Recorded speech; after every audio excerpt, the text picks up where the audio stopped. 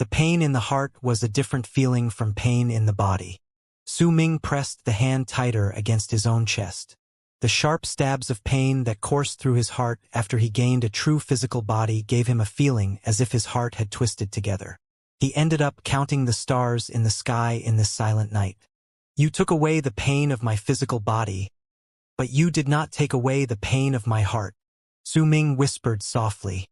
He did not know that there was a pain in the world that would surpass that of the physical body. Apparently, it was a pain that came from one's soul. Pain of the soul. Su Ming did not know when he closed his eyes. He buried that pain in the depths of his heart and made himself remember this feeling firmly. He knew that this was perhaps the only form of nostalgia towards his past that remained available for him. Within that pain in his heart was Yuxian closing her eyes, him being unable to catch her hand, by Su turning her head back and smiling at him before only a white piece of fabric remained of her, and him only being able to watch her leave into the distance. There was also his eldest senior brother waking up, his second senior brother smiling, Wuxia scratching his head, his master who loved changing his clothes, and many, many other things. The night grew darker. When it went by, Su Ming's hair was no longer purple and black, but gray. That gray color seemed natural, as if it was fitting once he had endured an entire night of pain of the heart, the pain which had affected his soul and body. With a head of gray hair and his body clothed in a white robe, Su Ming sat outside the cave. When sunlight came from the ends of the earth, he lifted his head. At that moment, there was a strange existence that seemed to have come straight out of a picture. That picture was of the morning sun that had just risen its head, and on the other side was a gradually darkening moon, along with a brilliant star that was slowly fading away. One star, one moon, one sun. The sun, moon, and star all existed together in the sky during that instant. Such a sight would only appear once a year in Crimson Flame Planet, and it would last for less than an hour. Only when the sun and moon were exchanging places in the sky and day replaced night would this strange phenomenon appear in the sky. It was only on the day of eternity that the brilliant star would appear, and whosoever saw this sight at that moment would be unwittingly attracted to it. Su Ming looked at it with a dazed expression. At the moment this strange phenomenon appeared in the world, it seemed to have made him understand something. The first thing he remembered was the art he had inherited from the second god of berserkers as he fought against Sima Xian. The divine ability alterations towards the stars, sun, and moon had been given to him when he inherited the second god of berserkers' divine abilities from his left hand. The power contained within that art was incredibly great, and it was something that only belonged to the second god of berserkers. Su Ming might have been casting the divine ability all this while, but he had never truly understood it. Yet at that moment, once he saw the strange sight of the sun, moon, and star in the sky, he suddenly came to understand some applications of the art which he had not really understood in the past. However, that understanding quickly faded away. Su Ming looked at the star, sun, and moon in the sky, and the words he uttered from a beast skin scroll with eagerness and hopefulness, when he was still a child in Dark Mountain, a long time ago appeared in his head once again. Since the creation of the world and of man, the Berserker tribe has existed and it still exists to this date.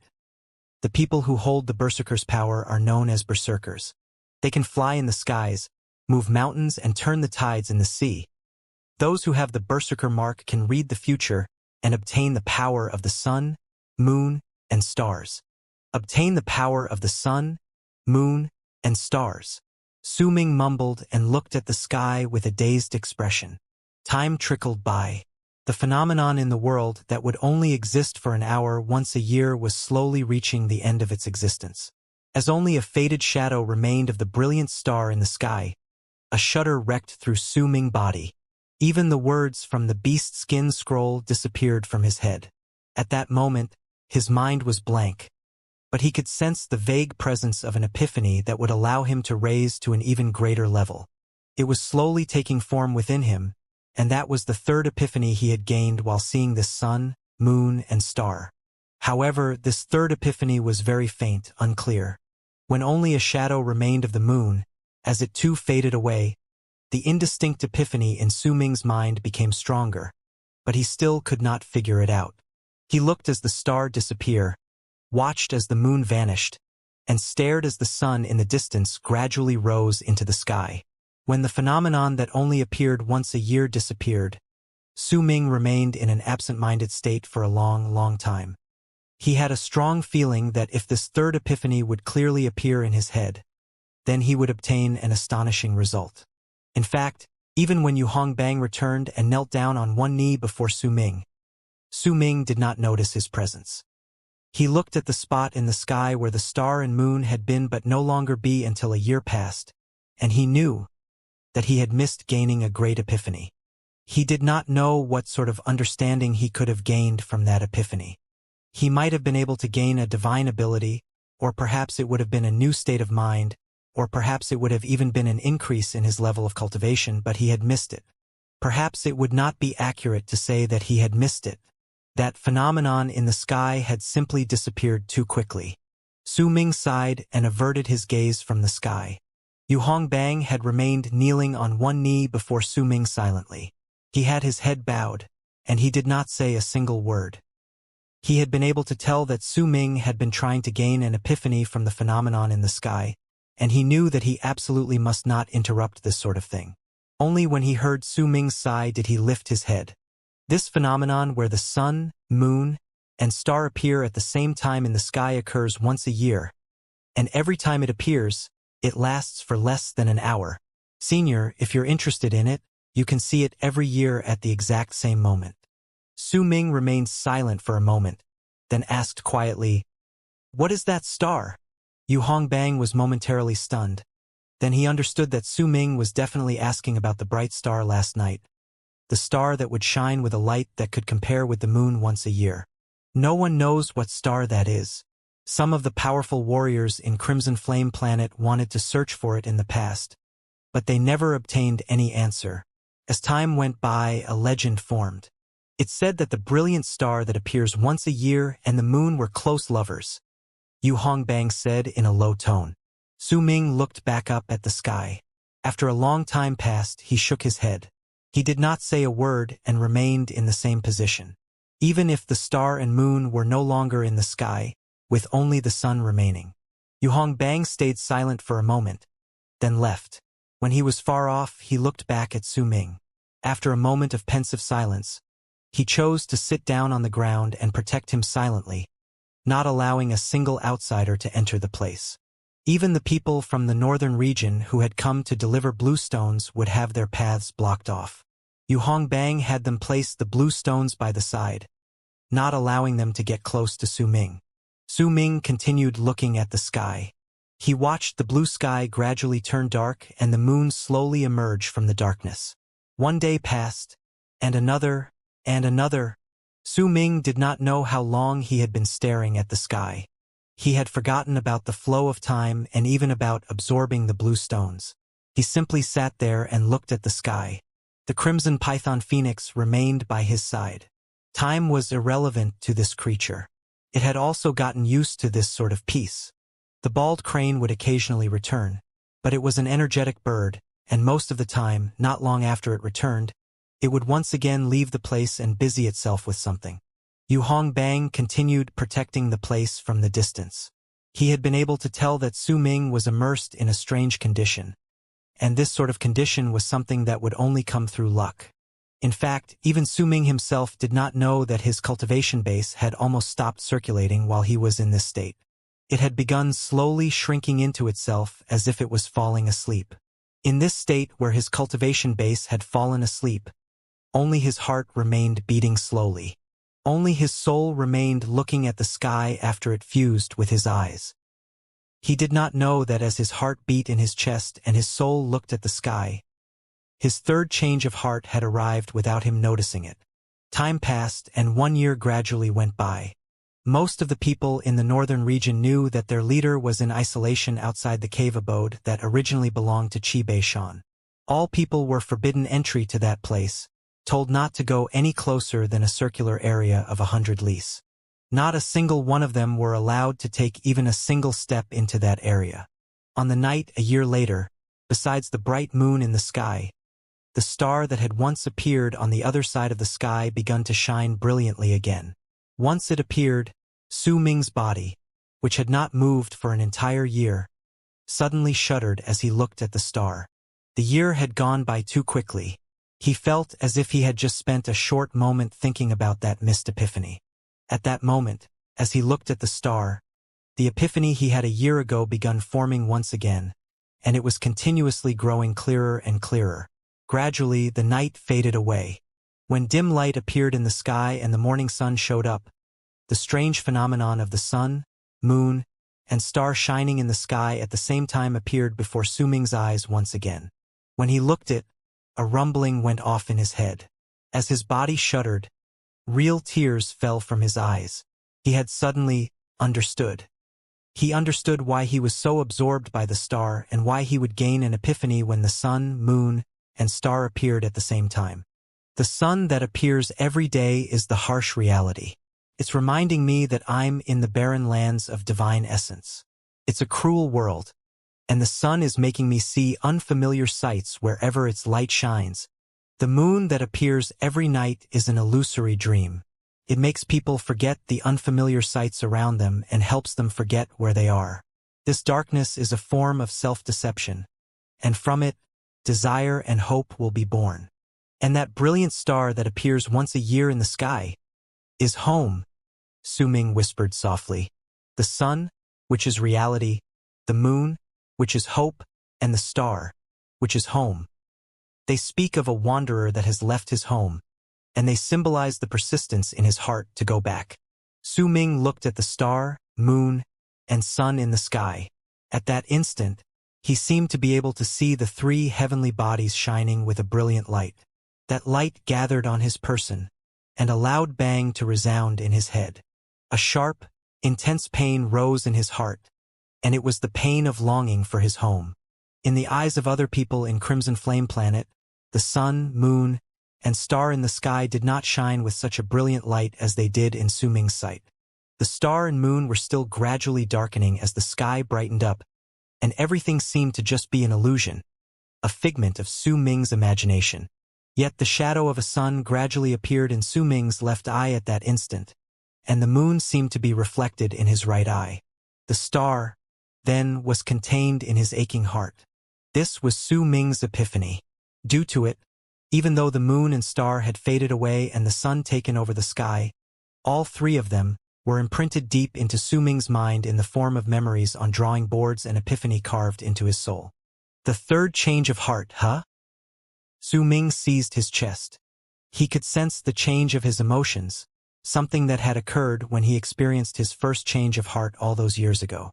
The first change of heart was due to the affection I had for Bai Su. As his hand remained over his heart, the scene from all those years ago rose up in his mind. The second change of heart was a little indistinct, but I could feel it started when I had come to understand that moving from midwinter to spring was moving from death to life.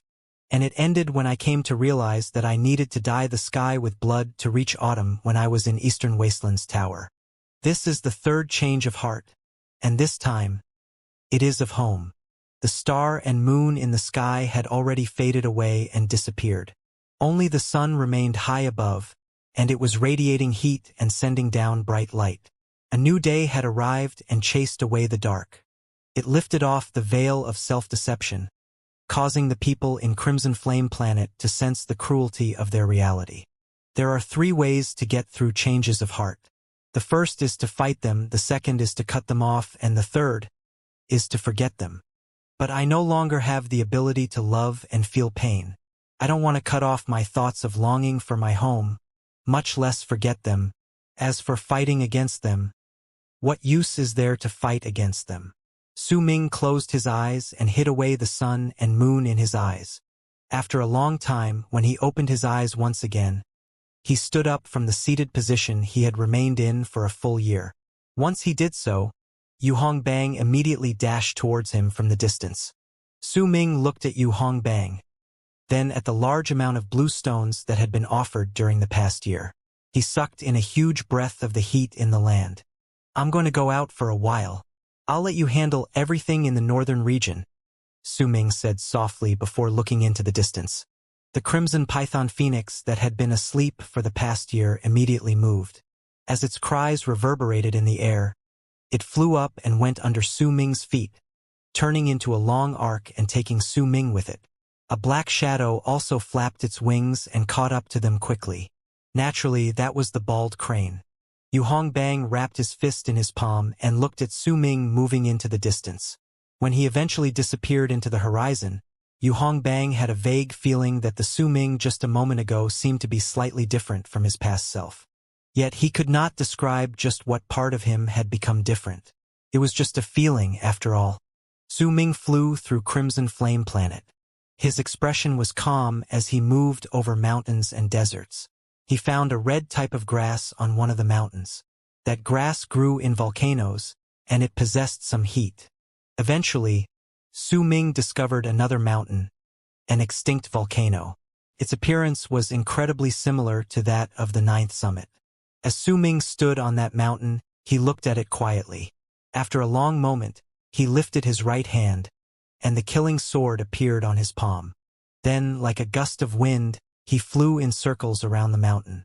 Mountain rocks were shattered. Dust and dirt flew into the air. When an entire day passed, the mountain gradually became even more similar to the 9th summit as Su Ming continued modifying it. Su Ming had even opened up a cave abode at the top of the mountain. His second senior brother's courtyard was also built in the middle section of the mountain. Su Ming's platform and Hu Zi's house was located farther down, and at the foot of the mountain was eldest senior brother's isolation grounds. When this mountain appeared before Su Ming's eyes, he stood there and stared at it for a long, long time. When the sky turned dark, the moon hung high in the sky, and the ground became indistinct. Su Ming smiled as he looked at the 9th summit. That smile was incredibly cold and heartless, as if he was wearing a mask. But this was not what Su Ming intended. As he continued smiling, his heart beneath his cold countenance once again ached with pain. However, this time the pain did not affect just his heart. A powerful will seemed to have descended on his indifferent face, causing spasms under his icy cold countenance. Gradually, a black mask manifested on his face. Su Ming knew that his actions could be considered as a type of love. This longing and love for home was not allowed for him. It should be cut off, but his current action was the complete opposite of being indifferent, which was the cause for the mask to show up once again. The will within it started suppressing Su Ming's ability to love. Blood trickled down from the corners of Su Ming's mouth, but he continued lifting his feet to walk to the top of the mountain, where he sat down by himself. The Crimson Python Phoenix was lying at the foot of the mountain. It seemed to have noticed what was in Su Ming's heart, and it was something that said he did not want anyone bothering him. The bald crane had been watching everything that Su Ming did for the entire day, and the energetic bird suddenly fell silent. It looked at the 9th summit before its eyes and gradually went to Su Ming's side. As it looked at his aloof face, the blood at the corners of his mouth, and his actions of seizing his chest, grief appeared on the bald crane's face. I won't cut away my longing for home, and neither will I forget it. I choose pain. I will keep the pain in my heart to remember that feeling, and I will feel this pain forever. Only then will I remember it, only then will I not be able to forget it. Su Ming mumbled to himself. He was afraid that he would one day forget his longing for home, that he would gradually lose himself in the barren lands of divine essence as he was immersed in the indifference and heartlessness of this place. That was why he had to keep this pain in his heart. He brought out the red grass he had gathered all along the way from his storage and started tying knots on those blades of grass. When morning arrived, Su Ming had already finished weaving a grass puppet. That puppet was headless.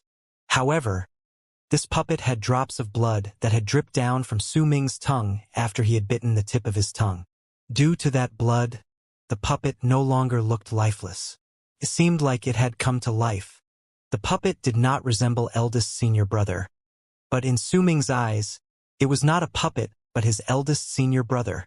Su Ming looked at the red puppet that signified his eldest senior brother. His expression was indifferent, and his emotions could not be seen. But his look of concentration represented everything in his mind. Yet at this moment, the mask that had disappeared when night arrived appeared once again. This time, the will that came from the mask was even greater than before. Signs of decay appeared on Su Ming's face, and a shudder wrecked his body. Wisps of green smoke also spread out. He did not feel pain, but the will that came from the mask was forcefully trying to make him stop his actions. Su Ming shuddered. He could feel that he could no longer control his own hands. It was as if the will within the mask was controlling his body, and it forced him to abruptly cough up a huge mouthful of blood. Su Ming's gaze turned even colder, and he gritted his teeth. Struggling, he slowly lifted his right hand and brought out some more red grass. As his hands trembled, he slowly tied knots on the blades. This once simple act was now an arduous task, but he still persevered through it. In 3 days, Su Ming weaved his second red doll, which also contained his blood. The doll looked to be smiling gently, and as if it would continue doing so no matter when and where it was. When Su Ming finished weaving the second doll, the sun was incredibly bright. It shone on the side of the doll's face, and its smile stirred up a memory in Su Ming's head, leaving him dazed. As he immersed himself in that memory, the decay of his face under the mask became even worse. The will coming from the mask let out a bang in Su Ming's head, and blood trickled out of the corners of his mouth. He might feel no pain, but the damage done by the will surpassed all pain, causing him to fall to the side. 7 days later, Su Ming opened his eyes. They were bloodshot and his body was incredibly weak. He felt as if his heart and soul had been injured, but when he opened his eyes, he brought out the red blades of grass once more and started weaving them with shaking hands. This time, Su Ming fainted 3 times while weaving the doll, due to the will from the mask sending out blasts in his head. A month later, there was no longer any shine on his body. However, the third doll had been finished.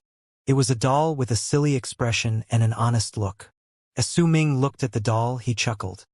His laughter was cold and contained no emotion, but when the bald crane heard it, it felt that everything that had happened during the past month and that cold chuckle were more real than anything else in the world. You can take away my ability to love, but you can't take away the longing that exists in my heart. Su Ming picked up the red grass. When he began weaving the fourth doll, blood dripped down from his face. At that instant, the will that came from the mask had become so strong that it could cause Su Ming's soul to shake. Su Ming lifted his head and let out a roar towards the sky. His hands shook as he tried to tie the grass knots time and again. When another month passed, the fourth doll was done. It was a woman who was smiling as she turned her head back to look at someone. This was Bai Su. When that doll was finished, Su Ming's hands had already been torn apart. His feebleness reached its peak, and he was practically at death's door. But the bright sun in his left eye and the moon in his right had become even clearer. They now occupied the entire space within his pupils. He brought out some more red grass to weave the fifth doll Yuxian. Yet this time, no matter how Su Ming tried, he could not tie the first knot. Every single time he was about to tie it, the eyes that fell shut would appear in his heart, along with the figure that fell into the distance because he did not manage to catch her.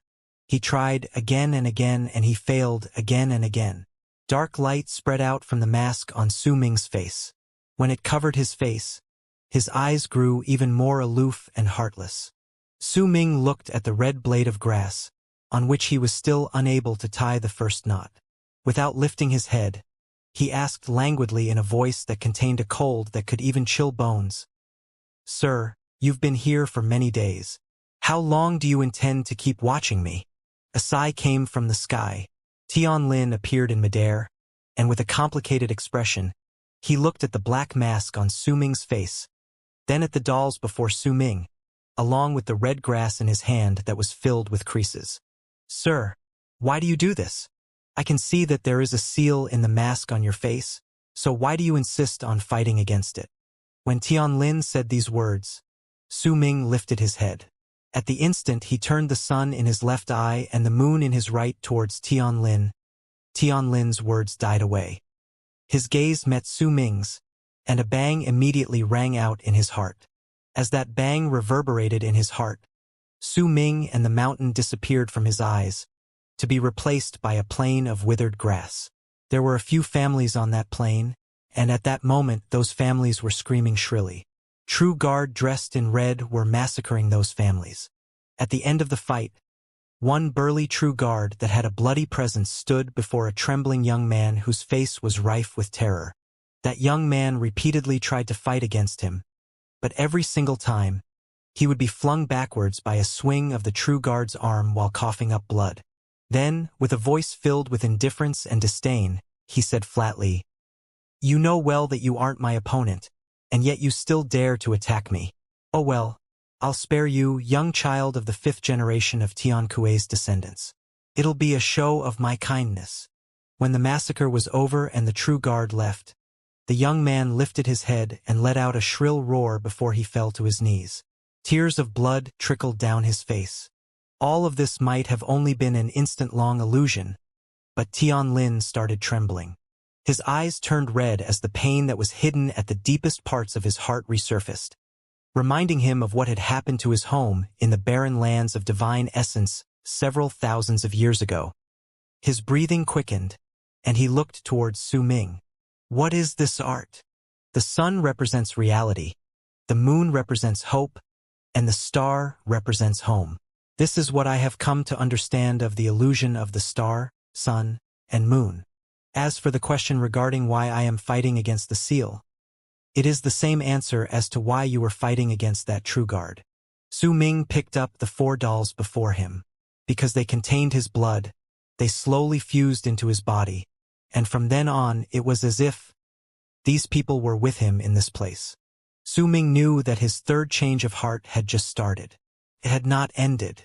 It would only truly end once he finished weaving everyone's dolls and fused all of them into his body. Then, with this method, he would conquer his 3rd change of heart. Tian Lin remained silent in the air. He had sensed Su Ming going into isolation a year ago, and because of his isolation and his act of gaining his epiphany, Tian Lin's original intention of searching for him for a talk was pushed back. When he sensed that Su Ming had come out of his isolation and left his spot, Tian Lin had walked out of his forest in the western region and come to this place based on what he could sense of the other's presence. He had come here a few days ago, but he had never showed himself, because the things he saw brought shock and apprehension to his heart. The same thought as Yu Hongbang's formed in his head. He did not believe that Su Ming was a person from the barren lands of divine essence, and that thought took shape because of the mask that would occasionally appear on Su Ming's face. In his eyes, the mask was clearly a powerful torture device, and only the 1st-generation criminals who were banished to the barren lands of divine essence from the 4 great true worlds would be in possession of a torture device. This was the punishment from the 4 great true worlds. It was a way to suppress these criminals' power and also make them suffer while leaving them to their own devices in the barren lands of divine essence. When he saw the mask on Su Ming's face, a large portion of the slight hesitation Tian Lin still harbored to talk about his plans with Su Ming instantly vanished. He had a feeling that he had 8/10 of a chance to lead of Su Ming's origins. At that moment, his breathing gradually calmed down. The scene just now had momentarily filled his heart with fear, and he had become wary of Su Ming's divine ability. He was different from Mei Lan in that he had never underestimated Su Ming. On the contrary, he regarded him extremely highly in his heart. Fellow Taoist Su, your divine abilities are mysterious and profound. I cannot hope to compare to you. Now, after seeing the art you possess, I'm even more eager to invite you to join my quest. Tian Lin smiled faintly as he descended to stand before Su Ming. Sit. Su Ming's expression remained as impassive as ever as he sat on the ground.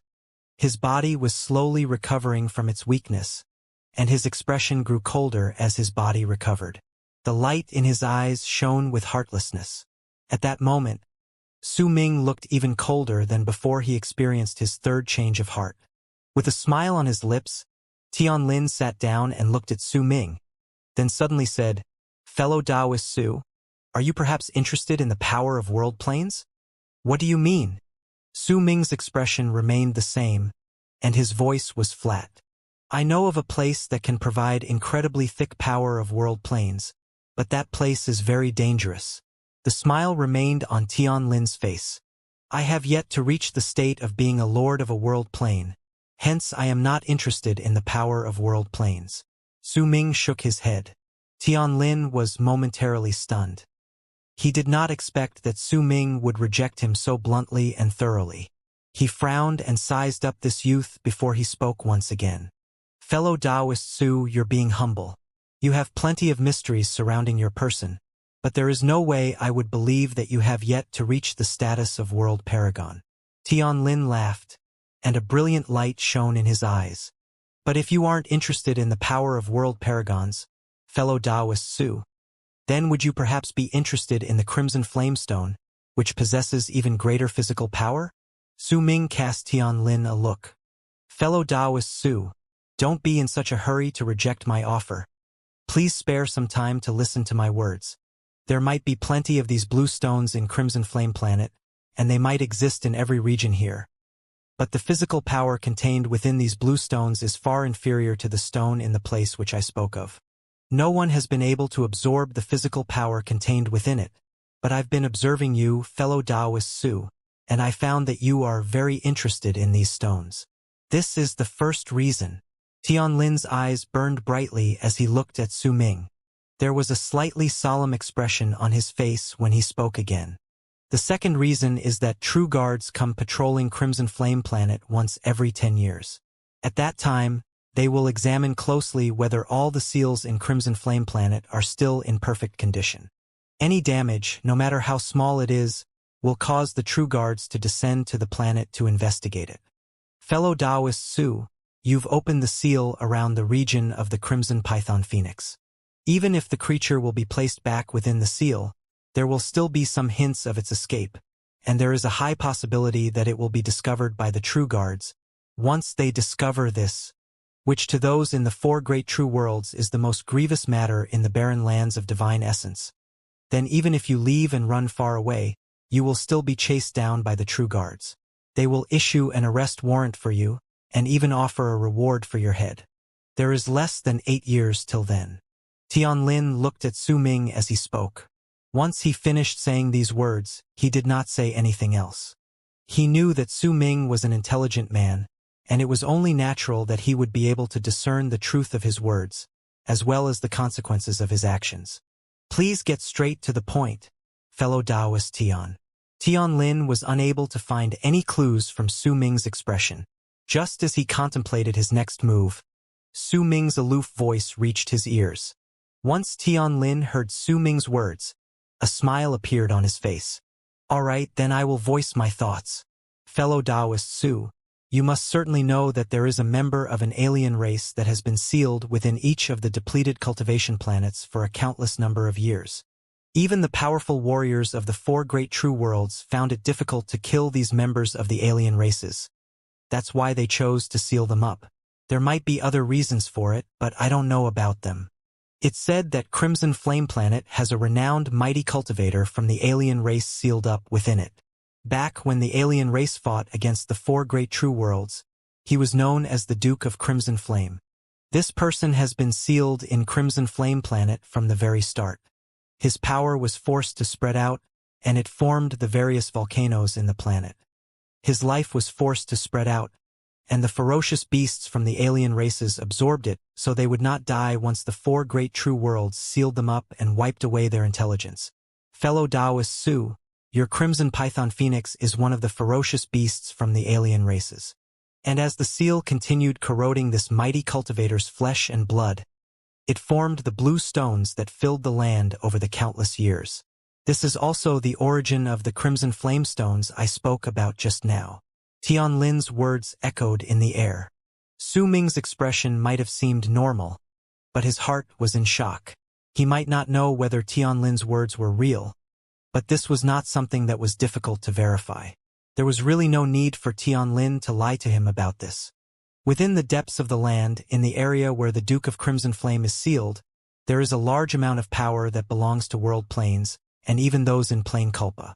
If we could absorb it, then our levels of cultivation would definitely increase exponentially. Fellow Taoist Su, if you go there and absorb all the power of the Duke of Crimson Flame's flesh and blood, then the power contained within your flesh and blood will reach an incredibly powerful state. I know that you must surely have some queries in your heart. If these members of the alien races are sealed within Crimson Flame Planet and all the other cultivation planets in the barren lands of divine essence, then why have I never taken any action beforehand but only chose to say these words after you came to this place? A bright light shone in Tianlin's eyes. His voice spread out as he pointed at the crimson python phoenix at the foot of the mountain. Fellow Taoist Su, if you can make a ferocious beast from an alien race leave the seal, then you must surely be able to make all the ferocious beasts in Crimson Flame Planet move out of their seals. If you can do this, then we'll have 5/10 of a chance to enter the place where the Duke of Crimson Flame is sealed. At that time, both of us will obtain some benefits. And no matter how weak he is, there is no possible way that a mighty cultivator like the Duke of Crimson Flame would die. Besides, if we judge the time properly, when the true guards arrive, we can help him escape. To the true guards, the Duke of Crimson Flame is the one who really holds their attention. We're just small fry. This is a win-win situation. Fellow Taoist Su, are you willing to do this? Once your physical power becomes even greater and we obtain our rewards and benefits, then why should we worry even if we are chased down by the true guards and are issued arrest warrants? Besides, since there is no way we can avoid being chased down and issued arrest warrants, then why don't we try to get ourselves the greatest amount of benefits possible beforehand? Tianlin's words showed that his thought processes were incredibly clear. His words, too, possessed great persuasive power. Once he finished saying these things, he waited quietly for Su Ming's answer. Su Ming remained in contemplative silence for a moment before he looked at Tianlin and said slowly, "Judging by your words, it seems like we aren't the only people who will be involved in this." "That's right. As long as you are certain you can open the seals and promise to do this, then I will immediately gather some of my good friends to work on this." Tianlin sucked in a deep breath and stood up to bow towards Su Ming. His expression was incredibly sincere. "Fellow Taoist Su, you possess the power to break seals. This is a blessing to the barren lands of divine essence and a fortune for us cultivators. Please help us." Su Ming remained in pensive silence for a moment before he looked at Tianlin and said, "This will affect many things. I will need to think about this for some time. I cannot give you an answer immediately." Of course, that is naturally what one should do. If Su Ming had immediately answered, then Tianlin would have had suspicions. In his eyes, it was simply impossible for Su Ming to immediately agree to this matter. After all, there were too many things that would be affected by this.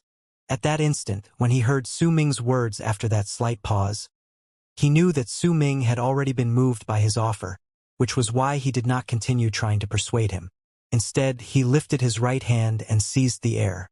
A storage bag immediately appeared in his hand, and he handed it over to Su Ming. "Brother Su, it doesn't matter what you choose in the end. I will still give you a small gift. Over the past year, I've moved through all the regions in Crimson Flame Planet except the northern region to gather all the blue Crimson Flame stones in those places. If you wanted them, Brother Su, you could have easily obtained them, but please accept this as a slight show of my sincerity." Tianlin wrapped his fist in his palm towards Su Ming. "Brother Su, will I be able to obtain an answer in a year?" "I will definitely give you an answer a year later." Su Ming stood up and also wrapped his fist in his palm towards Tianlin. "I look forward to good news. This is a jade slip that will transfer sound. No matter what your choice is, please tell me your answer using this item 1 year later, Brother Su." Tianlin let out a hearty laugh before he gave Su Ming a jade slip. Then he turned around and disappeared without a trace. Su Ming watched Tianlin leave into the distance. He stood still and silent for a moment, then picked up the storage bag and opened it. He scanned it with his divine sense and his Atman and found blue stones piled into several mountains. This bag, with its incredibly large storage capacity alone, was already no ordinary item. The small gift Tianlin had given to him was, in fact, not small at all. A variety of expressions flickered through Su Ming's face. After some time, he walked into the cave abode at the top of the 9th summit with the storage bag and stayed there. In the blink of an eye, a year passed. On this day, a large amount of blue stones was rapidly shattering before Su Ming as he sat in the cave abode. As he absorbed the physical power contained within them, his eyes sparkled with a brilliant light. Tianlin is definitely hiding something. There's no way this matter is as simple as it sounds. But Su Ming cast a glance at the shattered blue stones before his eyes. Power is everything in the barren lands of divine essence. Since it's difficult for me to swiftly increase my level of cultivation and I have a chance to increase my physical strength lying right before my eyes, then even if it's dangerous, I will still take up this challenge. Su Ming's eyes flew up, and a resolute look appeared within them. He had lived in danger for most of his life, and he knew since a long time ago that fortune came from danger. If he hesitated and tried running away when trouble arose, then it would be impossible for him to obtain great serendipity.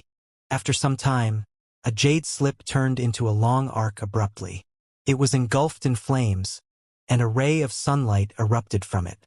Then, in the blink of an eye, it charged toward the world in the distance. With a few flashes, the jade slip appeared in the western region of the Crimson Flame planet. Right at the moment it rushed there, the air before it distorted. Tianlin took a step forward from that distortion and grabbed the jade slip.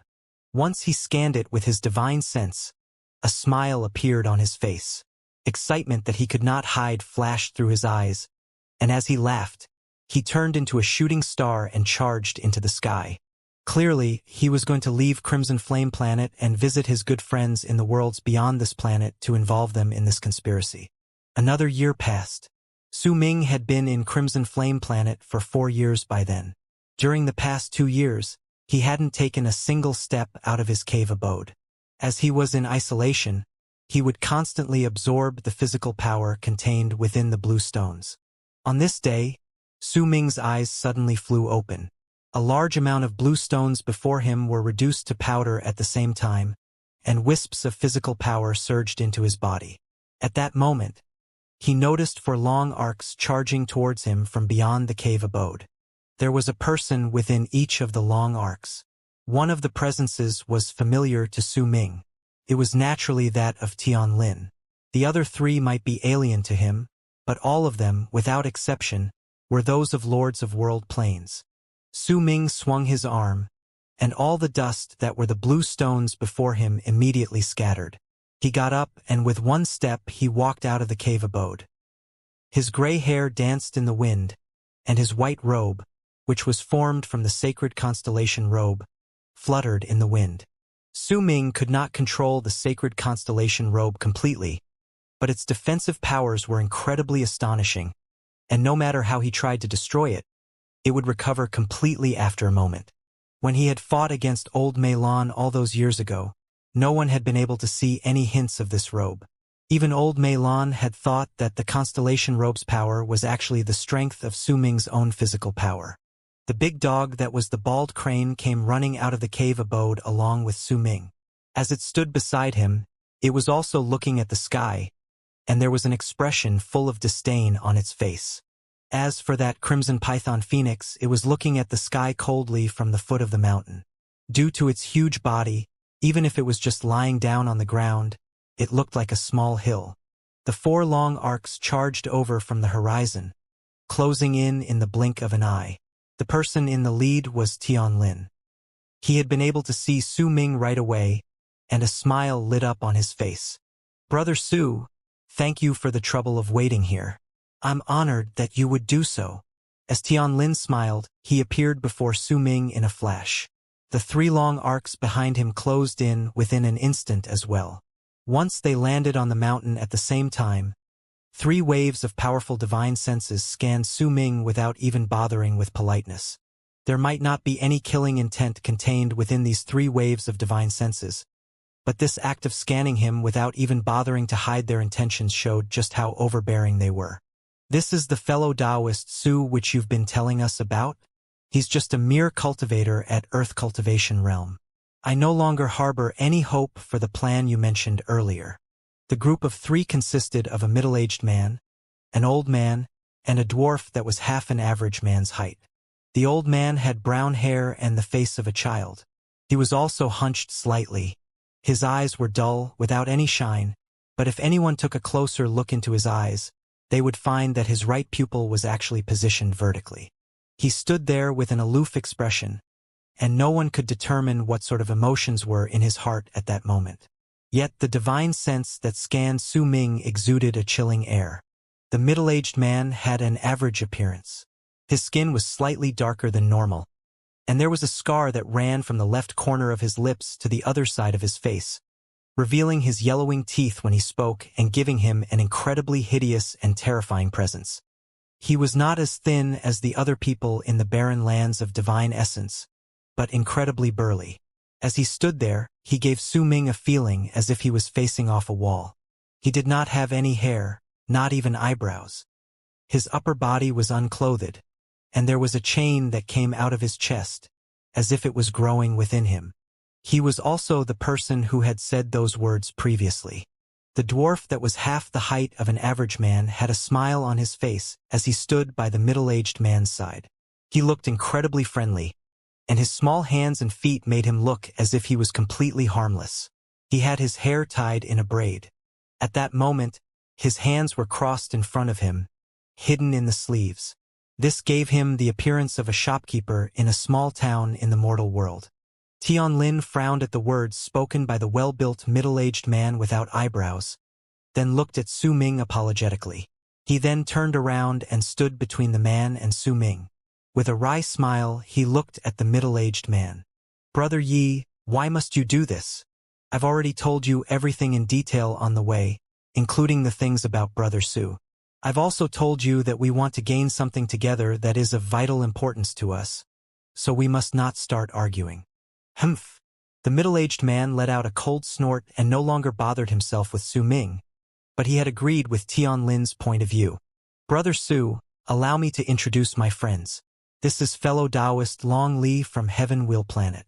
Brother Long has astonishing power, and he's also skilled in using a large variety of divine abilities and arts. He has incredibly great talent." As Tianlin spoke, the old man among the three people cast Su Ming an aloof glance. He did not speak, only nodded slightly.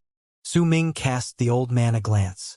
The vertical pupil in his right eye gave Su Ming a feeling that it was incredibly dangerous. "This is fellow Taoist Yi Shintong from Peaceful Earth Planet. Fellow Taoist Yi has divine power within his whole body, and he also has an outstanding level of cultivation. He has come to understand the power of the Earth's essence and can bring forth even greater power when he is in the depths of the land. He has once fought against a true guard and survived it. Now, his injuries have healed, and his level of cultivation has increased even more." While Tianlin was speaking, the well-built middle-aged man without eyebrows gave Su Ming a ghastly smile. He looked like a boorish man, but in truth, he had his own reasons for the words he had spoken right upon meeting Su Ming. "This is the last person. He is fellow Taoist Sun Kuan from Dark Brilliance Planet. Fellow Taoist Sun is skilled with runes, and he is known as Assorted Treasures. His entire body is filled with poison, and his attacks with these poisonous substances has made him famous in all areas." Once Tianlin finished speaking, the dwarf that looked like a shopkeeper wrapped his fist in his palm towards Su Ming in a friendly manner and let out a boisterous laugh. "Brother Tian, you praise me too much. Brother Su, don't listen to his nonsense. My name is most definitely not famous in all areas. It's just that I usually move around the barren lands of divine essence to earn myself a living. Everyone has just gave me this title because they were being tactful. Don't take it as something real." As Sun Kuan laughed, he shook his head, giving off a completely harmless look, and it was very easy for people to have a good impression of him due to his demeanor. "I've already introduced Brother Su to the three of you on the way here. Brother Su has extraordinary power. He has great physical strength and divine abilities that contain the power of laws. Even I admire him greatly." Tianlin looked at the three people. When he spoke, Su Ming nodded coldly. It did not matter whether it was the three people scanning him with their divine senses or Yi Shintong provoking him. Su Ming's expression never changed. At that moment, his face was freezing cold, and he did not say a single word. His composure caused a barely noticeable glint to appear in Yi Shintong's eyes. Even the dwarf Sun Kuan regarded Su Ming a little longer while continuing to smile. Only the hunchbacked old man remained unmoved. Tianlin looked at the sky and said, "All right, We're all here now. We still have 6 years until the true guards begin their patrol. We have to hurry. Why don't I see fellow Taoist Mei Lan? Sun Kuan asked with a faint smile. Fellow Taoist Mei Lan's ambitions are different from ours. She won't come. Tianlin shook his head and avoided the topic. When he looked at Su Ming, his expression grew solemn. Brother Su, how many days would you need to release the seals on all the ferocious beasts in Crimson Flame Planet? A month, Su Ming answered coolly. All right, then a month later, once you have released all the ferocious beasts, the life force of the alien race's mighty cultivator won't be absorbed anymore. At that time, please assist me with the method I told the 3 of you previously.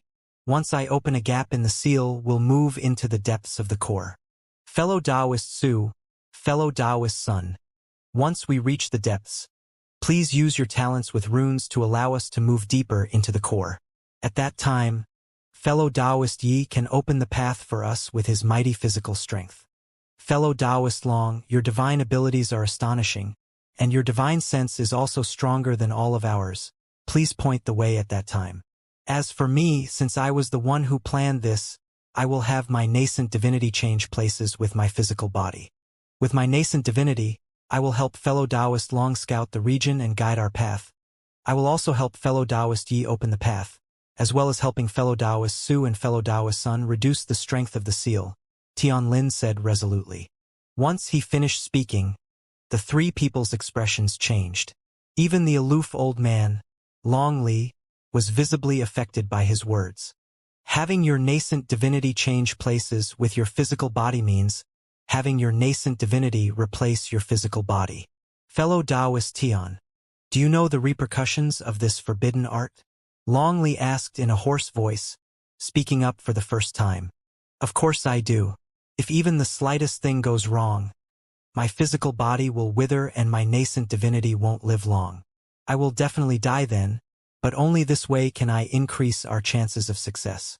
I have to increase my level of cultivation by several fold, or else it will be difficult for any of us to head deeper into the core.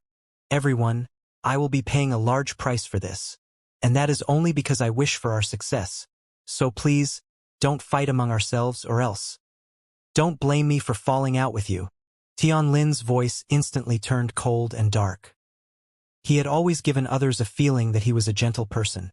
So this sudden chill in his voice and his statement that he would have his nascent divinity change places with his physical body instantly caused this ghastly air that appeared about him to possess an incredible intimidating force.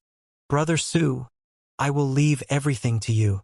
Tianlin sucked in a deep breath, then wrapped his fist in his palm and bowed deeply towards Su Ming. Su Ming looked at Tianlin and remembered everything he saw when the other had fallen into the illusion 2 years ago. After some time, he too wrapped his fist in his palm and bowed towards him. He then immediately charged into the sky. The crimson python phoenix rose from the ground with a roar, and the big dog that was the bald crane barked as it followed behind him. 3 days later, the crimson flame planet shuddered with a bang. A shocking roar came the spot where a ferocious beast from the alien races was sealed. It looked like a tiger, and excitement appeared on its face as it was finally able to rush out of its sealed region. 7 days later, roars continued to ring throughout Crimson Flame Planet.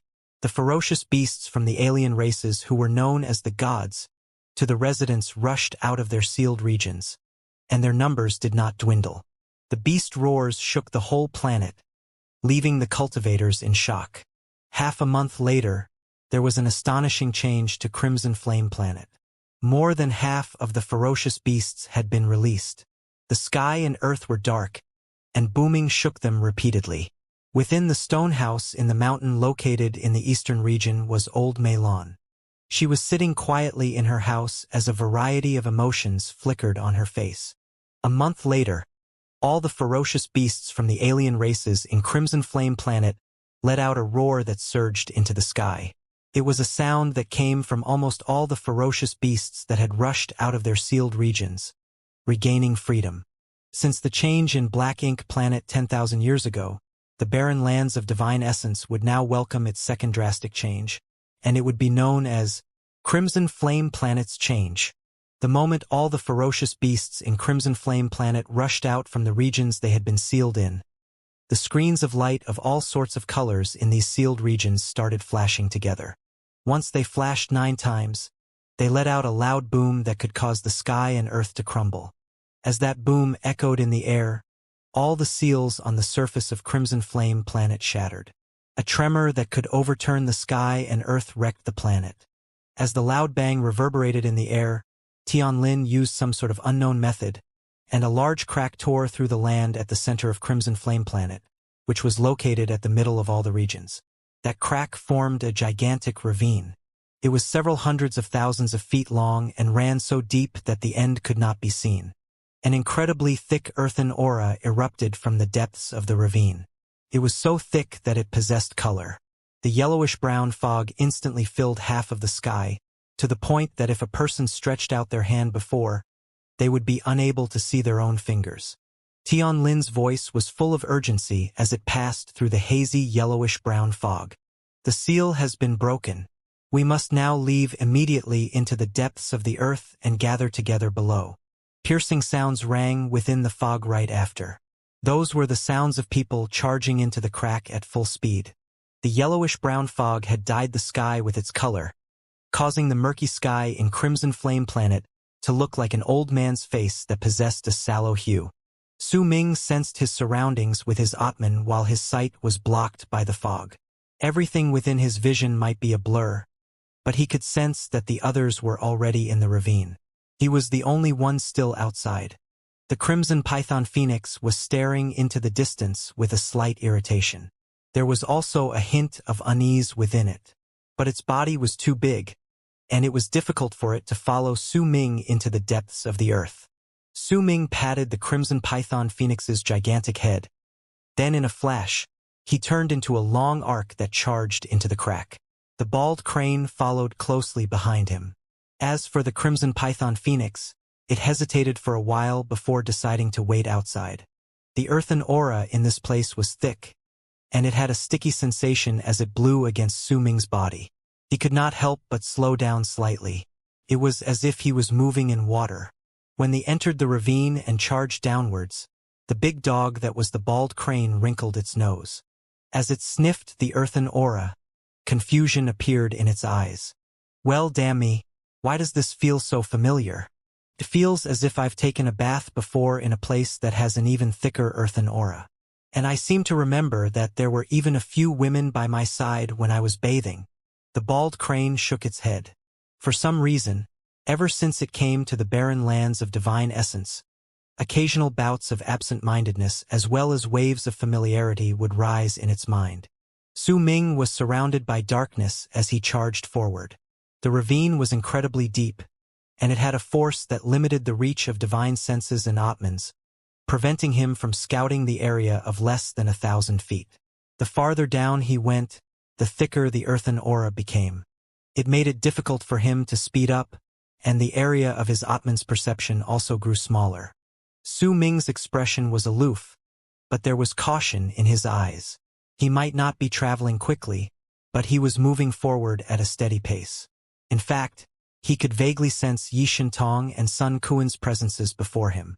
Clearly, it was difficult for them to continue accelerating in this earthen aura as well. Tianlin and the old Long Li might not be within Su Ming's area of perception, but they shouldn't be too far off. Yet at that moment, Su Ming's expression suddenly changed, and his footsteps instinctively came to a halt. He swiftly looked into his storage bag. Right then, he had sensed something trembling and showing signs of awakening within his storage bag. Su Ming was momentarily stunned. Then surprised delight immediately appeared in his eyes, but his gaze instantly returned to normal. Did something happen at the back, fellow Taoist Su? Almost at the instant Su Ming's expression returned to normal, Sun Kuan stopped moving due to Su Ming's sudden halt. While remaining cautious, he sent his words to him in the fog. It's nothing. A thought just suddenly came to me. It would be difficult for us to move even half an inch forward when we reach the area underneath when the fog is already so thick in this place. Su Ming answered while starting to charge downwards again. That should not be the case.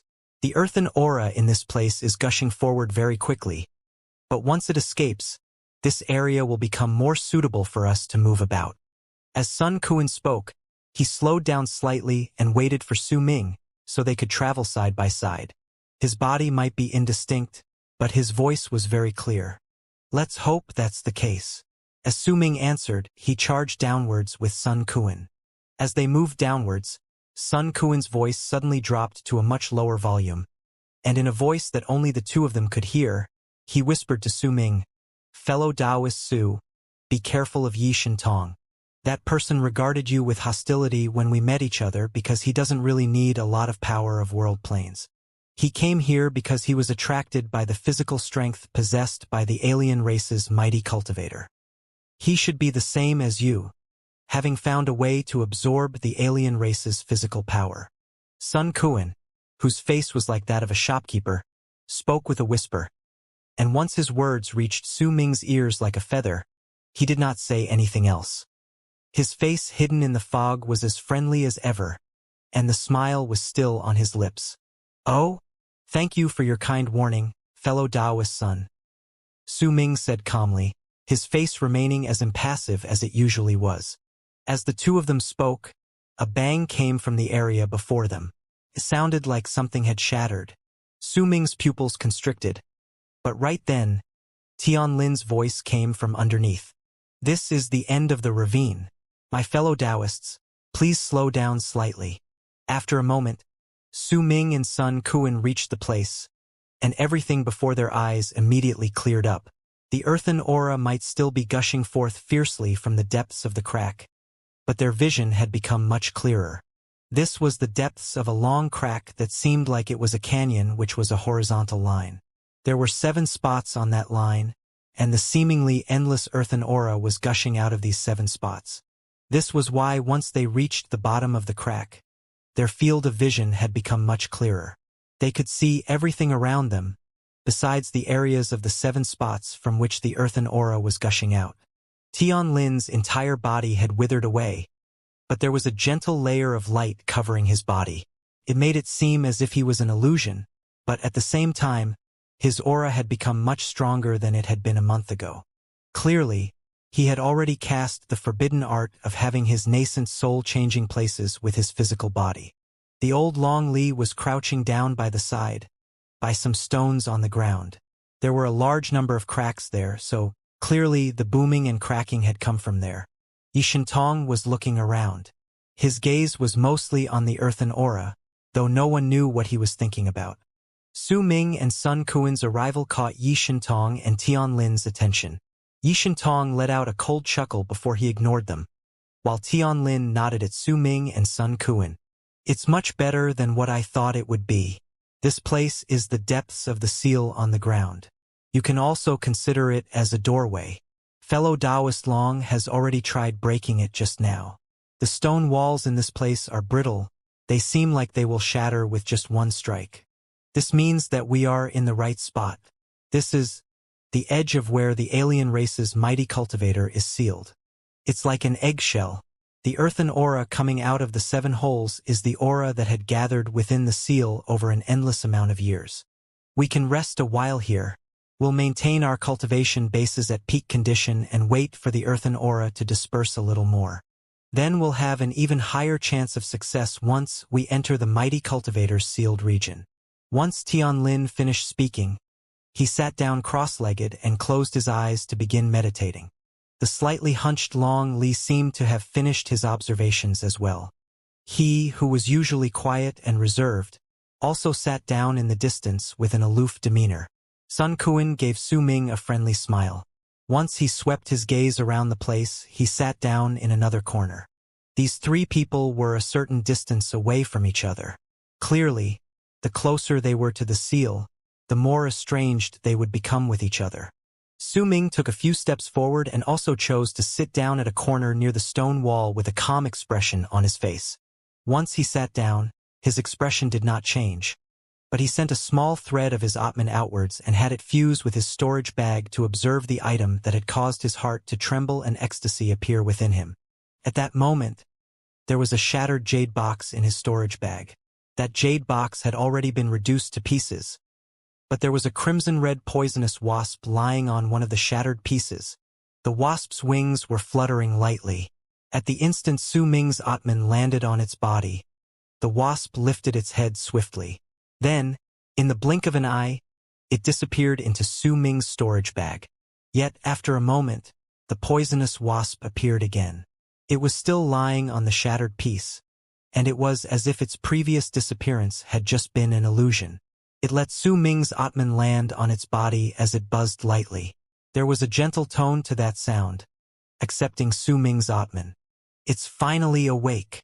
Su Ming quelled the excitement in his heart. This sort of emotion had rarely rising within him since he'd come to the barren lands of divine essence. The poison wasp was naturally the wasp that possessed the God Ascension nectar within its body.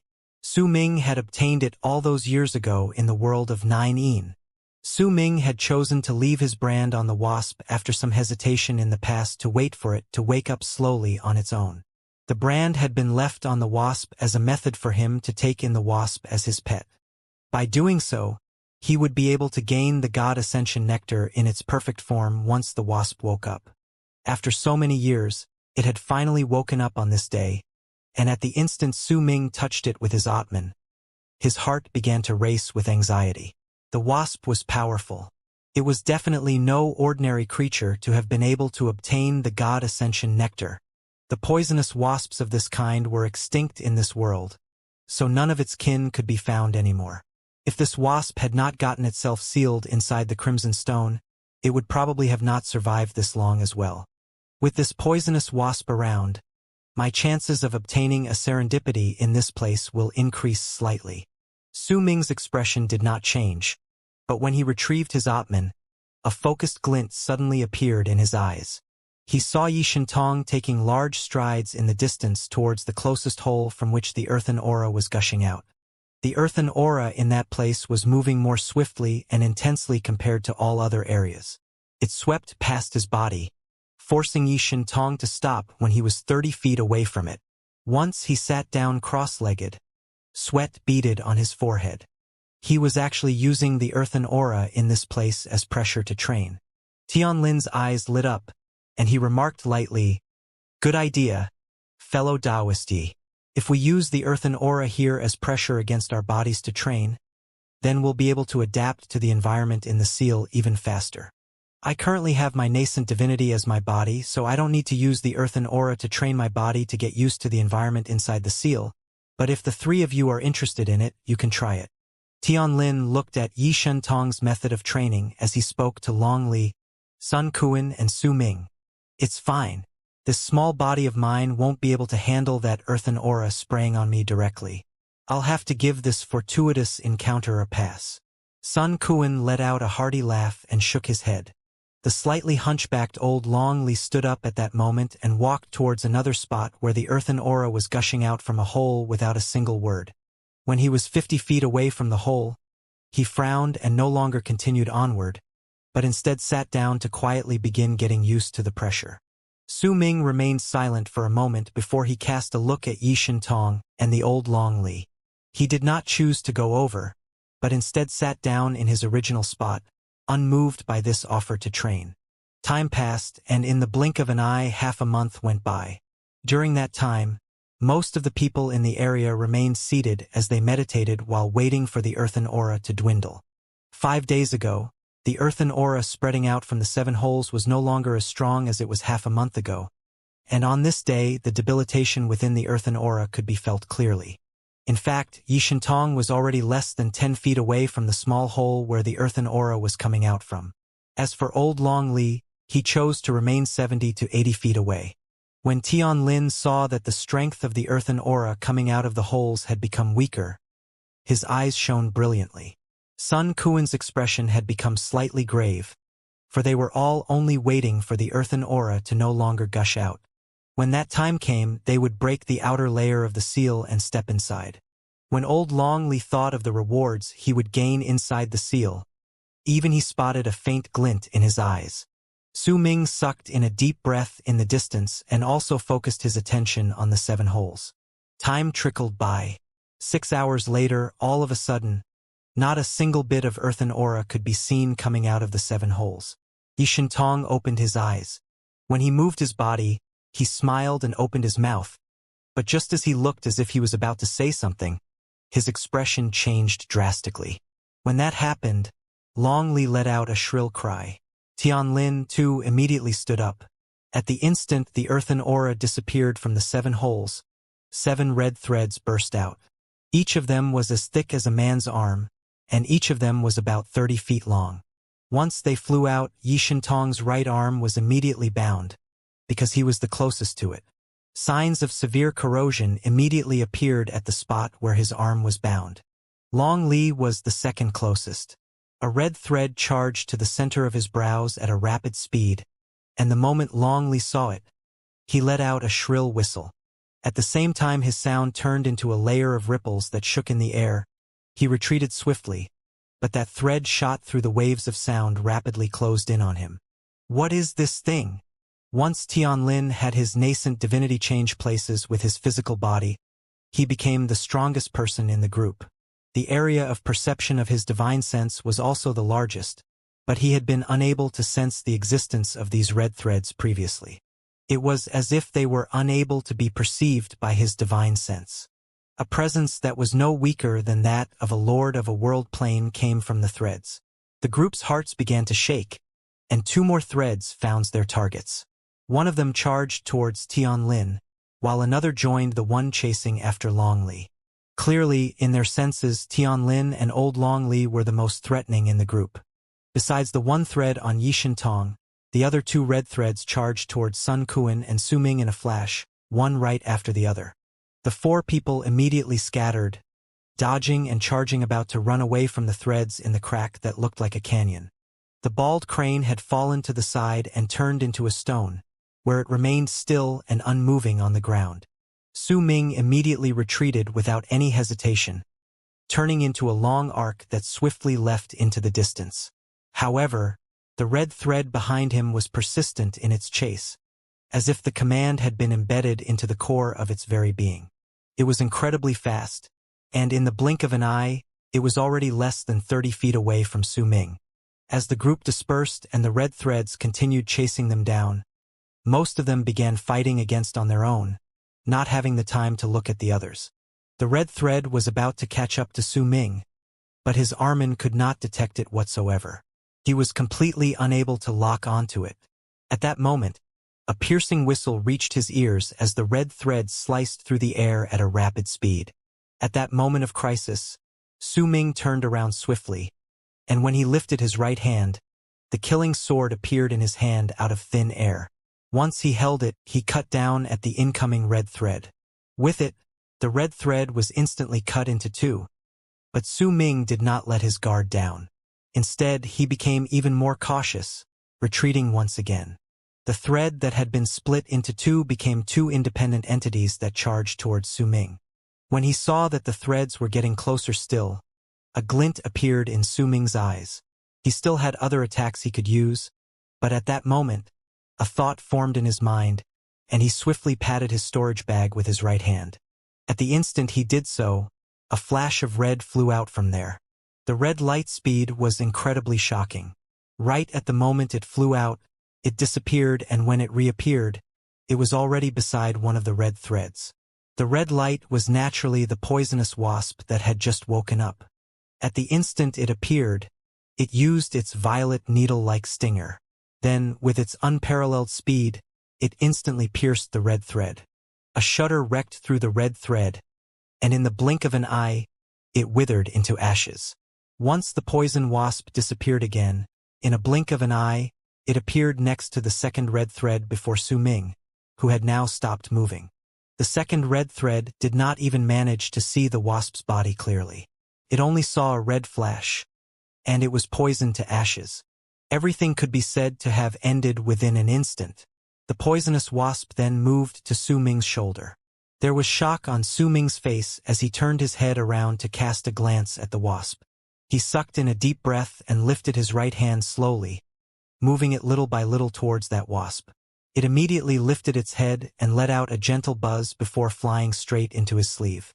It seemed to like his cuffs, and once it flew in, It hung onto them, refusing to let go no matter what. Su Ming's eyes sparkled. He took a step forward and moved towards the spot where the group had dispersed just now.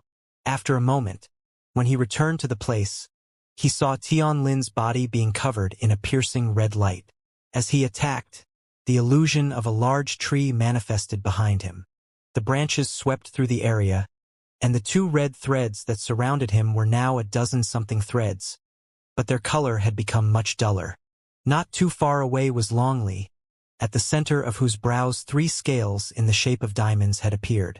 He had a gourd in his right hand, and there were 2 black illusions before him that looked like shadows, and they were fighting against the red threads. Yishintong's enraged roars reverberated in the air. His right arm had corroded to the point that it had turned black. Most of the red thread had crawled into his corroded arm, causing a long line to pop up on Yishintong's body, and it was squirming around in a bizarre fashion. Almost at the same time Su Ming returned. An ancient face appeared on the big tree that had manifested behind Tianlin. That face opened its mouth and let out a soundless roar. Immediately, the red threads that had broken into a dozen-something parts shuddered and froze in midair. During that instant, Tianlin moved, and the red threads were all enveloped by his nascent divinity. Then they immediately lost all their shine and fell to the ground, no longer moving. Tianlin's face was slightly pale. When he looked at Su Ming, who was walking over towards them, a hint of surprise appeared in his eyes. Then he nodded in a profound manner. As for old Longli, as the 3 diamond-shaped scales spun rapidly at the center of his brows, he lifted the gourd in his hand, and 2 more black shadows flew out from within to pounce on the 2 threads. Muffled booms reverberated in the air, and the 2 threads instantly vanished. As for the 4 black shadows, they fell backwards and returned to the gourd. Longli had a sullen look on his face, but he immediately turned his gaze towards Su Ming. He had seen one of the red threads chasing after Su Ming, but before long, he had returned without a single scratch on his body. The meaning behind this immediately rose Su Ming's value in his eyes, and he smiled amicably towards him, which was a sight rarely seen. It was a form of acknowledgement, and he was acknowledging that Su Ming could be on equal terms with them. Tianlin saw veins popping up on Yishintong's face and immediately said, "Let us help fellow Taoist Yi. Don't need. I can do it myself." Yishintong let out a loud shout. He had seen that everyone had solved their own problems but were completely unbothered by them. Su Ming, whom he had previously looked down upon, even had a relaxed look on his face, and this made him let out a cold harumph in his heart. He lifted his left hand and struck his chest. With it, a layer of yellow light immediately covered his boy. It instantly turned into a layer of dirt that was 1 foot thick around him. As the light shone, the layers of dirt added one upon another, and in the blink of an eye, Yishintong appeared before the people as a gigantic golem of dirt and stone that was 100 feet tall.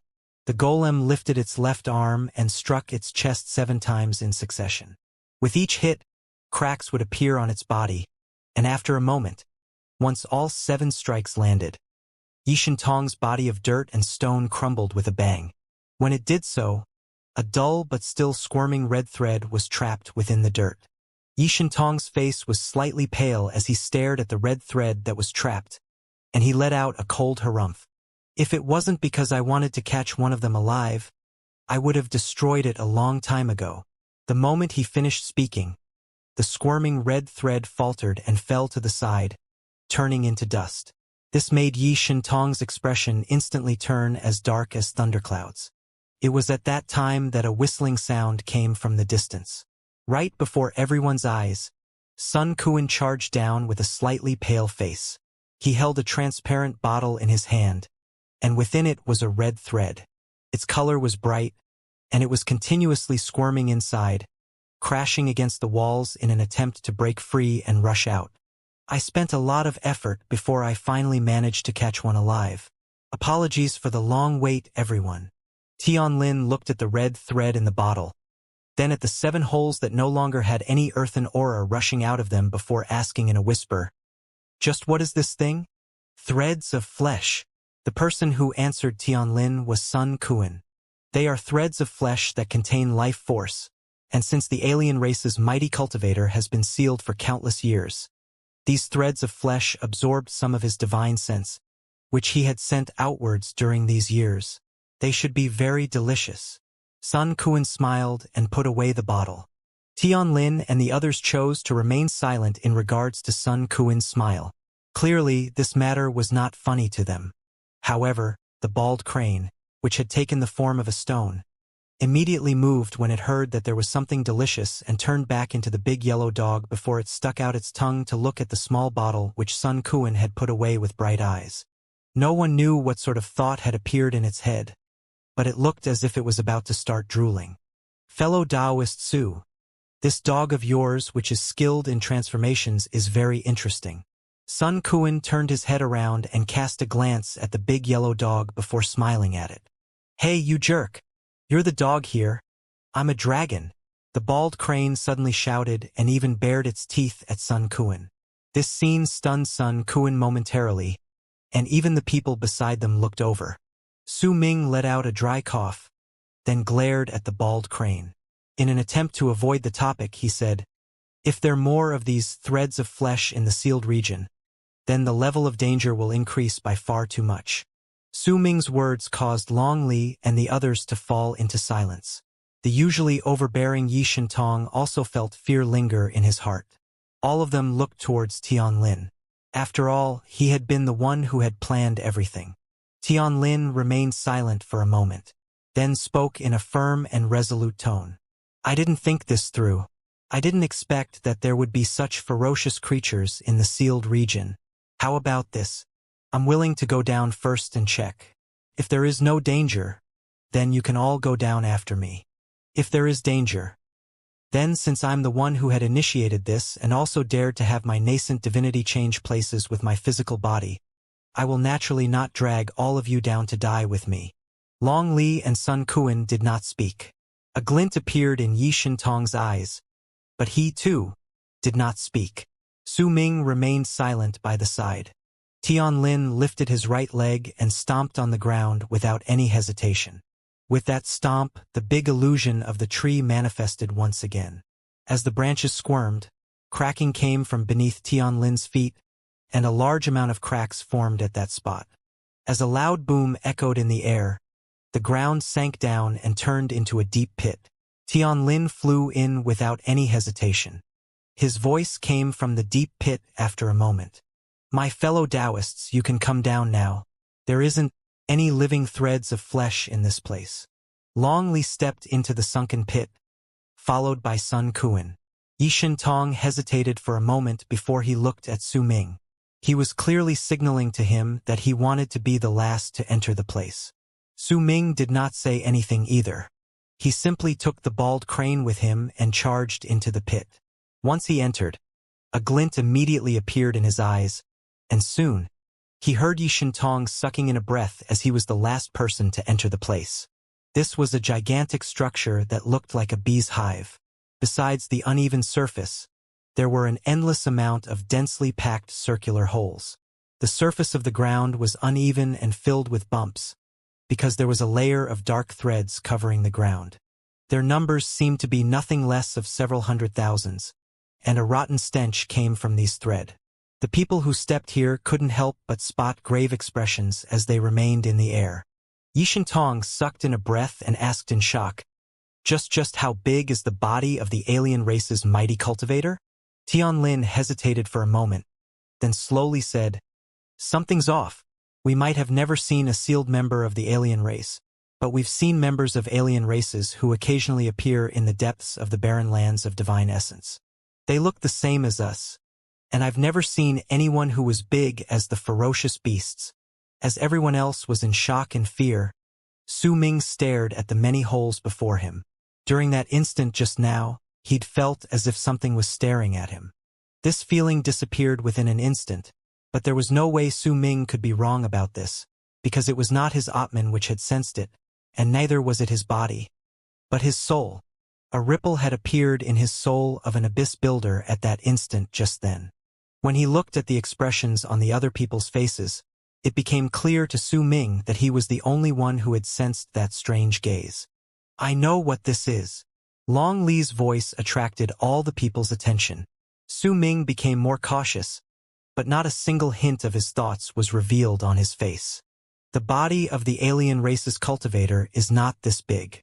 This entire area is a seal, and it should be the bolt of soul and flesh, which is one of the 10 seals from the 4 great true worlds: 1 Ionic barricade, 3 snare sealants, and 6 Tao bolts. These 10 different seals are used by the 4 great true worlds to suppress the mighty cultivators of the alien races in the barren lands of divine essence. Thank goodness we only ran into the 6 Tao bolts and not the 3 snare sealants, or else I would have immediately ran as far as possible, never daring to enter this place again. Long Li said slowly. Not only had Su Ming never heard about this, even Tianlin and the others had never heard of it before. Oh? Fellow Taoist Long, please talk about this in detail. I don't have much knowledge regarding these seals. The 6 Tao bolts are made of 6 seals of the same level. It is the seal that exists in most of the many cultivation planets here in the barren lands of divine essence, used to suppress the members of the alien races. These seals are incredibly powerful, and they are used to suppress the powerful generals. The strength of the seals differ based on the strength of those people who would be sealed, even if these 6 seals are of the same level. At most, all 6 Tao bolts will appear at the same time. The weakest will only have 1 Tao bolt appearing at a time, Long Li explained, and once he looked around him, his eyes sparkled. These should only be 1 seal in this area. Looks like the legends in the ancient scrolls about the alien race's Duke of Crimson Flame were mistaken.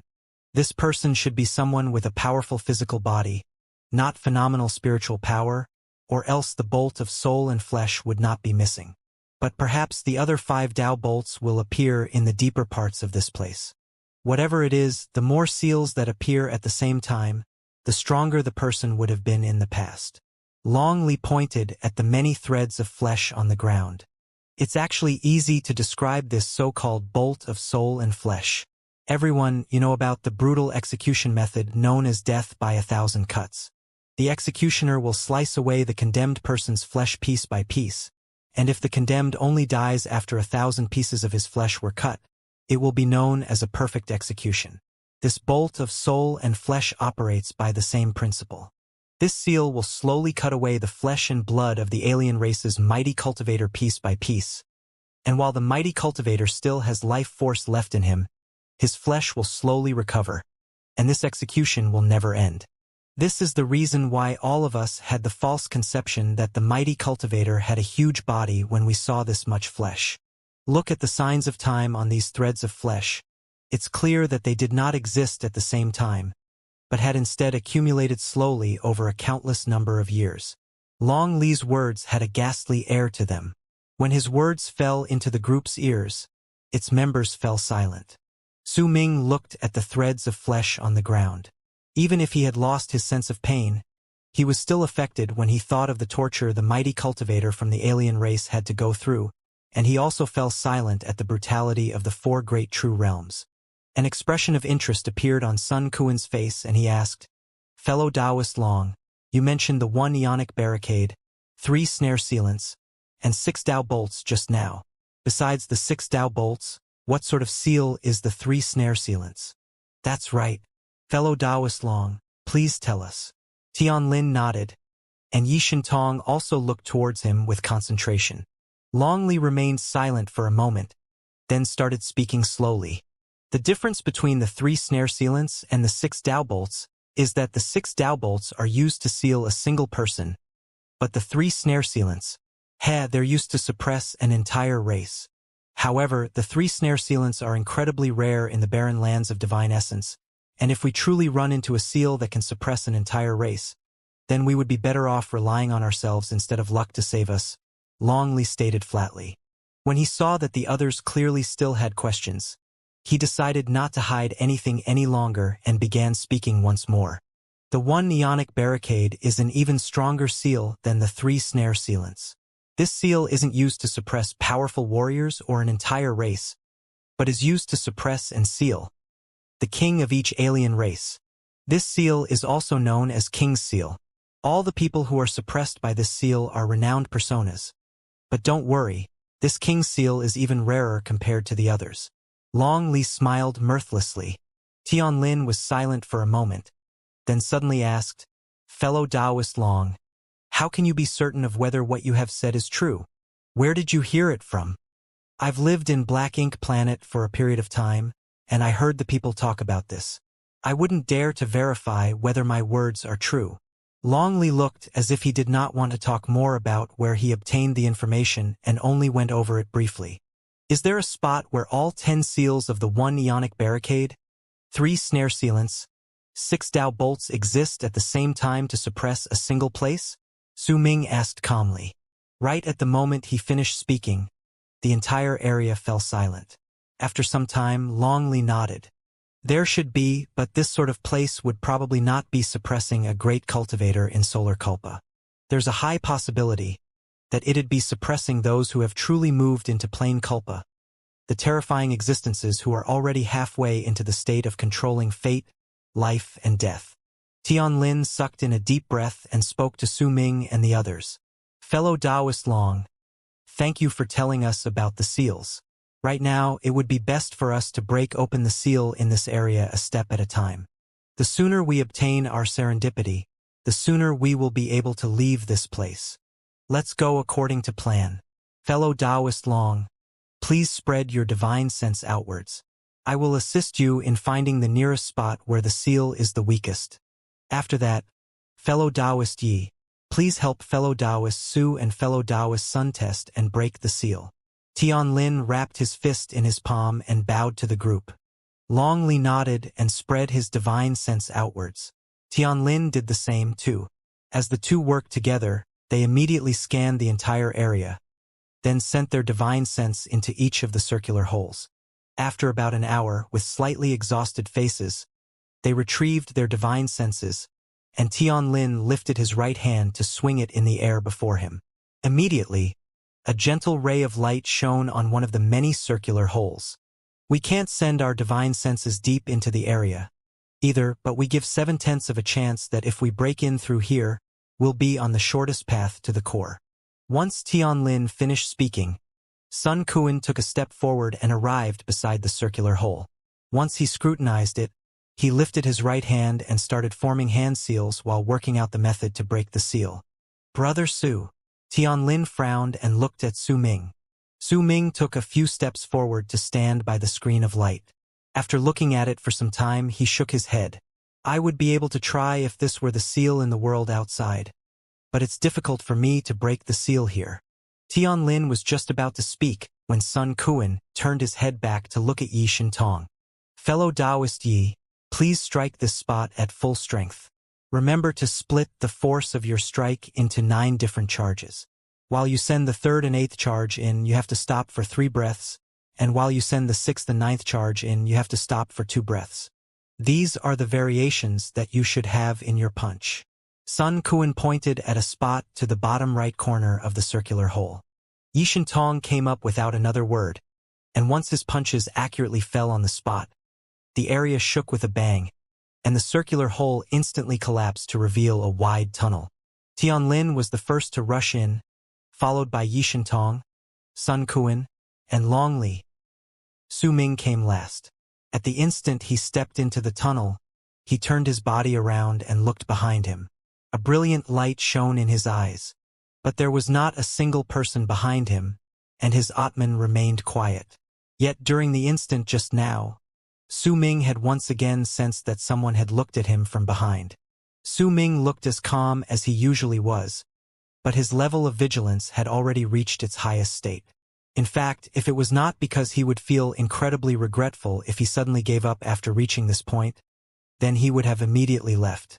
After all, this feeling of no one else but them noticing someone watching them from the back of a mysterious sealed region would make anyone's skin crawl. At that moment, when Tianlin and the others stepped into the tunnel and began charging forward, the endless white threads in Crimson Flame Planet that originally could only be seen in the True Guard's projection of light, covering all the area around, had already shattered to bits and pieces. Almost 1/5 of the threads had been reduced to dust, and the rest of them showed signs of following the same fate. These signs, however, had not showed up after Su Ming and the others entered the place, but had begun at the instant all the seals around the ferocious beasts in Crimson Flame planet shattered. Even if Su Ming and the others had not entered the place, the white threads would have still slowly become weaker. At the deepest parts of the seal was a region that was not too far away from Su Ming and the others. The black sword that had pierced through the skull of the skeleton, which was immersed in the endless purplish-black magma, was trembling furiously at the moment. It was as if the sword was about to be forced out. Dark light shone in the skeleton's sockets, and even the other two swords that had pierced him were slowly becoming loose. At the same time, signs of some flesh being restored showed up on his body, and threads of flesh and blood covered his skull, making it seem like the skeleton was coming back to life. I can sense the presence of an abyss builder. Yet at the instant some flesh and blood had been restored, an endless amount of white threads suddenly appeared in the region where the skeleton was. These threads crisscrossed over, forming a net. 1/5 of this net had disappeared and the remaining parts were slowly being dissolved, but they could still somewhat maintain their form. Clearly, the net formed by these endless white threads was the seal that was suppressing the alien race's Duke of Crimson Flame. The white net gathered swiftly and soundlessly around the skeleton from all directions. It then phased through his body, intersecting with the threads from the other side. A shudder ran through the skeleton, and the flesh and blood that had grown on his face turned into pieces of shredded flesh that were separated from his skull. The white net repeated this process again. Once it phased through his body while intersecting with the other threads 9 times in a row, and not a single bit of flesh was left on the skeleton. The net slowly hid itself away. However, the skeleton seemed to have already become used to this sort of matter. The sword in his skull was still trembling and slowly becoming loose, and the dark light in the skeleton's sockets was gradually becoming stronger. During all this, Su Ming and the others were traveling at an extreme speed in the external area of the region where the Duke of Crimson Flame was sealed. They ran through one of the holes within this area that was filled with an innumerable amount of densely packed holes which seemed like a beehive, outside the layers upon layers of seals that looked like membranes. However, before long, Tianlin and the others in front of Su Ming were forced to stop. A screen of light shining white was right before them, blocking their path. Sun Kuan observed the screen of light for some time before saying in a low voice, "The seal here is much stronger than the previous one. I will need some time." Su Ming was standing not too far. The bald crane was by his feet, and it was letting out a lazy yawn while looking at Sun Kuan in disdain, thinking that if it was the one who took action, then the seal would be broken within an instant. But since Su Ming did not seem to want it to do anything, the bald crane remained happily idle. However, as it laid by the side, it looked at the area, and that dazed look appeared on its face again. "Damn it! Why does it feel like I've come here before? No, I've been in some place similar." The bald crane vigorously shook its head, but no matter how hard it tried, it could not remember too much. Su Ming stood silently by the side while his heart and soul remained in a state of high alert. The closer he came to the depths of the seal, the stronger the feeling became.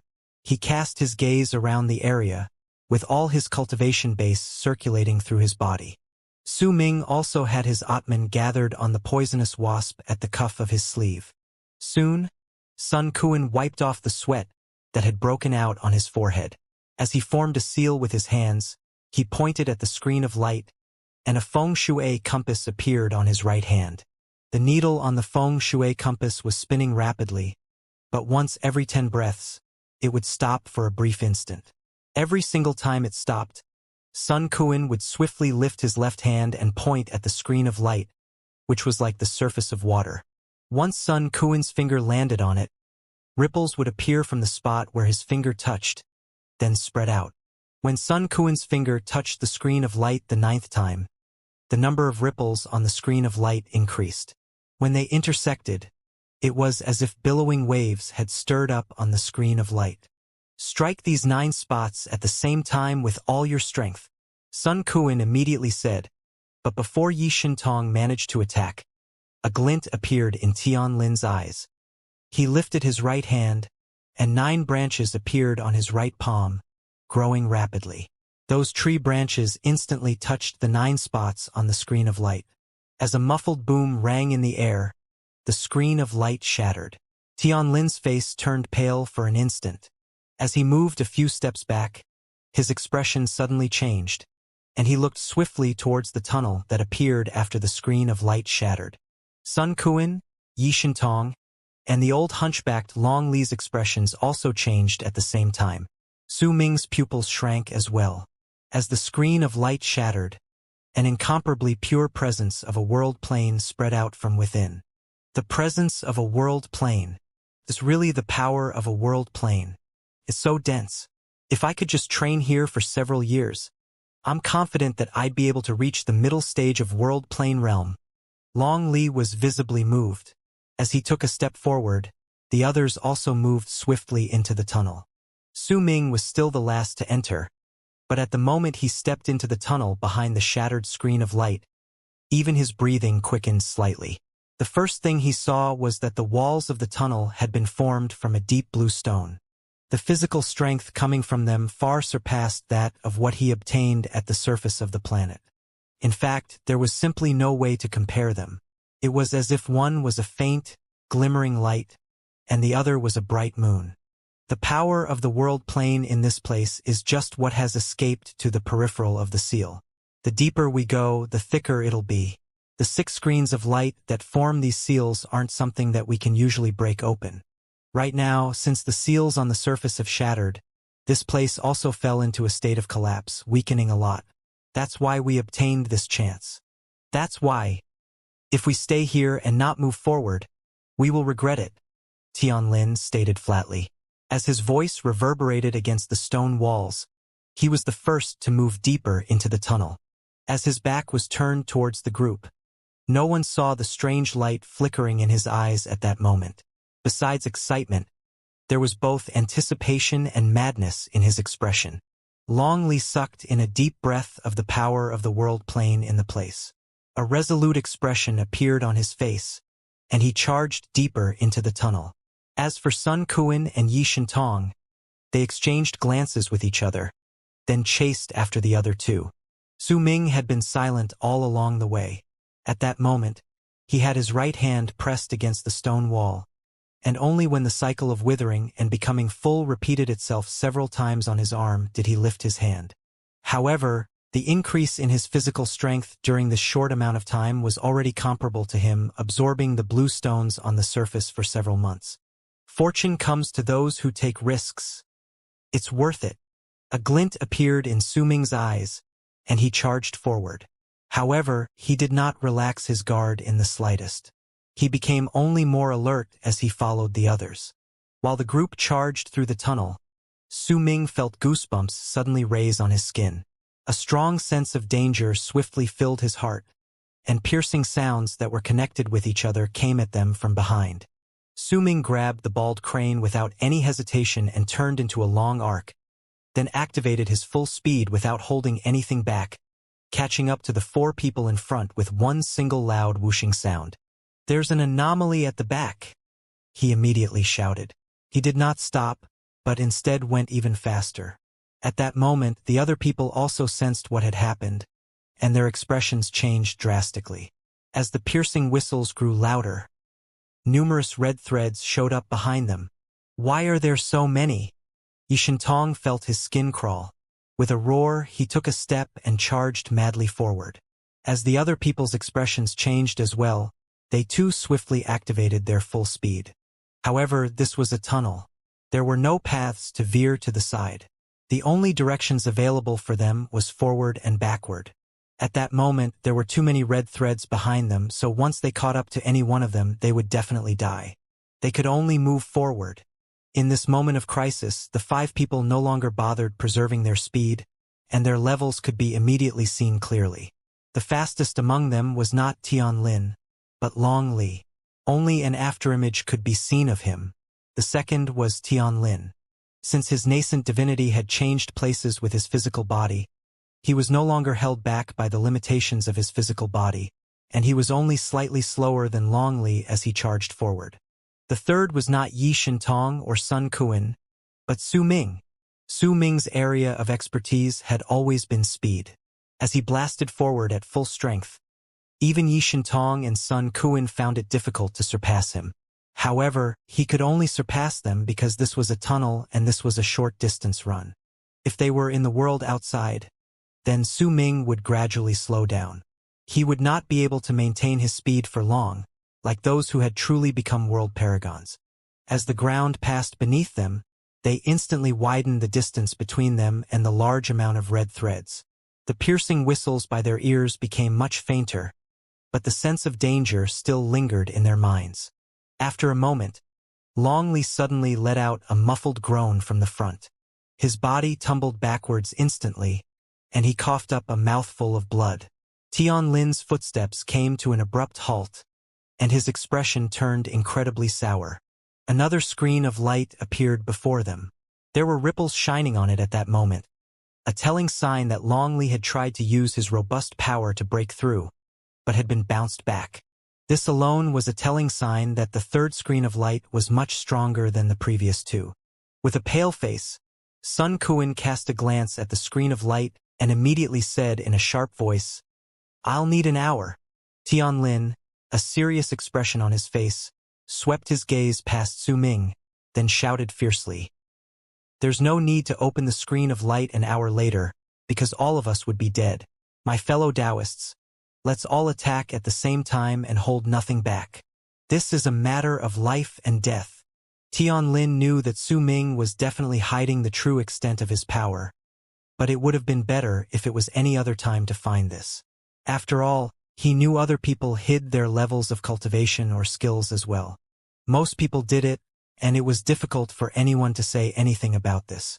After all, if someone exposed all their skills in the barren lands of divine essence, it would mean that they would no longer have any secrets and everyone would know the true extent of their abilities. Aside from this, it would also mean that it would be difficult for that person to replenish their power within a short period of time, and there would be endless problems waiting for them in the future. However, they were in a life and death crisis at the moment. Tian Lin did not have time to bother with tact. As he shouted angrily, the intimidating power he had gained after he had his nascent divinity change places with his physical body spilled out from within him. Piercing whistles were getting closer to them, for their sounds were becoming clearer. It was a telling sign that the red threads were swiftly closing the distance between them. Once they caught up to the group, the only thing awaiting them would be a disaster. A black light shone in Longley's eyes. 5 diamond-shaped scales immediately appeared at the center of his brows. The moment they shone with an enchanting light, the gourd he once held immediately appeared in his right hand. He then lifted his left hand and swiped the gourd, even biting the tip of his tongue to cough up a mouthful of blood. 5 black shadows immediately flew out of the gourd, and when Longley let out a low roar, the presence that belonged to a world paragon spread out from the 5 shadows, and they charged towards the third screen of light. At that moment, Sun Kuan's expression was incredibly grave. He lifted his right hand and struck his forehead. Immediately, his body shuddered, and the nails on all 10 of his fingers instantly grew out, until they were 7 inches long. They all possessed unparalleled sharpness, and as they grew longer, they sliced through the air. He opened his mouth and let out a roar, then spat out 9 rays of different colored light in succession. A blade, a spear, a sword, a halberd, an axe, a broadaxe, a hook, a fork, and a beast fang club appeared in the air.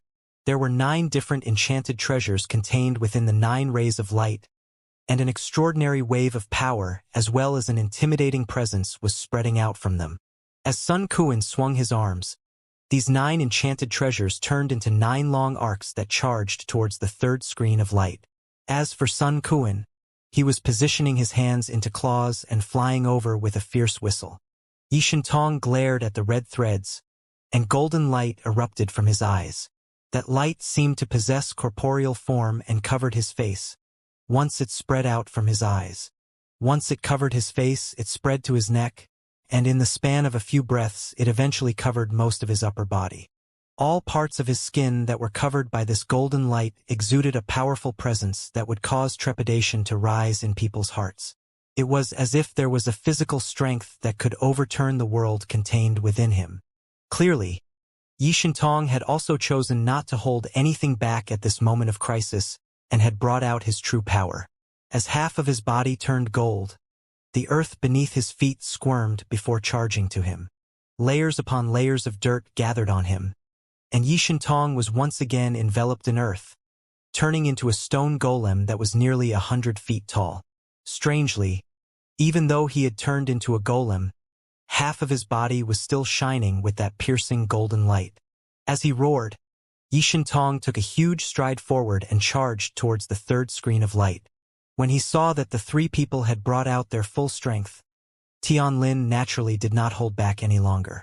A layer of withered skin immediately appeared on his nascent divinity's body, making it seem like he had turned into an old tree. The shadow of a large tree manifested around him. As its branches swiped through the area, a strange light appeared in Tianlin's eyes. He lifted his hands and pushed forward fiercely, and with it, the shadow of the large tree behind him grew so fast from the depths of the ground that it looked as if it wanted to break through the ceiling in the tunnel and rush into the sky. As it grew rapidly, it abruptly fell to the side. The innumerable number of branches growing out from the crown crawled into the stone walls and disappeared for a short while before crawling out right outside the screen of light. These dozens of branches that crawled out from the dirt in the stone walls were densely packed together, and all of them stabbed the screen like vipers. There was a solemn look on Su Ming's face, for the whistling behind him was getting clearly with every moment. When he saw that everyone else had used their full strength, he naturally did not hold back either. However, he did not choose to use the bald crane to break open the seal. Instead, he lifted his right hand, and the killing sword appeared. Su Ming lifted his left hand and pushed against the ground. His body might have looked as it usually did, but all his power had swiftly gathered on the killing sword, causing it to let out a piercing screech before it turned into a long arc and charged towards the screen of light. At the same time, Su Ming's left hand began to wither at a speed visible to the naked eye.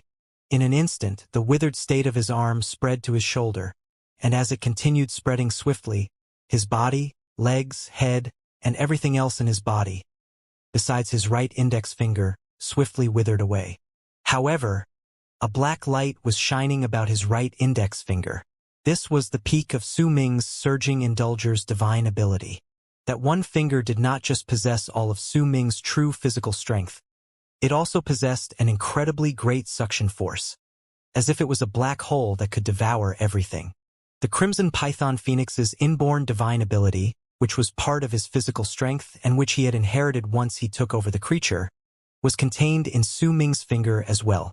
The power of law that could disassemble all matters turned into ripples reverberating in the air around his finger. And during that instant, Su Ming's finger landed on the screen of light along with the other people's divine abilities. Bang! Bang! Bang! The third screen of light might have been 10-something feet thick, but as the 5 people's divine abilities attacked it, it flickered a few times, then shattered. At the instant that happened, a large amount of presence from world planes gushed outwards like a stream of air, crashing into the group's faces before moving past their bodies. In truth, if all the runes sealing the ferocious beasts on the surface still existed, then this seal would have definitely not been broken so easily. Yet at that moment, it was blown apart like a tree without roots that was swept away by wind. The seal was shattering from within already, which was why it had shattered under the 5's attacks. Instead of saying that the seal had been broken by Su Ming and the others, it would be more accurate to say that it had shattered because it had suffered destructive attacks from both inside and outside. At the time the screen of light shattered, 5 long arcs charged past it.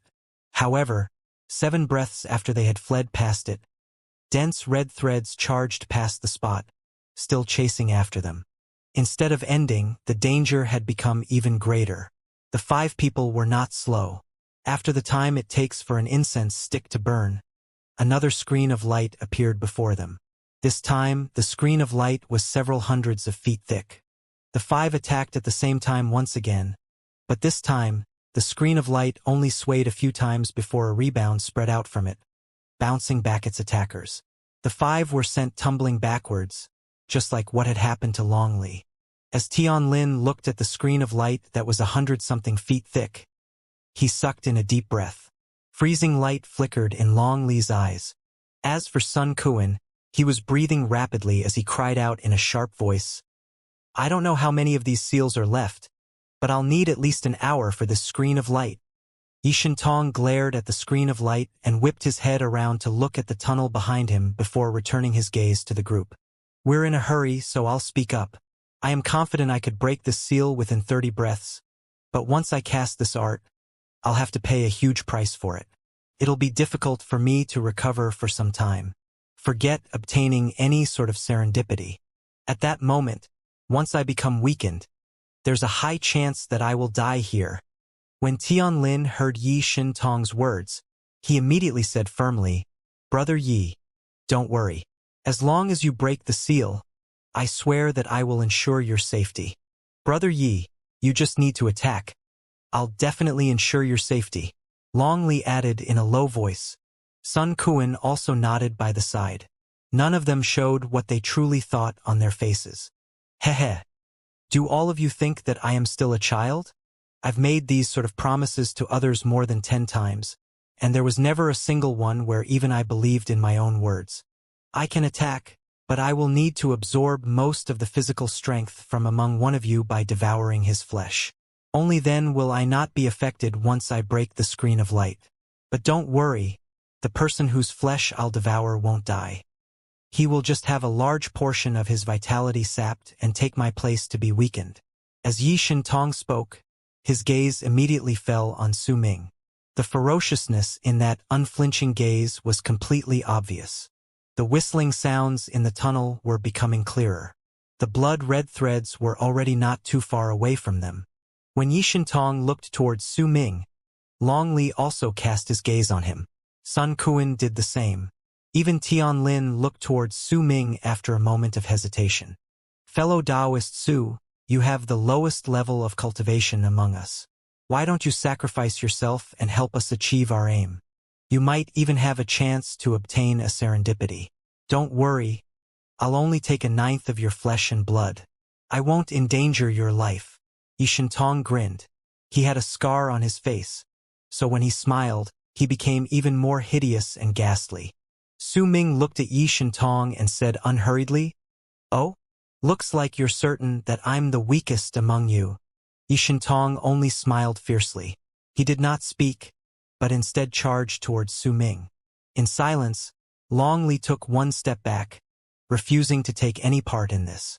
A glint appeared in Sun Kuan's eyes, and he too moved back. Hesitation appeared on Tianlin's face, but after he thought about something, he did nothing to stop Yi Shintong as well. However, he did not remind Yi Shintong that Su Ming possessed an 8-colored crystal either. Su Ming was calm. Almost at the instant Yi Shintong strode towards him, a sun appeared in his left eye and a moon manifested in his right eye. His heart was the star, and these three formed a strange loop in his body. At the instant he looked towards Yi Shintong, Su Ming activated the art which he had gained in Crimson Flame Planet, which was naturally the illusion of the star, sun, and moon. Almost at the moment he executed this art, Yi Shintong's expression changed. At the instant a dazed look appeared in his eyes. Su Ming charged towards him. Su Ming's expression was cold and dark, and there was not a single hint of emotion reflected on his face. He closed in on his opponent in the blink of an eye and hurled a punch forward. When Su Ming threw his fist, Yi Shintong coughed up a mouthful of blood. That was him biting the tip of his tongue while immersed in the illusion from Su Ming's eyes to jolt his pulse so that he would awaken. Then, as he roared loudly, golden light shone on half of his body, and he hurled a punch towards Su Ming. Boom! Blood trickled out of the corners of Su Ming's mouth when he fell backwards, but his expression only became more aloof, and there was even a faint mockery and killing intent within his eyes. Yi Shintong smiled ferociously, but he wouldn't have been doing that if he had noticed a black shadow appearing at the instant Su Ming's fist connected with his body before disappearing the next moment. In fact, not even Tianlin and the rest had noticed it. "You little brat. I knew since the start that you were hiding your abilities." Yi Shintong was about to take a step forward when his expression changed drastically. A black decaying spot had appeared on his right wrist, as if he had been stung by something. "What is this?" Ah! Just as Yi Shintong said these words, the rotting spot on his right wrist swiftly spread through his entire right arm, and within an instant, his right arm was reduced to a puddle of blood. The poison from the wasp did not only destroy Yi Shintong's physical body, but also corroded his cultivation base, causing Yi Shintong's level of cultivation to plunge straight down once he lost his arm. This sudden change of events happened too quickly, so by the time Tianlin and the others heard a shrill scream of pain, it was all over. Yi Shintong's screams continued to echo in the tunnel. His voice revealed a mind that had sank into madness due to pain. As Yi Shintong's shrill screams rang in the air, veins popped up on his face. Blood capillaries instantly filled the whites of his eyes. The pain he suffered at that moment made him lose control of himself despite his power and endurance. It was a clear sign that the pain he felt was so great that it exceeded the limits of what he could take. Tianlin's expression changed drastically. He swiftly approached Yi Shintong, but at the instant he took a step forward. A bloody stench immediately spread through the air, and Tianlin's eyes shrank instantly. He had a strong feeling that he could not touch the puddle of blood that had formed when Yi Shintong's body melted, or else he would be in great trouble. In his hesitation, he saw that Yi Shintong had not just lost his right hand. Half of his flesh and blood started flowing down like water, revealing the bones beneath, which were also turning into liquid. All of this might have seemed to have happened over a long period of time, but in truth, only a few breaths had passed since Yi Shintong attacked Su Ming. However, Yi Shintong's status as a world paragon was truly demonstrated when he forced himself to focus in the mid of all his shrill screams of pain and face off against the venom of the poisonous wasp. He swiftly lifted his left hand and seized the air, and immediately, 8 medicinal bottles appeared in his hand. He swallowed 8 different antidotes in one go. However, no matter how many of those antidotes he swallowed, he still could not stop the spread of the poison. His legs shivered, and even they were reduced to liquid. He fell with a crash onto the puddle of blood, looking incredibly pathetic and wretched. However, he was still a world paragon. At the instant most of his body had melted and his level of cultivation dropped by a large margin. He rose his half-melted left hand with much difficulty and struck his forehead fiercely, which currently had its skin turning into blood and dripping down, showing his similarly melting skull. Yi Shintong let out a shocking roar. All his power erupted from his body, forcing his nascent divinity to leave at the instant his body was about to melt completely. Almost at the same time Yi Shintong's nascent divinity left his body, the remaining part of his body fell down, and in the blink of an eye, it turned into a puddle of blood as well. His nascent divinity was lusterless while he floated in the air. As he shivered, he looked at Su Ming, and his gaze showed shock and terror, along with hatred as well as disbelief. Pity. If you had decided earlier to give up on your physical body and had your nascent divinity leave sooner, then you would have kept more of your power. The mocking look in Su Ming's eyes disappeared and he returned to his usual aloof expression as he spoke calmly. When he spoke, there was a wasp that looked as if it was completely harmless lying on his shoulder. The wasp's wings were shivering lightly and letting out faint buzzing sounds. It had already pulled back the poisonous sting into its stinger, but the buzzing sound made Tianlin and the others' expressions turn grave. Tianlin looked at Su Ming. He was the one who paid the most attention to Su Ming in the group, but this level of awareness only reached a state where he treated Su Ming as his equal. However, once he had his nascent divinity change places with his physical body, he had obtained a temporary increase in power, so he had naturally come to pay less attention and attach less value to Su Ming. He had always believed that even though Su Ming posed some form of threat, that was because of the Crimson Python Phoenix, the strange power of law he possessed, and his 8-colored crystal. Perhaps he still had other mysteries surrounding him, but in Tianlin's eyes, in the face of absolute power, all his attacks would just be party tricks. Yet, at this moment he discovered that he had greatly underestimated the horrifying aspects surrounding Su Ming. Without using his bizarre power of law, without the Crimson Python Phoenix following him, without even using the 8-colored crystal, he had managed to poison Yi Shintong to such a terrifying extent by just bringing out a new pet. This might be related to Yi Shintong's carelessness, and this act of Su Ming could be considered as an ambush more than a real combat. But in the barren lands of divine essence where the strong preyed on the weak, no one could say anything about Su Ming's actions, because before Yi Shentong attacked, they had consented to his actions silently, believing that it would help their cause. This person's level of cultivation might be nothing outstanding, but he's veiled in mysteries, and he has plenty of skills. Not only could he break the seals, he also has the crimson python phoenix and this poisonous wasp. In fact, if he wanted to, he might have been able to control most of the ferocious beasts in Crimson Flame Planet. Could he be a soul ensnarer? Tian Lin's expression turned incredibly grave. When that thought appeared in his head, he wrapped his fist in his palm and bowed towards Su Ming. Brother Su, you truly hid yourself well. You've made me try to guess your power for quite some time a while ago. I didn't expect that you would be the incredibly rare soul ensnarer in the 4 great true worlds. Tian Lin smiled wryly. As he spoke in a low voice, the expression on Yi Shentong's nascent divinity immediately changed. The hostility in his gaze as he looked at Su Ming was shaken, and the shock in his eyes grew deeper. He knew very well who soul ensnarers were. They were a type of cultivators who were incredibly vicious. Their levels of cultivation might not be incredibly high, but each soul ensnarer would possess many incredibly powerful ferocious beasts by their side. These ferocious beasts would seem to be controlled, for they would willingly follow after those cultivators. The beasts would also fight, ready to die at any time for them. Long Li stared at the poisonous wasp on Su Ming's shoulder with an incredibly grave expression on his face. His heart was in an extremely shocked state at that moment. After all, even if he was the one who wanted to injure Yi Shentong this badly, he would have had to pay a certain price for it, and he would definitely have not been able to do such a thing so easily. If he only paid attention to the results of what had happened during that instant instead of bothering about Su Ming's level of cultivation as well as the process that had led to this, his heart would fill with weariness. Even if the current Su Ming did not possess the power of a world paragon, in everyone's eyes, he was undoubtedly a powerful warrior, strong enough to make them be wary of him and make them pay a lot of attention to his person. And it was only at this moment that Su Ming was truly acknowledged by these old monsters and become a person who could discuss certain conditions on certain situations on equal grounds with them. What domineering poison, what shocking speed.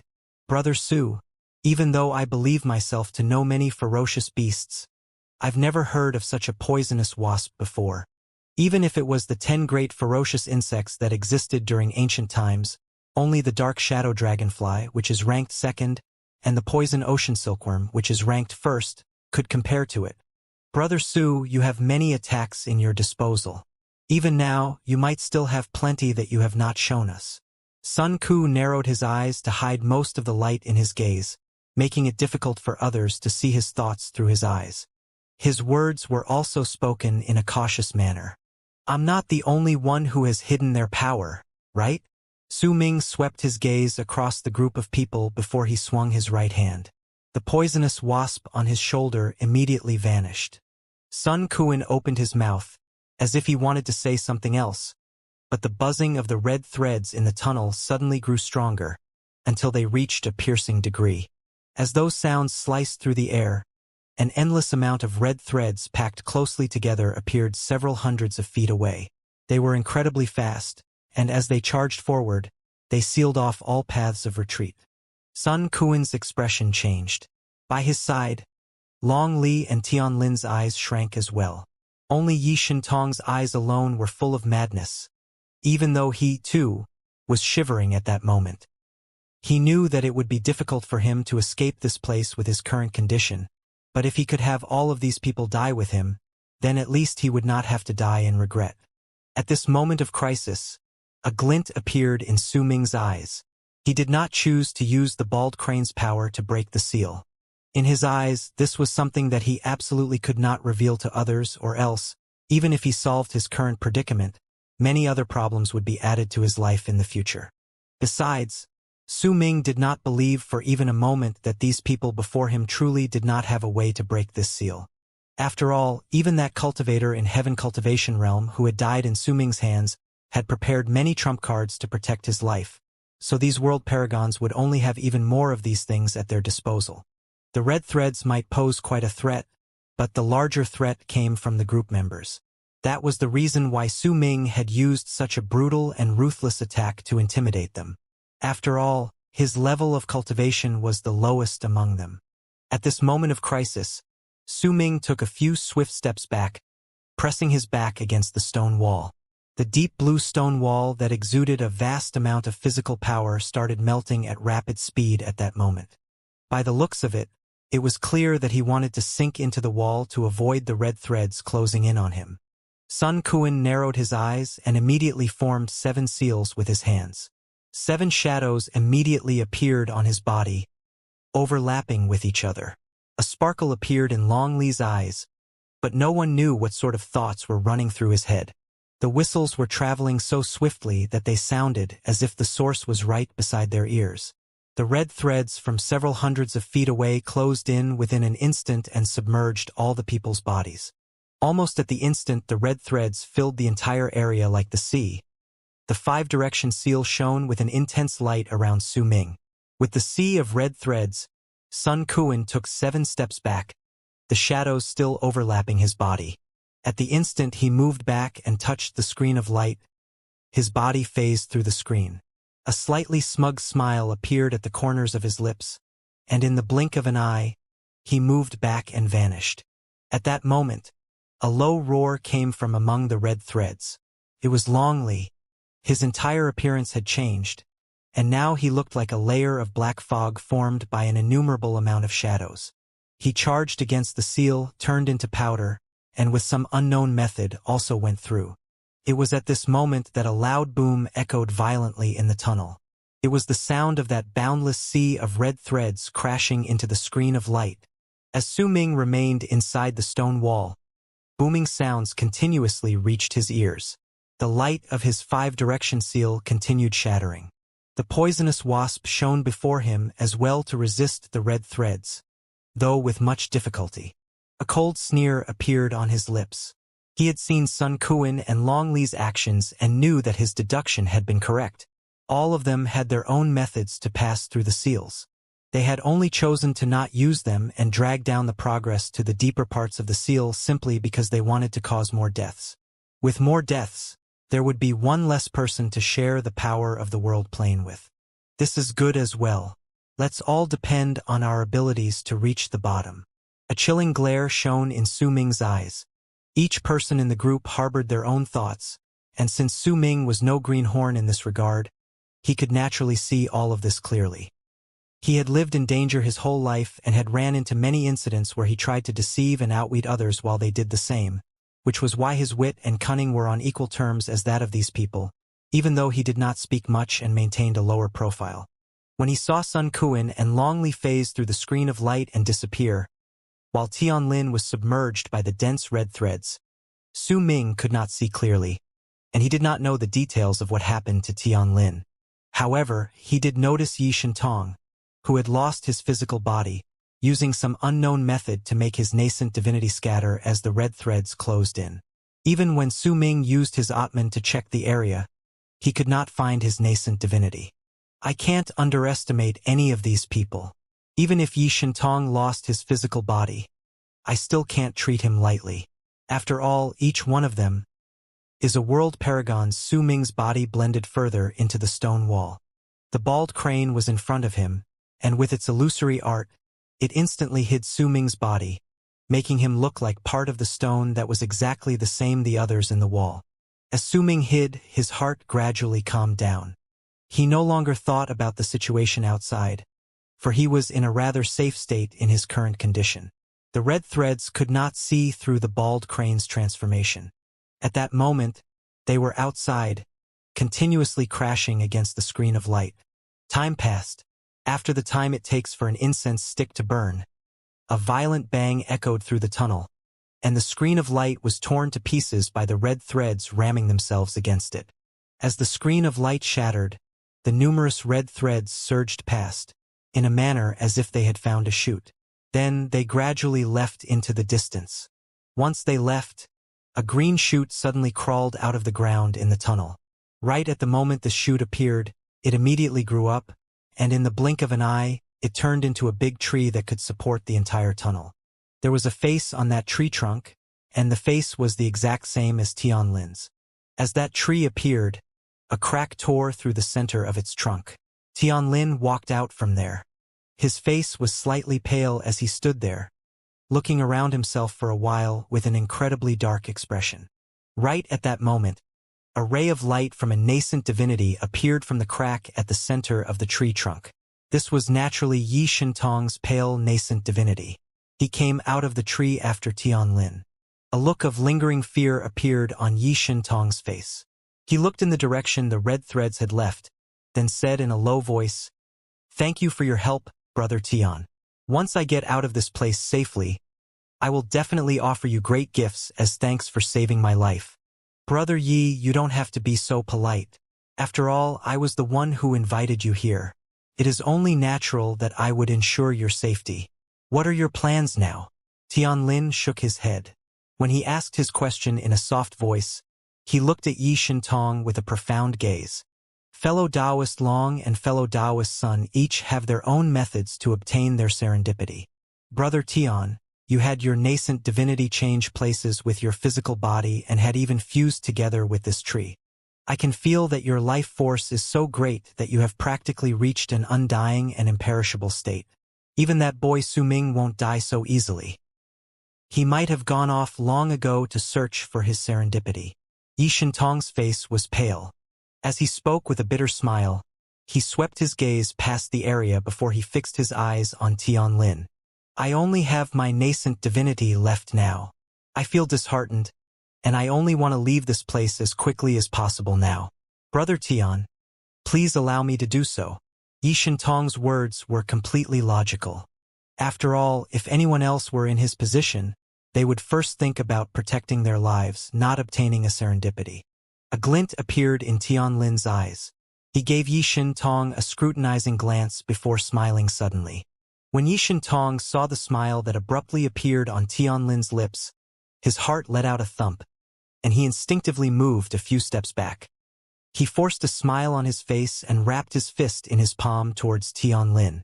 "Brother Tianlin, please let me leave. I will definitely reward your kindness greatly." Yi Shintong.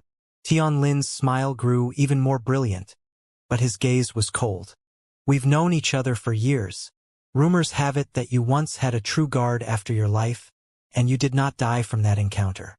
Many people do not believe this, but I do." Yi Shintong's pupils shrank.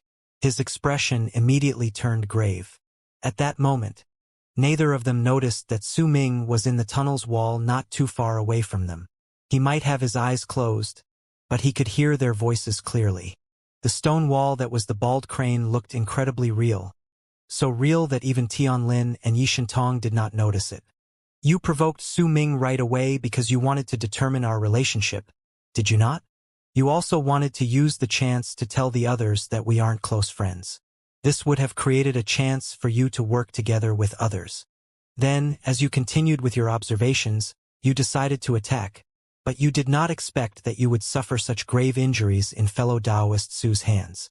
In my opinion, you wanted to devour fellow Taoist Su's flesh and blood, then break the screen of light, but even after you did that, you would still have pretended to collapse in exhaustion to achieve your other aim. And that is to leave this place." Tianlin spoke slowly. With every single phrase he voiced, Yi Shintong's face would turn more sour.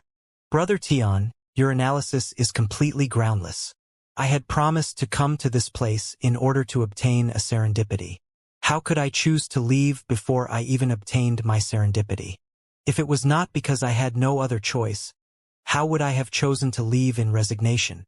Yi Shintong immediately said, clearly afraid that Tianlin would misunderstand him. Tianlin ignored Yi Shintong's words and suddenly asked airily, "How does it feel like to have a true guard go after your life?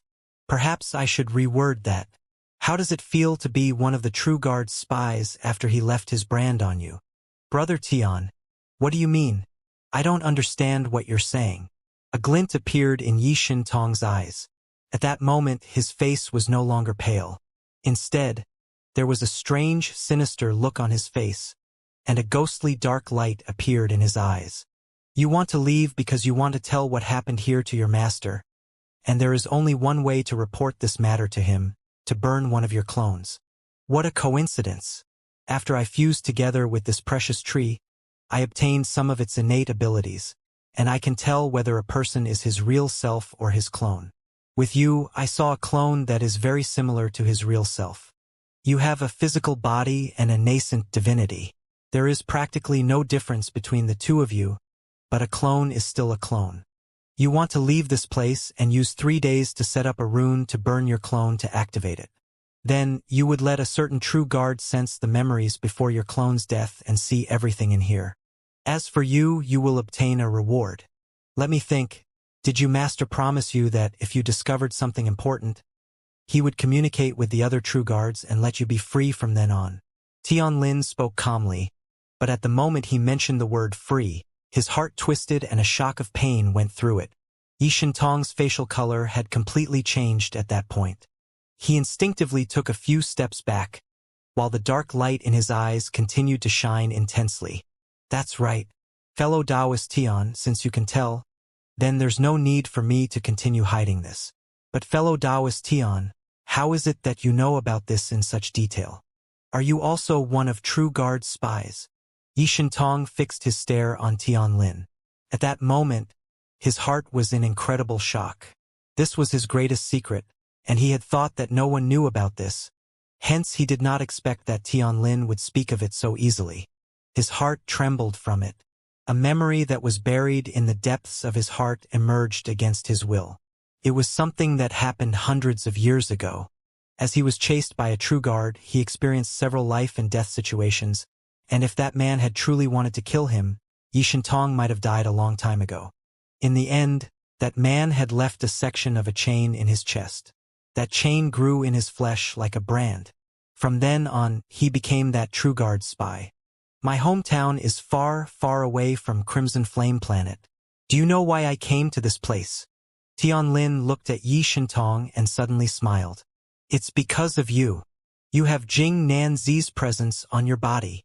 At the moment Jing Nanzi's name was brought up, Yi Shintong's expression changed drastically. Jing Nanzi. That was the name of the true guard who left the brand on his body. For the purpose of getting closer to you, I came to this place.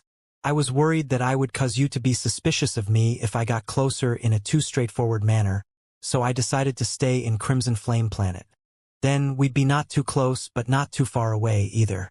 I fused with this precious tree because of you as well. Do you know why I'm telling you all of these things?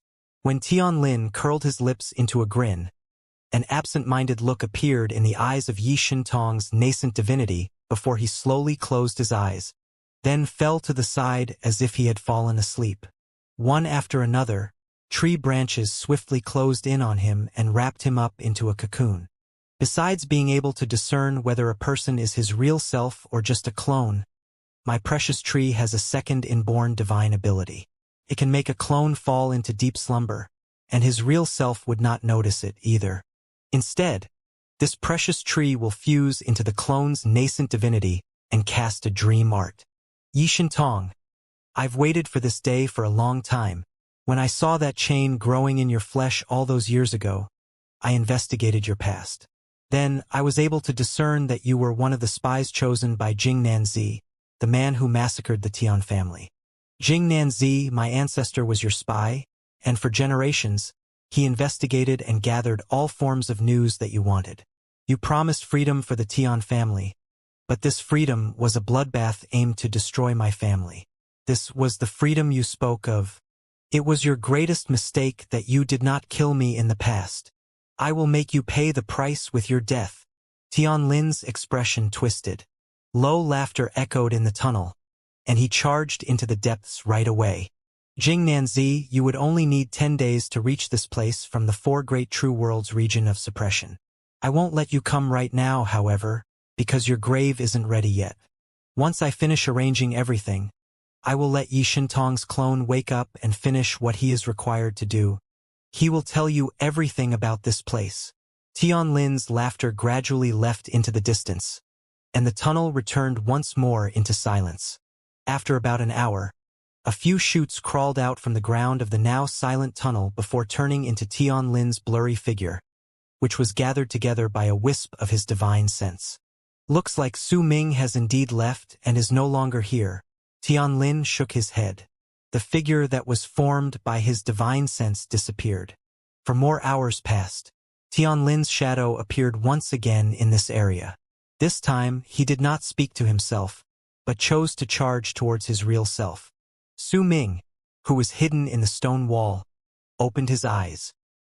He looked at Tianlin's shadow leaving into the distance, and he started laughing coldly in his heart. Su Ming was not in a hurry to leave and move forward.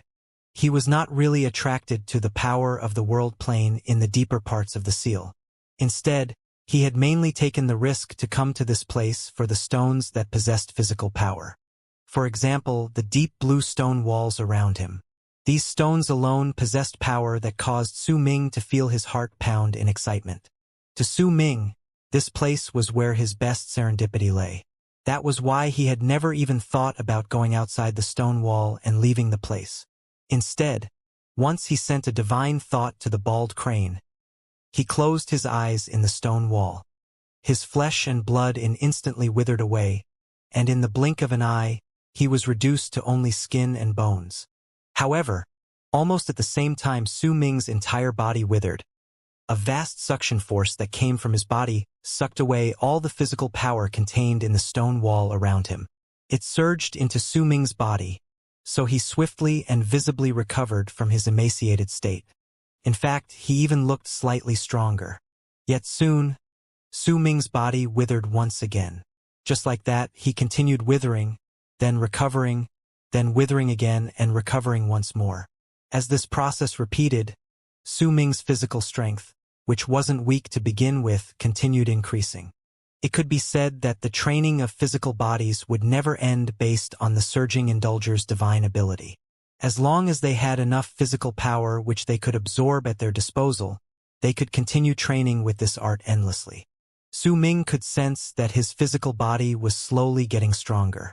In fact, if he brought out all his physical strength, he could fight against a cultivator in the initial stage of man cultivation realm. However, this was too weak in Su Ming's eyes. His aim was to push his physical body to reach heaven cultivation realm or even higher. In fact, it would be even better if he could reach the status of world paragon just by his physical strength alone. As Su Ming was devouring the physical power from the stone wall, Sun Kuan was within one of the holes in the seal that looked like a beehive, which was located in the depths of the ground. As his body distorted, he turned into a semi-transparent state, as if his body did not exist in the same dimension. Wherever he went, ripples would spread in the air. His expression was grave as he moved step by step farther into the tunnel in the hole. Even though he did not run into much danger in this condition, the seal that looked like a beehive still made him feel as if he was in a maze. It was not easy to search for the path that truly led to the depths. Sun Kuan had already been moving through this place for a long time, but he still had not managed to find the correct path. At the same time, the slightly hunchbacked old Longli charged through the seal that took the form of the beehive once. He turned into an endless amount of black shadows that swept up his body. He could no longer be seen clearly, and only black fog could be found filling the air in the tunnel as it enveloped him and charged forward. His speed was much faster than Sun Kuan's, and by the looks of it, he did not seem to be running about wildly at a loss. Instead, he seemed to have a goal in mind, but he was not heading to the depths of the center. He was running in another direction. After a moment, the black fog came to an abrupt halt and stopped moving forward. Long Li's sparkling eyes could be seen faintly within the fog. It should be around here. If the records on the ancient scroll I obtained all those years ago are true, then this is where the secondary core of the 6 Dao seals lies. The main core of the 6 Dao seals is where the person who is sealed lies. That's why there are several secondary cores of unequal power lying around. The ancient scroll mentioned that each of the secondary cores of the 6 Dao seals is at least a world stone that has gathered together all the power of one world. As long as I obtain that world stone, I can begin improving my cultivation base after it had stayed stagnant for so long. A hint of excitement appeared in Long Li's eyes as he remained in the fog. His breathing had even become rapid. After all, it could be considered a blessing from heaven to simply be able to run into this sort of thing once in a lifetime. To most people, this sort of change in a cultivation planet and such an opportunity to reach the seal was just a dream. While Longli searched everywhere, Tianlin's body floated in the tunnel. He had his divine sense completely spread out, but he could not cover the entire seal.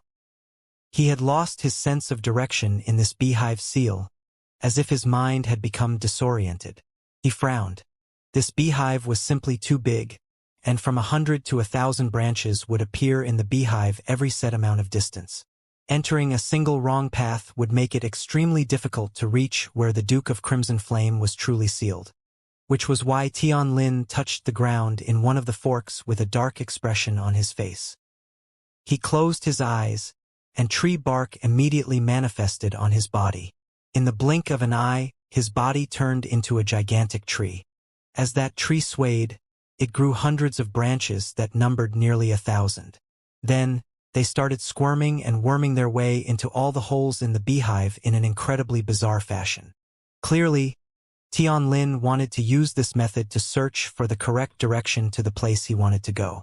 This method might be extremely taxing on his mind, and he would also definitely spend a lot of time for searching, but once he located the right place, the direction he got would be very accurate. As these people executed their divine abilities, Su Ming remained in the stone wall, exercising his breathing to absorb the power from the stone. Time passed. In the blink of an eye, 3 months went by. Su Ming was no longer in his original spot, but had instead slowly moved into the deeper parts of the stone wall. The bald crane had also decided to no longer take the form of a stone wall. Su Ming's body was already located deep inside the inner part of the stone wall, so there was no longer any need for the crane to hide him. After the 3 months, most of the stone wall around Su Ming's body was no longer deep blue. A large portion of the physical power contained within the wall around him had already been completely absorbed. Every single time this happened, Su Ming's body would slowly move deeper into the stone wall and head towards a spot where there were even more physical power contained. His physical strength had also increased by leaps and bounds due to obtaining a sufficient amount of physical power during these 3 months. By then, there was only a sliver left till he reached the peak of human cultivation realm. It was no longer far away from reaching the same level as Su Ming's level of cultivation. Su Ming was confident that as long as the physical power in this place was enough, then he could even hone his physical body to reach a terrifying state by using the Surging Indulger's divine ability. However, he could also sense that once his physical body had been strengthened to a certain point, it would be extremely difficult to make it any stronger. He would need to devour physical power that was as numerous as the water in the sea to continue making himself stronger. But Su Ming was not in a hurry. He did not make a conscious effort to search for a direction, but headed slowly towards the few regions where he could sense the most physical power. Once he got close to those places, he would begin to meditate and absorb the power there, while his body continued getting stronger through the cycle of withering and being restored. In fact, not even Su Ming himself noticed that he was moving in practically a straight line through stone walls in the beehive seal with the way he progressed forward. And in a spot less than 3,000 feet away from he stopped was an empty region. That region was about 1,000 feet in size. There were 9 big flags erected on the ground and a rune shining in a strange light on the ground. There was also a stone the size of a fist floating at the center of the rune. That stone was transparent, just like a crystal.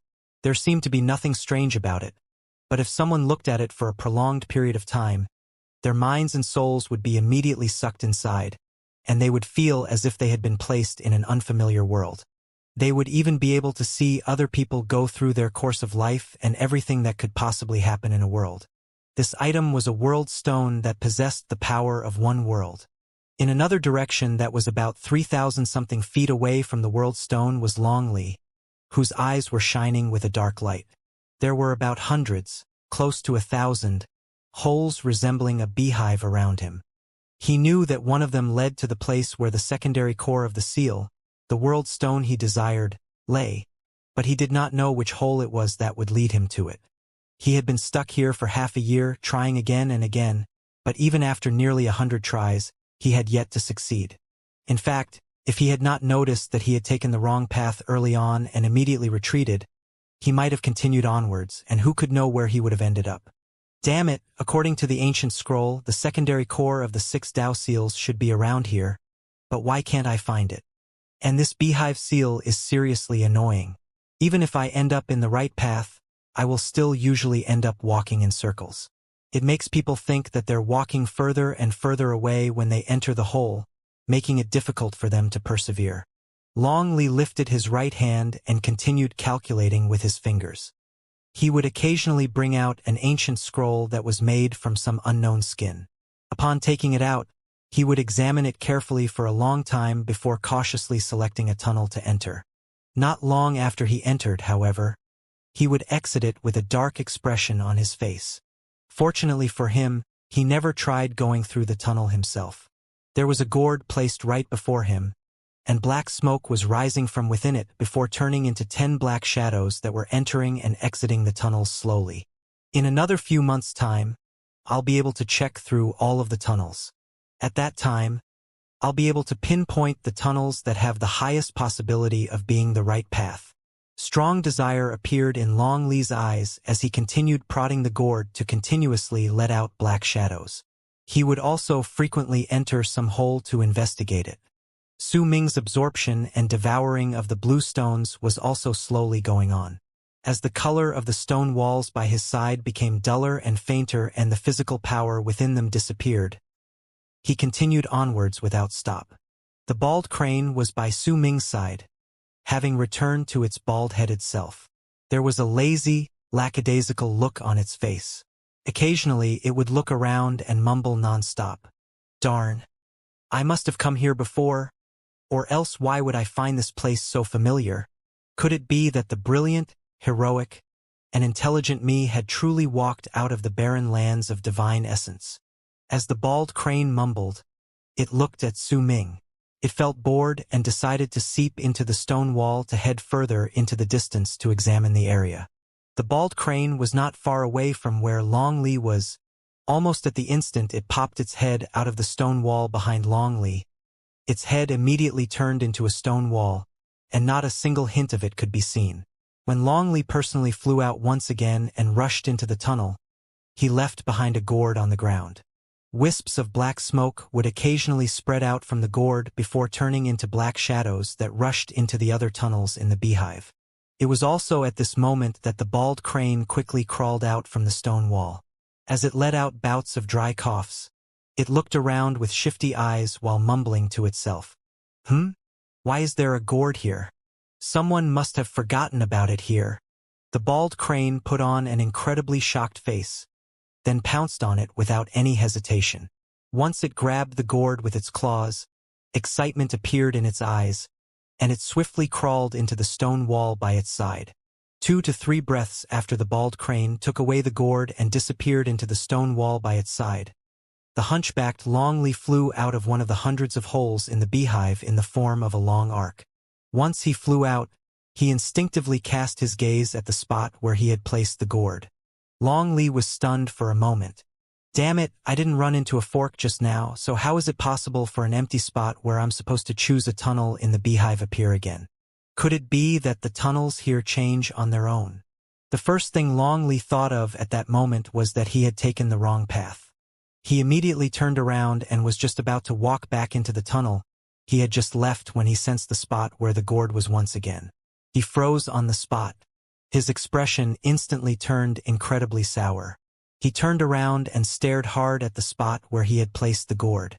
At that moment, several shadows flew out from the other tunnels in the beehive and lingered around the spot where the gourd had been, as if searching for something that should be there. When Long Li saw this, he became certain of one thing. Someone had sneaked into this place while he was gone and stolen his treasured gourd, which he had placed below to know his own position. However, even though Long Li's expression was dark, there was not a hint of panic within him. Instead, with a spark in his eyes, murderous aura spread out from him. He let out a cold harumph, then lifted his right hand to draw a horizontal line across the center of his brows. I'd like to see just who has the guts to touch my gourd. The treasured gourd was the most important enchanted treasure in Long Li's possession. Its origins were shrouded in mystery, and even Long Li was not aware of all of its uses. The gourd had been wrapped in the ancient scroll recording the 1 Ionic barricade, 3 snare sealants, 6 dowel bolts, which he had obtained in the past. Longley had investigated this in secret for many years, but he had never discovered any clues leading to the gourd's origins. However, after many years of research, he had grown to understand the gourd somewhat, and ecstasy filled him. But at the same time, he was also afraid, because he found that he could only bring out 2/10 of the treasure gourd's power. However, even if he was only able to bring out 2/10 of its power, it made him practically invincible when faced with his peers in the initial stage of World Plane Realm. In fact, he could even put up a fight against those in the middle stage of World Plane Realm. He might not be able to win against them, but if he was to flee, his enemy would not want to chase him due to wariness. It might be difficult for Longley to bring out the treasured gourd's full power, but it had been by his side for many years, and he had used various methods to refine it. Because of it, he had formed a form of connection with the gourd, and he could somewhat sense where it was.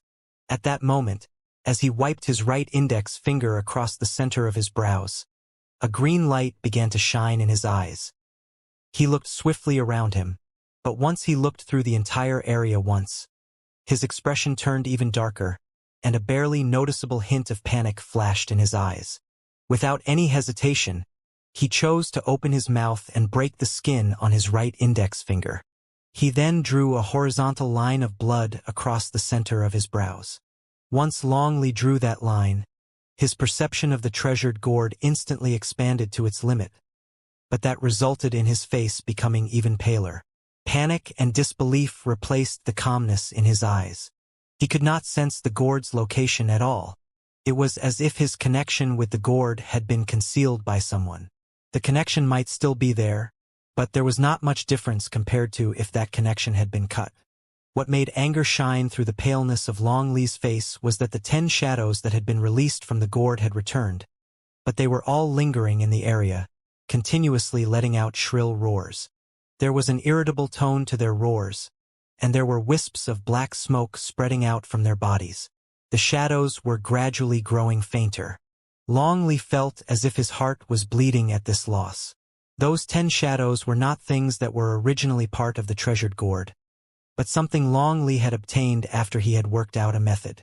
Over the years, he had used all sorts of methods to kill 10 world paragons to extract their nascent divinities and refine them into shadow puppets. He then used the gourd's power to suppress and control them.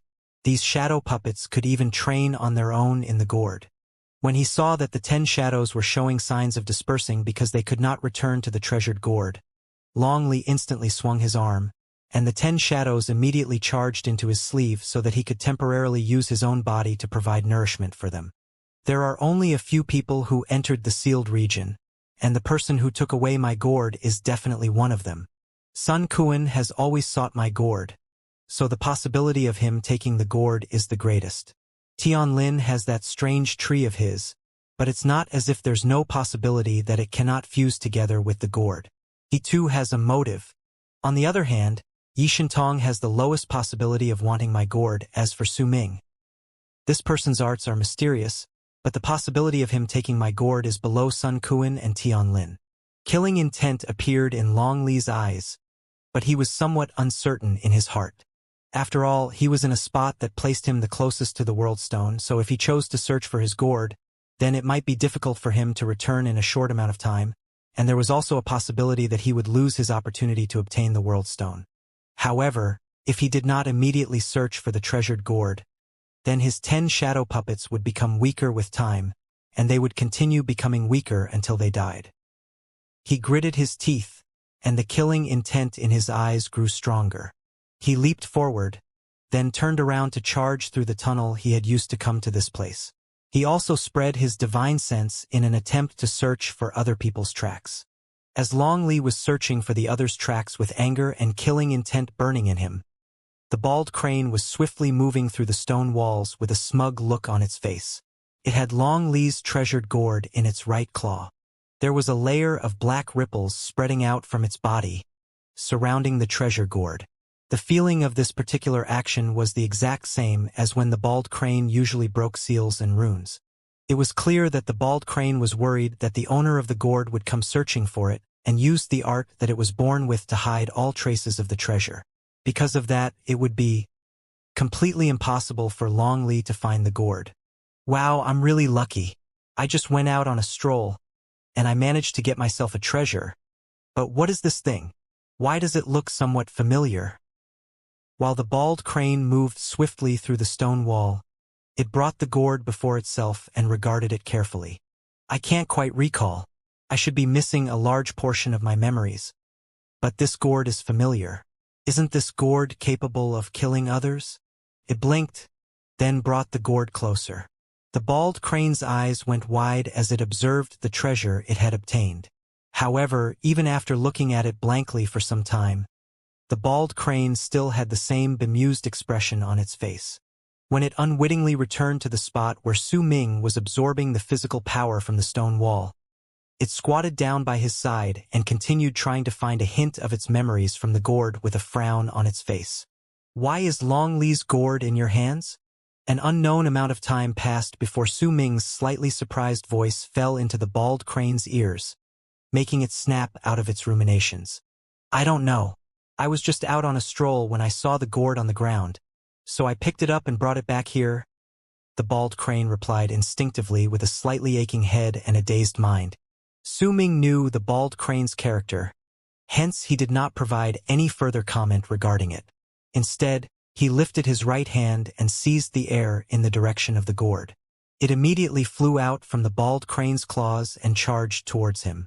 When the bald crane saw the gourd flying out, it was immediately jolted out of its daze by the ache in its heart.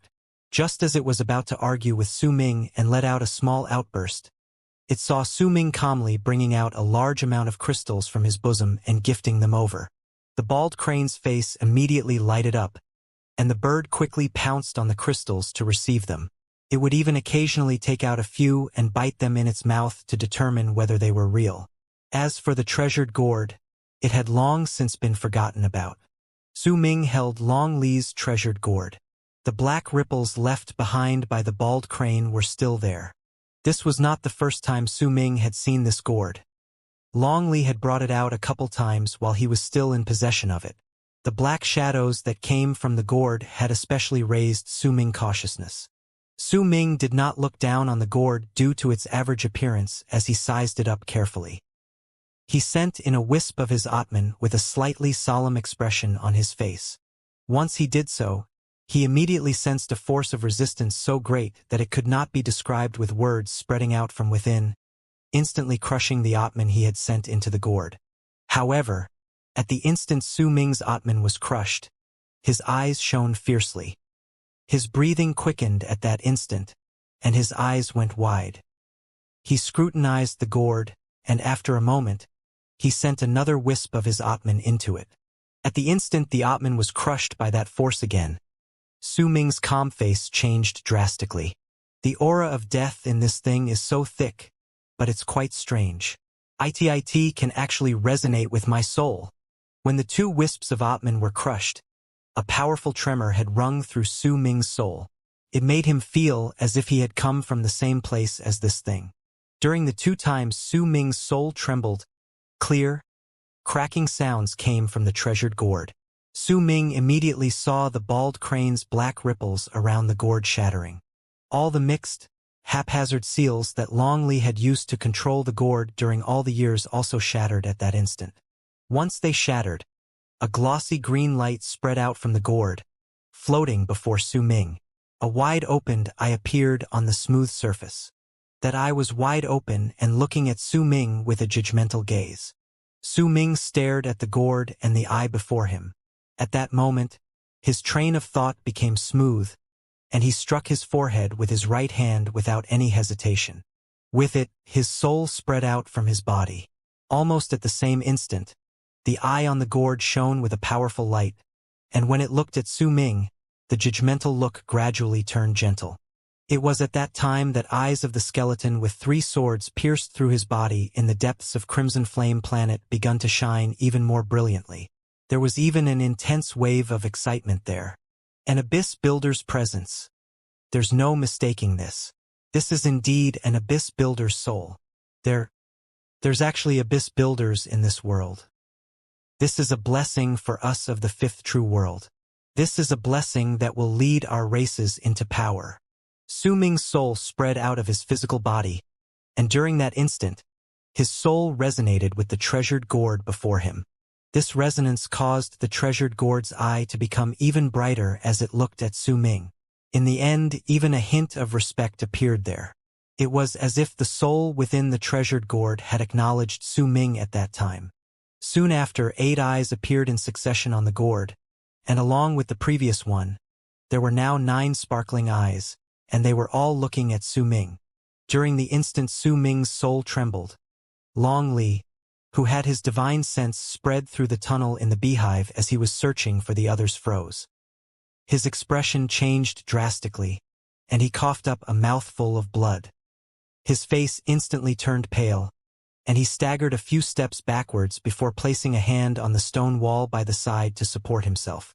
Only then did he manage to stop himself. He originally had white hair, but the face of a youthful man. During that instant, he aged several dozens of years, and wrinkles appeared on his face. There was even an instant where a lifeless look showed up in his eyes. Haha! I've spent an innumerable amount of years to figure out the way to use the gourd and even prepared 10 world paragon souls to control it. But now, the person who stole my gourd has used less than an hour to completely sever my ties with the gourd. Long Li laughed loudly. As he laughed, he began to cough violently, and blood trickled out of the corners of his mouth once again. Clearly, once his connection with the gourd was cut off, he had suffered a backlash. This backlash's strength would depend on how much he cared about the gourd. Judging by Long Li's condition, it was evident that the gourd had been his most valued possession. You despicable bastard! How dare you steal my treasure? Even if I, Long Li, have to pay an even greater price, I will definitely not allow you to take away my treasure so easily. Madness showed up in Long Li's eyes. He lifted his head and let out a crazed howl. His shouts echoed in all directions, traveling through the tunnels in the beehive. Sun Kuan, who was the closest to the depths of the seal, heard a faint echo of the shouts. His footsteps came to a halt as he was moving forward, and a glint appeared in his eyes. It's that old monster's Long's voice. Could it be that he lost his gourd? Heh, if he really lost the gourd, it'll be a good thing. I wonder who stole it. Sun Kuan mumbled under his breath, and an expression of regret and pity appeared on his face, because he himself had wanted Long Li's gourd for a long time. Further into the distance was Tianlin. After spending half a year searching, he had now covered most of this beehive seal, which was covered in densely packed holes. He believed that before long, he would be able to cover more than a ninth of this place. At that time, he could search for the shortest path that would lead him to the core of this maze-like seal. Long Li's voice had become faint and indistinct when it reached his ears, but the branches from the tree that was Tianlin had already filled up most of the seal. Each of the branches was his clone, and because of that, Long Li's voice sounded as if he'd spoken right beside Tianlin's ears. The person who stole Long Li's treasure is probably Sun Kuan. The two of them won't have the same goal as me right now, so it'll be good that they'll fight each other first. With Sun Kuan's cunning, he won't die, and he'll be able to hide until Jing Nanzi is lured to this place. At that time, they will have no other choice but to have the same goal as I do. Tianlin laughed coldly and closed his eyes. He had the branches from the tree spread out once again to continue covering the sealed region. Su Ming also heard Long Li's voice, but he could spare no attention at that moment. The 9 eyes were currently staring at him, and as he spread out his soul, the second of the 9 eyes gradually grew brighter. Time passed. When the 8th eye also brightened up, the bald crane suddenly sucked in a sharp breath by the side, its eyes going wide. Could sense that it was about to remember something, but when it tried to recall what it was indistinct. After all, this was the first time it had actively tried to recollect its memories, and it was vastly different from the usual passive recollection, where it would only remember when it came into contact with something familiar. Just as it was doing its best to remember, it saw the 9 eyes on Su Ming's gourd. All of them were shining brilliantly, but as they sparkled, they would disappear one by one. Eventually, there was only 1 eye left on the gourd. When it saw the bald crane, the eye suddenly grew sharp, and as if it had turned into a sharp sword, it shot into the bald crane's eyes. The bald crane let out a sudden screech, great wave of terror and shock filling its eyes. A picture emerged in its head at that moment. In that picture, it was not bald, but had a body full of beautiful feathers that made the crane now envied. It saw itself peeking at something sneakily, but an old man in a wide Dao robe suddenly appeared before it. That old man swung his arm, and the crane was immediately sent several worlds backwards. Immediately after, the old man brought out a gourd from his bosom with an enraged face. Once that gourd was brought out, 9 eyes appeared on it.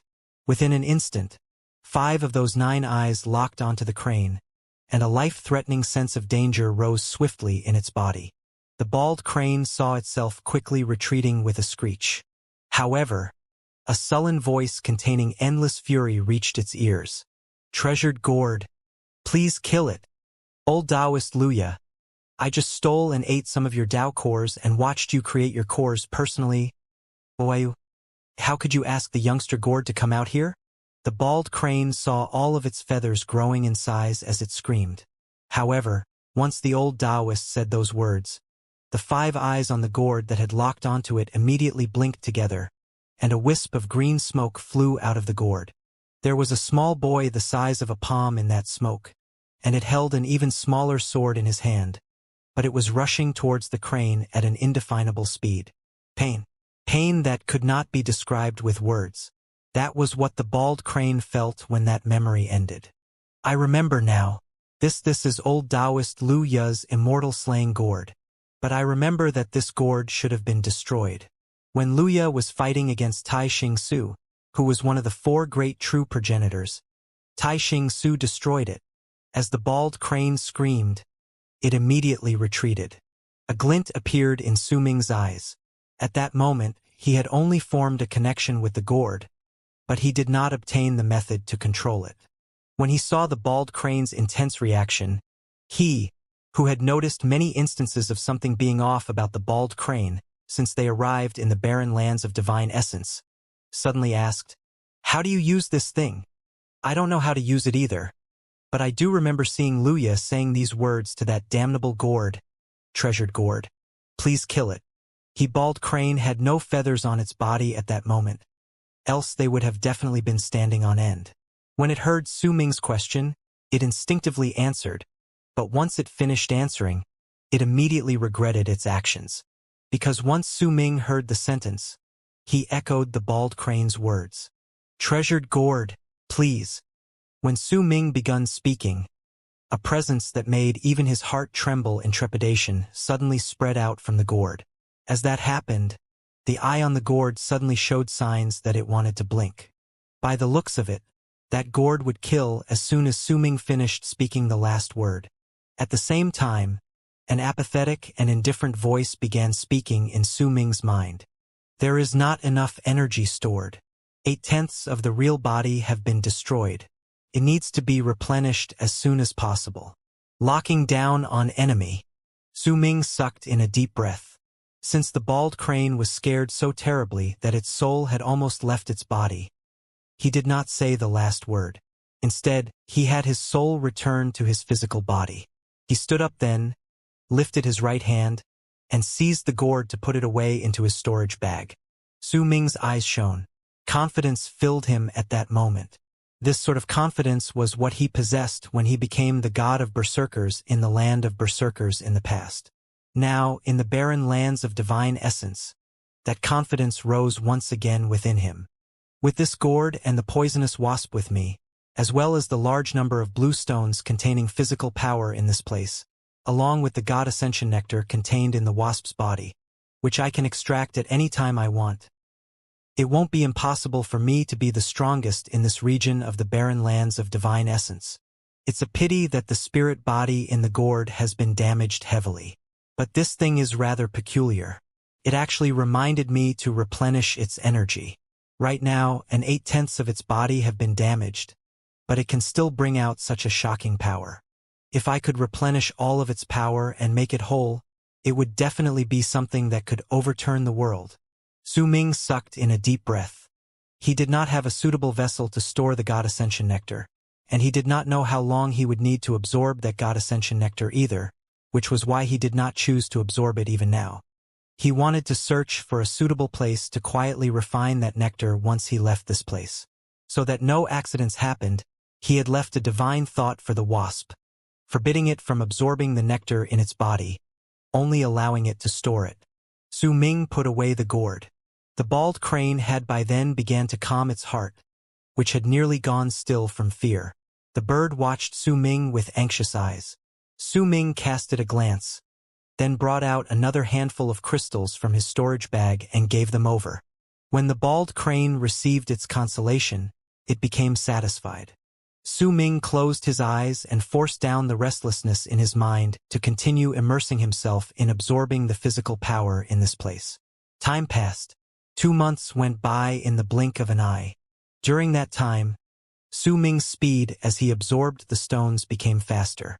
He also continued slowly moving forward and got closer to the spot where the world stone lay. On the day 2 months later, the stone wall between him and the world stone was less than 10 feet thick. Long Li, who had been searching for the person who had snatched his gourd for 2 months, was weaving in and out of the beehive seal at random with messy hair. Perhaps fate truly existed, for when he was previously searching for the world stone, he had not been able to find the entrance to the place. Yet when he lost his gourd and was searching for the thief in a craze, he had walked out of a random tunnel to see 9 flag, along with the stone containing the power of the one world floating in the air in the middle of the rune. At the same time, Sun Kuan walked out of another tunnel with an excited look on his face.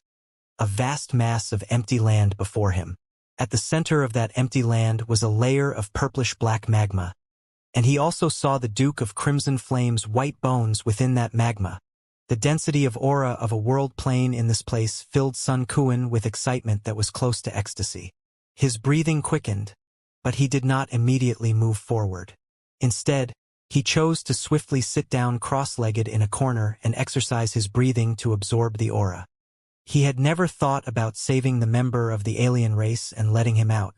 His main goal was the thick power of the world plane in this place. If it was possible, he wanted to use a secret art to devour that alien race creature's bones and soul to make himself even more complete. Long Li's breathing stilled for a moment when he saw the world stone in the middle of the 9 flags. A brilliant light flickered in his eyes, and after regaining his wits, he began to laugh loudly. This is the meaning of everything is predestined, so we should live in a carefree manner. I've lost the treasured gourd, but I found the world stone.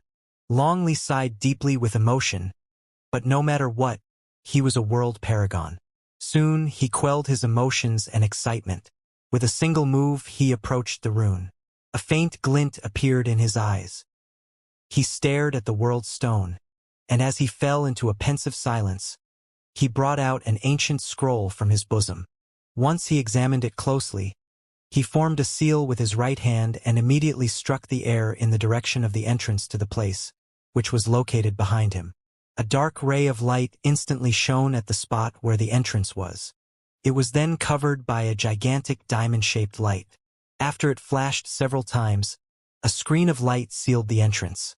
Based on the ancient scroll's description, it won't be easy extracting this world stone, which is the secondary core of the seal. Not only will I need a lot of skill, I'll also need to spend some time doing so. During this process, I cannot be interrupted by others. Long Li fell into pensive silence, for he found himself still unable to set his mind at ease. He lifted his left hand, formed a seal, and swiftly tapped the center of his brows. 9 diamond-shaped scales immediately appeared at the center of his brows. Once all of them separated themselves from his flesh and the center of his brows, they circled around the area. As a flickering light shone on them in succession, the light turned into a cocoon that enveloped Long Li within it to turn into the tightest defense possible. Only then did Long Li relax. His breathing was slightly quick as he stared at the world stone. When he lifted his right hand, he hesitated for a moment. When I extract this secondary core, it'll loosen large portion of this seal. The stone itself also contains the power of one world. It will exude a power of a world that could put people in a daze, but with my level of cultivation, I should be able to withstand it.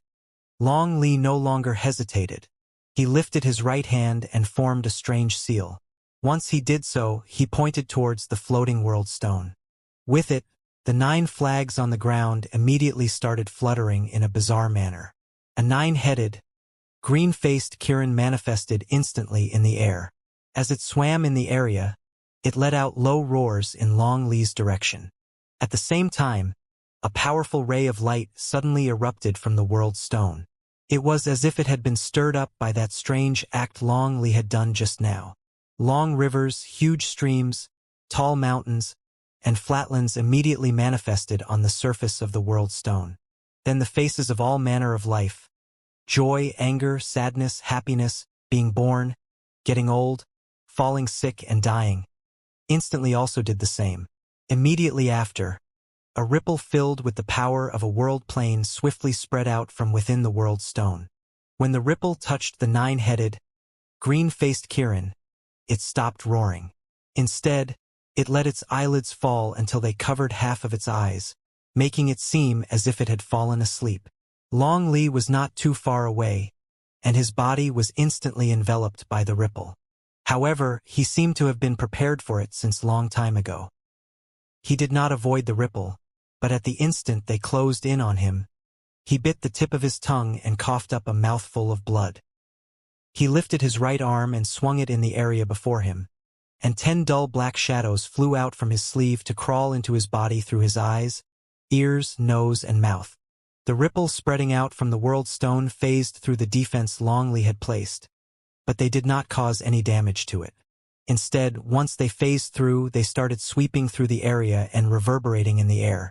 The closest to those ripple was naturally Su Ming, who was in the stone wall only 10 feet away. The ripple phased through the stone wall and crashed fiercely into his body. Su Ming was absorbing the physical power contained in the land at the time. Before he could react to the sudden appearance of the ripple filled with the power of one world, they had already swept past his body. The bald crane was also enveloped by the ripple after it was momentarily stunned by their appearance. If anyone could see through the stone walls from the highest point of the sealed region, they would be able to see a ring-shaped ripple. It was currently spreading outwards from the world stone through the entire beehive seal. The spread of those ripple came too suddenly. Forget Su Ming, not even Tianlin and Sun Kuan, who were both cunning and sly old foxes, had predicted this. After all, the ancient scroll Long Li had obtained were kept as much of a secret as the gourd in his heart. The ripple closed in on Tianlin within an instant. At that moment he was still in the form of a big tree. However, all his branches were shrinking back rapidly, because he already knew the correct path that would lead him straight to the depths of the seal. However, at the instant he had his branches shrink back, his body, which was in the form of the big tree, shook fiercely. One of his branches had touched the ripple, and a few others also did the same. Since the branches had spread through an area that was incredibly large, even though Tianlin's heart had shuddered and he wanted to swiftly return to his human form, most of his branches had by then come in contact with the ripple. The branches sank into a state of deep sleep, causing Tianlin's consciousness to almost fade away as well. A sense of great danger erupted in his heart, but it still was not able to wake him up. After a moment, Tianlin, who was in a half-human, half-tree state, closed his eyes as if he had fallen into deep sleep and lost himself in the ripple from the world stone. The last to be affected was Sun Kuan, who was in the depths of the sealed region, at the place where the Duke of Crimson Flame was in the purplish-black magma. Sun Kuan had been sitting there cross-legged while excitedly absorbing the dense power of the world plane in the area. His fall into unconsciousness happened without him realizing anything. In fact, it could even be said that he did not even realize that he had fainted. When the ripple swept past his body, he was still immersed in the excitement of absorbing the power of the world plane. It took less than 10 breaths for the ripple to spread from the world stone to the entire sealed region. 10 breaths later, it disappeared, and the sealed region fell into silence. However, this silence did not last for long, for cracking sounds began to echo all around. Each time the noise came, it would sound as if there was something shattering. As those sounds echoed in the air, the dark light in the eyes of the skeleton in the purplish-black magma within the depths of the seal shone even brighter. The sword at the top of his skull started loosening once again, and it looked as if it was about to be forced out. Flesh and blood grew once again on the skeleton's body. This was followed by the appearance of numerous white threads. Clearly, a new round of slicing was about to start. But this time, nearly 8/10 of those white threads had been damaged. Even after they swept past the skeleton's body several times, a few pieces of flesh still remained on the skeleton's face. This was impossible under normal circumstances, but now it had happened. The skeleton opened his mouth, as if he was letting out a voiceless, hearty laughter. His face was recovering swiftly, and it was the same for his entire body. The white threads around him continued to sweep past his body nonstop, forming a certain kind of battle between the two. However, the widespread damage to the white threads had caused them to be unable to slice away all the skeleton's flesh and blood like they'd done in the past. Every single time they swept past his body, a few pieces of flesh would remain. Even if there was only a little left, if a large amount of these pieces of flesh accumulated together, it would be a shocking sight that could fill one with hope. If this continued, it would take a very long time before the skeleton could truly restore all his flesh and blood on his body. But it would happen. Su Ming and the others would remain asleep in the meantime, with no one bothering them. Their act of breaking into the sealed region would also stop because of this matter. No one could tell whether this would have been a good or a bad thing, but things did not proceed this way. On the second day after the ripple's passing, in the empty space where Tianlin remained in his half-human, half-tree state, one of the branches started cracking, which might be happening due to Tianlin losing control over his body once he lost consciousness. Slowly, a drop of green liquid fell from the crack in that branch. That drop of liquid fell with a plop to the ground, but it did not scatter. Instead, it stood erect on the ground. The inside of that drop of liquid gained a muddy hue before slowly turning into a layer of green fog. The fog rose into the air, and once it occupied an area of 5 feet, it started shrinking inwards swiftly. As it shrank, a human the size of a palm manifested in the fog. As that fog began to shrink faster, the small human's figure became more distinct. In the blink of an eye, all the fog was absorbed into the small human, and his complete form was revealed. He was Yi Shintong. There was confusion on his face. As he floated in midair, he looked around himself, but that only made him feel even more bewildered.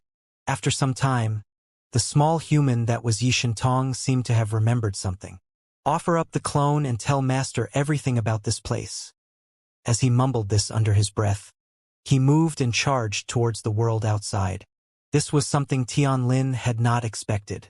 He had previously incarcerated Yi Shintong, planning to let him go when the time was ripe so that he would summon Jing Nanzi to this place. That was why he had left behind some illusions in Yi Shintong's consciousness, so that he could complete this particular act of sacrificing himself once he woke up without his real self noticing anything off. Tianlin had made preparations for this for many years. However, due to the ripple from the world stone and his loss of consciousness, the plan had been hastened. As the small Yi Shintong quickly left for the world outside, he appeared on the surface of Crimson Flame Planet several hours later with his entire body burning. With a unique method, he arranged a rune for 3 days before sending out the last shreds of his will outwards. During that instant, this clone died. In a distance not too far away from Crimson Flame Planet was the region where the 4 true great worlds had a large number of cultivation planets filled with life force and spiritual energy. In this place, there were many powerful warriors from the 4 true great realms. When they weren't carrying out their tasks, most of them would choose to isolate themselves and train. At that moment, there a blood-red mountain stood on a brownish-yellow cultivation planet within the vast galaxy. That mountain was dyed by a brilliant red color because of the blood-red rain pouring down from the sky. Sitting at the top of the mountain was a man whose upper body was naked. He had very long hair that fluttered in the wind, and there was a red helmet along with an equally red armor by his side. He just sat there, half naked, and allowed the rain that contained a bloody stench to pour on his body. Drops of fresh blood fell on his chest, but he did not mind. With eyes closed, he breathed slowly, and each time he breathed, he would cause the bloody world to roar. This man was Jing Nanzi. A bolt of red lightning crackled in the sky with a roar. Jing Nanzi opened his eyes, though just a crack. A sharp, freezing glare shone through that crack, along with a faint hint of surprise. One of the spies I left in the world outside is summoning me. Jing Nanzi slowly lifted his right hand and formed several seals before himself, as if he was calculating something. As he continued calculating with his fingers, the thunder in the sky that was raining blood instantly grew louder. The numerous booms practically fused into one as lightning crackled in the sky, causing the shades of red on the ground to shift violently between light and dark, as if the apocalypse had arrived. The speed at which Jing Nanzi formed the seals with his right hand increased. Wisps of green smoke appeared faintly on the tip of his right hand's fingers. Barely discernible illusions could be seen in that smoke, and if anyone took a closer look, they would be able to see that Tian Lin, Long Li, Sun Kuan, and Su Ming's forms had appeared in the green smoke. Once that happened, the green wisps of smoke showed the sealed region in Crimson Flame Planet. At that moment, when the thunderous booms in the sky reached their most intense volume, Jing Nanzi's expression changed drastically. Disbelief first appeared on his face. Then he swiftly stood up. As he gradually extracted and read through all of the memories contained in Yi Shintong's clone before it had died, Jing Nanzi stood on the mountain, and a variety of emotions constantly flickered on his face. He seemed to be hesitating about something. After a long while, a resolute expression appeared on his face. A hint of ferociousness and ecstasy even flashed past his eyes. If I manage to do this great meritorious deed on my own, then I will be able to end my period of keeping a lookout over this place early. I will even be able to obtain 100, 1,000, or maybe even a 10,000-fold increase in resources that would have originally been given to me. This is definitely an anomaly in the planet. If I can suppress it on my own, then I'll be able to obtain the greatest reward among the union of the four great true realms. I will obtain the right to enter Heavenly Sun Planet and train. There was excitement that Jing Nanzi could not suppress shining in his eyes. Heavenly Sun Planet is only opened once every 100,000 years, and less than 30 people can enter the place every single time it is opened. It is the sacred cultivation land who can be entered by those whose names appeared on the list the leaders of the four great true realms decide upon. The time when the planet will be opened again is no longer far away. If I can obtain the right to enter this time, then I'm 7/10 confident that once I come out, I'll be half a step away from Solar Culpa. Jing Nanzi no longer had any hesitation. With his right hand, he seized the air in the direction of the red armor, which was lying on the ground, drenched by the bloody rain. The armor instantly flew up and separated into several parts that covered Jing Nanzi's entire body, pieces connecting with each other to once again turn into a red battle armor. Jing Nanzi looked filled with murderous aura when he equipped that battle armor. As his long crimson hair danced in the bloody rain, he picked up the helmet. Once he put it on, he turned around and took a step off the blood-red mountain. Boom! The mountain shattered into pieces, and a ray of red light flew out from the collapsed ruins. That light contained a rectangular object that looked like a coffin and was crimson in color. There were streams of light shining on it, as well as countless bumps formed by runic symbols. Anyone who saw this items would feel their hearts and souls trembling. Jing Nanzi took a step towards the crimson coffin. When he touched it, he fused into it. Immediately, a large amount of the runic symbols began sparkling, and the coffin turned into a ray of piercing light that charged into the sky with a bang, at a speed that was difficult to describe with words. With the bloody rain falling on it, the coffin flew out of the cultivation planet in the blink of an eye. Then, in the form of a long arc, it charged towards the direction where Crimson Flame Planet lay in the vast galaxy. Days passed. The people in the seal within Crimson Flame Planet remained still and unmoving, immersed in the condition that fell upon them due to the power of the World Stone. There was a dazed expression on Su Ming's face. No one knew what he had seen in the ripple from the World Stone.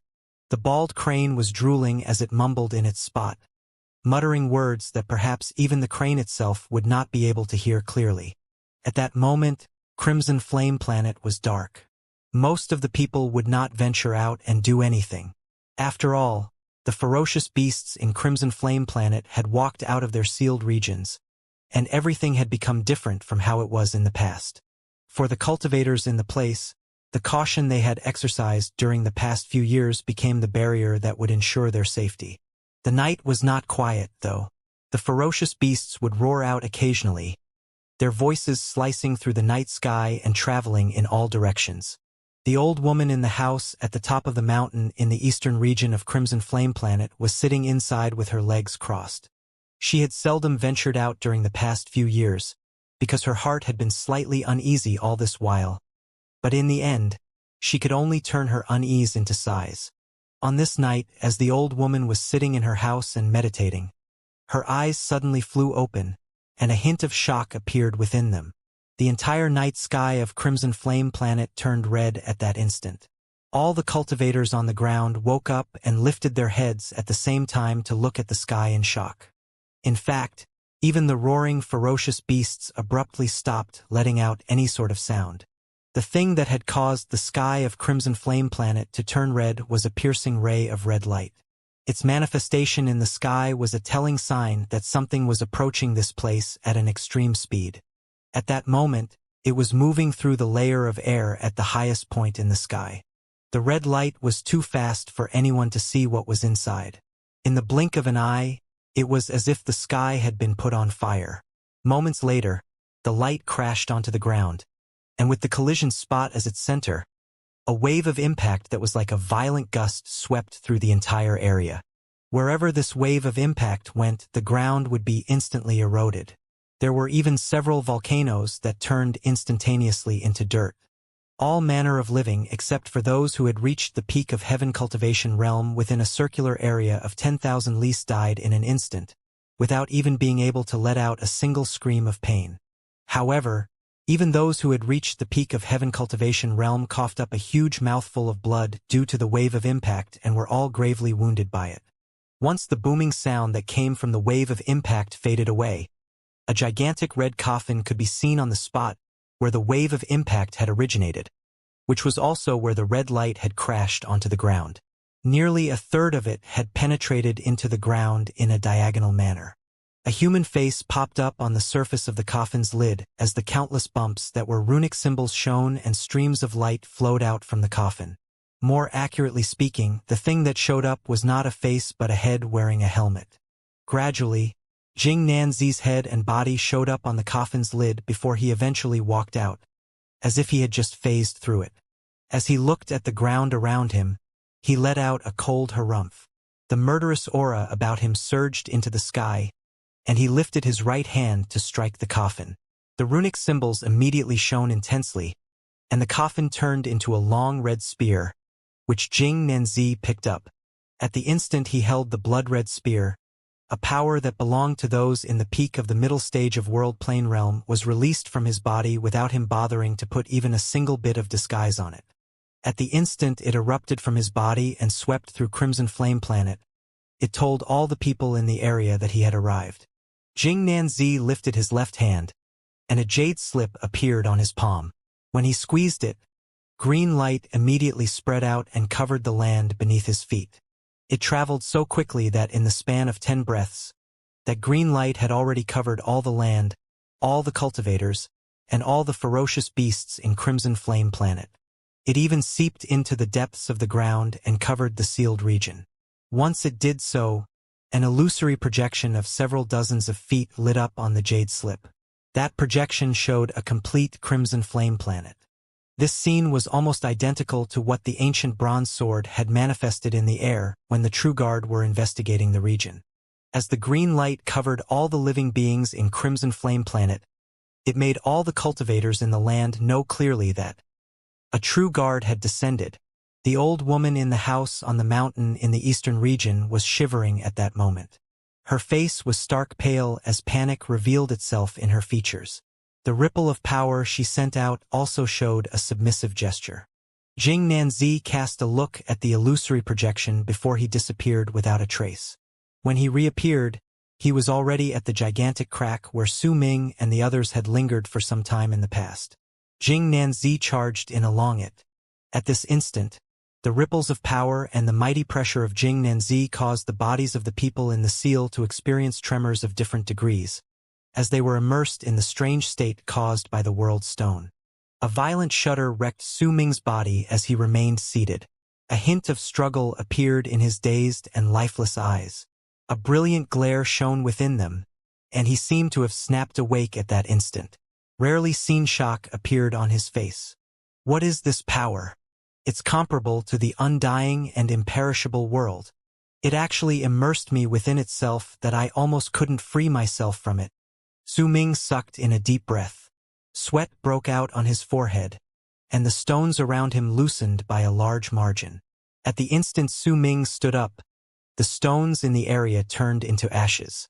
The barrier of 10 feet between him and the area of the world stone also disappeared before Su Ming's eyes. It allowed him to see the area that was 10 feet away from him.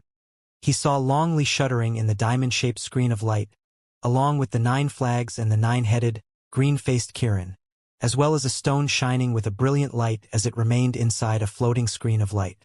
At the instant Su Ming saw the stone, a bang rang out in his head, and the dazed state he was previously in threatened to overtake him again. If Su Ming had not immediately bit his tongue, he might have lost himself again. He sucked in a sharp breath and no longer looked at the stone. However, he knew clearly that the stone had been the reason for his unconsciousness. Judging by how Long Li had set up a rune to fend it off, it was clear that he had been prepared for it since the start.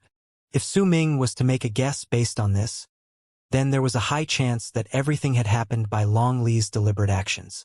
What is this thing? How could it possess such shocking power? A glint appeared in Su Ming's eyes. He did not look at the stone, but at an ancient scroll placed before Long Li. At that instant, a muffled boom suddenly came from the distance. Once it rang out, a terrifying presence that caused Su Ming's heart to tremble violently spread out to cover the whole area. This presence was incredibly domineering, and even though Su Ming was unfamiliar with it, the feeling it gave off made him think of the time when the True Guards had come to patrol and sent their divine sense to sweep through the planet all those years ago. Su Ming's pupils shrank. He saw a layer of green light phasing through the stone walls around him, and it was rapidly spreading and filling the area. He was not unfamiliar with this sight. This was something he'd seen when the True Guards had come in the past. A True Guard has arrived. Su Ming immediately remembered the conversation shared between Tianlin and Yi Shintong. He then longer hesitated and moved, but just as he was about to leave so that he would not be covered by the green light, he cast a glance at the ancient scroll before Long Li, and his footsteps came to a halt. This ancient scroll is clearly very important to Long Li, since he placed it in front of him. I wonder if it's an enchanted treasure or it contains some other secrets inside it. A thought bloomed in Su Ming's heart, but he soon forced down the decision to wake up the bald crane and have it retrieve the ancient scroll. This was not a very intelligent move, and it was also incredibly risky.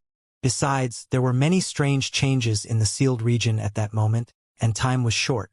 The True Guard's powerful presence was swiftly closing in from the distance, and the green light was about to reach him.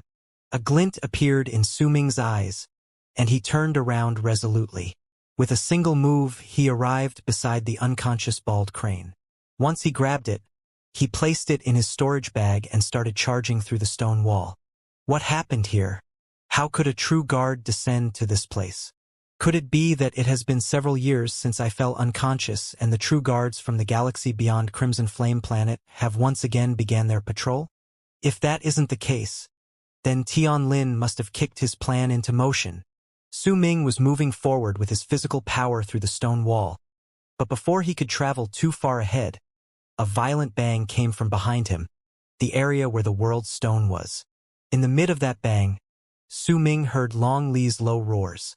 At that moment, a voice that could cause an endless chill to creep up a person's heart and have them find a bloody stench wafting into their nose reverberated in the air. An unlawful ant. Su Ming's heart shuddered. As his pupils shrank, he increased his speed as he rushed forward. He could sense that Long Li was fleeing rapidly in the tunnel behind him, and there was a terrifying presence chasing after him at a relaxed pace. Su Ming sucked in a deep breath. As he circulated his cultivation, he became even more cautious.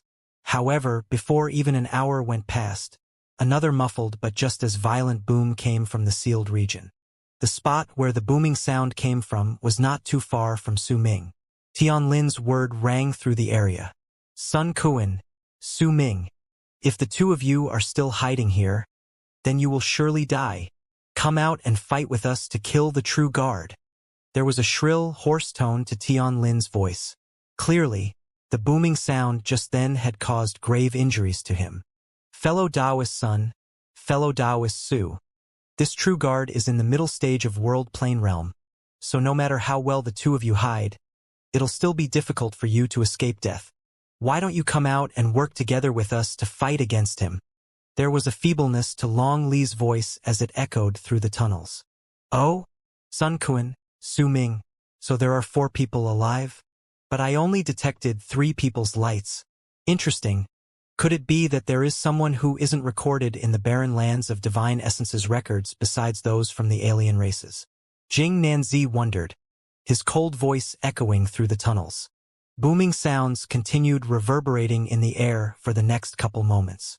The muffled roars, the clashing of arts, and piercing sounds might be coming from a distance. But when those sounds fell into Su Ming's ears as he continued charging forward, he could imagine just how brutal the fight was. Su Ming knew clearly that this fight was not something that he could easily join. At that moment, as he charged forward, he no longer headed to the depths of the sealed region, but instead moved swiftly towards the entrance. When Su Ming was fleeing outwards, Sun Kuan, who was at the core of the sealed region, had a variety of emotions flickering on his face. He could hear the booming sounds and roars in well enough. At that moment, he gritted his teeth and stood up, then charged into one of the tunnels by his side. His body instantly fell into a semi-transparent state. Damn it, they actually said my name. Even if I run away from this place, I'll still be chased down, so if I don't want to be a wanted criminal that won't know peace, I have to fight. It was not that Sun Kuan had never thought about running before, but his kinsmen bearing his family name were on the Cultivation planet where he stayed. If he truly became a wanted criminal, then his kinsmen would definitely become the first people to be brutally slaughtered. Sun Kuan disappeared into the tunnel and charged towards the spot where the booming sounds were coming from. At that moment, Su Ming was already very close to the entrance. He had even arrived at the spot where the endless dead red threads were located, which they had stepped through when they had entered the sealed region. Yet right at the moment Su Ming arrived, his footsteps froze. Sitting and meditating before him was a man with long red hair. That man was just sitting there calmly, having placed his helmet by the side to reveal a callous face. His long and narrow eyes might have been closed, but he gave Su Ming the impression that he was facing off against an ancient, ferocious beast. So you're the person whose bloodline isn't registered on the records? When speaking with that cold voice of his, the red-haired man slowly opened his eyes. The instant he did so, a ray of red light that looked like blood filled the air. Su Ming had not noticed him. His Atman had not detected this person's presence at all just now. However, the presence about him was the exact same as the one he sensed on the True Guard just now. However, Tianlin and the others were fighting against the True Guard right then, so the person before him had to be a clone or a nascent divinity. Su Ming's eyes sparkled. He moved back without any hesitation, looking as if he was about to retreat and avoid the True Guard.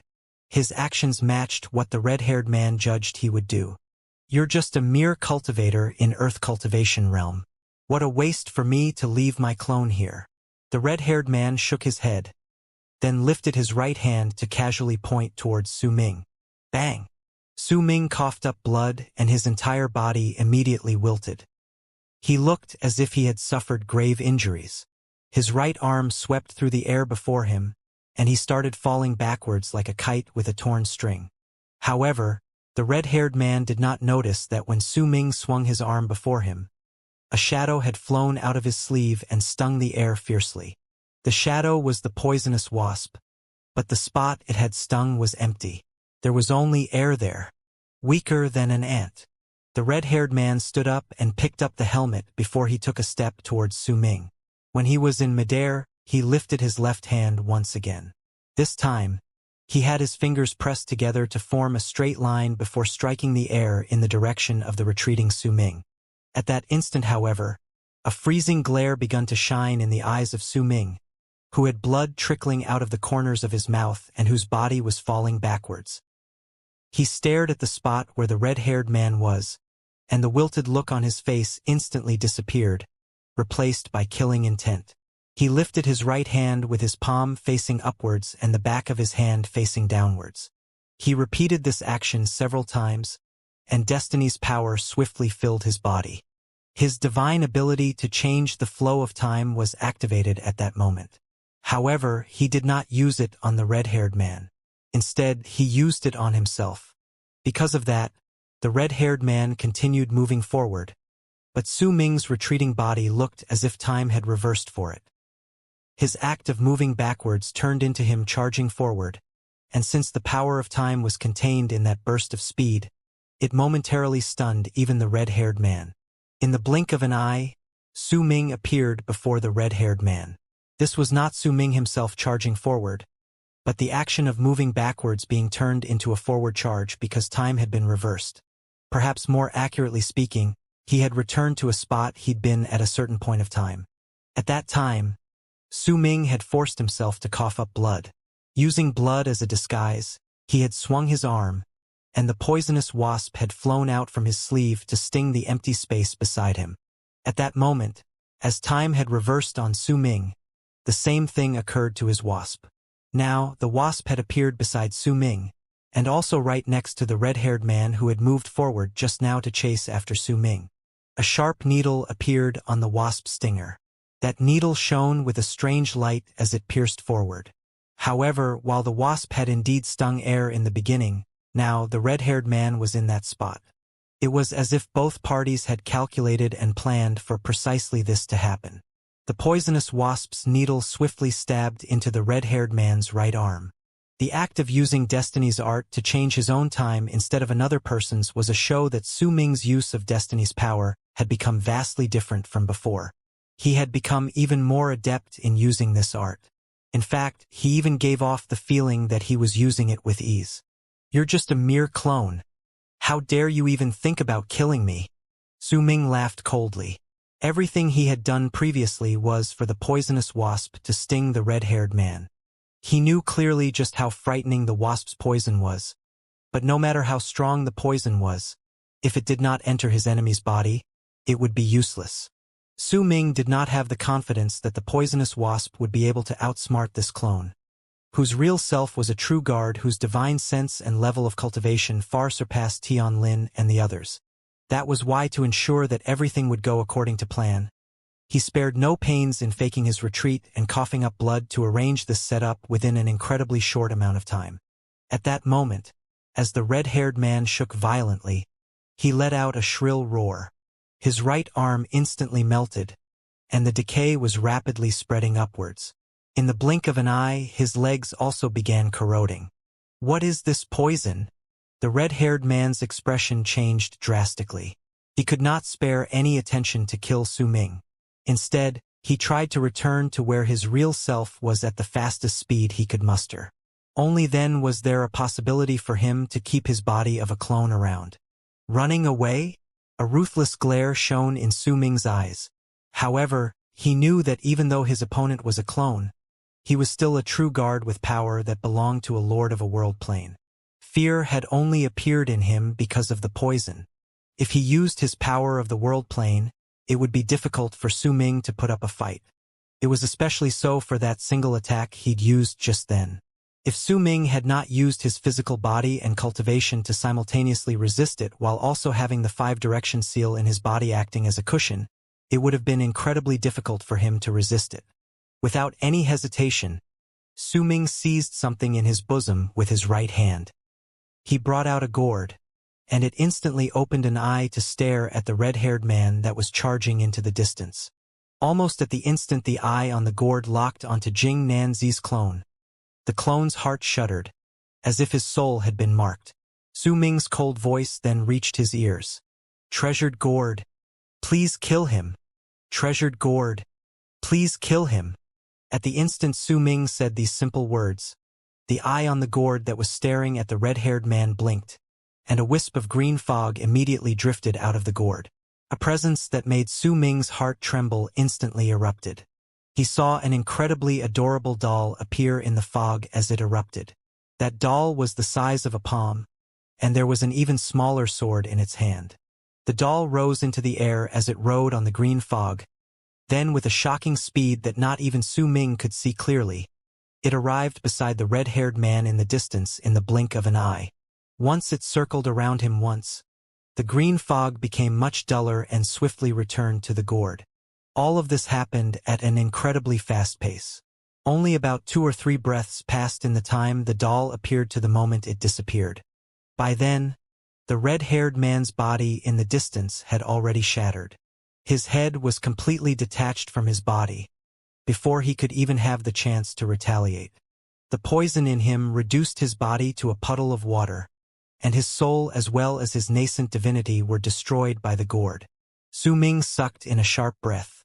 He might have had a high approximation of the gourd's power, but at that moment, he realized that he had still underestimated it. He did not expect that it would possess such a terrifying might. Perhaps it wouldn't be so shocking if I had used the gourd on its own. This might have happened because the red-haired true guard was also poisoned by my wasp.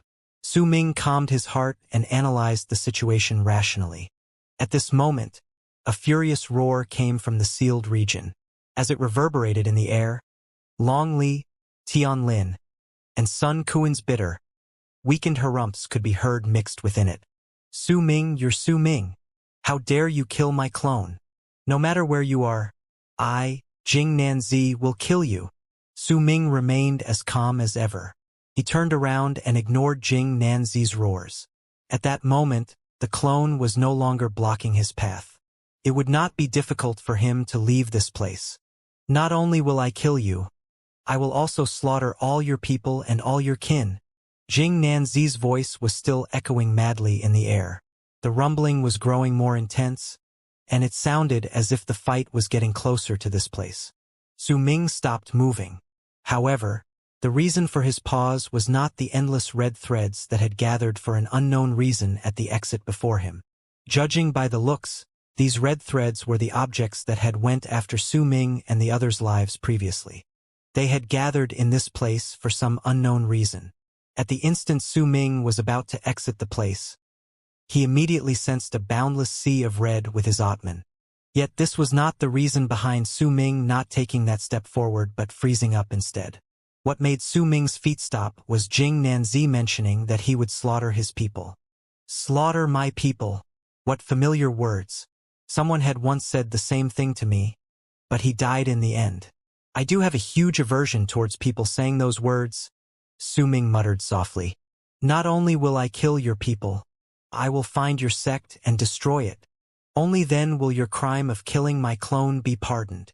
Jing Nanzi's voice was getting closer, and a mighty, frightening power spread over along with his voice. Su Ming no longer moved forward. Instead, killing intent shone in his eyes, and he turned around to cast a glance at the sealed region. Slaughter my people and destroy my clan. Since I cannot leave this place soon, then I might as well try and kill you. Su Ming let out a cold harumph and moved back swiftly, appearing right at the entrance. Once he let his presence outwards, the red threads that had been moving in and out of the entrance, not noticing Su Ming, instantly let out shrill whistles and charged straight at him. All of the red threads then swiftly started to move. In the blink of an eye, a boundless sea of them packed closely together came crashing towards Su Ming, as if a tidal wave had surged up and was charging over.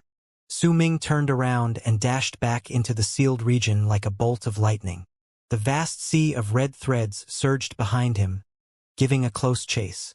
As Su Ming moved forward, he made his voice reverberate in all directions. Tian Lin, Long Li, Sun Kuan, if the 3 of you are still alive, then hold back the true guard with all your strength. Let out your presence and let me know where you are. I have a red thread wave behind me. Jing Nanzi, who was in an empty space in the sealed region where there were many tunnels and who was dressed in red armor and a red helmet, threw the long red spear in his hand outwards. Immediately, all the diamond-shaped scales at the center of Long Li's brows crumbled. He coughed up blood, and as his body fell backwards, he crashed into the stone wall behind him. Sun Quan was lying by the side at that moment with blood trickling out of the corners of his mouth. He had a dull look on his face, and his chest was a bloody mess. It was as if his heart had been dug out by someone. There was also a big tree on the empty ground. As its branches spread out, they completely sealed off all the tunnels that served as exits. There were also huge branches that were swiftly cracking towards Jing Nanzi like a whip.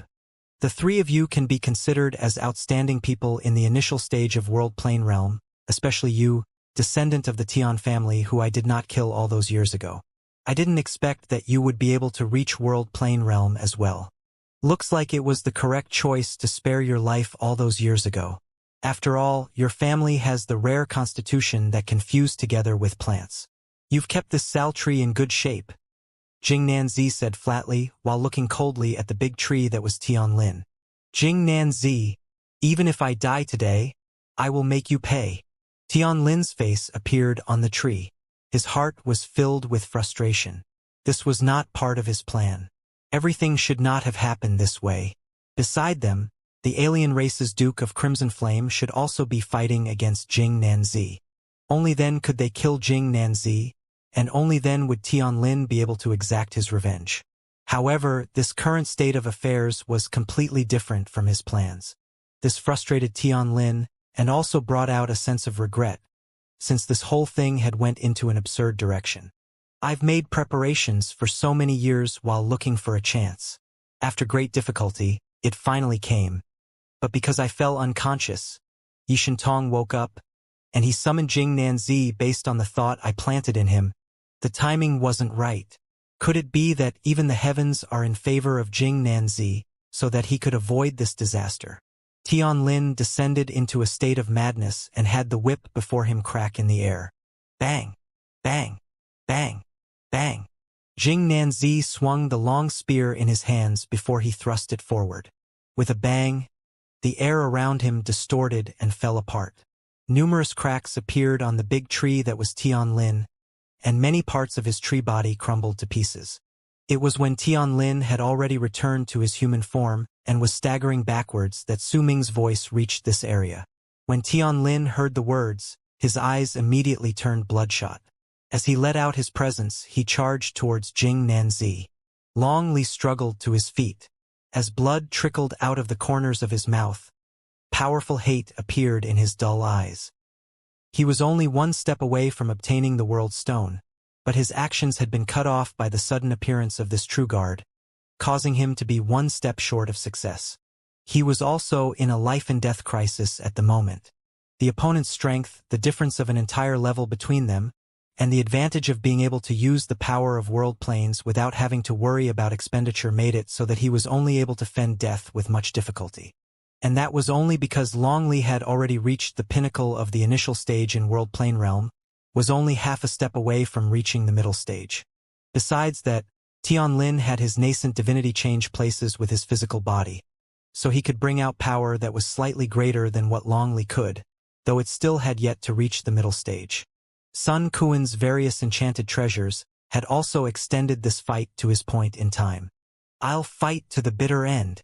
If I don't, I'll die, Long Li howled. He lifted his right hand and tapped a few spots on his chest, and the power of a world plane erupted swiftly from his body. At the same time, a black horn crawled out of the top of his skull. A large amount of scales also appeared on the skin of his face. In the blink of an eye, Long Li turned into a human-shaped beast, and as he roared, he charged towards Jing Nanzi. In the distance, Sun Quan bit the tip of his tongue. A large amount of red appeared in his eyes, and he let out a shrill cry as his dwarfish body trembled. His voice contained a shocking penetrative power. When he cried out, his body trembled violently and swiftly withered away, as if all his life force and essence had turned into nourishment for that piercing cry. The moment the piercing cry reached Jing Nanzi, he froze for a moment in midair. The roar echoed in his head, and it felt as if a sharp needle had stabbed his mind before it turning into a loud buzz in his ears.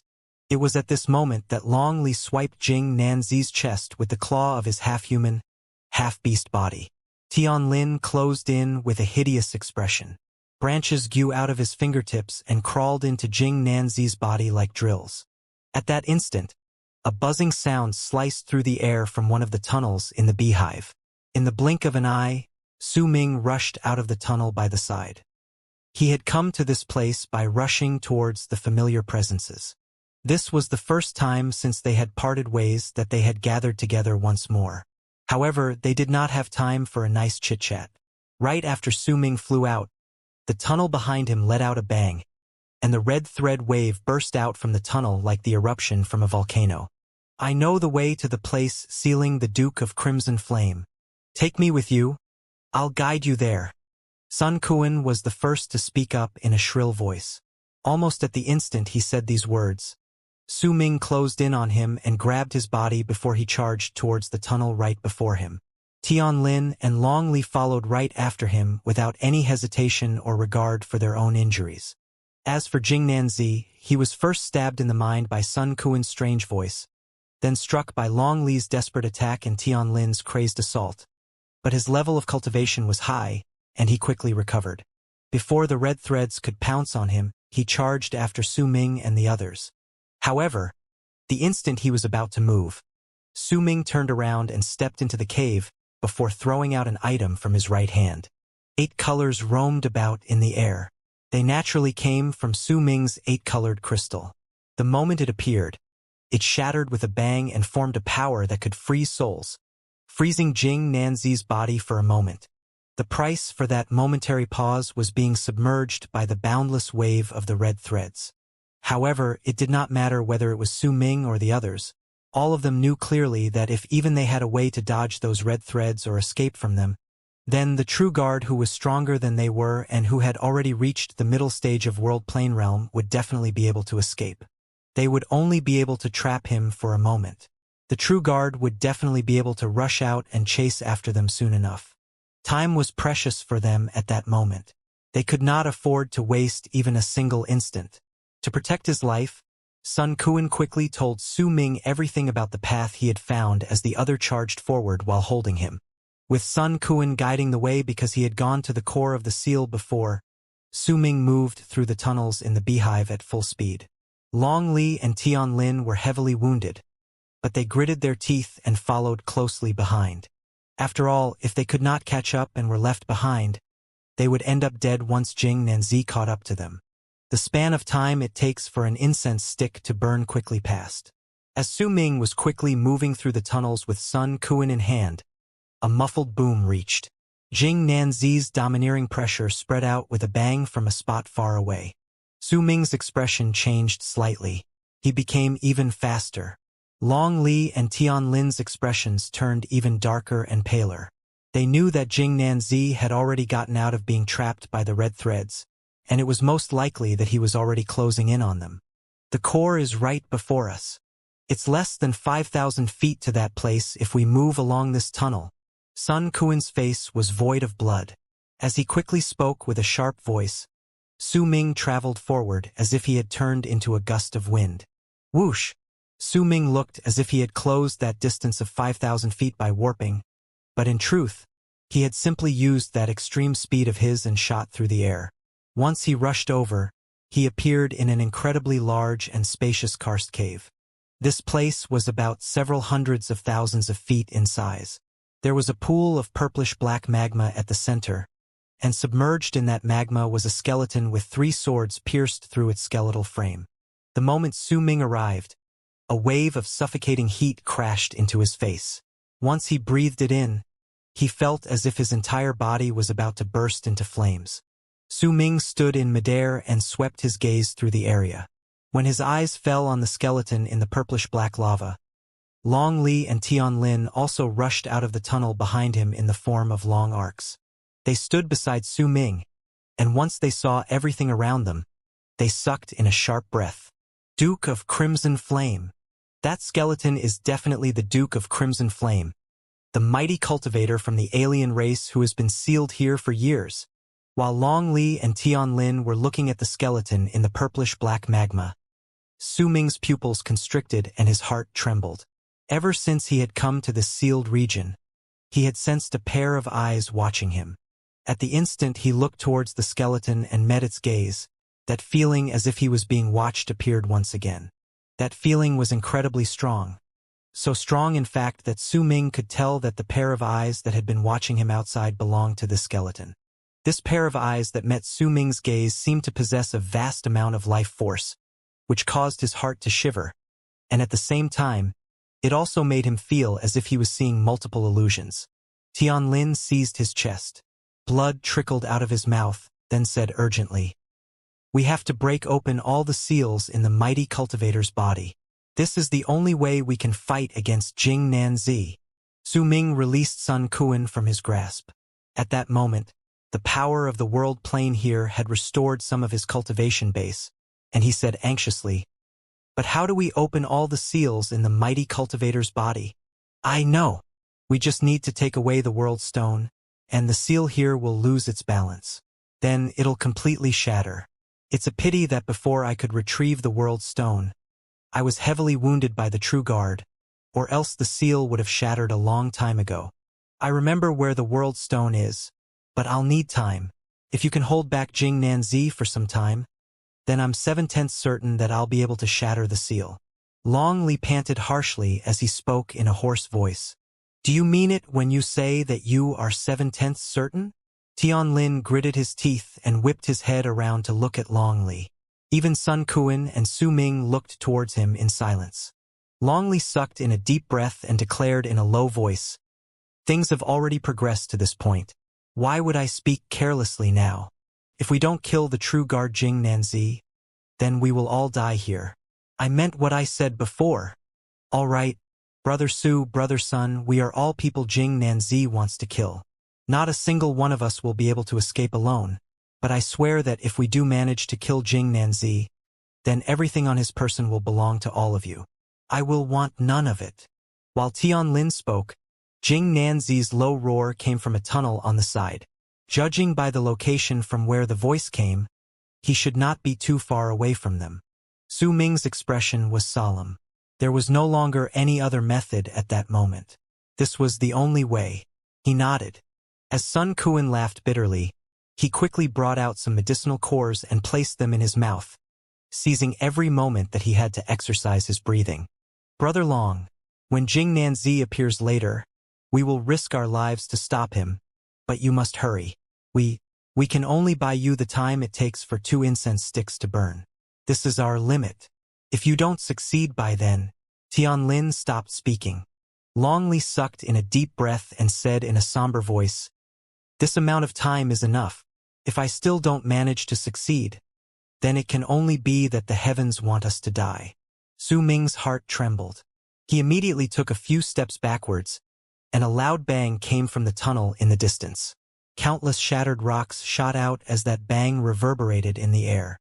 As they charged towards Su Ming and the others, a frightful presence surged forth to devour them like an ancient ferocious beast that had its mouth wide open to eat its prey.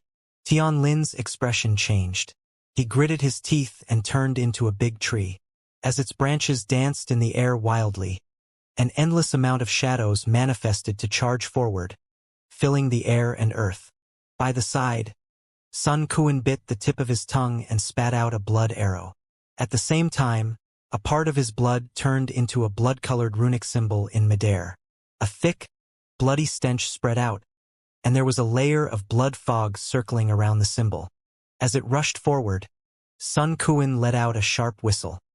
His dwarfish body shuddered, and a large number of small objects were shaken out from all over his body. Among these small objects were jade pendants, crystal pearls, and several emerald-colored plates. There were even some wooden objects with carvings on them. There were hundreds of these items that fell off Sun Kuan's body, and once he flung them out, they turned into hundreds of long arcs that charged forward. Su Ming's eyes sparkled. As he moved backwards, he lifted his right hand, and the killing sword appeared on his palm. His eyes burned brightly as he circulated his cultivation base. A tremendous amount of physical power erupted forth. He turned into a sword light and rushed forward. Once the three of them attacked simultaneously to resist the murderous presence in the red light.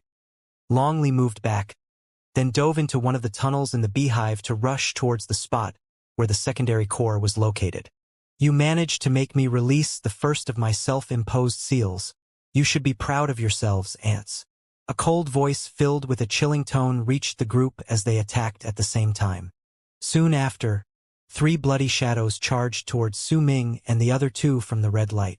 Thump, thump, thump. Tianlin was at the front of the group. When he was touched by the red shadow, he coughed up blood. Half of his body, which had taken the form of a big tree, shattered before he turned into his nascent divinity and fell backwards. The sword in Su Ming's hand swept against the red shadow, from which a vast power spread out. It contained a destructive presence, and just as it was about to rush into Su Ming's body, the light from the 5-direction seal instantly spread out. As it resisted the destructive power, the ordinary robe on Su Ming's body shuddered and turned into the sacred constellation robe to fight against that destructive power.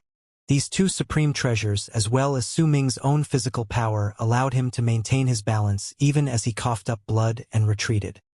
He swung his arm, and his statue of the god of berserkers appeared for the first time in the barren lands of divine essence. It lifted its fist and hurled a punch towards that red shadow. At the instant Sun Kuan came into contact with the red shadow, he spared no pains to have all the enchanted treasures on his person explode to fight against the ripples spreading out from the red runic symbol. Signs of destruction appeared in the air around him. He swiftly made a move to retreat, but at the moment he began moving backwards, a long red spear shot through the air with a hum and appeared right before him. Right when Sun Kuan's pupils shrank, that long spear pierced the center of his brows, going right through. Sun Kuan trembled, and his body instantly began withering away, as if all his flesh and blood were being absorbed by the long spear. In the span of 2 breaths, he turned into a mummy. The red shadows before Su Ming and Tianlin disappeared.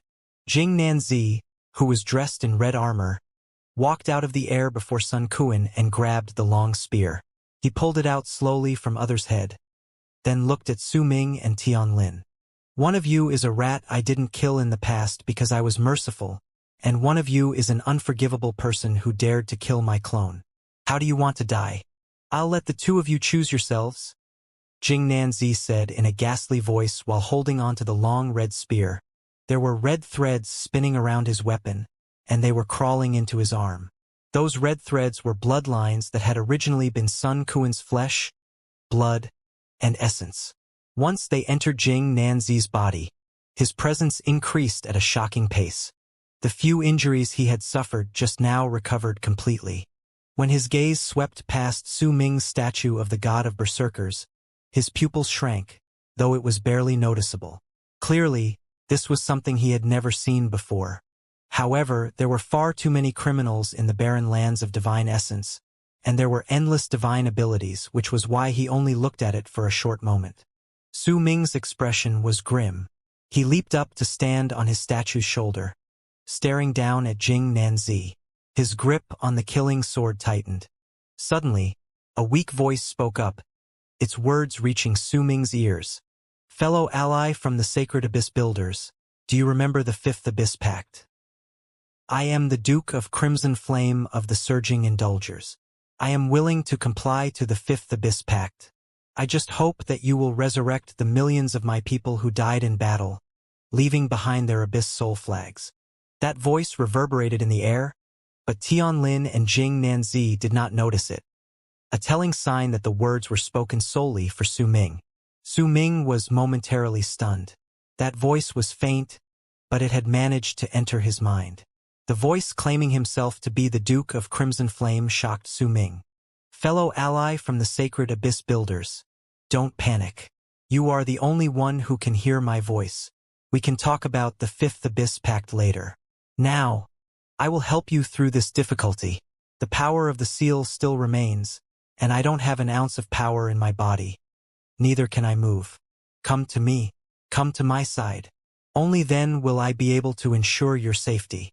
The The faint voice continued to echo in Su Ming's ears. A barely noticeable glint appeared in his eyes. He did not turn his head back to look at the skeleton in the purplish-black magma. Tianlin wiped away the blood at the corners of his lips and began to laugh loudly. As he laughed, a hint of madness and grief revealed themselves in his voice. It sounded as if he had suppressed the grief in his heart for thousands of years, and right then, it exploded from his heart. "You're asking me to choose how I want to die? Then I choose to die with you." Tianlin lifted his right hand, pushed against his chest. Su Ming saw Tianlin's physical body, which was inside his nascent divinity, instantly turn to pieces. This meant that he had completely abandoned his physical body. At that moment, he only had his nascent divinity left. However, he could not last in this state. This body made purely from his nascent divinity was not what he had obtained by refining his body. Tianlin had instead obtained it by executing the art to have his nascent divinity change places with his physical body. He might have become much stronger because of it, but it was the same as burning his own potential to stimulate his soul so that he could make himself invigorated before his death. It would not last long, and due to his lack of a physical body as a support, Tianlin's nascent divinity would surely scatter away in no time. He had chosen to die. This was his choice. If he had to die, he would do it by setting himself on fire. If he had to die, he would die while battling against his mortal enemy, Jing Nanzi. Ancestors of the Tian family, your descendant, Tianlin, is a unfilial son. Today I will use my death to take revenge. Please protect me, O ancestors in heaven, so that I can kill this person. An indomitable presence erupted forth from Tianlin's body. His nascent divinity's appearance swiftly turned brown, the shade of tree bark. In the blink of an eye, his body also looked as if it had turned into a human-shaped tree. A large number of branches crawled out of his index finger, and his body filled with the power of plants. He fused his nascent divinity together with his tree. A glint appeared in Su Ming's eyes. He could tell what had happened to Tianlin and the madness he had descended into. This was the strongest power he could muster in his life after he no longer cared about death and after he had placed one of his feet into his own coffin. Jing Nanzi was in midair. As he held onto the long red spear, his pupils shrank slightly. A bloodthirsty fighting spirit appeared in his eyes, and a smile touched his lips under the helmet. "I spared you in the past because I noticed that your blood was the thickest among the Tian family. You had practically reverted to your roots." Jing Nanzi swept the long spear in his right hand forward. Boom! Boom! Boom! The air before Jing Nanzi shattered. As the destruction spread, whatever was destroyed turned into an invisible storm. It caused the space to distort before it crashed straight into Tianlin. He let out a loud roar. His cultivation base started boiling as if it had been set on fire.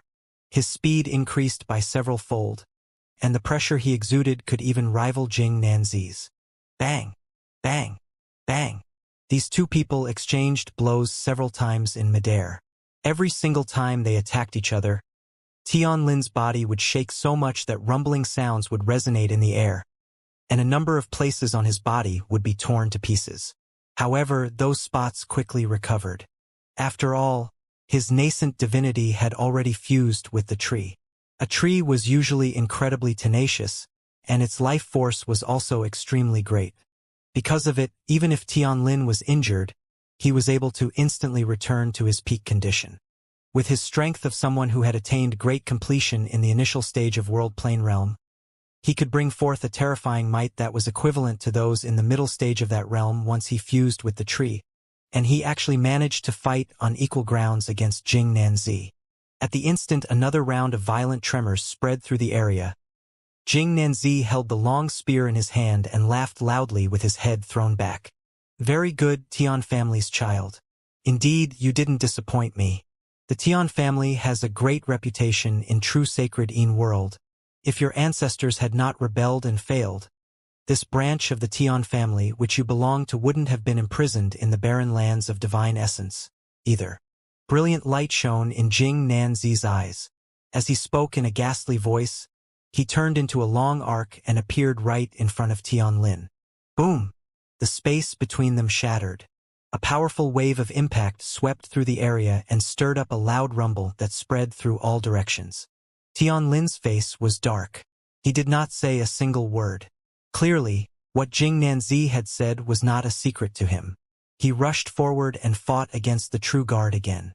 Su Ming stood on the statue of the god of berserkers, the wave of impact that swept backwards having blown his hair upwards.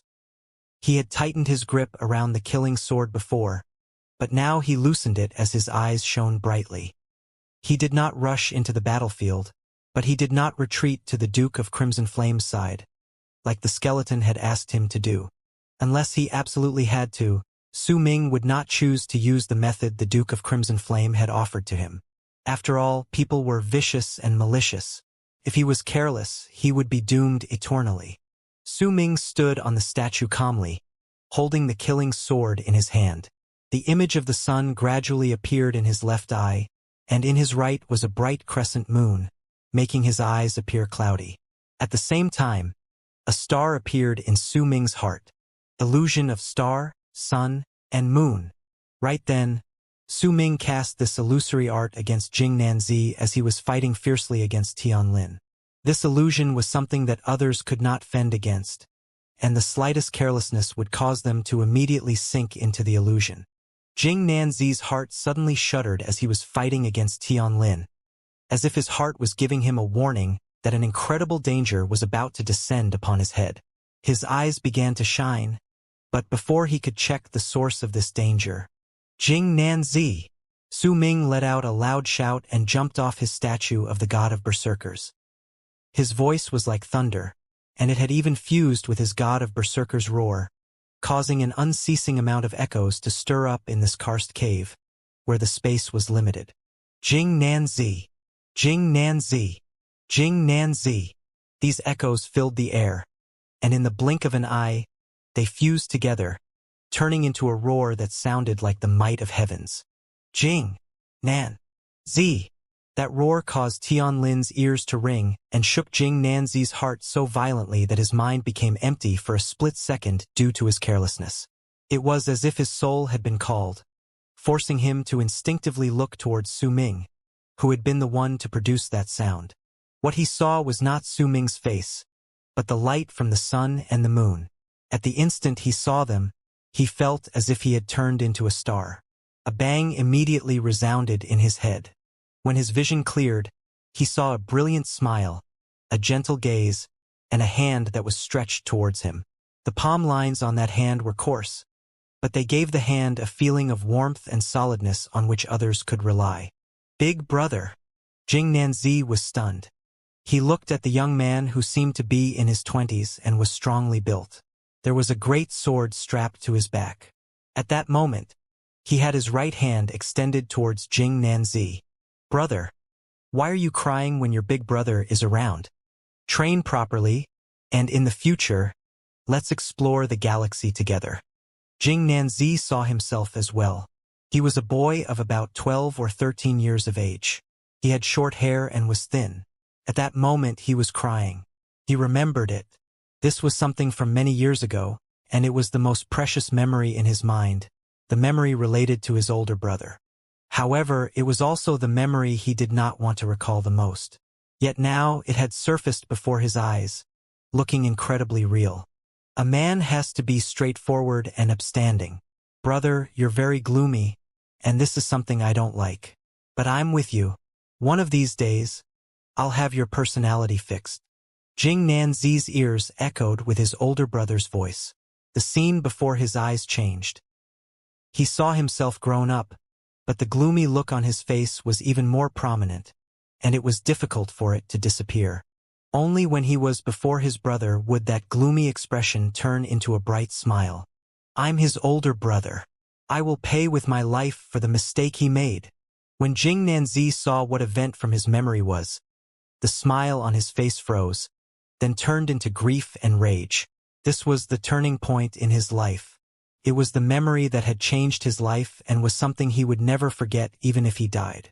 Because at that time he had lost his older brother. He saw himself kneeling on the ground while trembling. He saw his older brother standing before him with the great sword in hand. He saw an old man in front of them. That old man was looking at his older brother with an aloof expression on his face. Behind that old man was a girl with an even more aloof face. She was looking at Jing Nanzi in disgust. I, Chun Jing, am his older brother. He's still young, I'll die for him. Jing Nanzi saw his older brother turn his head back and flashing a gentle smile at him. As he smiled, Jing Nanzi saw his older brother lift the sword in his head and stab his neck. As blood poured out, Jing Nanzi roared madly. Since your older brother has died for your crimes, I'll overlook this. Jing Nanzi shuddered. He let out a shrill roar, unable to control himself. This was the most painful memory in his head. He did not want to remember it. He wanted to bury this in the deep recesses of his mind. But now it had surfaced, forcing him to watch it again. He saw himself kneeling beside his older brother's corpse long after the old man and the girl had left. After remaining silent for a few days, his hair turned red, and a heinous aura of murderousness filled his body.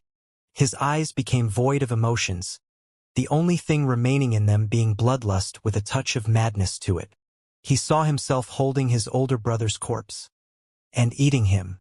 He had even crushed his older brother's bones in his mouth. As his mouth filled with blood, he devoured his older brother. Big brother, I'll be with you. I am you.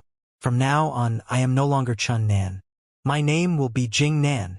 As Jing Nanzi laughed brokenly, endless pain traversed through his body. That pain came from both his physical body and his soul. The intenseness of it all shattered the memory before him. When everything cleared up, he found himself still in the karst cave, and right before him was Tian Lin attacking him continuously with all his strength. By the looks of it, the bloody taste in his mouth earlier had been due to Tian Lin's attacks. Su Ming's pupils shrank.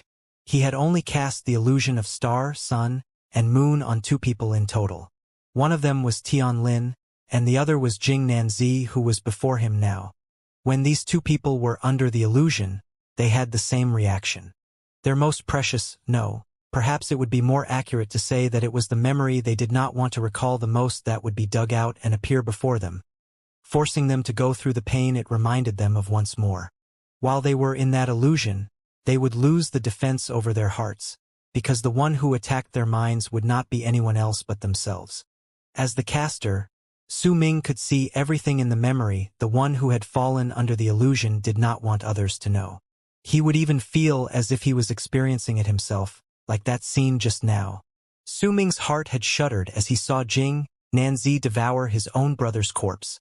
The injuries in the physical body can be healed using medicinal cores or by circulating one's cultivation bases. But the injuries of our hearts are wounds of the soul. Unless we forget about them, the only other way for them to be cured is to let time take its toll. This illusion of star, sun, and moon of mind does not injure a person's physical body, cannot even be considered as an offensive ability.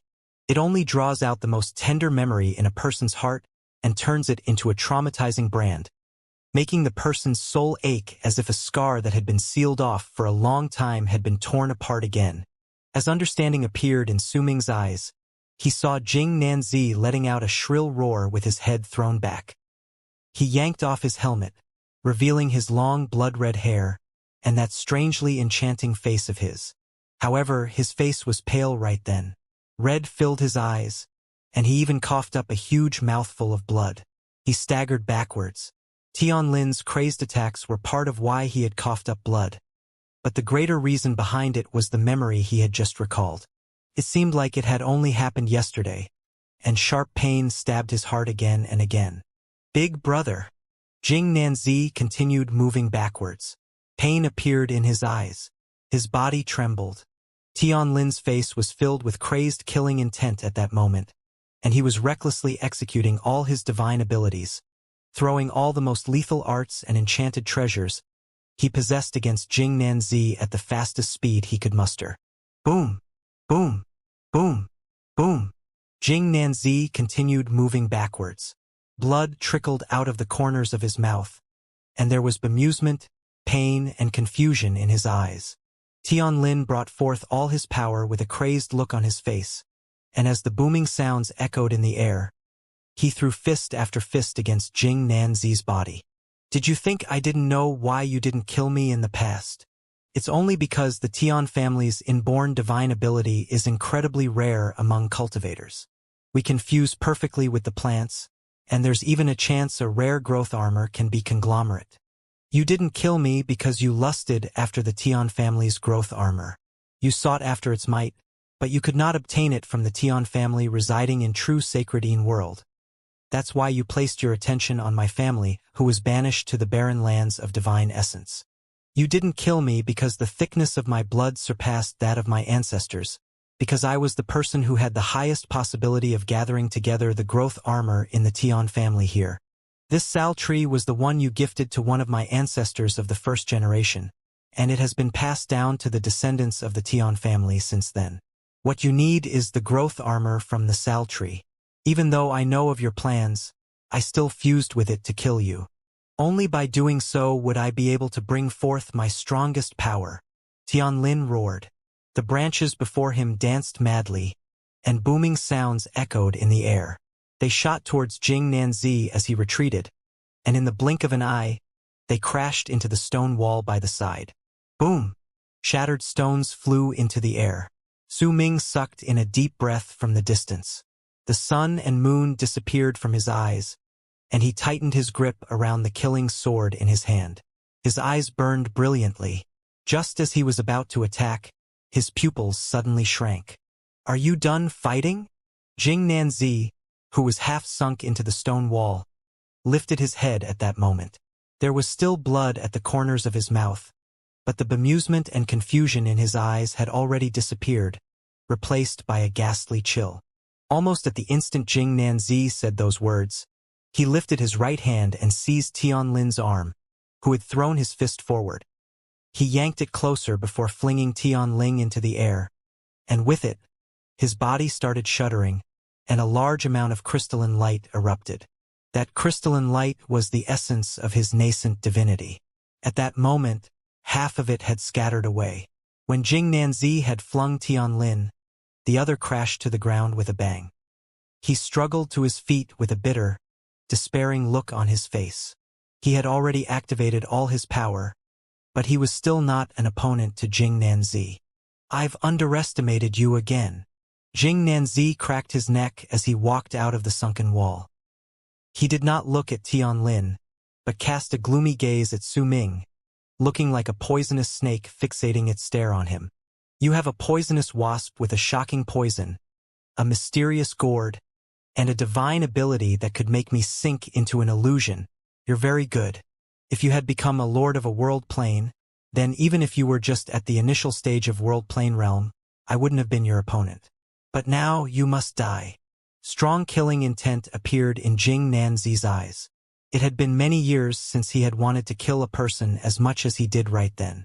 Su Ming destroying his clone had angered him, but what he did just now surpassed him being just angered. The other had caused his rage to reach boiling point. Jing Nanzi moved and disappeared without a trace. When he vanished, Su Ming's expression changed. He warped as well, and when he reappeared, he was right before Tianlin. Almost at the same moment Su Ming appeared, Jing Nanzi also walked out from the air before Tianlin. With a simple divine ability that contained no complex machinations, he hurled his fist at Su Ming. You're young, but you're a cunning one. You actually managed to see that I wanted to kill this young member of the Tian family first. Su Ming could not allow Jing Nanzi to just kill Tianlin so easily. Between the two of them, Tianlin possessed the greater combat prowess. If Tianlin lived, then they still might not be able to win this battle, but if Tianlin died, then there would truly be no hope to gain victory. Su Ming stood between Tianlin and Jing Nanzi, blocking the other's way. He swung the killing sword in his hand upwards to crash into Jing. All his strikes were for the purpose of blocking. Boom! Su Ming's right hand, which held onto the killing sword, was torn into a bloody mess. The screen of light from the 5-direction seal manifested, and Han Mountain Bell appeared inside it. Once the bell chimed, the small snake's roars as well as its gaze of a candle dragon, which was filled with the power to capture souls, and the nine-headed dragon that was Han Mountain Bell manifested. All of them focused on resisting Jing Nanzi's blows, and a deafening resounded in the cave. Su Ming was still wearing the sacred constellation robe. He might find it difficult to bring out the robe's full power, but its defensive properties still remained. But even with the sacred constellation robe on him, Su Ming still coughed up several mouthfuls of blood. With a loud whooshing sound, his body flew backwards, and he grabbed Tianlin on his retreat. As Su Ming withdrew, he activated Destiny's power with his left hand and pointed at Jing Nanzi through the air. The poisonous wasp flew out from his sleeve in a flash and charged towards the enemy. Jing Nanzi let out a cold harumph, but his heart was in shock. After all, he was already in the middle stage of World Plane Realm, and the power Su Ming showed only belonged to those in Earth Cultivation Realm. Yet this cultivator in Earth Cultivation Realm was incredibly difficult to deal with. Jing Nanzi was about to chase after him when he noticed a change in a law around him. Time seemed to be taking hold of his body, wishing to drag him back. A sense of danger filled his heart. Jing Nanzi turned around and pointed at the air beside him. Layers of ripples appeared in the spot in the air. The poisonous wasp was forced to reveal its body, but just as Jing Nanzi was about to tap its body with his finger, the poisonous wasp disappeared with a whoosh. A glint appeared in Jing Nanzi's eyes. When he turned his head around to look at Su Ming, who was retreating, a strange light showed up in his eyes. Jing Nanzi lifted his right hand and seized the air with his fingers. A dark light shone in his eyes, and he said in a low voice, "The laws in this place are those of fire. The rules in this place are those of blood. With my seal of divine essence, I will now verify my path to my world plane. Within 100,000 feet, I will now seal speed, regeneration, physical power, the might of enchanted treasures, and the circulation of cultivation bases." As he spoke, it was as if each of his words contained a supreme will. It was as if his words were law, and it could decide the alterations and operations of the world in a certain area. It was especially so for his words that declared to seal speed, regeneration, physical power, the might of enchanted treasures, and the circulation of cultivation bases. Right at the instant he declared the sealing of these 5 things, Su Ming's speed as he retreated vanished. He had lost all of his speed. At the same time, Tianlin's wounds also stopped healing. His injuries started tearing up and deteriorating, and he could no longer heal them. Soon after, Su Ming felt himself losing all his physical strength. He also lost all his connections to his enchanted treasures, as if he could no longer control them. In fact, he also lost his touch with his cultivation base at that instant. He could no longer circulate it. The complete power of the world plane would allow divine essence to conglomerate. With the seal of divine essence, one can forcefully interfere with the operations in a certain part of the world, then replace the will in that part of the world with their own, thereby reaching a state where their words become law at the moment they leave their mouth, making all the laws in that place become their will, and the rules to become their thought. There aren't many lords of world planes who can do this. To think that he has such thought contained in his seal of divine essence that he is able to form laws by speaking. He was just toying with us with everything he did before, Tianlin said bitterly. Jing Nanzi pulled back his right hand and looked at Su Ming coldly. As he moved forward, he closed in on them in an instant, and a life-threatening sense of danger swiftly filled every fiber of Su Ming's being. His pupils shrank. A sharp glare flashed in his eyes. This person had sealed everything about him, but he did not manage to seal his soul. If he had to, he could just abandon his physical body and have his soul flee from this place. Yet at that moment, "Brother Su, I'm grateful for your help. If the growth armor is formed after I die, you can take it. That is my gift to you," Tianlin suddenly said. He changed spots with Su Ming, and with a bang, his nascent divinity was set on fire. The shadow of the big tree was also set on fire. "Jing Nanzi, even if I die, I will self-destruct and make you pay the price." Madness appeared in Tianlin's eyes, and he chose to self-destruct. Once he pushed Su Ming away, his entire body turned into a blinding sun.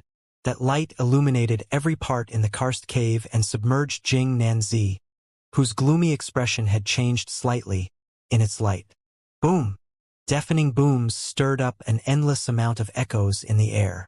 They swept up the presence of death within Tianlin along with his torn body, sending Su Ming backwards, beside the Duke of Crimson Flame skeleton, half of whose body was inside the purplish-black magma.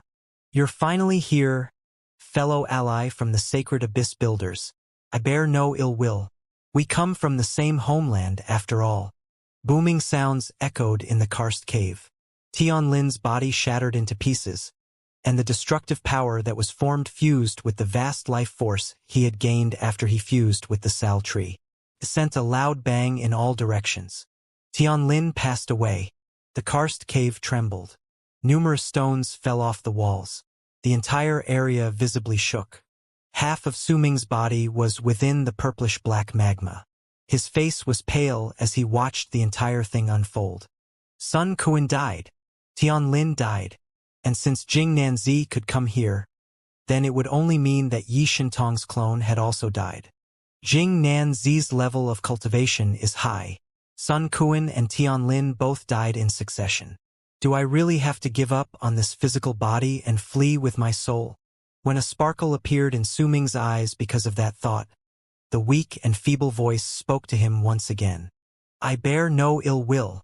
We don't have time to talk much, fellow ally from the Sacred Abyss Builders. Please help me stall for time. As long as I can force out the first sealing sword, then I will be able to help you. Once I force out the first sword, it'll be easy for me to kill this person, and I'll also be able to grant you a serendipitous event. After all, we come from the same homeland. Time. Help me stall for some time, and so that you will be able to stall for a sufficient amount of time, I will first give you a shred of my physical power. At the instant that feeble voice echoed in Su Ming's mind, he felt 2 waves of heat seeping into his feet from the purplish-black magma and surging into his body. That wave of heat was filled with a mighty feeling. Once it surged into his body, it fused with his flesh, blood, and bones. This did not affect his cultivation base, but was swiftly changing the structure of his physical body. This was the same as what happened when Su Ming had been absorbing the physical power contained in the stones during the past few years. However, this time he was not taking the initiative to absorb the power. The dense physical power was surging into his body on its own. As Su Ming's physical body was continuously becoming stronger, the echoes of the loud bangs lingered in the karst cave. A large amount of dust tumbled about in the form of fog, and Jing Nanzi's gloomy voice spread in all directions once he spoke up. The final member of the Tian family in the barren lands of divine essence died, freeing himself from his never-ending pain. This can also be considered an act of mercy from me. Jing Nanzi slowly walked out of the dust. When he was only 1,000 feet away from where Su Ming was, he looked over. Now it's your turn. Jing Nanzi's red hair fluttered in the air. There might be many parts on his armor that had been damaged, and there was even fresh blood trickling out of the corners of his mouth. But there was still a brilliant light shining in his eyes. If anyone would find that gaze fixed upon them, they would immediately feel as if that gaze had corporeal form, stabbing their bodies with needle-like pain. While speaking, Jing Nanzi lifted his right hand and seized the air. The long red spear immediately came to him. Once he held it, he lifted his foot without any hurry and walked at a moderate pace towards Su Ming. You seem to hate the Tian family very much, Su Ming suddenly said. His physical body was becoming increasingly stronger, and he was absorbing the physical power from the magma even faster than that. Yet strangely, the other didn't manage to discover even a hint of this. When Su Ming thought about it, he figured that it was related to the Duke of Crimson Flame. He had no idea what method the skeleton had used, but it had managed to make it difficult for Jing Nanzi to notice Su Ming's current condition. Hate? You have incredible curiosity. An aloof look appeared in Jing Nanzi's eyes. He charged towards Su Ming like a bolt of lightning with the long spear in hand. Yet just as he leaped into the air and was about to close in, a glint appeared in Su Ming's eyes and he said coldly, Your older brother died for you because you offended the Tian family in true sacredine world. Am I right? What's the name of the girl beside the old man? At the instant Su Ming asked these questions, Jing Nanzi's body froze in midair. An incredibly powerful killing intent appeared in his eyes as he stared over coldly. He might seem to be behaving normally, but Su Ming noticed that Jing Nanzi's breathing had clearly become harsh. The main branch of Tian Lin's family is the Tian family of true sacred Yin world, which is also the family of the girl you offended. Since you offended her, your older brother died for you, allowing you to be pardoned from death. From then on, Tian family became your target for revenge. When some of its members failed in a rebellion and a branch was banished to the barren lands of divine essence, they became your prey. You enslaved them and continuously slaughtered them brutally. In the end, you even spared Tian Lin so that he would be tormented by a desire for revenge and pain. If my guess is correct, then the girl you offended has some connection with Tian Lin's family. In fact, Tian Lin's family might even be the direct descendants of her lineage. That's why this so-called failed rebellion was really just the other branches of the family succeeding in snatching over the position of head of the family. Su Ming would normally not say so much, but with each breath he managed to stall, his body would become slightly stronger, and the Duke of Crimson Flame skeleton would also have a greater chance of breaking the seal. As Su Ming's physical body became stronger, the bald crane also woke up in his storage bag. It flew out and crashed head first into the purplish-black magma. It was first stunned, then stuck its head carefully out of the magma not too far in the distance. It looked at Su Ming, who was mostly submerged in magma, then at Jing Nanzi, who was standing in the air with a dark expression on his face and a cold sneer on his lips. The bald crane then quickly retracted its head. But when it did so, it suddenly saw the Duke of Crimson Flame by its side. When it saw him, its eyes immediately went wide. In fact, the Duke of Crimson Flame's empty eye sockets seemed to flash at that instant, as if it was looking at the bald crane. You're speaking so slowly and voicing all these words that cause pain to my heart, because you're waiting for that long person to take the world's stone and break open the seal. Right? Jing Nanzi stated flatly while looking at Su Ming. Did you actually think the seal would be so easily broken?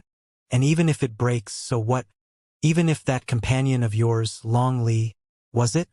Even if he manages to retrieve the world's stone, what could he possibly do? Jing Nanzi smiled coldly. He took a step forward while speaking languidly, but his words crashed into Su Ming's heart like a thunderbolt.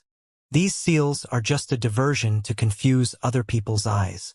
If the true seal is not broken, then this mighty cultivator from the alien race will not be able to bring out even a shred of its power. Did you think that you could use his power to kill me?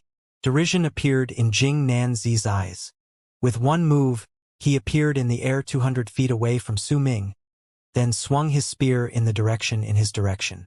The tip of the spear appeared before Su Ming in an instant. An incredibly fierce, chilling air froze his entire body, and the purplish-black magma around him also seemed to have turned into frozen mud during that instant. Su Ming's pupils shrank. He did not try stopping the long spear from approaching him. His body abruptly sank into the purplish-black magma, and he disappeared within an instant. The moment he did so, the long spear touched the purplish-black magma. Boom! Boom! Boom! 3 booms rang out in succession. The purplish-black magma erupted 3 times.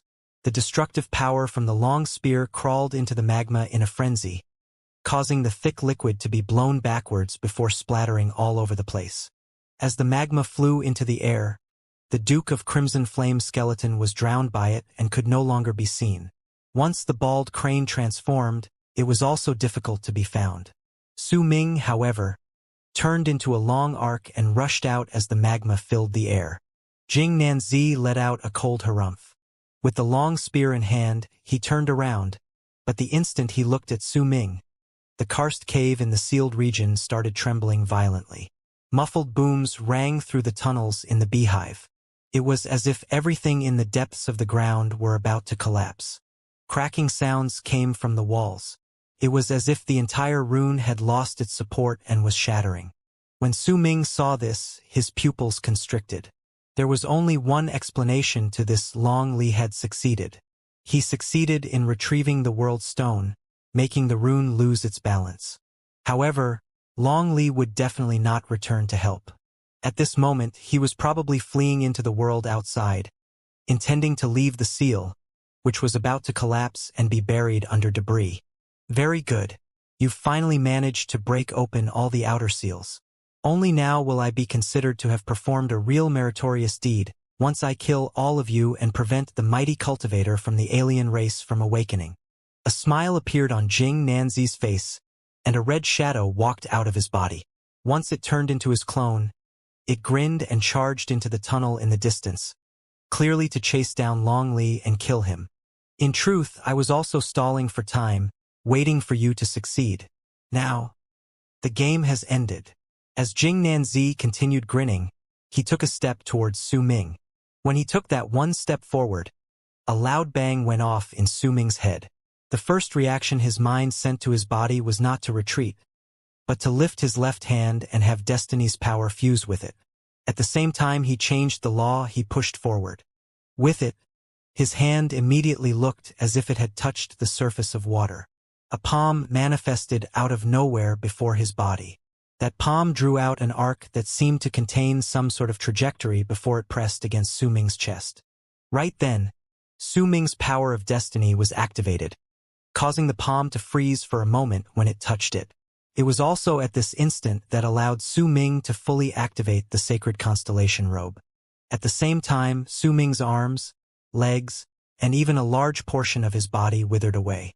Only the spot where the palm touched his chest remained normal in appearance, but in truth, it contained all the defensive powers in Su Ming's body. Boom! The sacred constellation robe fluttered violently.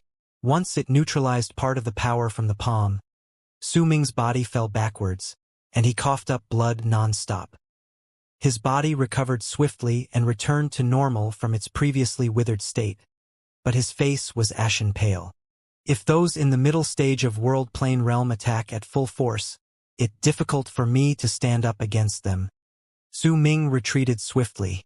His breathing was quick. The organs in his body were damaged to the point where they were close to breaking down. He was incredibly badly wounded. If he had not received a boost to his physical power just then, it would have been difficult for him to withstand this attack. Jing Nanzi's body manifested at the spot where the palm had pushed down just then. He pulled back his palm and said arrogantly, "It'll be a pity to kill you. Become my slave and I will spare you.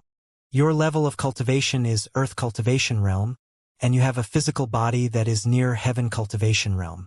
You also have many skills and divine abilities. Your illusions are terrifying, and you have an outstanding mind. A normal powerful warrior in the initial stage of World Plane Realm couldn't hope to be your opponent unless they did not hesitate to use the power of World Plane. Only by using brute strength to suppress you would they be able to win against you," Jing Nanzi stated flatly while looking at Su Ming.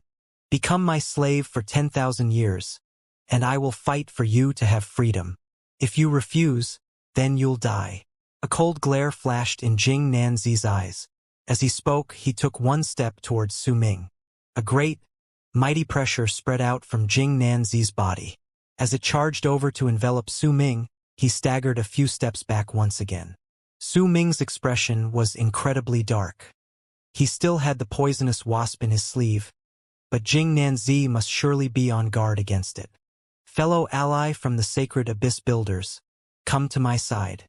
I haven't managed to completely force out the sealing sword, but with half of it out, I can already ensure your safety if you're within 30 feet of me." When that feeble voice reached Su Ming's ears, he swiftly moved backwards. Jing Nanzi let out a cold harumph, but he did not chase after. Instead, he lifted his right hand and threw the long spear in his hand forward. With a loud hum, the long spear turned into a blood-long red arc that charged towards Su Ming. On his retreat, Su Ming brought out the gourd. "Treasured gourd, please kill him." Su Ming's voice was hoarse, for he was caught in a life-threatening crisis. At the moment he said those words, green fog instantly rose from within the gourd. The palm-sized human doll manifested. Then, as he swept up the fog, He charged towards the long spear with the small sword in hand. Boom! A wave of impact swept through the air, and Su Ming used that force to increase his speed of retreat. But before he could move far away, the air before him distorted. Once Jing Nanzi walked out with that bizarre method of his. He tried to grab the top of Su Ming's head with his right hand. Red filled Su Ming's eyes. During that instant, he could clearly feel that the space around him had been sealed. The hand that looked to be coming towards him from the front felt as if it was rushing towards him from all directions, giving him a feeling that there was no hope for him to dodge it. Even more shocked was the fact that the dimension around him had completely frozen up. Su Ming threw his head back and let out a shrill howl. During that moment of crisis, he lifted his left hand and pushed upwards with his palm facing up while the palm of his right hand was turned downwards to press against the ground through the air. That which exists between the past and the future is destiny. The shadows of a purple-haired man and a white-haired infant appeared before Su Ming.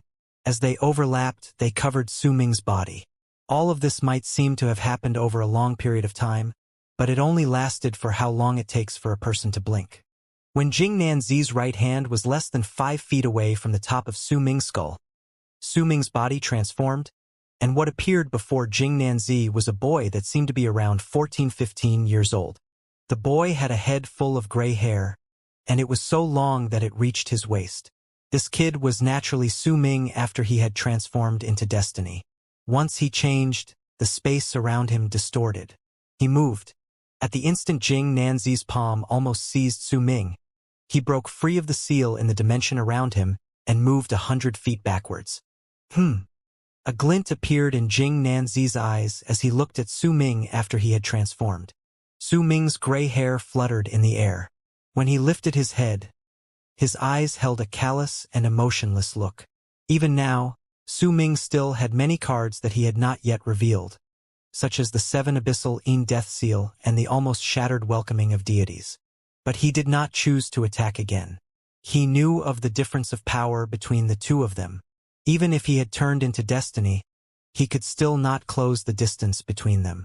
Once Su Ming broke free of the seal around him, he started retreating without any hesitation. With his current state of destiny, he had control over the flow of time, and if he wanted to flee, then even if a powerful warrior in the middle stage of World Plane Realm wanted to chase after him, he would be hard-pressed to do so. At the instant Jing Nanzi's pupils shrank slightly, Su Ming had already traveled several thousands of feet to stand on a purplish-black molten rock. At the instant he landed there, the Duke of Crimson Flame's skeleton floated to the surface of the purplish-black magma beside him. The act of the skeleton floating up to the surface on his own accord made Jing Nanzi freeze in his tracks for a moment, just as he was about to give chase. When he focused his attention on the skeleton, he saw right away that half of the red short sword on the Duke of Crimson Flame's skull had been forced out. At the instant Jing Nanzi saw this scene, his eyes went wide. Shock appeared in his eyes, and all thoughts of toying around with Su Ming were placed aside. A grave look that had never appeared on his face before showed up, and he charged over like a bolt of lightning. Won the way, he seized the air with his right hand. The red spear appeared in his palm, and once he closed in with an indescribable speed, he thrust the spear forward, stirring up loud booming sounds. Boom! Boom! The tip of the spear stopped 30 feet in the air away from the skeleton. In the end, it pierced another 5 feet before it could no longer move any farther. Jing Nanzi's expression turned even darker, and there was even a hint of panic in his eyes. He saw Su Ming still standing 30 feet away from him as the short red sword on the skeleton's skull was coming more loose at a slow pace. By the looks of it, the sword would be completely forced out of the skeleton's body before long. Damn it! How could this happen? The cultivator from the alien race should be in deep sleep, and it should be impossible for him to wake up. But even if he's about to wake up, it's fine. He has been sealed up for years, and there's not a single bit of power left in his body. Even if he wants to recover, he'll need to spend a lot of time to do so in the barren lands of divine essence. Jing Nanzi let out a cold harumph, then pulled back the long spear. He took a few steps back before lifting his left hand and breaking the skin on the tips of his fingers. Then he flung the blood in the air before him. When they laid the runes to seal the mighty cultivators from the alien races in the past, they left behind a subsidiary seal. This subsidiary seal is something all true guards must learn when they come to the barren lands of divine essence. I thought I would not have the chance to use it while on duty, but it seems that I'll get to execute the seal today. As Jing Nanzi's lips curled up into a cold sneer, he quickly waved his left hand before him. In the blink of an eye, a circular, blood-red rune appeared. He bit the tip of his tongue and coughed up a huge mouthful of blood. That blood spilled on the blood-red rune, causing a piercing, blood-red light to spread out. Once the rune appeared, a rune that was the size of Crimson Flame Planet beyond the sealed region, located in the galaxy away, manifested in the mid of endless distorted ripples. The rune was crimson in color, and it was exactly the same as the rune Jing Nanzi had laid down. This was a divine ability that all the people sent from the 4 great true worlds had to learn when they came to keep a lookout over the barren lands of divine essence. There was only one function for this art, and it was to activate the great divine essence rune that was laid out by the 4 great true worlds. That rune covered every corner within the barren lands of divine essence and reached even to the depths of the galaxy. There were only a few spots that were not covered by this rune. All the other places were within its area of effect. This rune had plenty of wondrous effects, and according to the status of each true guard, they could obtain different types of access to control this divine essence rune. Jing Nanzi did not have a lot of access. He could only use the most basic function in the rune to strengthen the seal. At that moment, as the red rune appeared beyond Crimson Flame Planet, Jing Nanzi laughed ferociously within the sealed region and pushed his left hand against the smaller red rune before him. It immediately charged towards Su Ming, and at the instant it touched the air 30 feet away from Su Ming. A loud bang resounded. As it echoed in the air, the Duke of Crimson Flame's skeleton started trembling viciously. The short red sword that looked as if it was about to be forced out of his skull started letting out a piercing red light, as if its strength had been replenished. It no longer went outwards, but started seeping into the skull once again. At the same time, the 30 feet wide area of protection around Su Ming became weaker and smaller as the short red sword plunged deeper into the skull. The area was now only 20 feet wide. Jing Nanzi smiled in a frightful manner. To him, this trip outside posed no danger. At most, he had lost a clone, but even then, it was nothing compared to the meritorious deed he was about to be credited. Besides, it was not as if he would not gain any rewards from this either. When he saw all the treasures on Su Ming's body, he was incredibly tempted, and he already treated them as his own items. Su Ming looked at the defense around him shrinking rapidly, certain it would disappear completely before long. He was prepared to flee the danger looming over his head when he suddenly spoke up. "Can you help him break the seal? If you can, then hurry up and do so. If you can't, then come back and run away with me." His words were spoken very abruptly. Jing Nanzi was caught off guard by them. Then the layer of purplish-black magma turned into a bald crane beside Su Ming. The bald crane was drenched in sweat, a telling sign that it was just about to suffocate in the magma due to the heat. Once it returned to its original self, it immediately flapped its wings, spotting an incredibly pathetic look. "Darn, too hot. I was almost smothered."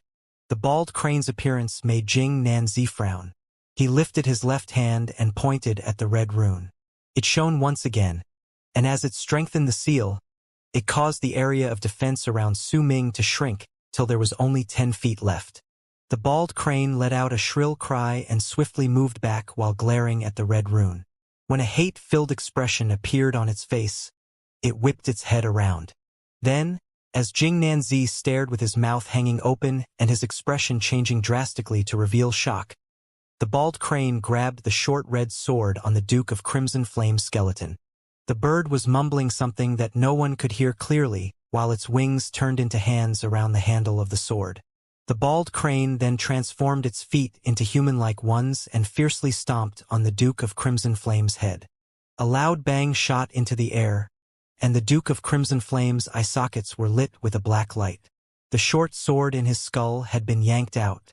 Not only was Jing Nanzi taken aback by this scene, even Su Ming sucked in a sharp breath. He had not expected the bald crane to be able to do this either.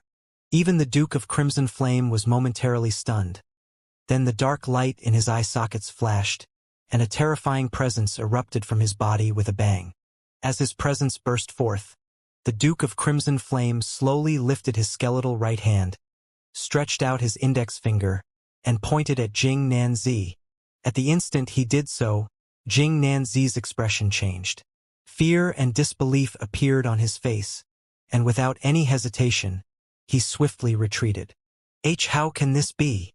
That's a sealing sword. It's the sword that would cause the souls of all the people besides the person who inserted it to disperse. It's the sealing sword that the mighty cultivators in Hollow Culpa realm, from the 4 great true realms, had laid personally in the bodies of the mighty cultivators of the alien races. This is impossible. Jing Nanzi's expression changed in a manner so drastic it had never happened to him before. As he retreated, his pupils shrank violently to reveal shock and disbelief. What he just saw surpassed all his understanding towards the many seals in the barren lands of divine essence, which he had obtained as a true guard. Based on it, the seals in the barren lands of divine essence could not be easily broken. If any outsider touched them, their bodies and spirits would be destroyed. Even if the person who laid the seal wanted to break open the seal forcefully, they would need to pay an incredibly devastating price for it. Even if they managed to break through, they would be reduced to an incredibly weakened state, and even a cultivator in human cultivation realm would be able to injure them gravely. This was how brutal the barren lands of divine essence were to the mighty cultivators from the alien races. It was also the reason why Jing Nanzi had dared to come alone. The anomaly in Black Ink Planet was an accident that had occurred in an ancient age before Jing Nanzi's time, and it was only an accident. However, the scene before him overturned everything he knew, especially when the 2 arms and legs the bald crane had manifested made it look like a human bird. There was also an incredibly smug look on its face at that moment.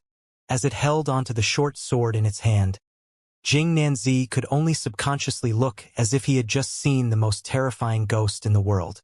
It's an illusion. This is definitely an illusion-type divine ability. It's the illusion that Su Ming cast just now. As Jing Nanzi retreated, dark light glinted in his eyes. He did not believe that the bald crane would be able to break open the seal so easily. If that was the case, Jing Nanzi knew clearly just how terrifying and disastrous the catastrophe that would land on the entire barren lands of divine essence would be. He would rather believe that this was an illusion. Even if it's not an illusion, the mighty cultivator from the alien race has just been released from his seal, and it's just the first of the 3 seals. He must definitely be incredibly weak now. That powerful presence right now is just the sediment that accumulated over the years. With his current power, it'll be impossible for him to kill me with just a finger. Jing Nanzi's intelligence was definitely nothing to scoff at, since he could become a true guard and reach such a level of cultivation over the years in true Sacredine world, while he was just a nobody. At that moment, a glint appeared in his eyes, and he resolutely stopped retreating. Whether it's real or fake, whether he's strong or weak, I'll know if I test it. If it's real, then I won't be able to escape. If he's strong, then I'll definitely die. If that's the case, since I can't escape, then I'll try to fight and see whether this is true and whether he's strong. Jing Nanzi roared. The armor on his body shone with a crimson light.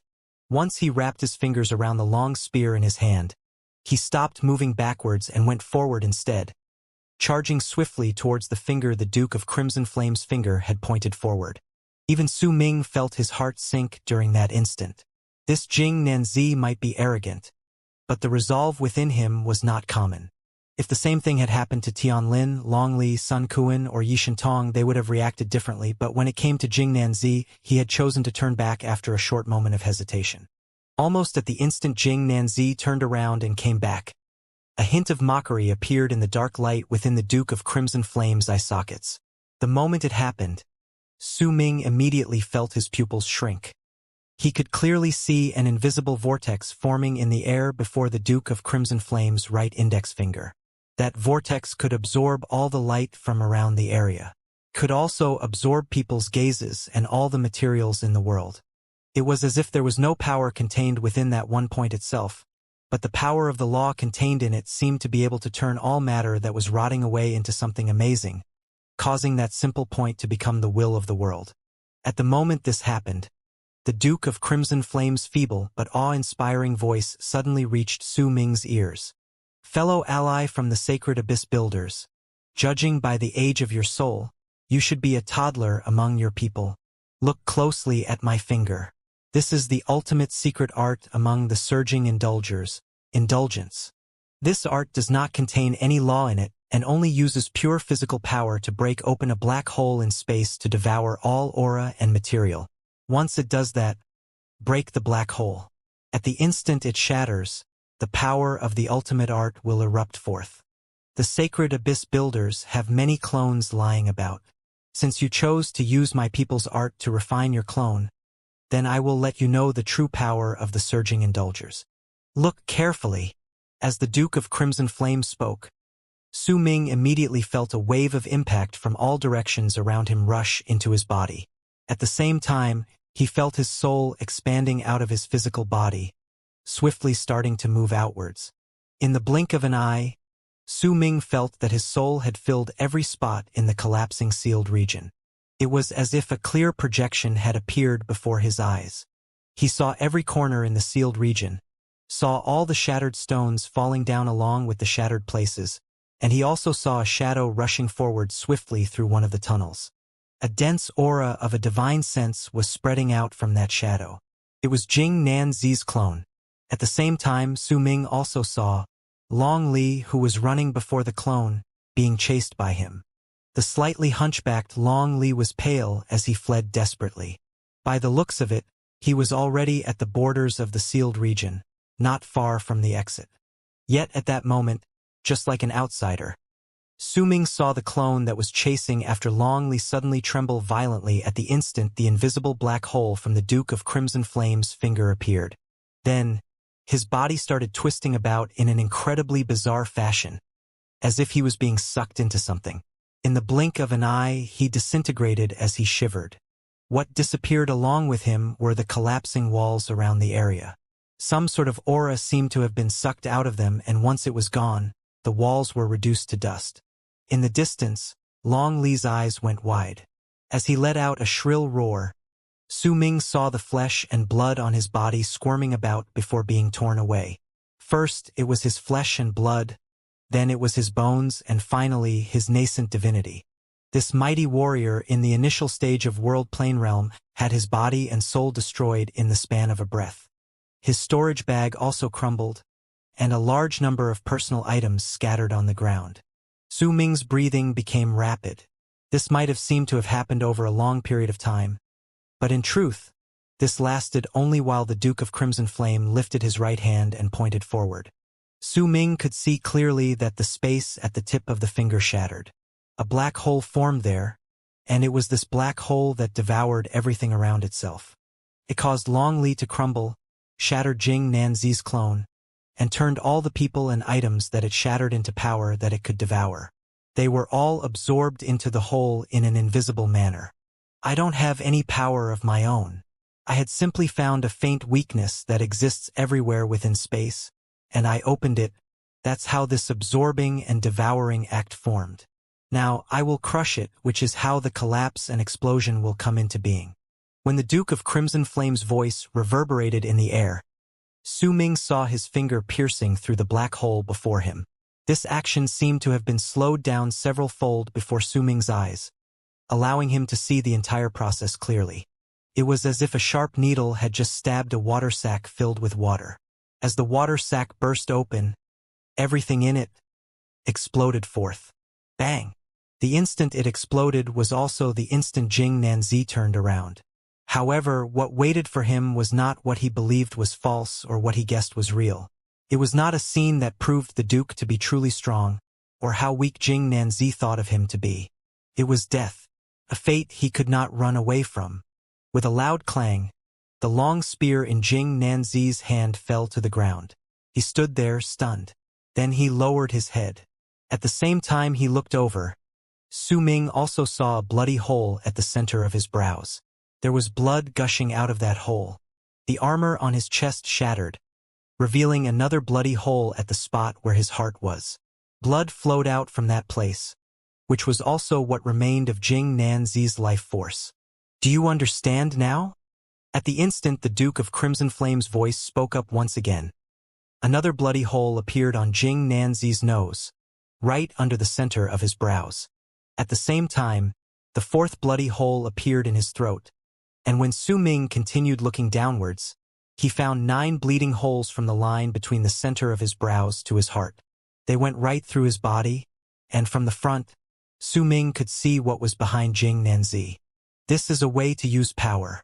You might not understand it now, but when you know why 9 holes had appeared on his body, you will understand. As the Duke of Crimson Flame's voice echoed in the air, he pulled back his right hand. His body was still immersed in the purplish-black magma. When he looked at Su Ming with that dark light shining in his eye sockets, he turned his gaze away to look at the bald crane. When he looked at it, a myriad of emotions flashed through Duke of Crimson Flame's eyes. There was uncertainty, shock, and also bewilderment. In the vast galaxy beyond Crimson Flame Planet was the region where the 4 great true realms suppress the barren lands of divine essence. In that region was a strange cultivation planet. More accurately speaking, it was not a cultivation planet, but 98 cultivation planets. This place had a very bizarre appearance, as if 3 squares had been stacked right on top of each other. It looked like a twisted staircase, and in each spot in that strange structure was a cultivation planet. These cultivation planets were not still and unmoving, but were circling about as if there was some law contained between them. Because of that, when anyone looked towards the strange picture formed by the 98 cultivation planets, they would feel as if their hearts were shaking, as if a form of supreme will of a world was contained in the picture. The picture formed by the 98 cultivation planets was known as radix, in the galaxy where the 4 great true realms suppressed the barren lands of divine essence. It was just one word, and it was said to have been derived from a name from one of the 4 great true progenitors. No one else knew the meaning behind it. There were 19 of these pictures that were named radix within the area in the barren lands of divine essence that belonged to the 4 great true worlds. At that moment, a ray of brilliant light suddenly started shining on its own accord in one of the planets in this radix, illuminating the entire galaxy in an instant. It also attracted the attention of all people from the 4 great true worlds who were stationed there to fend against the barren lands of divine essence. At the same time, as light spread out from the radix planets, an endless amount of faces appeared above it like a projection. These faces flashed too quickly and could not be seen clearly. This lasted for only a dozen-something breaths before the projection froze on a face and no longer moved. That face naturally belonged to Jing Nanzi. Jing Nanzi, 4th tier True Guard, cultivator from True Sacred Een World. The treasured bronze tomb was bestowed upon him 700 years ago. He died 20 breaths ago in Crimson Flame Planet's sealed region. He died due to indulgence, the art that belongs to the surging indulgers, who are one of the alien races. An aloof and emotionless voice explained languidly, its voice reaching all the radix planets. Once the message was over, an uproar immediately broke out in the 4 great true worlds region of suppression. While it had been some time since a true guard had died, that was not the reason why the shouts rung in the air. It was all due to where he died, from what divine ability, and that member of the alien race had killed him. The surging indulgers. The alien race. Indulgence. The race's inborn art. You keep saying that I am an abyss builder, but not even I know my own origins, Su Ming said in a low tone, after having remained silent for a time. At that moment, the rate of the sealed region's collapse had reached its most extreme state. Dust rose in clouds, filling the entire area. Shattered stones fell off the walls. The entire sealed region was rumbling, and most of it had already collapsed. All the people who had come to this place with Su Ming had already died. At that moment, besides the sealed region crumbling and collapsing around him, there was no longer anything else that posed a danger to him. Su Ming looked at the Duke of Crimson Flame, at the mighty cultivator that had lived for an unknown amount of years. He still remembered how the Duke had called him, still recalled that he had said they came from the same homeland. I came from the fifth true world. There is no way I would misjudge your soul. That is the pure presence of the sacred Abyss Builders. You are an Abyss Builder, and also what all the races under the Abyss Pact formed in the fifth true world have acknowledged. The royal race. Under the Abyss Pact, all the races obey the sacred Abyss Builders. They will burn their Abyss soul flags into their souls, form the indestructible crazed rebirth. Each Abyss Builder has his own abyssal world. They will arrange the cycles of reincarnation in that world, and they are the one and only that can resurrect the dead in the entire universe. A long time ago, I already don't remember how long it has been, but the fifth true world, which is the home of our races, was invaded by the four true worlds at the same time. It was a war aiming to destroy us all. This galaxy we are now was one of the battlefields in the past. In the end, we lost the war. The fifth true world collapsed, and the people of all the races either died or were sealed. However, the four true worlds paid a devastating price for this as well. It was the first time they came to realize just how powerful the fifth true world was. None of the four great true worlds were the fifth true world's opponent alone. Even if two of the true worlds worked together, it would still be difficult for them to rock the fifth true world. But if the four of them working together, then were able to gain a power that the fifth true world could no longer suppress. It was a war that lasted for tens of thousands of years. During that time, the fifth true world was torn to pieces, and the people from all the tens of thousands of races suffered a grave number of casualties. I know that you don't feel any hint of belonging to the place I've just described.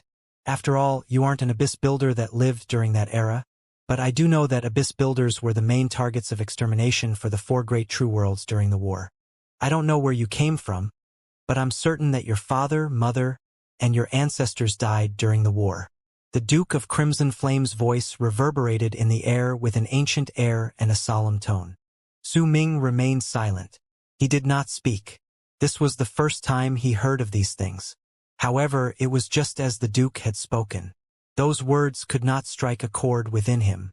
Su Ming was Su Ming. The fifth true world was merely the fifth true world. After some time, Su Ming asked, "Where is the entrance to the fifth true world?" The fifth true world is no longer around, so how could there still be an entrance leading to it? Even if it exists, I was sealed by the four great true worlds before the war ended, so I wouldn't be known about it. The Duke of Crimson Flame shook his head, then looked at Su Ming.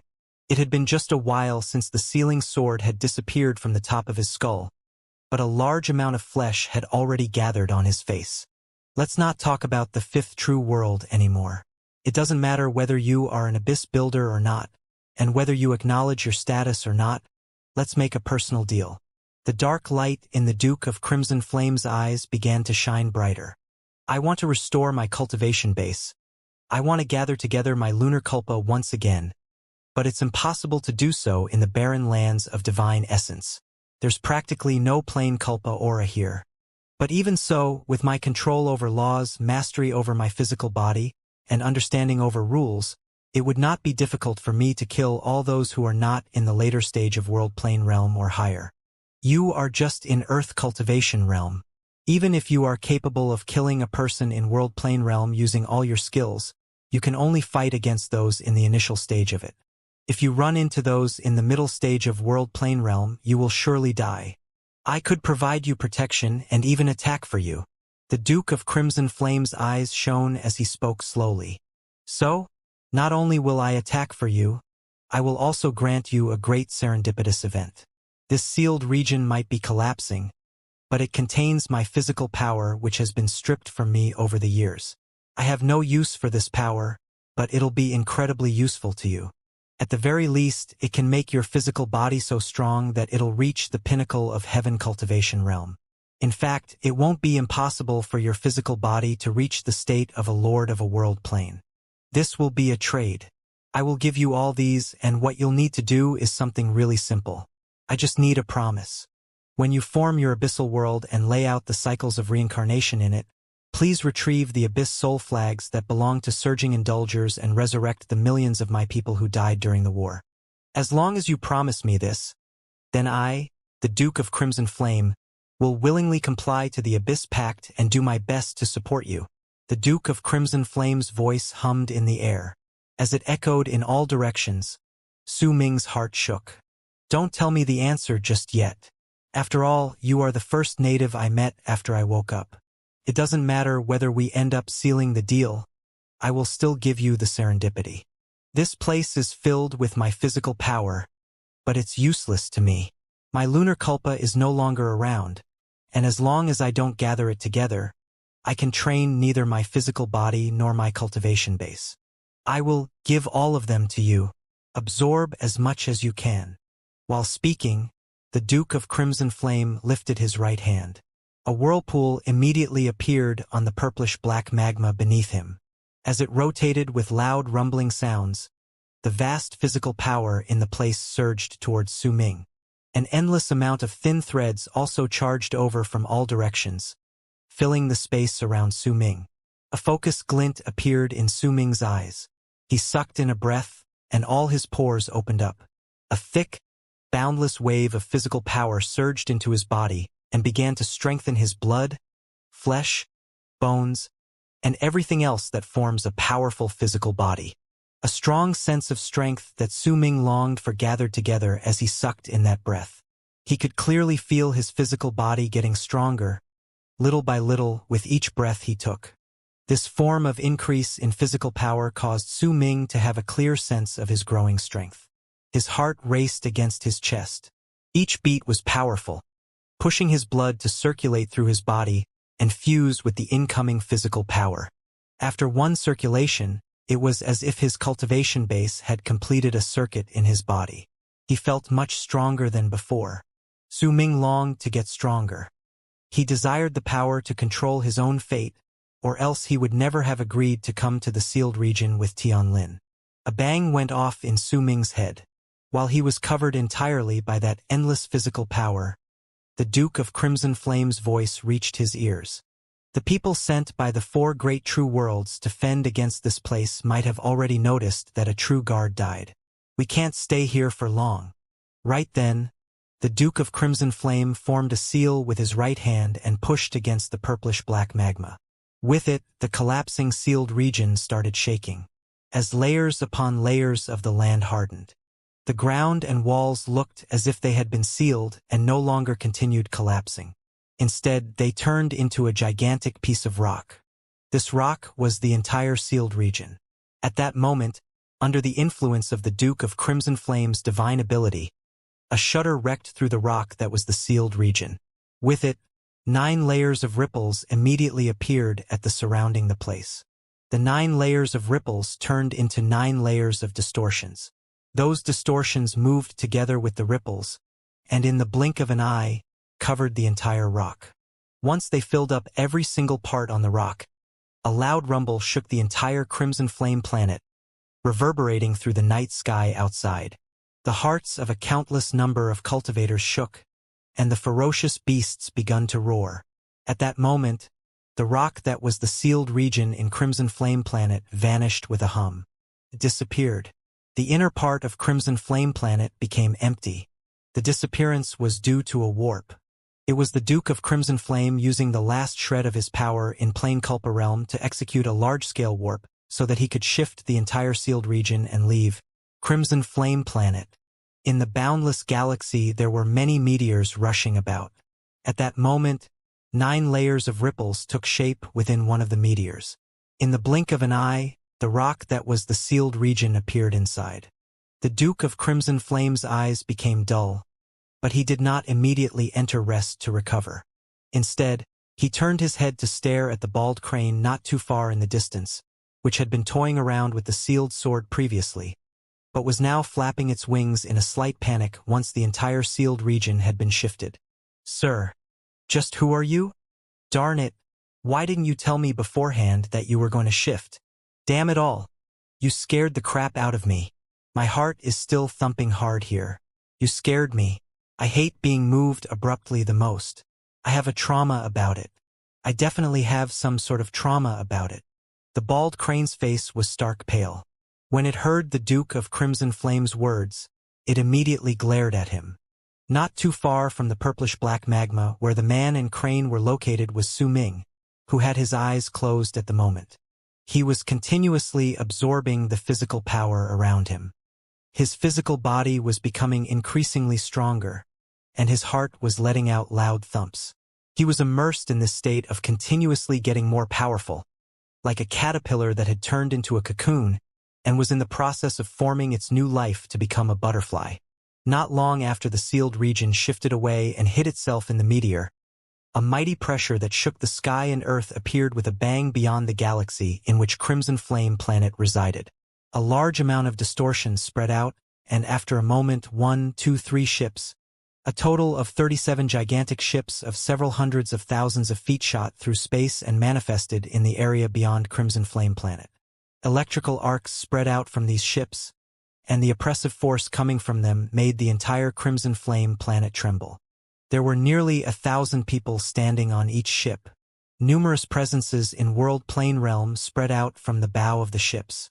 In fact, in the middle of these ships was a longship, and there was a presence bursting forth from it that overshadowed all the other presences. It even formed half a sun from gigantic bolts of lightning in the galaxy. Since it was half a sun, it looked like a moon.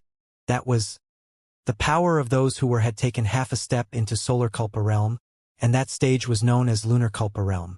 No light could be seen in the dark galaxy, and neither could any sound be heard. There was only silence that seemed like it would exist only in nirvana. Occasionally, a ray of light would appear. That ray of light was born after 2 unknown substances crashed against each other in the dark galaxy. The lifespan of these rays of light was short, and they would be gone in the blink of an eye. Cold, silence, and darkness became the eternal contus in this galaxy. 100 years ago, there was once a meteor shower that drew out long arcs in the galaxy as it went past the area, heading into an unknown area located in the distance. 100 years ago, there was another meteor shower that charged past the same spot the previous group of meteors had visited. After flying in some sort of ring-shaped trajectory for 100 years, the group of meteors passed by this place once again. However, compared to 100 years ago, the number of meteors had went down, and the remaining ones had become much smaller. No one would know that there was a rock that was a sealed region contained in one of the gigantic meteors in the group of meteors. Within that rock was purplish-black magma. And there was a person sitting in the magma. That person was a young man with gray hair. He looked as if he was in deep sleep. There was a light shining on his body that would occasionally be bright, but sometimes dark. Waves of cold air were spreading out from the purplish-black magma around him. There was also a large amount of rotten red threads gathered nearby. If someone cast their gaze into the distance, they would find that there was no end to the magma. During these 100 years, Su Ming had been immersed in absorbing the Duke of Crimson Flame's physical power. As he continued absorbing and repairing his body, the strength in his physical body increased, and he became stronger and stronger with each day. Within 40 years, his physical body had surpassed that of Earth Cultivation Realm, and he arrived at the starting point of Heaven Cultivation Realm.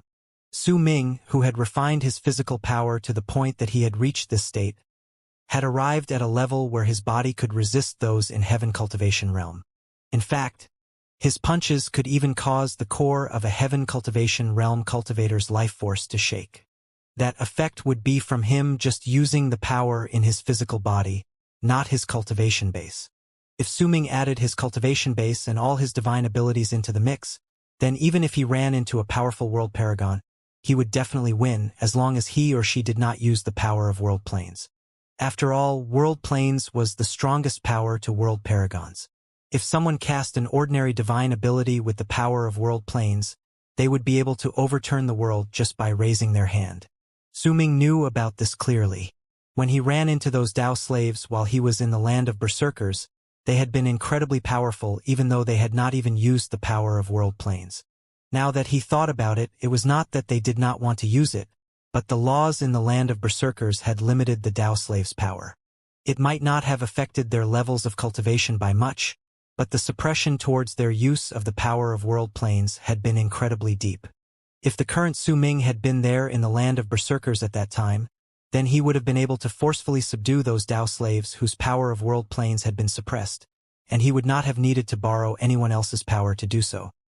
he would have been able to resolve that disaster that had nearly pushed him into despair by himself. A lord of a world plane, I wonder when my physical body and my cultivation base will be able to move into that state. Only at that time will I be truly considered a powerful warrior in this galaxy. While Su Ming continued meditating in his seated position, his eyes flew open, and a brilliant light flashed briefly through them. Before he became a lord of a world plane, he could use the poisonous wasp and the treasured gourd against enemies who executed the power of world planes. He was confident that he wasn't unable to fight back at all. Popping sounds came from Su Ming's body continuously. It was the noise of his bones and flesh scraping against each other. If anyone else besides the Duke of Crimson Flame was here, they would definitely be shocked by it. Each sound contained the feeling as if something had been crushed. When it reached someone's ears, it would feel as if their own body was about to shatter as well. This was a feeling that was very difficult to describe with words, but it was one that people could feel deeply in their hearts. A lord of a world plane. Su Ming's eyes shone with great longing. If you want to become a lord of a world plane, then you must possess an essence of a world, and the essence of a world is the fixed power contained in each world. A hoarse voice explained, coming from not too far from a bald man. That man was incredibly tall and well-built. He was nearly 20 feet tall, and was sitting cross-legged on the magma like an iron tower. There was no hair on his head, only the totem of a ferocious beast that had the body of a snake and 6 pairs of wings growing on it. It was carved onto the top of his head like a brand.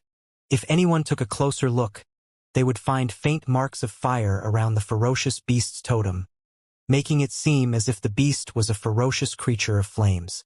The man with this totem was naturally the Duke of Crimson Flame. During the 100 years after leaving the seal, flesh and blood had grown on his body once again, and he had returned to how he originally looked in the past.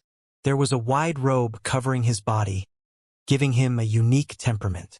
There are plenty of cultivation planets in the galaxy. You can call each of these cultivation planets a world. As long as there is a world, there will be an essence of a world, which is also the power of a world plane. If you want to become the lord of a world plane and absorb the power of a world plane to make yourself perfect, then you must obtain the essence of the world's acknowledgement. Only when the essence of the world in one world acknowledges you, can you absorb its power and become a lord of a world plane. The greater a world is, the greater the essence of a world it contains, and the greater the number of lords of world planes in it would be, and vice versa. The deciding factor for the number of lords of world planes in a world is not just based on the cultivators themselves.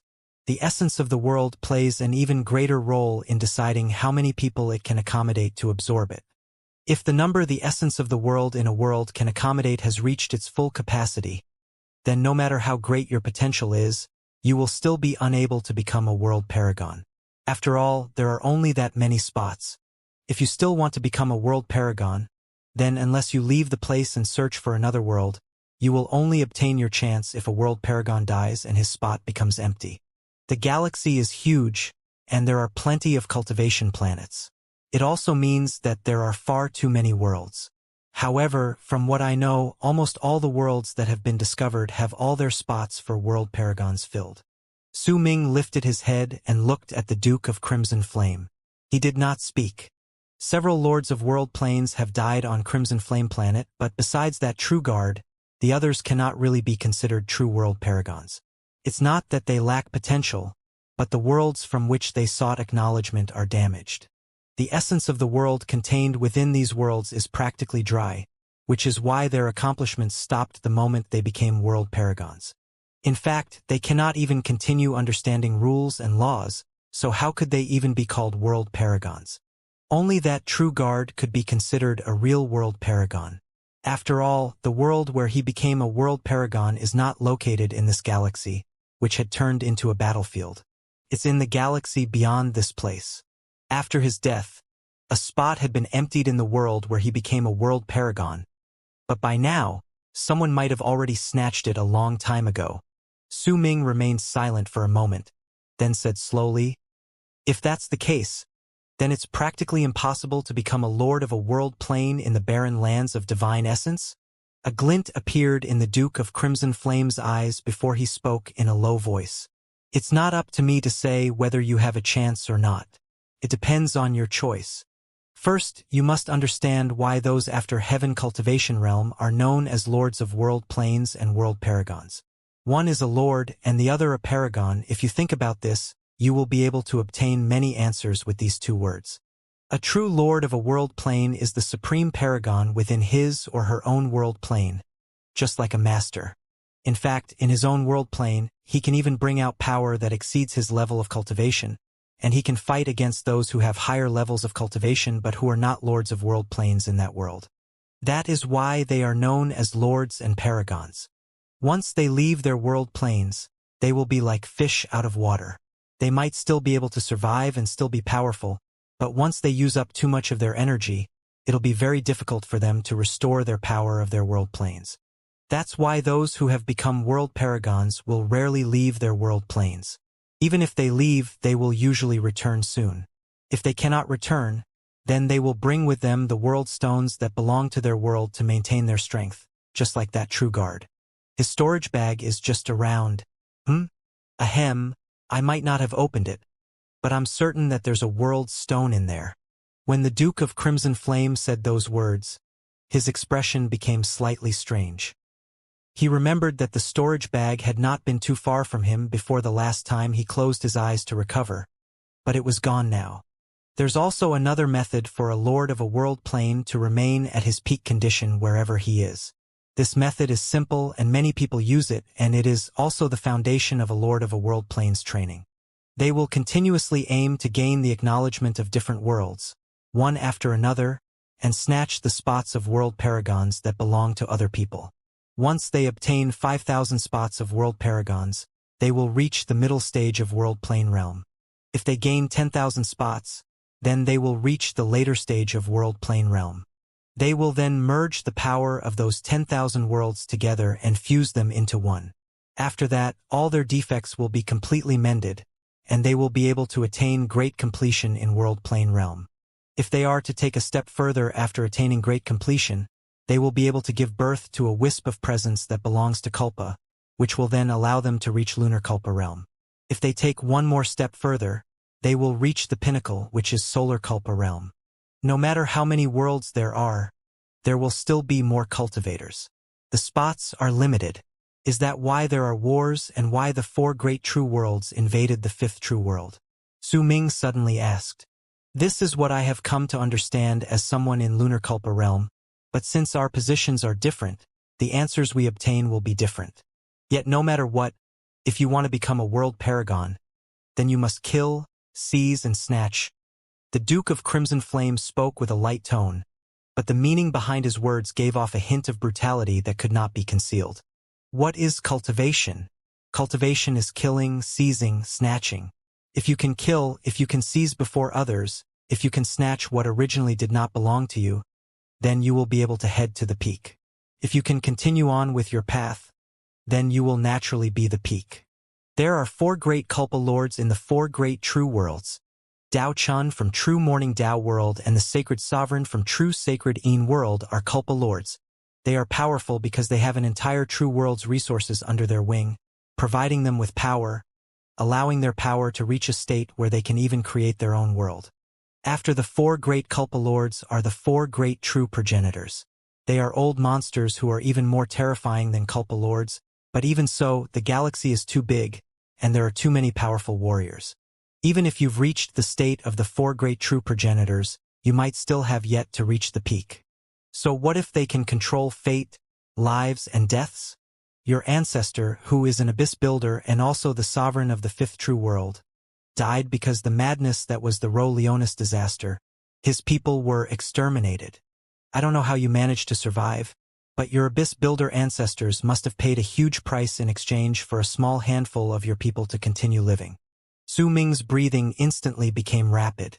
The Duke of Crimson Flame's words caused a bang to go off in his head.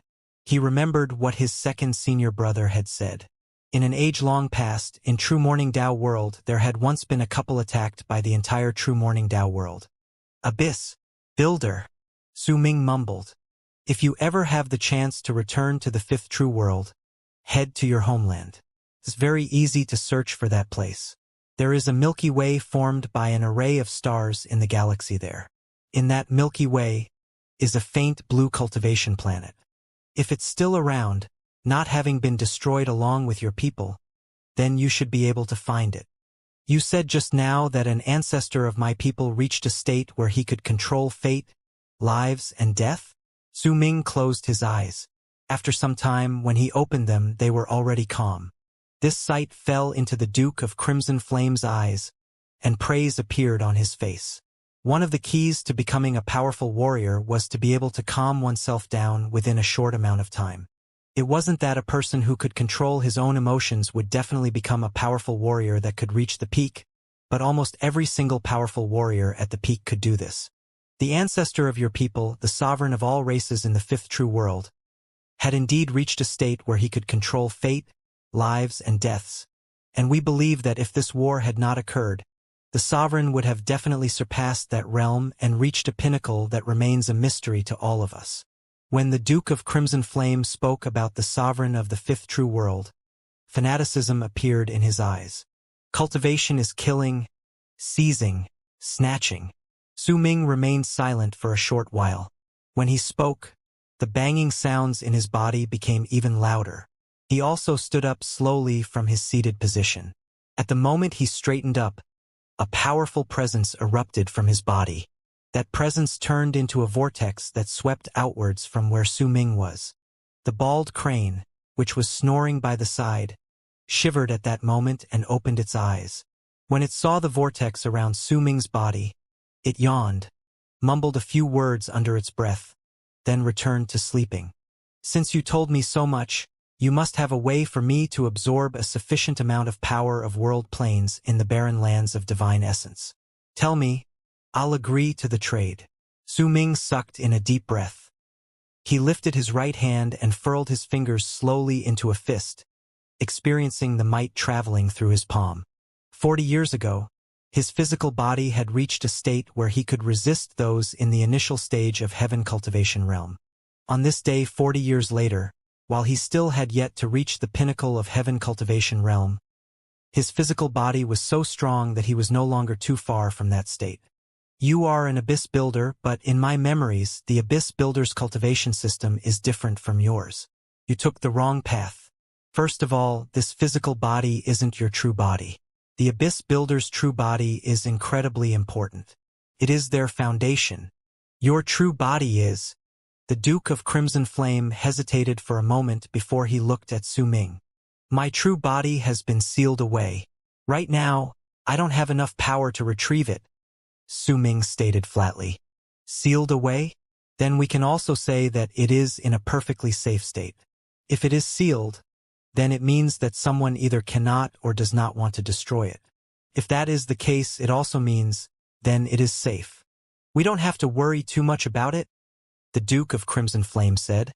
After a moment of pensive silence, his thought process seemed to be very strange. Let's not talk about your true body. The Abyss Builders are skilled in building clones. The way they mend their defects is simple and straightforward. With their true bodies, they will mend their souls, and with their clones, they will mend their bodies' laws potential. Whatever it is that they're lacking, they will possess a clone with the ability to mend those defects. The body you possess now has a hint of a law that can disassemble and destroy things. Those who possess this power are the indomitable fighters and the Crimson Python Phoenixes. Judging by your presence, you should have possessed a Crimson Python Phoenix's body and formed a clone from it. You practice the Surging Indulger's divine abilities, but I have 2 questions that you'll have to answer first. A glint appeared in the Duke of Crimson Flame's eyes. As he looked at Su Ming, he asked the questions that had been plaguing his mind for a long time. First, how did you learn the method we Surging Indulgers use to refine our bodies? Second, besides the presence of an Abyss Builder, I can also sense a hint of heavenly phantoms on your soul. Heavenly phantoms are one of the 4 races that are chiefs in the 5th true world. Their seal is on your soul. The Duke of Crimson Flame's eyes shone brightly as he spoke slowly. I come from a place called Death Region. There is a remnant of a few races in that place. I obtained the surging indulger's cultivation method there, and some time later was forcefully sent to the barren lands of divine essence by an ancient existence in Death region. Its goal is to make me search for their king. As for the seal you speak of, it does indeed exist, Su Ming said calmly. The Duke of Crimson Flame frowned, as if he was thinking about something. After a long time, he furrowed his brows even more. If I was at the peak of my condition, I could break the seal for you, but now I am powerless to do so. Still, I've looked at the seal carefully. It won't do much harm to you. In fact, it'll bring a certain amount of benefits. Let's not talk about that either for now. I do indeed have a way for you to obtain the power of world plane in this galaxy, but that is strictly limited for your physical body. Yet this method will cause this physical body of yours to no longer be able to use any sort of divine ability. You will only be able to train your chi. That's why you'll need to possess another body to train your cultivation base. If you agree to it, then I will teach you the great art of world indulgence. Swallowing hollow shadows whole. If you practice your cultivation with this art, you will be able to devour all manner of people and objects that possess the power of world planes. You will devour the power of plane worlds from world paragons and devour the essence of a world contained in all things in the universe, cultivation planets, and even a world. This art can make you stronger for a short amount of time and let you possess an incredibly powerful physical body. It is the strongest racial art of us surging indulgers. But if you practice this art, you will need to go through 9 disasters as punishment. If you manage to make it through, then you will become stronger. If you don't, you will die. But this is your clone. Even if you die, it'll be fine. It won't affect your true soul, the Duke of Crimson Flame explained in a low voice. Su Ming remained silent for a moment, then looked at the Duke of Crimson Flame and nodded. At the instant he did so, the Duke of Crimson Flame lifted his right hand and pointed at Su Ming. A vortex immediately appeared at the center of his brows, and a cultivation method that caused his heart to shake from shock instantly emerged in his head as the vortex started spinning. After some time, when the vortex at the center of Su Ming's brows disappeared, a bright light appeared in his eyes. Once he clenched his right hand into a fist, a faint vortex grew on his palm. The Crimson Python Phoenix's power to destroy all things, the surging indulger's art of explosion fixation, and the art of swallowing hollow shadows will allow your clone to live through several disasters serving as punishments. If you gain a comprehensive knowledge of those arts, then your strength will be limitless in the future. The Duke of Crimson Flame sucked in a deep breath, expectation shining in his eyes. But before you practice this art, you will need to choose another clone. You must be careful in choosing one. I suggest that you pick one of those ferocious spirits that have been sealed away. Not only do they have inborn divine abilities, their blood has also fused thoroughly with the laws of their world. It will make the speed of your absorption of the power of world planes become even faster. Su Ming nodded.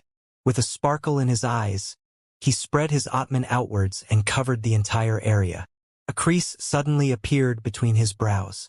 He remembered that before he went into isolation, the storage bags that belonged to Longli, Sun Kuan, and Jing Nanzi were left behind. In fact, Jing Nanzi even had a treasured spear that was now without an owner. When Tianlin had chosen to self-destruct earlier, he had said that if he managed to form the growth armor, Su Ming could take it. Su Ming did not immediately take away all these spoils of war in the past because he had been absorbing the physical power in the area. Since the Duke of Crimson Flame had shifted the entire sealed region, those items should naturally still be around. However, when Su Ming sent his Atman sweeping through the area, he discovered nothing. After a moment of pensive silence, he recalled the Duke of Crimson Flame's momentary pause and gaze when he spoke about Jing Nanzi's storage bag earlier, and he came to a swift understanding. Without batting an eyelid, he cast a glance at the bald crane, which was sleeping not too far in the distance. He had no idea whether it was a coincidence, but the bald crane turned its body around, as if it had noticed Su Ming's presence, pointing its but his way before continuing to snore away. Su Ming flipped his right hand over, and a crystal immediately appeared in his hand. He threw it on the ground casually. The crystal fell on a frozen purplish-black molten rock and let out a clear sound. Almost at the moment that sound appeared, there was a whooshing sound, and the bald crane was beside Su Ming's feet. It seized the crystal with its claws. Its eyes sparkled, and it looked pleasantly surprised. Huh? I picked up a crystal. Give me Long Li and the other storage bags, Su Ming said in a low voice while looking at the bald crane. What? What did you say? I don't have it. I don't have anything. The bald crane blinked, putting on a puzzled face. All the crystals in the storage bags belong to you, and all the items in there belong to me. Su Ming's expression was as calm as usual as he continued speaking flatly. The bald crane was stunned for a moment. Then it scratched its bald head. The next moment, as if it had just registered the meaning behind Su Ming's words, it immediately put on an enraged expression, and there was even a hint of hurt on its face. I really didn't take it. I didn't take the storage bags. There's another person here, he might have taken it. I didn't take it. I did not. The bald crane flapped its wings and turned its head around to glare at the Duke of Crimson Flame, looking as if it was absolutely certain that he was the one who had taken the storage bags. The Duke of Crimson Flame frowned, then smiled wryly. He did not try to explain himself. Long Li's World Stone, Jing Nanzi's Enchanted Treasure and his World Stone, and Tian Lin's Growth Armor. I just want these 4 items. You can have the rest, Su Ming said, frowning. But the bald crane continued to look in great distress, as if Su Ming's words had just badly humiliated it. As it became flustered and exasperated, it flapped its wings non-stop, and its body even turned red due to its agitation. Su Ming cast the bald crane a profound look, then brought out the gourd from his bosom at a relaxed pace. He caressed it a few times with his left hand, and rays of green light immediately shone from within. The eyes of the bald crane immediately went wide, and fear appeared on its face. It retreated with a whoosh, even instinctively transforming into a large mutt. This was clearly the strongest form in its mind. Give it, Su Ming said flatly. But I really didn't take it. I really didn't.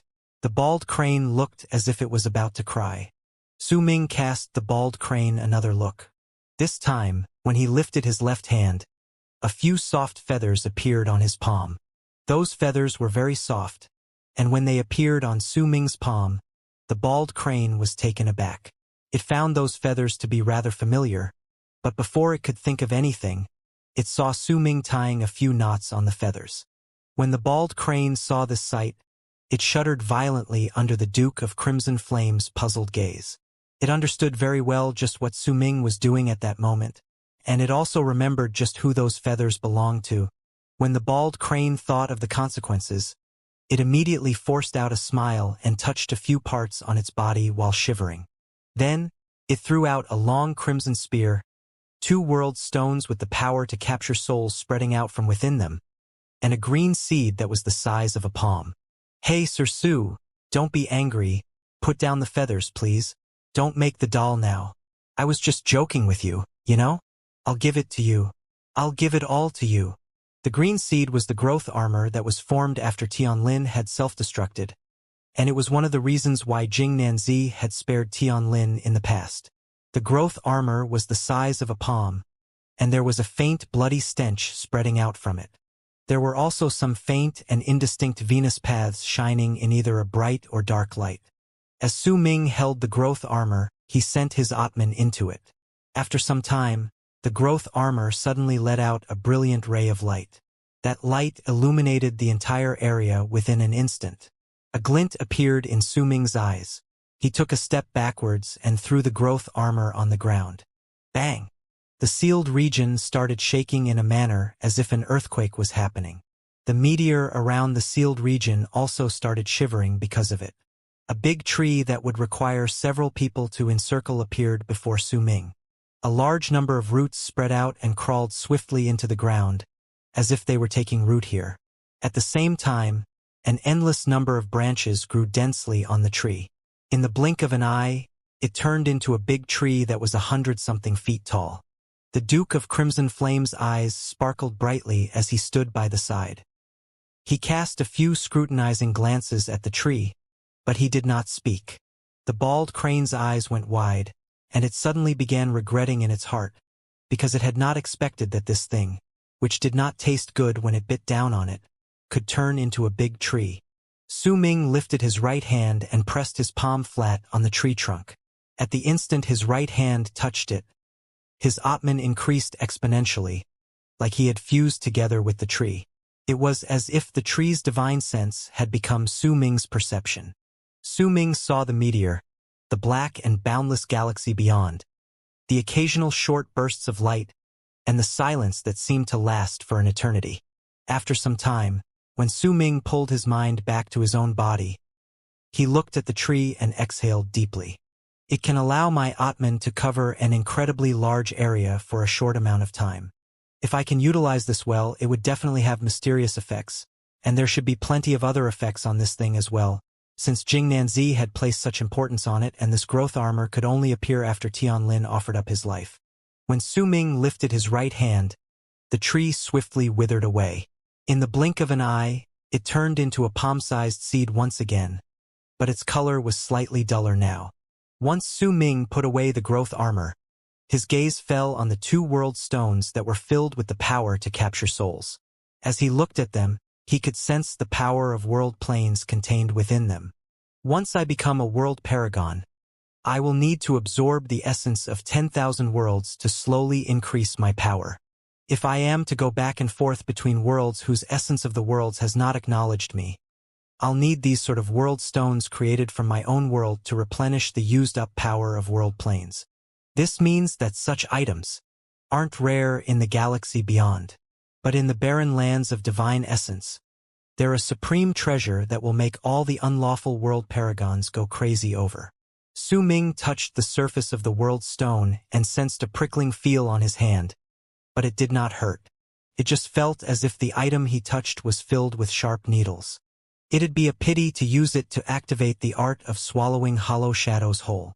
Su Ming remained silent for a moment, then flung his right hand and put away the two world stones into his storage bag.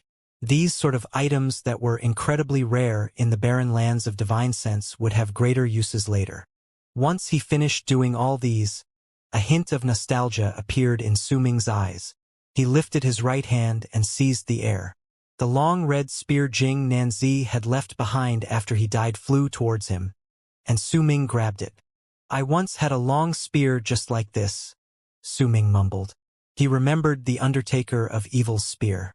It might have just been an imitation the first god of berserkers had created, and the true Undertaker of Evil's spear lay in the depths of Great Yu Imperial Palace. But that copy had accompanied Su Ming for many years, and it had even gone on a campaign with him as he conquered the lands in all directions to gather up an endless amount of battle souls to refine itself. It was a pity that it had exploded in the air and turned into ashes. The long red spear let out buzzing sounds in Su Ming's hands, and there was a thick, bloody stench spreading out from it, as if it was not willing to be held by Su Ming. He remained silent for a moment, then pushed his right hand forward and wrapped his fingers tightly around the spear. The vast qi in his body instantly exploded forth to cover the entire spear. Even if you refuse to give in and submit to me, you will still have to be used by me, Su Ming said flatly. He no longer bothered about the long spear's will. With his right hand holding its body, he swung it in the air before him. This instantly produced a sharp whistle. Afterimages of the long spear appeared all around him, and there were thousands of them, making it so that no one would be able to discern which was the real one when they looked at the numerous copies in the air. Su Ming's right arm eventually stopped before his body. The tip of the spear pierced into the ground with a bang, and at the same time, a strange light sparkled in his eyes. This item isn't merely a long spear. Su Ming loosened his grip over the spear, then lifted his fingertips and flicked the body of the spear that had pierced the ground. At the instant, a clear sound echoed in the air. The spear was immediately disassembled before Su Ming as it shivered. It turned into an endless amount of red liquid that flowed up his fingertips. In the blink of an eye, it covered his entire right arm and turned into a vambrace as well as a rear brace. There was a strange, bright light flowing through the red vambrace and rear brace, especially on the spot of the bicep. There were even countless tiny runic symbols carved there which formed a single word. Guard. That word was guard. The Duke of Crimson Flame was watching Su Ming's actions all this while. When it saw the vambrace and rear brace appearing on Su Ming's right arm, a glint appeared in his eyes. As for the bald crane, it currently had an agonized expression on its face, and was feeling incredibly regretful. The more it looked at the spear, the more it could see how outstanding it was, and the more its heart ached. He's a bully. He's a real bully. He snatched away the gourd, the seed, and even took away the two pretty-looking stones. Even that intimidating long spear couldn't escape his grasp. Damn it, I'll endure this. I'll endure it. Endure. Endure. The bald crane gritted its teeth, feeling as if flesh had just been stripped off its body. Your foundation is set. I suggest that you go to the other cultivation planets and expand your horizons. You might even find a clone that will suit you. Also, you have to be careful of the true guards from the 4 great true worlds. This short span of 100 years isn't enough for them to forget what happened in Crimson Flame Planet. We left in time in the past, but we were also cut off from all news regarding the outside world. I wonder what sort of effect has been brought to the barren lands of divine essence due to the accident in Crimson Flame Planet, the bald Duke of Crimson Flame said in a low tone. Once he cast a glance at Su Ming, he closed his eyes and began meditating. He had already stated his piece, and no matter what Su Ming chose, he would follow him. He would stay by Su Ming's side to protect him. Su Ming disappeared from the sealed region. When he reappeared, he was standing on the meteor. All he could see was a dark galaxy. There was a sense of authenticity within the darkness in the galaxy which Su Ming saw. This was the first time he truly stood in a real galaxy. The few times he had wandered into the galaxy with his soul from Death region could not compare to what he felt now. Su Ming liked this darkness and this sense of authenticity. He looked at it for some time before he sat down quietly on the surface of the meteor. He lifted his right hand, then struck the meteor under him that was nearly 10,000 lis big. Bang! As the meteor trembled, it started to move out of sync with the other meteors around it and gradually changed its direction. After a moment, with a loud whoosh, it left the trajectory the meteors were going in and flew out alone into the dark galaxy. It had no goal, no place that it must go to. Su Ming sat on the meteor and let it charge forward. At that moment, his gray hair spilled over his shoulders. He was dressed in a white robe which was the sacred constellation robe hiding itself, and the true guard's vambrace and rear brace on his right arm. His expression was indifferent and his eyes were cold. He looked at the galaxy quietly and simply allowed time to pass. 1 year, 2 years, 3 years. This solitary meteor charged through the galaxy in the shape of a long arc that traveled in a straight line. Su Ming sat on it as if he had forgotten about the flow of time. When the meteor had flown for 7 years, a damaged ship appeared before it. There was a sail on the ship, and it looked as if it was treating the galaxy as a sea while sailing through it. There were dozens of thin cultivators in each corner of the ship. They were using their cultivation bases to keep the ship flying. Most of these thin cultivators were in Earth Cultivation Realm, and only 2 of them were in Heaven Cultivation Realm. These 2 people sat cross-legged at the bow of the ship, as if they were controlling its direction. Behind them was a huge bed. There was an incredibly plump person lying on it. At that moment, the plump person was looking away with his eyes narrowed while a short, thin, and haggard-looking female cultivator that was still rather beautiful stood by his side. The damaged ship floating in the galaxy and the meteor Su Ming was sitting upon were directly opposite each other, and both were moving closer. This attracted the attention of the people on the ship, especially the 2 people in Heaven Cultivation Realm. They stood up cautiously and cast their gazes into the distance. With just one glance, they saw Su Ming sitting cross-legged on the meteor. Dressed in white and with a head full of gray hair, he was an incredibly eye-catching sight to them. Su Ming had his eyes closed and was meditating at that moment. The ripples of power he spread out made him seem to be just in Earth Cultivation Realm, and because of that, he gave off a strange feeling to those who saw him. When the 2 cultivators in Heaven Cultivation Realm looked over, a sharp voice rang out from behind them. That voice naturally came from the huge, plump person on the giant bed. There's something off about this person. Ignore him. We have to hurry. This time, our great paragon of the Western Ring Nebula has gotten himself a son during his 10,000-year-old birthday. We can't be late. The plump person narrowed his eyes and cast Su Ming a glance while he was still in the distance.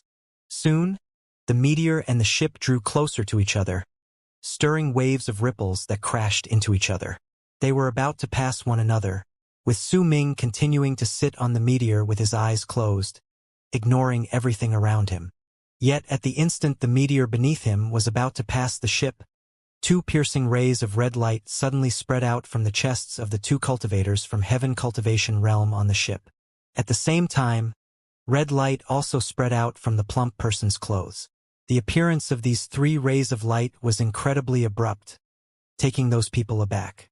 The plump person's expression suddenly changed drastically. He immediately brought out the object that was shining with red light from his bosom. It was a pearl that was the size of a baby's fist. That pearl was currently shining with a light that was akin to blood and would cause hearts to tremble in apprehension. The plump person then looked swiftly towards Su Ming, who was sitting on the meteor that had not left too far into the distance. The blood identification pearl that the true guards distributed to most of those in the barren lands of divine essence 100 years ago has lit up.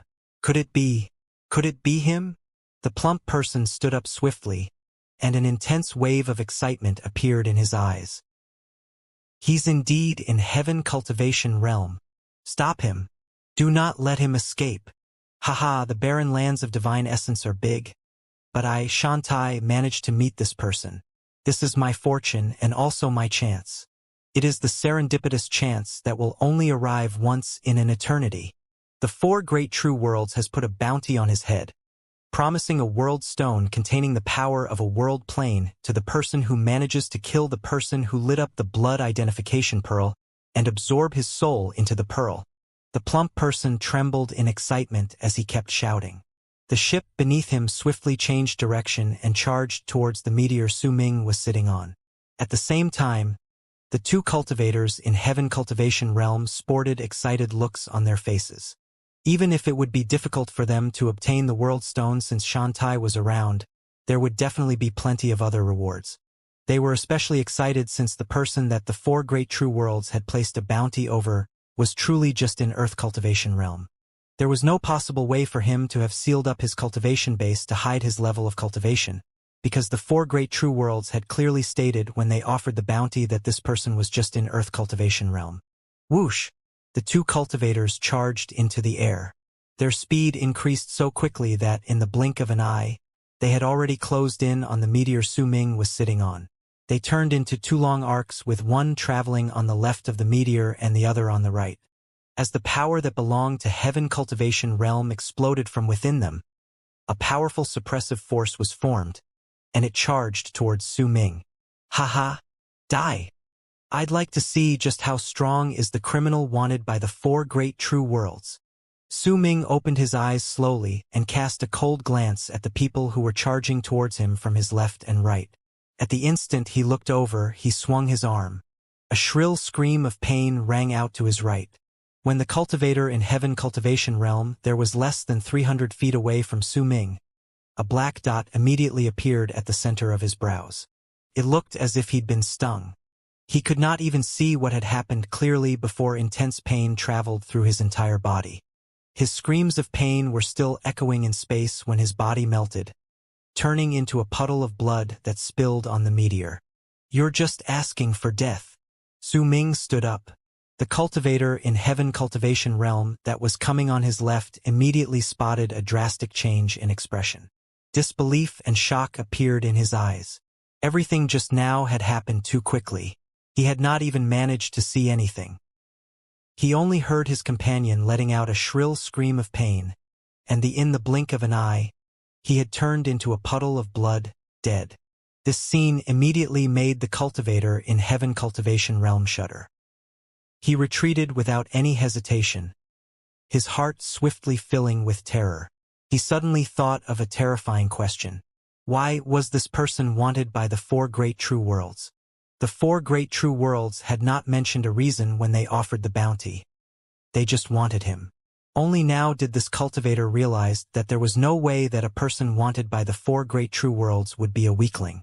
The cultivator in Heaven Cultivation Realm's face turned stark pale, but before he could retreat 100 feet away, an afterimage appeared before him. He saw it clearly. It was a poisonous wasp. This was the final thing the cultivator in Heaven Cultivation Realm saw in his life, his final memory. Screams of pain echoed in space and blood spilled all over the place, even if everything had happened in the span of a few breaths. In fact, the people on the ship only saw Su-Ming doing was opening his eyes and flinging his arms sideways.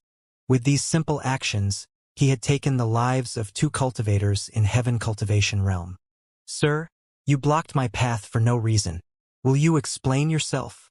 Su-Ming asked flatly. With a calm gaze, he looked towards the large, plump man that was uncertain whether he should retreat or move forward at the moment. When Su-Ming said those words, the meteor beneath him gradually slowed down before it stopped and floated in the galaxy, positioned directly opposite the plump person's ship. "Haha! It's a misunderstanding, just a misunderstanding. I recognized the wrong person. I was wrong in this matter. Sir, please don't be angry with me. I'll leave right away." The plump person narrowed his eyes and forced out a cordial smile, moving back slowly. He could not quite grasp the depths of this wanted criminal's power. He looked like he was in Earth Cultivation Realm, but he had managed to kill 2 cultivators in Heaven Cultivation Realm with such ease that it seemed killing them was no more taxing than breathing. This scene was enough to shock him and start to take this matter seriously. Compared to a world stone, his life was more important. Besides, in his eyes, he might have to search for a few more companions before he could have the confidence to kill this person. While trying to get past this situation by deceiving Su-Ming, the plump Shantai moved back. Just as he was about to leave, Su-Ming let out a cold harumph. Right then, he looked as if he was still sitting cross-legged on the meteor, but the next moment, he appeared in front of Shantai. Only when his form was on the ship did the body on the meteor slowly disperse. It had clearly just been an afterimage. "Since you've already attacked, then don't be in such a hurry to leave." Su-Ming took a step forward, and the instant he closed in on Shantai, he lifted his right hand, clenched his fist, and hurled a punch forward. He did not use the gourd or the long spear, neither did he use the poisonous wasp or any other divine ability. He only used the power of qi contained in his physical body. It was a rare occasion for him to run into a powerful warrior in the initial stage of World Plane Realm. Su-Ming wanted to see the extent of the combat capabilities contained in his current physical body. "You're just asking for death." Shantai's flesh quivered. When he saw that this person actually dared to attack him, his heart let out a thump, but no matter what, the other still looked and felt like he was just in Earth Cultivation Realm. Shantai began forming seals with his hands before growling and flinging his hands forward. The space before him tore open, and a huge net manifested and charged towards Su-Ming to envelope him. Boom! Boom! Boom! Su-Ming took large strides forward. With each step, he threw a punch forward. The huge net exploded after it suffered 3 strikes, and the torrent that was formed swept outwards. Shantai's expression changed. With a roar, all his flesh started quivering, and during that instant he shrank into a ball. As he rapidly chanted something, a brilliant greasy light erupted. He turned into a huge ball of flesh and charged towards Su-Ming to crash into him. "You want to compare physical strength with me? You're just in Earth Cultivation Realm. I originally wanted to let you leave, but since you decided to seek death, then die. You're noisy." As Su-Ming took a step forward, he threw another punch. Bang! Bang! Bang! These 2 people exchanged nearly 100 blows within an incredibly short amount of time. Shantai's body continuously became thinner, and eventually, with a bang, the both of them fell back. A focused glint appeared in Su-Ming's eyes, and he gasped in his heart. His physical power had only reached the peak in Earth Cultivation Realm, so he had not reached the state where his entire body had the power akin to that of a divine ability that was equivalent to the might of those lords of world planes. He could not kill a world paragon, and it would also be difficult for him to suppress them by brute strength, but similarly, if they did not use the power of world planes, it would be difficult for them to injure him. After all, most of world paragons chose to practice arts. Very few of them would purely train their physical bodies. While Su Ming was considering this, Shantai looked as if he had just seen a malicious spirit. His heart was in incredible shock, and there was even a faint hint of amazement in him. He knew clearly that even if he did not use the power of world planes, the near 100 punches he threw just now were enough to kill all the cultivators beneath the level of a world paragon. In fact, even if he was facing off against a world paragon of the same level, he would still have an upper hand in terms of physical body alone. However, he had delivered nearly 100 punches, but this person was almost completely unharmed. On the other hand, the shock from the punches had caused Shantai to feel pain himself. His mind was even a little muddled because of it. As expected of the person wanted by the 4 great true worlds who are keeping an eye over this place. But since you had the courage to stand before me, then I will let you know just where the difference lies between a lord of world planes and those in heaven, earth, and man cultivation realms. I will kill you. Even if I have to use the power of world planes, it'll be worth it. A fiendish look appeared in Shantai's eyes. Then, despite the fact that they were in space, he opened his mouth and sucked in a deep breath of some unknown air. Bang! Shantai's hair began fluttering, and his body also started withering rapidly. In the blink of an eye, he turned into a tall, thin person with waves of ripples spreading out from his body. At the same time, a vast amount of aura erupted from his body. A wave of presence that belonged to the power of world planes forced its way out and spread along with his aura. This was the true strength of a lord of world planes, and only those who had used the power of world planes could be called a world paragon. The galaxy around them turned into a huge ocean at that moment. As layers of ripples surged forward, the power of world planes swept outwards. A focused glint appeared in Su Ming's eyes. He retreated in the mid of those ripples. Do you want me to attack? The Duke of Crimson Flame's voice reached his ears. If I use the art of swallowing hollow shadows whole with my full power, can I kill this person? While staring at Shantai, Su Ming sent his question to the Duke in the form of a thought. It depends on how much you've understood. If you understood a third of it, you can injure him. If you understood a 6/10 of it, you can injure him gravely. If you understood 8/10 of it, you can kill him. When Su Ming heard those words, a sparkle appeared in his eyes. I will use one move, and I will take your life. Shantai's voice had a ghastly quality to it as he lifted his right hand to form a seal before pointing forward. Immediately, the power of world planes around him surged forward to gather into a transparent board of light. It flashed, multiplying, and about 10 of those boards surrounded Su Ming from all directions. World planes slaughter. Shantai swung his arm forward, and some sort of law instantly filled those boards of light formed by the power of world planes. They charged towards Su Ming with a bang. But before they even closed in on him, he already sensed a mighty pressure that was incredibly difficult for him to withstand. The art of swallowing hollow shadows whole. Su Ming swiftly closed his eyes. He lifted his hands and struck a few parts on his body in succession. His right arm instantly withered away, with his left arm following suit. Then, his legs, his torso, and even his head mummified. Only Su Ming's eyes shone with a dark light at that instant. After flashing several times, the moment the boards of light squeezed down on him, Su Ming's body exploded into an endless amount of shards as if he was a person in a mirror shattering along with the mirror. These shards rushed outward with a loud noise. Bang! Bang! Bang! The boards of light crumbled upon touching the shards. Once the power of world planes contained within was absorbed by the shards, they appeared right before Shantai with an indescribable speed and pierced into his body. In the blink of an eye, all the shards entered Shantai's body.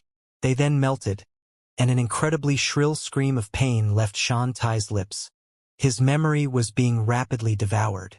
His flesh and body were swiftly disappearing, and the power of world planes in his body was completely sucked away in the blink of an eye. Bang! Shantai's body fell apart. An endless amount of shards flew out from his body and gathered together nearby. Then, like a broken mirror being repaired, Su Ming regained his form. His body was originally in a withered state. At that moment, it swiftly swelled up, and once he returned to his original state, a wisp of presence that belonged to world planes came from his body. The art of swallowing hollow shadows whole. How powerful. Su Ming closed his eyes and allowed himself to feel the vast amount of qi in his body. The clear sensation of having grown even stronger felt addicting. On Shantai's broken ship, there was a dozen-something cultivators in Earth Cultivation realm. Their faces were stark pale as they looked with a dumbfounded expressions on their faces. They had just witnessed Shantai's death.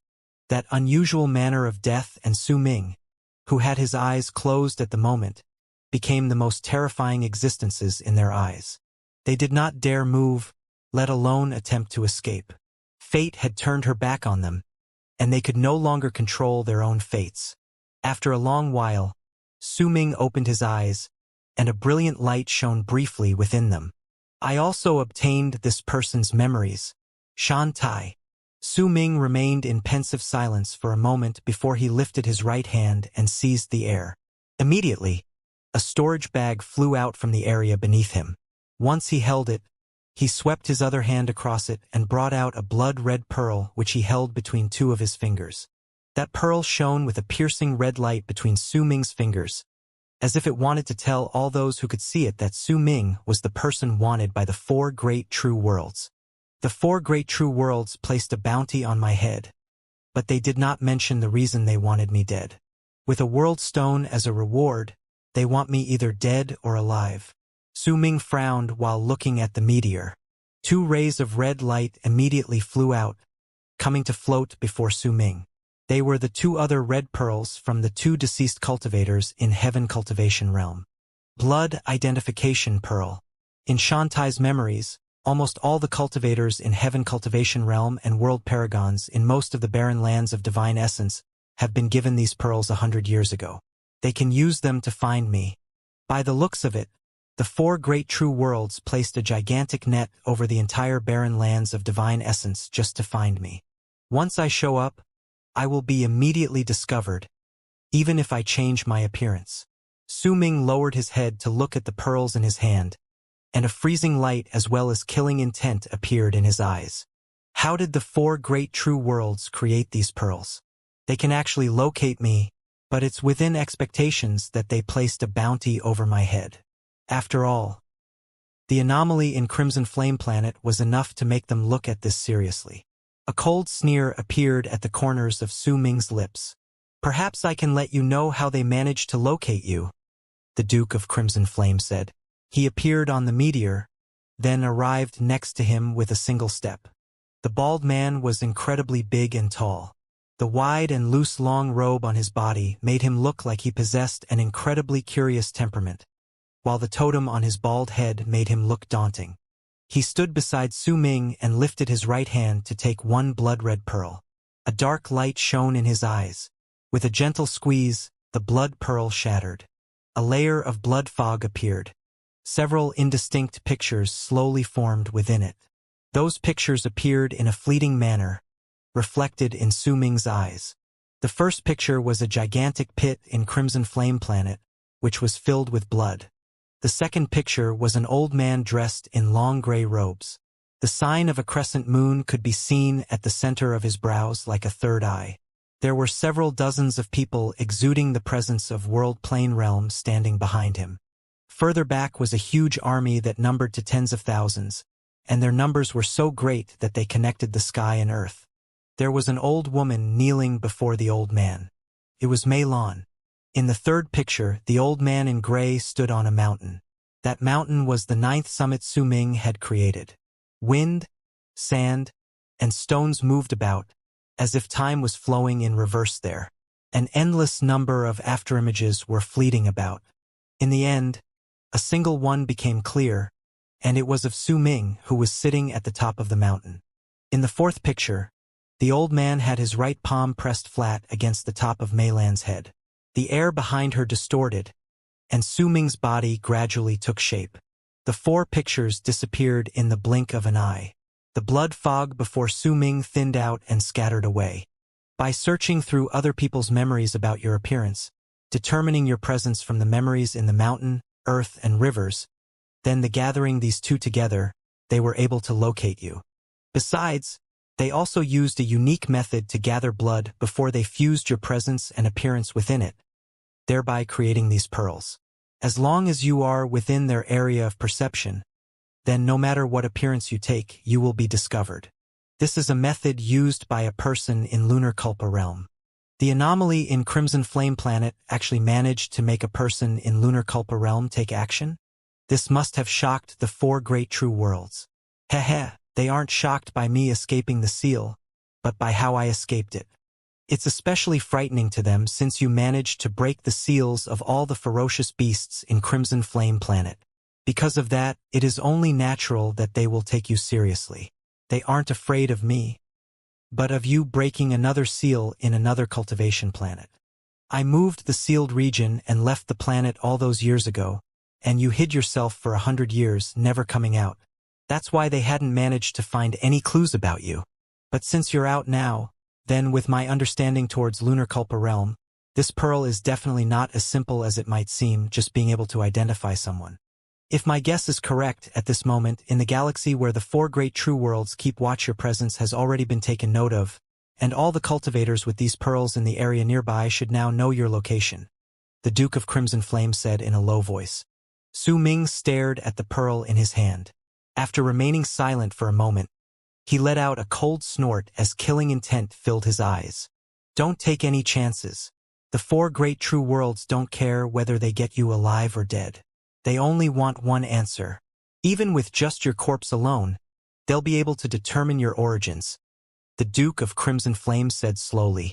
If they want to kill me, then they will have to pay a price. Su Ming turned around, and the vambrace as well as the rear brace instantly melted from his right arm to cover his entire body. At the same time, the bald crane flew out from the meteor, a clear sign that it had been summoned by Su Ming. Once it flew over, it crawled into his storage bag. At that moment, Su Ming's entire body was filled with flowing streams of crimson light, which gradually turned into a red coffin. There was a large amount of shining bumps on the coffin that were runic symbols. They let out an ancient presence. Let's go, Su Ming stated from the coffin. The Duke of Crimson Flame took a step forward before his body vanished. He turned into the totem on his head and etched himself on the coffin, filled it with a bizarre air. With a whoosh, the coffin changed its direction and charged into the galaxy in the distance. Su Ming, let me control the direction. We'll head into the depths of the barren lands of divine essence. There are plenty of primeval cultivation planets there, and also plenty of living creatures which you can choose for your clone. The Duke of Crimson Flame's voice reverberated in space before gradually dispersing. At that moment, when the dozen-something people on Shantai's ship saw Su Ming leaving into the distance, they all breathed sighs of relief. Their hearts trembled, and all of them felt that they had just survived a disaster. They were just about to cautiously control the ship and leave when a powerful presence suddenly descended this part of the galaxy. Rip! A crack was torn through the galaxy, and a person walked out from it instantly. That person was dressed like a savage. His hair was incredibly long, and his clothes were shabby, but there was an extremely powerful presence about the person. It's here. That person wanted by the four great true worlds sure runs fast. There was a blood-red pearl in the man's hands, and it was shining with a brilliant light. The instant Su Ming's presence had appeared upon him encountering Shantai, all the pearls held by the cultivators in Heaven Cultivation realm or above started flashing with a brilliant blood-red light, no matter what their owners were doing and where they were, be it in the galaxy or on some cultivation planet. Right then, a clear will came from each of these pearls. This will was like a guide that could allow the people holding the blood identification pearls to sense Su Ming's location. Kill this person and put his soul into the blood identification pearl. You will be rewarded with 3 world stones. There was an ancient voice contained in that will. With the help of the blood-red pearl, it could be said that the voice echoed in the ears of all the cultivators within that small portion of the galaxy. They offered a world stone 100 years ago, and now it's 3 of them. We can now kill this person. 3 world stones will be enough for me to use the power of world planes as I please several times, and I won't have to worry about the problem of restoring my cultivation base. This is a good deal. Being wanted by the forces of power that are suppressing the four great true worlds isn't rare. But this is the first time a bounty was offered over the past 10,000 years. I should join in the fun. The people on numerous cultivation planets began to burn with excitement due to the will in the blood-red pearls. Long arcs flew up and out to charge towards the spot where Su Ming was according to their senses. At the same time, one of the 19 radix planets floating in the galaxy where the forces of power from the four great true worlds keeping watch over the barren lands of divine essence started shining with a brilliant light. The light flickered, and in between varying degrees of brightness, it illuminated all directions. The ripples spreading out were sensed by all people from the four great true worlds keeping watch over. The person wanted by the four great true worlds, the source of the anomaly in Crimson Flame Planet, the person who has a high suspicion of being a member of the alien race, and who seems to possess a power that can break seals has appeared in the southeast region of Western Ring Nebula. With this sort of criminal, you should first try to capture him alive. If you can't, then kill him. A cold and emotionless voice reverberated in the galaxy where the forces of power from the four great true worlds keeping watch over the barren lands of divine essence were. After a moment, a layer of ripples sliced through the galaxy. An ancient bronze sword about 100,000 feet long manifested in the air. There were thousands of armored warriors standing on it, while 3 people were sitting and meditating at the tip. At the same time this ancient bronze sword left into the distance, 7 other ancient bronze swords that were the same as the previous one appeared faintly and indistinctly. With loud whistles, they sliced through the barren galaxy in the direction Su Ming's presence was coming from. At that moment, long arcs filled the galaxy of Western Ring Nebula. Those long arcs were all heading in the same direction at full speed. There was even numerous transportation enchanted vessels filling the area. Not one of them was moving in a different direction than others. The red coffin Su Ming was using traveled forth in the galaxy. The runic symbols on the coffin shone, and a chilling killing intent was spreading out from within before circling around the area. Su Ming, there are 6 world paragon presences around us and 30-something of those that belong to cultivators in heaven cultivation realm chasing after us. These people are the closest to us. There are plenty more behind, the Duke of Crimson Flame said to Su Ming, passing the words into his mind. Su Ming remained silent for a moment, then asked coldly, "Where is the closest cultivation planet?" "It's about 6 hours away, going straight ahead." Heavenly Treasure Planet was a dull and lifeless cultivation planet in the southern east region of Western Ring Nebula within the barren lands of divine essence. Perhaps it had been a splendid planet in the past, and perhaps it had a glorious history, but it was now a barren place. Its surface was covered in uneven bumps caused by deep pits on the ground and desolate mountains. Anyone who saw that planet in the galaxy would be unable to help but feel like all things had gone still and silent in that planet. It was not round, either. Numerous shattered stones had come off of one half. These stones had been crumbling for ages, and it was still ongoing. All the cultivators who were not too far away from the planet would be able to see the shattered stones slowly falling apart until they became a part of the galaxy. This was a planet that was moving towards death, but even so, there were plenty of cultivators living on it. Most of these people came from families that had been living on the planet for generations, and they had become a part of this place. There were plenty of sealed regions in Heavenly Treasure Planet that locked away a large number of ferocious beasts. There was also a member of an alien race sealed deep in the depths of the planet. There was only one continent on the entire Heavenly Treasure Planet. The rest of the land were in pieces, islands scattered in various parts of the planet. Aside from those would be the star-shattering wind ocean that even an ordinary Lord of World Planes would be slightly wary of in the planet. It was an ocean that was formed by wind. It spread to all parts of the planet besides the continent and the islands. The biting feeling on skin as it blew past and the sharp whistles as it moved turned into shrill moaning that could easily tear apart the body of a cultivator in Earth cultivation realm, crushing them completely. This wind was unique to Heavenly Treasure Planet. It formed an ocean, and it also isolated that part of the planet. The people living on the land masses rarely got close to it. On this day, the sky was dark. Neither the sun nor the moon could be seen, but there was a hazy ray of light that shone on the ground. Around noon, when all the cultivators on Heavenly Treasure Planet were still immersed in their usual routine of meditating, a loud bang that sounded like thunder during spring suddenly shot up in the sky and reverberated in all directions. There was more than just one loud boom. They rang continuously, getting louder with each passing moment. The people were unable to ignore it, to not listen to it. They couldn't help themselves and lifted their heads up to look. A blood-red shooting star charged through the sky, heading straight for the ground. The cultivators on the planet could vaguely see that there was a gigantic red coffin in the shooting star. Runic symbols shone on its surface, a clear sign that it came from the galaxy by passing through the layer of wind at the highest point in the planet. And since it was traveling too quickly, as it descended, it scraped against the air, stirring up flames due to the friction. To anyone looking from the distance, it then looked like the coffin was on fire. Whoosh! The red coffin sliced through the air. A heinous aura of murderousness spread out from it, and its flames, its rapid speed, and its shade of crimson shocked all the cultivators in Heavenly Treasure Planet. But it did not land on the ground. Instead, it landed within the star-shattering wind ocean beyond the continent. What is that thing? It was too fast, and it came from the galaxy. Could it be some sort of treasure? What shocking speed! And the murderous aura about it is so thick.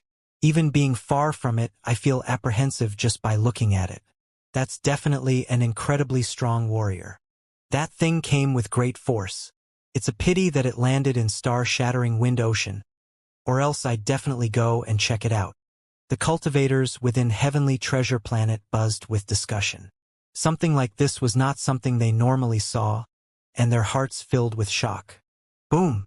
A muffled booming sound came from the distance, the star-shattering wind ocean, and swept through like a violent gust of wind. As it echoed in the air, a wave of air tumbled past. If anyone from the sky looked at the ground at that moment, they would be able to see a ring-shaped ripple sweeping outwards from the area where the red coffin had descended within star-shattering wind ocean. Wherever those ripples passed through, booming sounds would ring without stop. It was at this moment that the blood identification pearls, which were given by the forces of power from the four great true worlds keeping a lookout over the place to all the cultivators within Heavenly Treasure Planet who had reached Heaven Cultivation Realm or above, started flickering with an intense blood-red light. All of these pearls were guiding them towards the star-shattering wind ocean.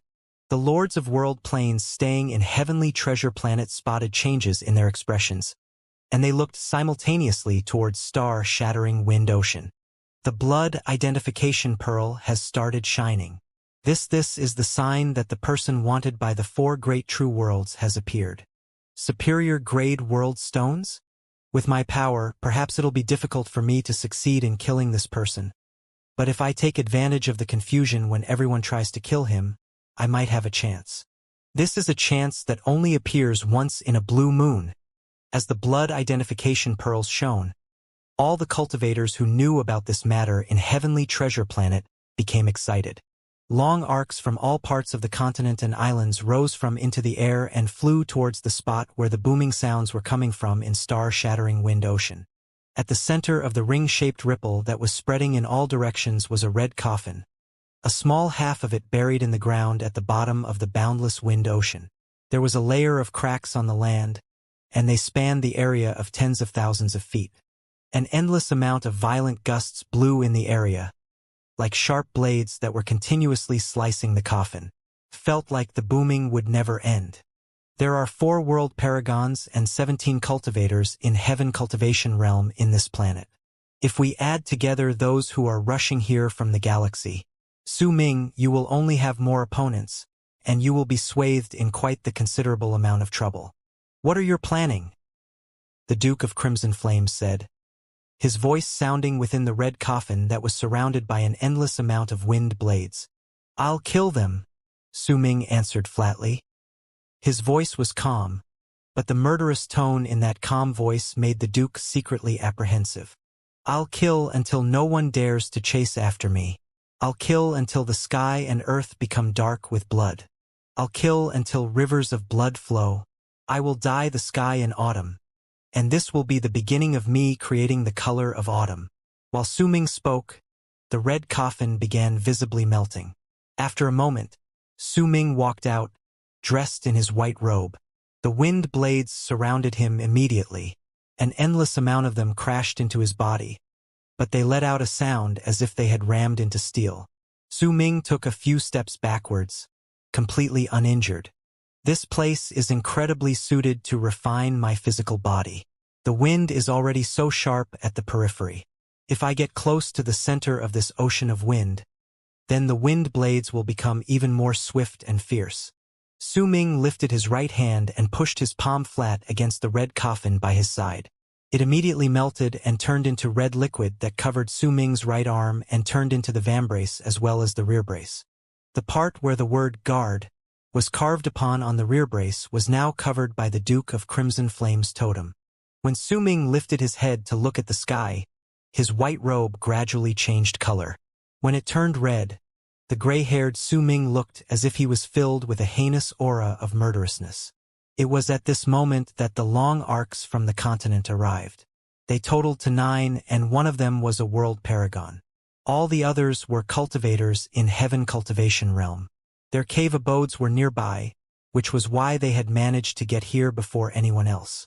The cultivation bases of these 9 people exploded forth, and without any hesitation, they stepped off the edge of the continent and entered the star-shattering wind ocean. Those in Earth Cultivation realm would be unable to handle the wind blades for long, but a short while was not a problem. Almost at the instant these 9 people arrived, dark light covered the red-robed and gray-haired Su Ming's face, and a black mask emerged from his flesh, as if it grew on him. When the mask appeared, it was as if warmth would no longer exist in Su Ming's body. He felt as if he was an eternal block of ice. He no longer had any ability to love and knew no pain. There was only a calm, harsh, biting presence to him. "The color of autumn," he muttered under his breath. Whoosh! In the ocean of wind several thousands of feet before Su Ming, a cultivator at the peak of Heaven Cultivation realm appeared. He had a screen of light that blocked the wind blades from crashing into him. He saw Su Ming at first glance, and wild delight immediately appeared in his eyes. "I found him. He's here." That cultivator was a middle-aged man. His eyes sparkled. He did not move forward as he shouted, but instead retreated slightly. Clearly, he was waiting for the others to arrive so that they could attack together. After all, even though Su Ming looked like he was just in Earth Cultivation realm, but the way he descended into Heavenly Treasure realm just now was shocking and terrifying. The man was ecstatic that he found Su Ming, but at the same time he was also wary. Yet when he thought that they had greater numbers of their side, that wariness became so faint that it was barely noticeable. Almost at the instant the man in Heaven Cultivation realm said his piece, 3 long arcs charged forth from the direction behind him. They turned into 3 people who were also in Heaven Cultivation realm. Once they appeared, they instantly saw Su Ming, who was standing in the ocean of wind thousands of feet away from them. There was also the presence of a Lord of World Planes coming swiftly from behind them. By the looks of it, its owner would be able to arrive in a few breaths' time. "Let's attack, all 4 of us together. No matter how strong he is, it's impossible for him to kill all 4 of us instantly. The World Paragon is almost here as well." The 4 of them cast a glance at each other. Then, as their cultivation bases erupted from their bodies, they turned into 4 long arcs that charged towards Su Ming. To these 4 people, the distance of thousands of feet was nothing. They could close it in a blink of an eye. Once the 4 were less than a few hundred feet away from Su Ming, he lifted his head and stomped on the ground with his right foot. Boom! The area hundreds of thousands of feet around the red coffin had suffered large-scale damage when it descended.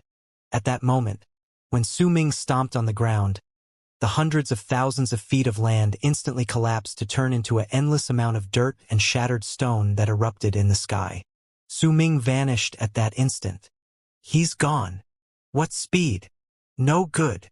The expressions of the 4 people suddenly changed drastically. The wind blades were blowing about in the area, dirt and shattered stones filled the air, and Su Ming, which they had locked onto, had disappeared. This made the 4 people's hearts let out a thump, and at that instant, shrill screams of pain reverberated in the air. They came from the middle-aged man who was the first to discover Su Ming. At that moment, his head and body were separated. Su Ming swept his right hand across his body at that moment, and with his physical power, he crushed the man's defenses straight away. Then the power in his right hand sliced through the man's neck like a blade. Blood gushed into the air, and the other three people's expressions changed. Su Ming moved in an aloof manner and turned into a long arc that crashed into another person. As he was closing in, his target let out an enraged howl. His divine ability turned into a ray of light on his hands, and he attacked Su Ming after throwing all caution to the wind. However, his attacks could not stop Su Ming for even a single moment. Once Su Ming rammed into his body, the man's flesh and blood splattered everywhere with a bang. The other two people were filled with shock. They retreated without any hesitation. Right then, the world paragon's presence closed in, and a low shout traveled forth. If I kill you, I'll be able to get 3 world stones. This deal is worth it. Remember this. The person who will kill you is Moong. At the instant that low and dark voice spoke, the 2 retreating cultivators in Heaven Cultivation realm let out a huge sigh of relief. They continued to retreat, though. When they looked at Su Ming, their hearts were still pounding in fear. After all, in the short span of 2 breaths, 2 of the 4 of them had died. This filled them with trepidation, and a great wave of terror and wariness towards Su Ming rose within them. His speed, as well as his physical strength, especially left a deep impression in their minds. Boom! Once that dark voice spoke and the ocean of wind blew past, a crack appeared in the air, and a short old man stepped out. He was dressed in a long navy blue robe, and his skin was wrinkled with age. His pupils were not like those of an average person but were vertical, giving him a bizarre and ghastly air.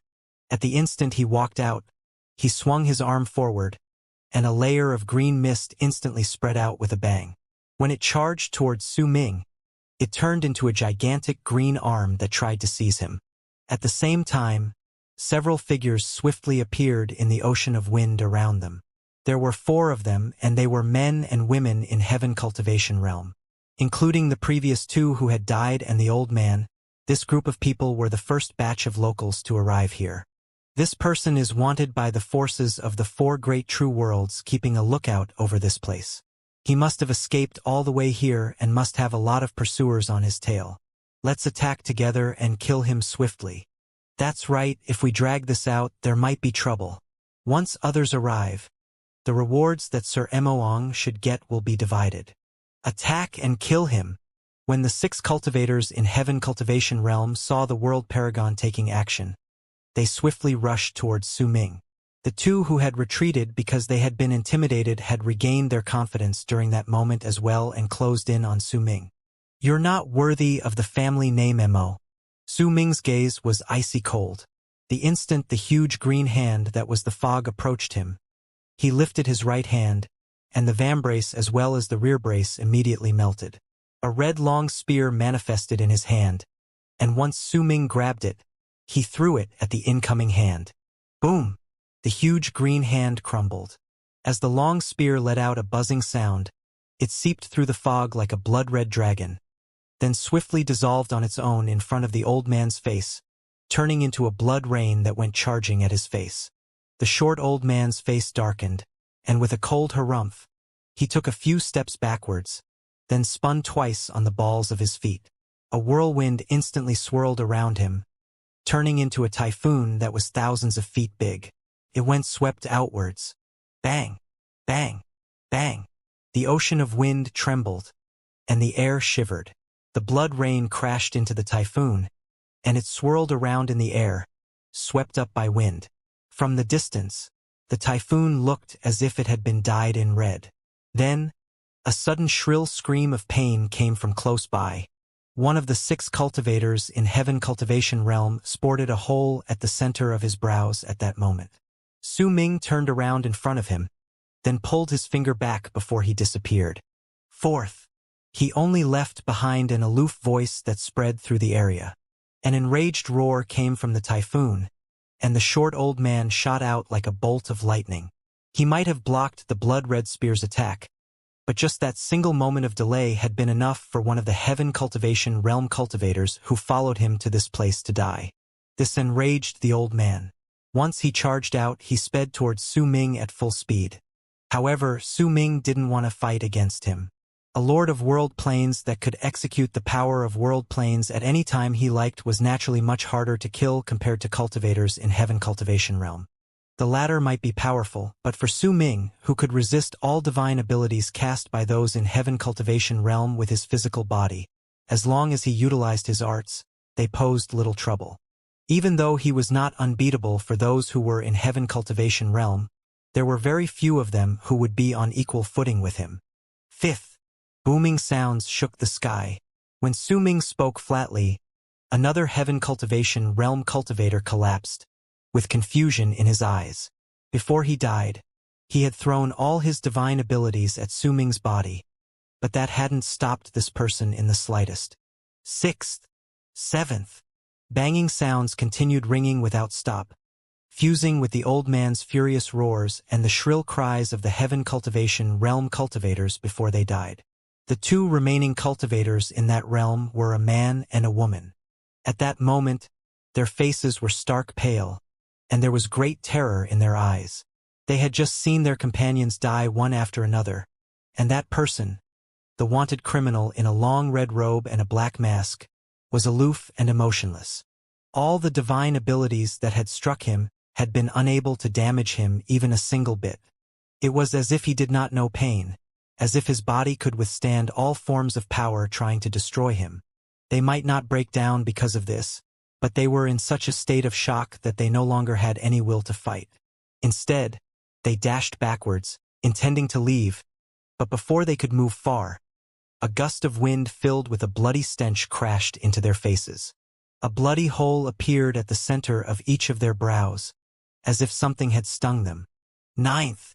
Soon after, when Su Ming's voice reverberated in the air, the two people turned into puddles of blood. The first was Xianxia. "You are the 10th. Su Ming turned around and looked at the old Imoang, who was incredibly livid but could not do anything about it. He simply could not catch up. The old Imoang might look angered, but in truth he was incredibly calm in his heart. When Su Ming killed the 5th cultivator in Heaven Cultivation realm, he had already made the decision to no longer try and obtain the reward of the world stones alone. Xianxia? That is a world paragon that moves about in the area not too far from this place, and he travels without other world paragons. Judging by this person's words, could it be that Xianxia died at his hands? This person is a wanted criminal by the 4 great true worlds, so it's only natural that he is strong in certain areas.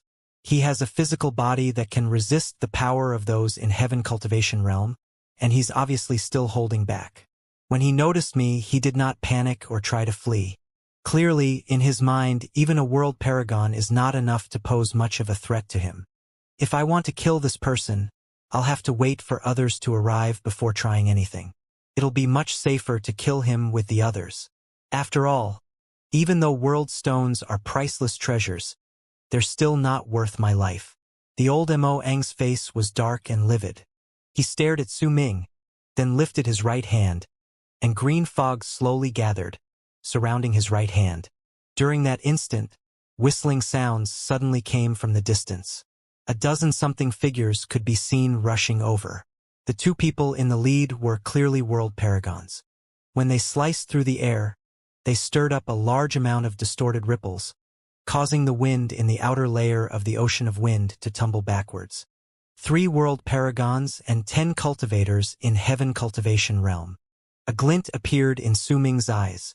Almost the moment these people came closer, he took a step back. When he lifted his right hand, blood rain gathered close by and turned into the long blood-red spear in his hand. Once Su Ming held it, he charged towards the depths of the ocean of wind. Leaving already? Killing intent shone in old Imoang's eyes. The green fog in his right hand exploded with a bang, sweeping outwards before turning into a 9-headed giant turtle. It had 9 heads, and its body was tens of thousands of feet in size. Once it manifested, it charged towards Su Ming. "Brother Mo, stop him. We'll reach you immediately. If we kill this person, We'll discuss how we'll divine the rewards. After all, we all belong to Heavenly Treasure Planet. Since this person appeared here, then it must be heavens granting us a serendipity. Use your full power. Don't worry about using up your power of world planes. I've received news that there are a large number of cultivators from Western Ring Nebula heading swiftly to this place. We have to get the reward before them. When Moong attacked, the two world paragons from Heavenly Treasure Planet charging to this place from the distance immediately let out mighty booming voices. These might look calm, but their hearts were filled with excitement. In their eyes, if three world paragons attacked at the same time, it was impossible for them to not succeed in killing their target. Besides, they still had another world paragon in Heavenly Treasure Planet. Since he was in isolation, he could not immediately come to this place, but before long, he would definitely notice the change and come over using his senses as a guide. At that time, once the four world paragons in Heavenly Treasure Planet killed the wanted criminal by the forces of power from the four great true worlds keeping a lookout over this place, they could also intimidate the powerful warriors that came from the world beyond. It was a great plan, but they had to kill Su Ming first. Booms echoed in the air. The moment the giant nine-headed turtle charged forward with a furious howl, it froze in a bizarre manner. Then, its gigantic body started moving backwards, as if time started flowing backwards for it. In no time, the turtle turned back into wisps of green smoke and dissipated in the air. At the instant this bizarre sight appeared, Moong's eyes went wide, and he sucked in a sharp breath. Time control. Moong's heart trembled, and he immediately retreated. He could feel his skin crawl. Unbidden, an ancient memory surfaced in his head. He had once seen a person who could control time as well. When he had executed that divine ability, he could make all the people in his area of effect instantly become old and turn into ashes.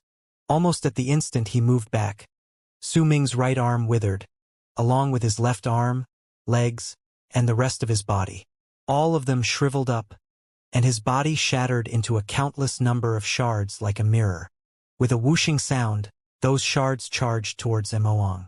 At that moment, the crowd in the distant sky was already less than 10,000 feet away from the battleground.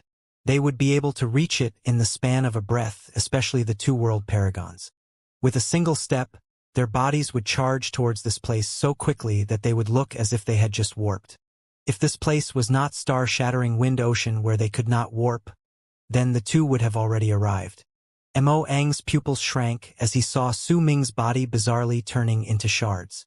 This scene filled his heart with apprehension, and a strong sense of danger rose up. No! Something's not right. At the instant he retreated, the power of world planes in his body burst forth with a bang.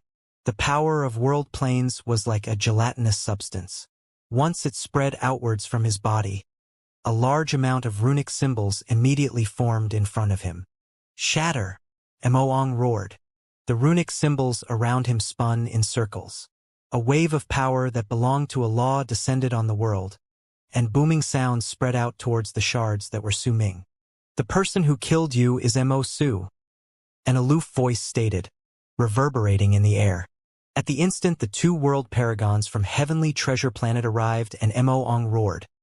The shards that were Su Ming phased through the power of world planes and the crumbling runic symbol, shooting straight into Moong's body. Those shards pierced his skin and swiftly melted and seeped into him. Moong let out a shrill scream of pain. His memories were being swiftly devoured, and his flesh as well as his blood were rapidly disappearing. All the power of world planes in his body was completely sucked away. Boom! Moong's body exploded, and a large amount of shards flew out of to gather together in the sky in the shape of Su Ming's withered body. In an instant, he recovered, and an even more distinct presence of world plane realm spread out from his body. Moong died. The instant old Moong's body exploded, the two world paragons from Heavenly Treasure Planet reached the place and were shocked by their companion's bizarre death. To them, the scene just now was incredibly shocking and terrifying. Moong was at the same level of cultivation as they. His bizarre manner of death caused their hearts to let out a thump, and the two people could not help but slow down.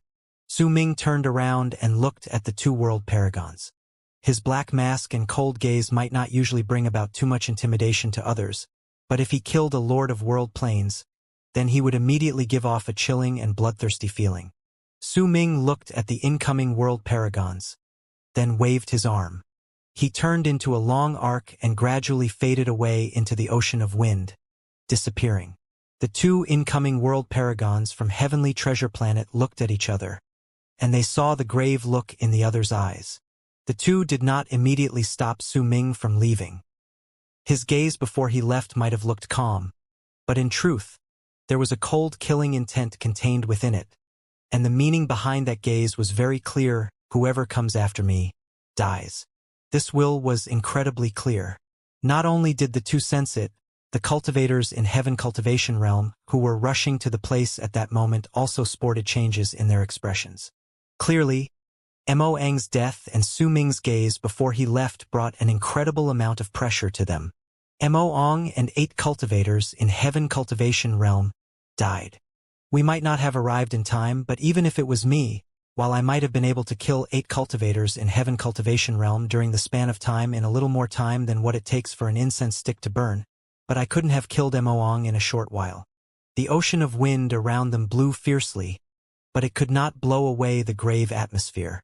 The two world paragons from Heavenly Treasure Planet fell silent.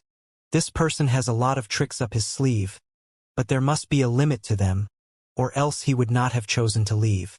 That's right, if he truly possessed power that could suppress us, then he would have chosen to attack us just now. He's at the end of his tether. That action just now was intentional. His goal was to intimidate us so that we would not dare to chase him down and attack. The more he tries to intimidate us, the more likely it is that he doesn't want us to attack him, and the more it shows that he is just putting up a strong front. A glint appeared in the eyes of the two world paragons from Heavenly Treasure Planet as they remained in the ocean of wind. Let's chase him. When we catch up, we won't let him have any chance to attack. We'll immediately activate the divine abilities of World Plane Realm, and we'll definitely be able to gravely injure him or kill him. Whoosh! The two world paragons from Heavenly Treasure Planet turned into 2 long arcs and rushed swiftly in the direction Su Ming had left. The Heaven Cultivation realm cultivators behind had obtained their instructions when the two sent their thoughts to them. After a moment of hesitation, a grim look appeared in their eyes. With their bodies producing loud whistling sounds as they moved through the air, they followed behind the two world paragons and rushed deeper into the ocean of wind. As the people chased after Su Ming, he moved like a bolt of lightning through the ocean of wind. Banging sounds rang out when wind hit his body, and the deeper he flew into the ocean, the sharper the wind blades became. Su Ming remained calm as his eyes sparkled. He grew faster. He was indeed unable to fight against the two world paragons at the same time, but if he made use of the environment in this place, it wouldn't be impossible for him to fight against them. The pursuers from outside should be here soon. As Su Ming charged forward, he lifted his head and cast a glance at the sky above his head. It might look as if the darkness stretched endlessly and he could see no stars, but if he made his judgments based on the time that had passed, the pursuers should be here soon. Su Ming, not only are those pursuers from the galaxy about to be here, the forces of power from the 4 great true worlds are about to arrive as well. Just, what are you planning? If you don't leave soon but stay here for a prolonged period of time, it'll be incredibly dangerous for you. The Duke of Crimson Flame's voice reverberated in Su Ming's mind at that moment. I had thought to use this place to build my reputation and even break the seal to free the Great Paragon, which would attract the people's attention and allow me to avoid being chased down. Su Ming answered the Duke of Crimson Flame's question while charging forward. Oh? Then what about now? Now? I've discovered some very interesting things in Mo Ang's memories. I've changed my plans. Once I've verified the truth of that matter, then I'll try to absorb enough power of world planes here to have my physical body possess enough strength to become a lord of world planes. Since they came here to kill me, then I might as well take a huge risk. A freezing glare appeared in Su Ming's eyes and he spoke slowly. The Duke of Crimson Flame remained silent for a moment before he suddenly said, I don't know what you've discovered, but your actions are incredibly risky. You will die at the slightest mistake. But since you've decided to do something extremely absurd, then I'll help you. I've checked just now. The consciousness of the cultivator at the same realm as I was has already disappeared. He lost himself during the endless years that have passed and has died. But even though he died, some of his culpa essence has gathered together. Give me enough time, and if you can loosen the seal, I'll be able to detonate his culpa essence and make this planet explode. How confident are you in doing this? Su Ming immediately asked. More than 5/10. The Duke of Crimson Flame answered flatly. A freezing glare shone fleetingly in Su Ming's eyes. He did not speak, but as he charged through the depths of the ocean of wind, his speed increased. While the wind crashed into his body, the two world paragons from Heavenly Treasure Planet kept on chasing after him. Something's off. Judging by the direction he's going, he wants to rush into the depths of star-shattering wind ocean. Even for us, it'll be difficult to resist the wind there, and we'll become slower. Just what does he want to do? I'm not worried about this, but about the eye of the typhoon in the depths of star-shattering wind ocean is different. We as the world paragons here know about its existence. It's a natural relocation hole, and once anyone steps in there, they'll be moved instantaneously into a random spot in Western Ring Nebula. If he steps into the relocation hole, it's impossible for him to know about this. The mystery of the eye of the typhoon is something that the four of us discovered together 1,000-something years ago. Those cultivators in Heaven Cultivation Realm know nothing about it, much less an outsider. Let's hope that's the case. As they continued chasing after Su Ming while speaking to each other via thoughts, the gusts of wind Su Ming had to face became stronger.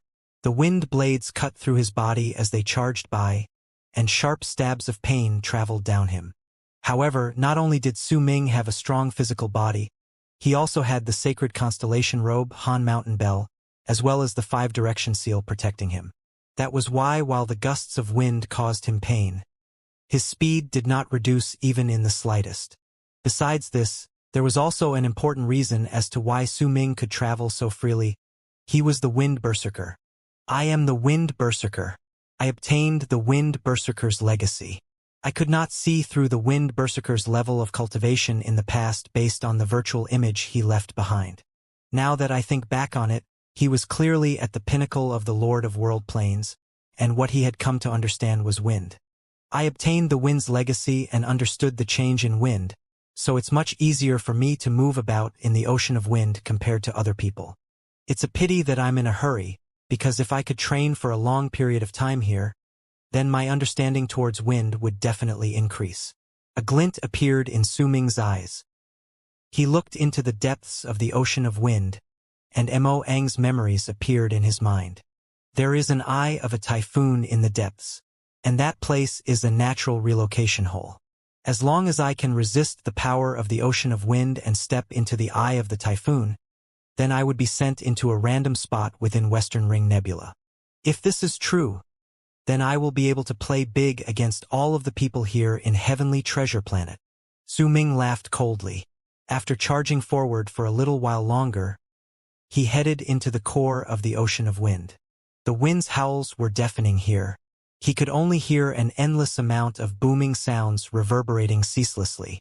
It was difficult for Su Ming to maintain his speed in this place, and he could not help but slow down. However, he still had to continue circulating all his cultivation throughout his body. If he relaxed for even a single moment, then he would be swept away by the wind in this place. What powerful wind! Even with my physical body and all my skills, it's still so difficult for me to move forward. If I could use the power of wind here for a divine ability, then that divine ability would become incredibly strong. Su Ming stopped moving for a moment and did not continue onward. Instead, he spread his Atman outwards and covered the entire area. His Atman instantly showed signs of shattering in the wind. However, since Su Ming was not too far away from it to begin with, that was why, several breaths before his Atman disappeared, he noticed a gigantic typhoon that was invisible to the naked eye floating 10,000 feet in the endless ocean of wind before him. The typhoon was several hundreds of feet in size. Wind was continuously blowing out of its center, and when it blew out, The ripples of relocation could even be felt in the wind that blew out. Is this the mysterious place you mentioned just now? It's an eye of a typhoon that serves as a natural relocation hole. This place is incredibly averse to divine senses. This close, people can somewhat sense it, but if they were far away, then it would be very difficult to discover such a thing. I didn't look into this place, but if you had told me earlier, then I would have been able to find some hints about it if looking for it intentionally. You then wouldn't have needed to spend so much effort in investigating it yourself. You still don't trust me completely, the Duke of Crimson Flame said in Su Ming's mind. Su Ming did not answer. When it came to things that concerned his life, he preferred to personally make certain of things. Only then would he be completely at ease. He did not want to rely on others in this sort of matter. At that moment, once Su Ming was certain that there was indeed a relocation hole in this place, killing intent shone in his eyes. Without any hesitation, he retreated swiftly, and as he moved along with the wind, his body moved faster than before when he charged towards the group of Heaven Treasure Planet residents that had been on his tail. The will of autumn. Stars now. Su Ming was practically moving like a flash of light. He charged forward like a sword that was about to be drawn out of its scabbard. Before long, the two world paragons from Heavenly Treasure Planet became the first to appear in the ocean of wind before Su Ming. He's here. How dare he turn back and fight against the two of us? He's just asking for death. We don't have much time. Attack at full force. Execute the arts of World Plane Realm and kill this person. The eyes of the two world paragons from Heavenly Treasure Planet shone. Right then, they had the presence of World Plane Realm erupt forth from their bodies without any hesitation. That presence turned into a windstorm that swept through the ground. It crashed into the ocean of wind, and the mighty power of world planes forced the ocean of wind to tumble backwards with a bang. Bang! The windstorm formed by the power of world planes swept outwards in all directions and instantly covered the area around the spot where the two world paragons had located Su Ming. The two of them were confident that as long as they worked together and used the power of world planes, then no matter how fast their opponent was, once the windstorm reached him, he would be enveloped by their power. This was only them activating their power of world planes in its initial stage. As long as they could sweep Su Ming in it, then the only thing that would await him would be a destructive force formed by series of laws using the power of world planes. The ocean of wind around the area trembled because of that power and spread in all directions. But at the instant the wind spread out, Su Ming, who had been located by the world paragons from Heavenly Treasure Planet, disappeared. As the power of world planes spread out, Su Ming looked as if he had disappeared from within the area of those thousands of feet. The two world paragons had no idea where he had left. At the instant they were momentarily stunned by it. A shrill scream of pain came from the distance. Not good. The world paragons' faces instantly changed. They were familiar with the person who had screamed. He was one of the cultivators in Heaven Cultivation Realm who had followed behind them. Su Ming released his grip from the neck of a young man in blue robes some 200,000 feet behind the two world paragons. That young man's originally handsome face was twisted at that moment, and he was no longer in human shape. He was as thin as a skeleton, as all his blood, flesh, essence, and even his life force had been sucked away by Su Ming. I can't use my powers to shift often since I can't recover that power. I'll be using my origin essence to relocate you, and I'll use up even more of it if it's long distance. The Duke of Crimson Flame's calm voice traveled into Su Ming's mind. During the instant the two world paragons from Heavenly Treasure Planet had used their power of world planes just then, Su Ming had borrowed the Duke of Crimson Flame's divine ability and moved away from that place. He had leaped past tens of thousands of feet and landed where he was now. He could not warp in the ocean of wind, but there was no problem for the execution of the art to shift, which was only available for those in Plain Culpa realm. Su Ming did not speak. He only moved. As killing intent filled his eyes, he charged forward and closed in on another cultivator in Heaven Cultivation realm. Shrill screams of pain continued ringing the air. The expressions of the two world paragons in Heavenly Treasure Planet turned dark. They retreated swiftly and charged towards in the direction from which the screams of pain were coming. However, before they could fly even 10,000 feet outwards, two screams of pain that seemed to have rang out at the same time came from their left and right. If they made their judgment based on the voices coming from the two directions, the two people should be 10,000-something feet away from each other. Damn it, he has a clone, or else he wouldn't be able to do this, killing two people that are 10,000-something feet away from each other at the same time. Even if he knows how to shift, he wouldn't be able to do this. Two directions, one with his clone, and the other with his real self. We have to part ways. I won't believe that he can kill two people who are 10,000-something feet away from each other with us being incapable of saving them. We'll be able to tell which is the clone when we use the power of world planes. If you find his real self, immediately send word, and I will rush over swiftly, and vice versa. The two world paragons from heavenly treasure planet split ways once they sent their thoughts to each other. One of them went to the left, and the other to the right, and both headed to spots from which the screams of pain had come from. The one who flew to the left was an old man. There was anger on his face, but he was incredibly cautious. Mo Ang's bizarre manner of death still remained in his mind. As he charged forward, he saw Su Ming in the ocean of wind within the span of a few breaths. At the instant the old man saw him, his power of world planes erupted with a bang from his entire body. It formed a windstorm that swept through the area. Right then, the other world paragon suddenly sent a low shout from 10,000-something feet away. This is where his real self is. Make haste here.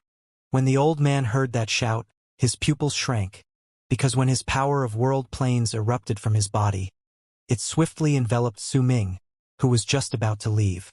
The old man sensed the clear feeling of qi and blood leaving Su Ming's body the moment he was enveloped by the power of world planes.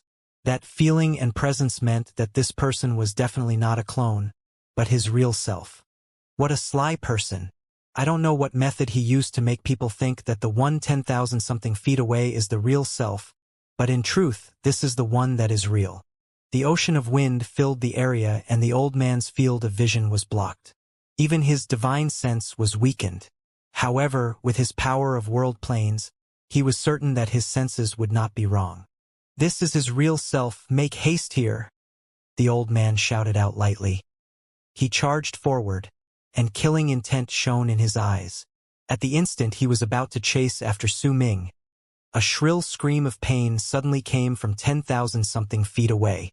There was an indescribable terror in that scream, as if that person had seen something unbelievable before his death. That voice even made the old man shudder violently. Shock appeared on his face, because that voice did not belong to anyone else but his companion, the otherworld paragon from heavenly treasure planet. This is... A bang rang out in the old man's heart. That scream of pain was abruptly silenced. A ripple signifying death came from 10,000-something feet away, and it could only mean that his companion had died. Could it be that the person there was his real self? At the instant a wave of terror born from the heart rose in the old man's body. The Su Ming in the area which he could sense with the power of his world plane stopped moving and no longer fled. Instead, he turned around and looked at the old man coldly. At the instant the two people's gazes met, the old man immediately saw Su Ming's body turn into an endless amount of shards, and they let out a sharp, shrill whistle as they charged towards him through the area of perception of his power of world planes. Just what is going on? Which one is his real self? Damn it! Break! The old man took a few steps backwards. At that instant, as terror filled his entire body, he no longer thought about the expenditure of his power of world planes. A blue wave of impact erupted from his body and tumbled outwards. An innumerable amount of shadows manifested within that blue wave. Those shadows let out enraged roars. From the distance, they looked like an army of millions, and their presence was so great that they could shock even the heavens. Yet at the moment the old man's mind was in shock due to his companion's death. His heart was filled with terror because he could not discern just which Su Ming was the real one, and he activated his divine ability which he obtained in World Plane Realm. He felt a sharp stab of pain at the center of his brows. That feeling of pain went into his heart and soul, and a black spot appeared at the center of his brows, as if he had been stung. That pain surged into his mind and turned into an endless amount of booming sounds. It made the old man shudder and let out a scream of pain. Right then, his body started visibly melting at a rapid pace. His nascent divinity flew out due to this sudden turn of events, but before he could see his surroundings clearly, the innumerable shards that were Su Ming crashed into the wave of impact from the old man's power of world planes. Amid the booming sounds, several shards shot through, and with a speed akin to a bolt of lightning, they stabbed the old man's nascent divinity. As those shards melted, the old man's nascent divinity shattered and turned into a countless glittering lights that scattered all over the place before they gathered into shards. Then those shards gathered together. As they shone, Su Ming's body manifested in the air. His face was pale, and he coughed up a mouthful of blood. However, the power of world planes was incredibly thick in his body at that moment, and he gave others the feeling of a lord of world planes at first glance. The wave of impact from world planes. I still face a considerable amount of difficulty in killing a world paragon who executes the power of world planes. Su Ming wiped off the blood at the corners of his lips. He had been injured upon his attempt to kill the other, and this had been after he had made this setup. Otherwise, it would have been even more difficult for him to confront him. However, the more power of world planes I absorb, the stronger my art of swallowing hollow shadows whole become. When Su Ming lifted his head, a person walked out from the ocean of wind before him. That person's appearance was the exact same as Su Ming's. However, when he approached, his body began changing swiftly. By the time he came to stop in front of Su Ming, that person had already turned into the Duke of Crimson Flame. The bald crane was standing smugly on his shoulder. There are 2 cultivators from Heaven Cultivation realm remaining. Since they dared chase after me, then they must be prepared to give up their lives. Su Ming stepped into the ocean of wind. The Duke of Crimson Flame and the bald crane turned into 2 flowing streams of light and disappeared into Su Ming's body. After a moment, an incredibly wretched scream came from within the ocean of wind. Located 10,000 feet away was the only cultivator of Heaven Cultivation realm that had come for this venture. The middle-aged man's face was stark pale, and his heart was filled with terror. Demon, evil spirit. He's not a human. The heart of the middle-aged cultivator in Heaven Cultivation realm trembled. He gritted his teeth and fled in a frenzy. He had witnessed with his own eyes his companions dying one by one, and the scream of pain from the world paragons had brought his terror to its peak. At that moment, he no longer had any other thoughts in his mind besides fleeing. As he fled as if he had gone mad, loud booming came from the dark sky over Heavenly Treasure Planet. Along with those booms, a shrill whistle sliced through the sky. Soon after, 1, 2, 3, several dozens, several hundreds of long arcs appeared high above. Even the weakest among those hundreds of long arcs was at the initial stage of Heaven Cultivation realm. There were even several dozens of those that exuded a powerful presence of World Plane realm. They were naturally the first batch of pursuers that had sensed Su Ming from the galaxy and had chased after him. For the rewards offered by the 4 great true worlds, they could slaughter everything.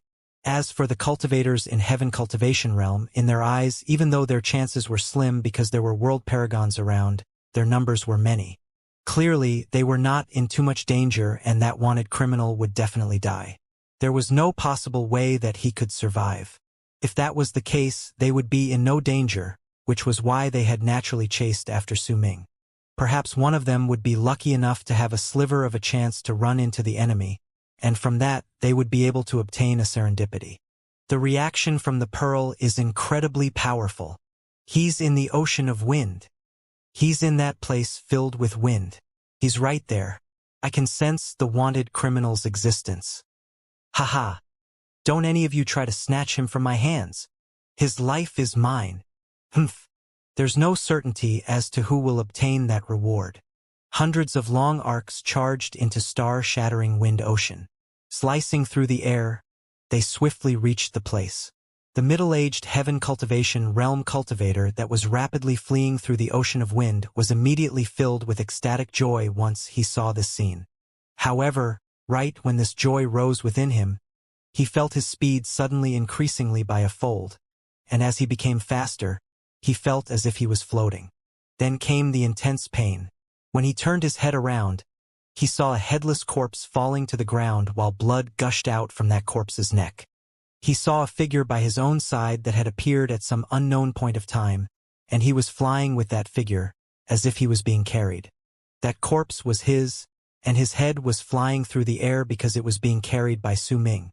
At the moment, before the middle-aged cultivator in Heaven Cultivator Realm's vision turned dark, the final thing he saw were the hundreds of long arcs in the sky elbowing each other to rush to the fore.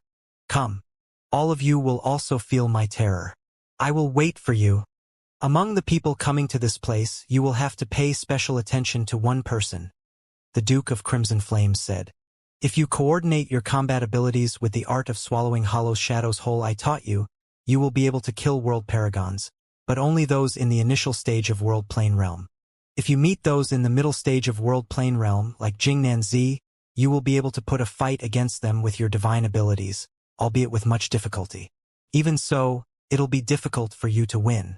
If you run into those who are in the later stage of World Plane Realm, you will definitely die. There are 37 world paragons among those people. 36 of them are in the initial stage of World Plane Realm, but one of them is in the middle stage of World Plane Realm. You have to be careful of that person. He has the power to trap you, and if you are trapped, you will lose your mobility. When these hundreds of people come down on your head, you will not survive. Su Ming stood in the ocean of wind and let go of the head in his hand. He looked up at the long arcs charging towards him from the sky. There was calmness in his eyes, but it was soon changing into murderousness. The rewards offered by the forces of power from the four great true worlds are incredibly tempting to those in Heaven Cultivation Realm and those in the initial stage of World Plane Realm, because they greatly desire world stones. However, to the powerful warriors in the middle stage of World Plane Realm, there will be a force rejecting them if they use those world stones that are not from their essence of the world, and there are only a few of them to boot as well. Those in the initial stage of World Plane Realm won't be bothered about this repulsion, because it's like comparing the light of fireflies to the bright light from a moon when world paragons from the initial stage use their power of world planes compared to those in the middle stage. That's why they can choose not to be bothered by it. Those in the middle stage of World Plane Realm are different. It would be fine for them if they had a lot of world stones.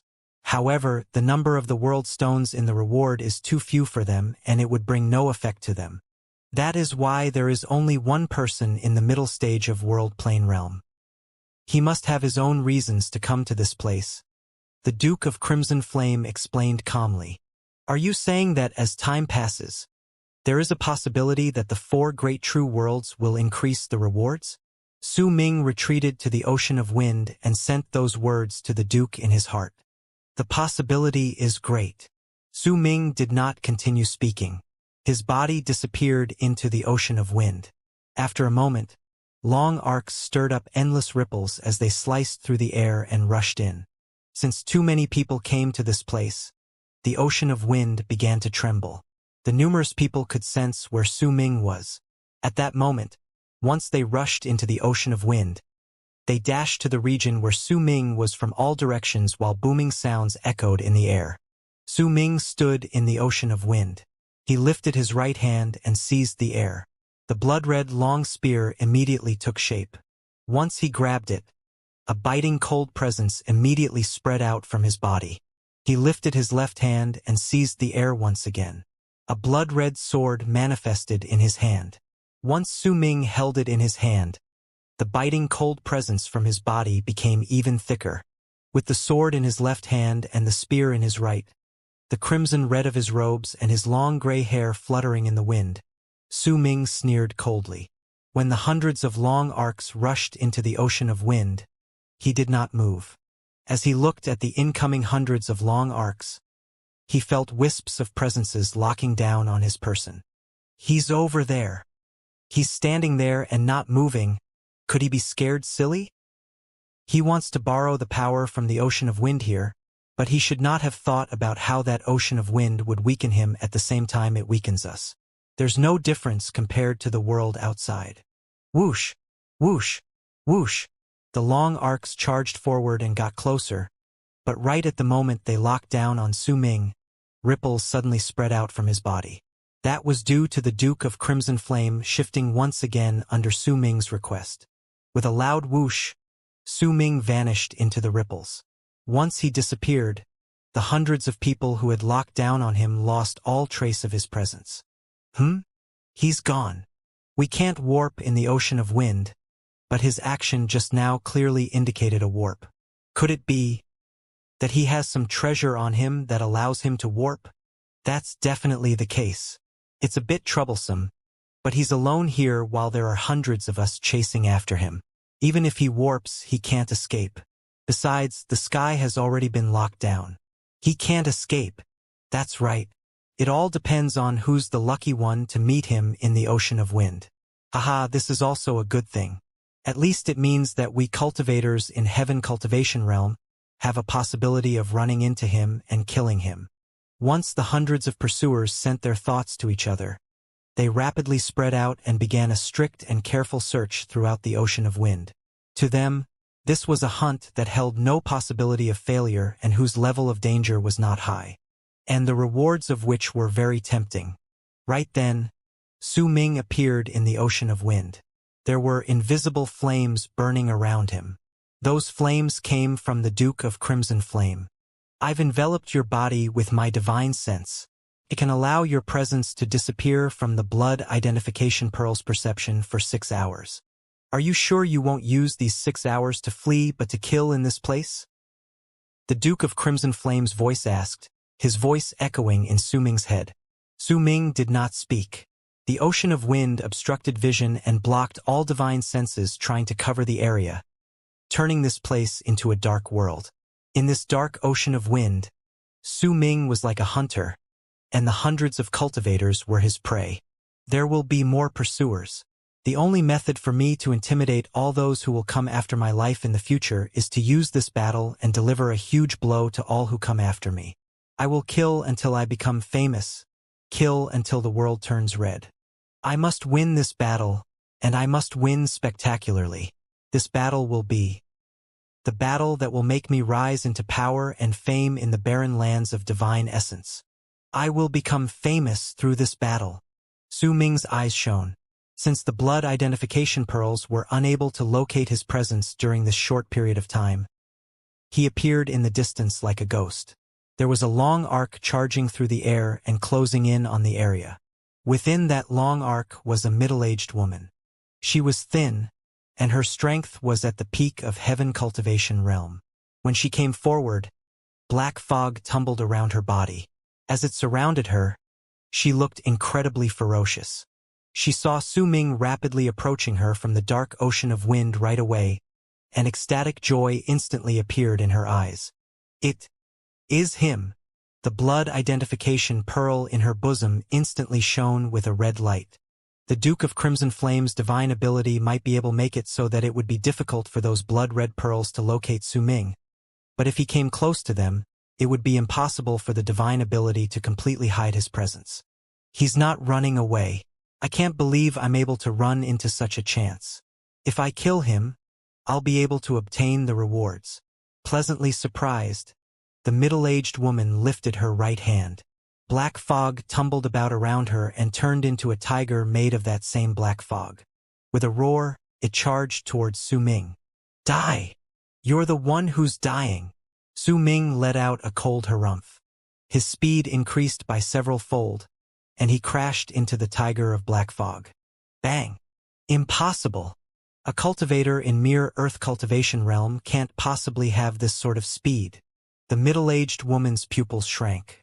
As shock surfaced in them, she retreated swiftly, because she could clearly feel the black tiger that was formed from her divine ability shattering from its core due to the crash just then. Yet before she could retreat even 100 feet backwards, a booming rang in the air once again. Su Ming appeared right in front of her at an indefinable speed. As she let out a fierce, ear-piercing roar, Su Ming flashed past her body. A trail of blood was left by the blood-red sword in his left hand as he took away with him the middle-aged woman's head.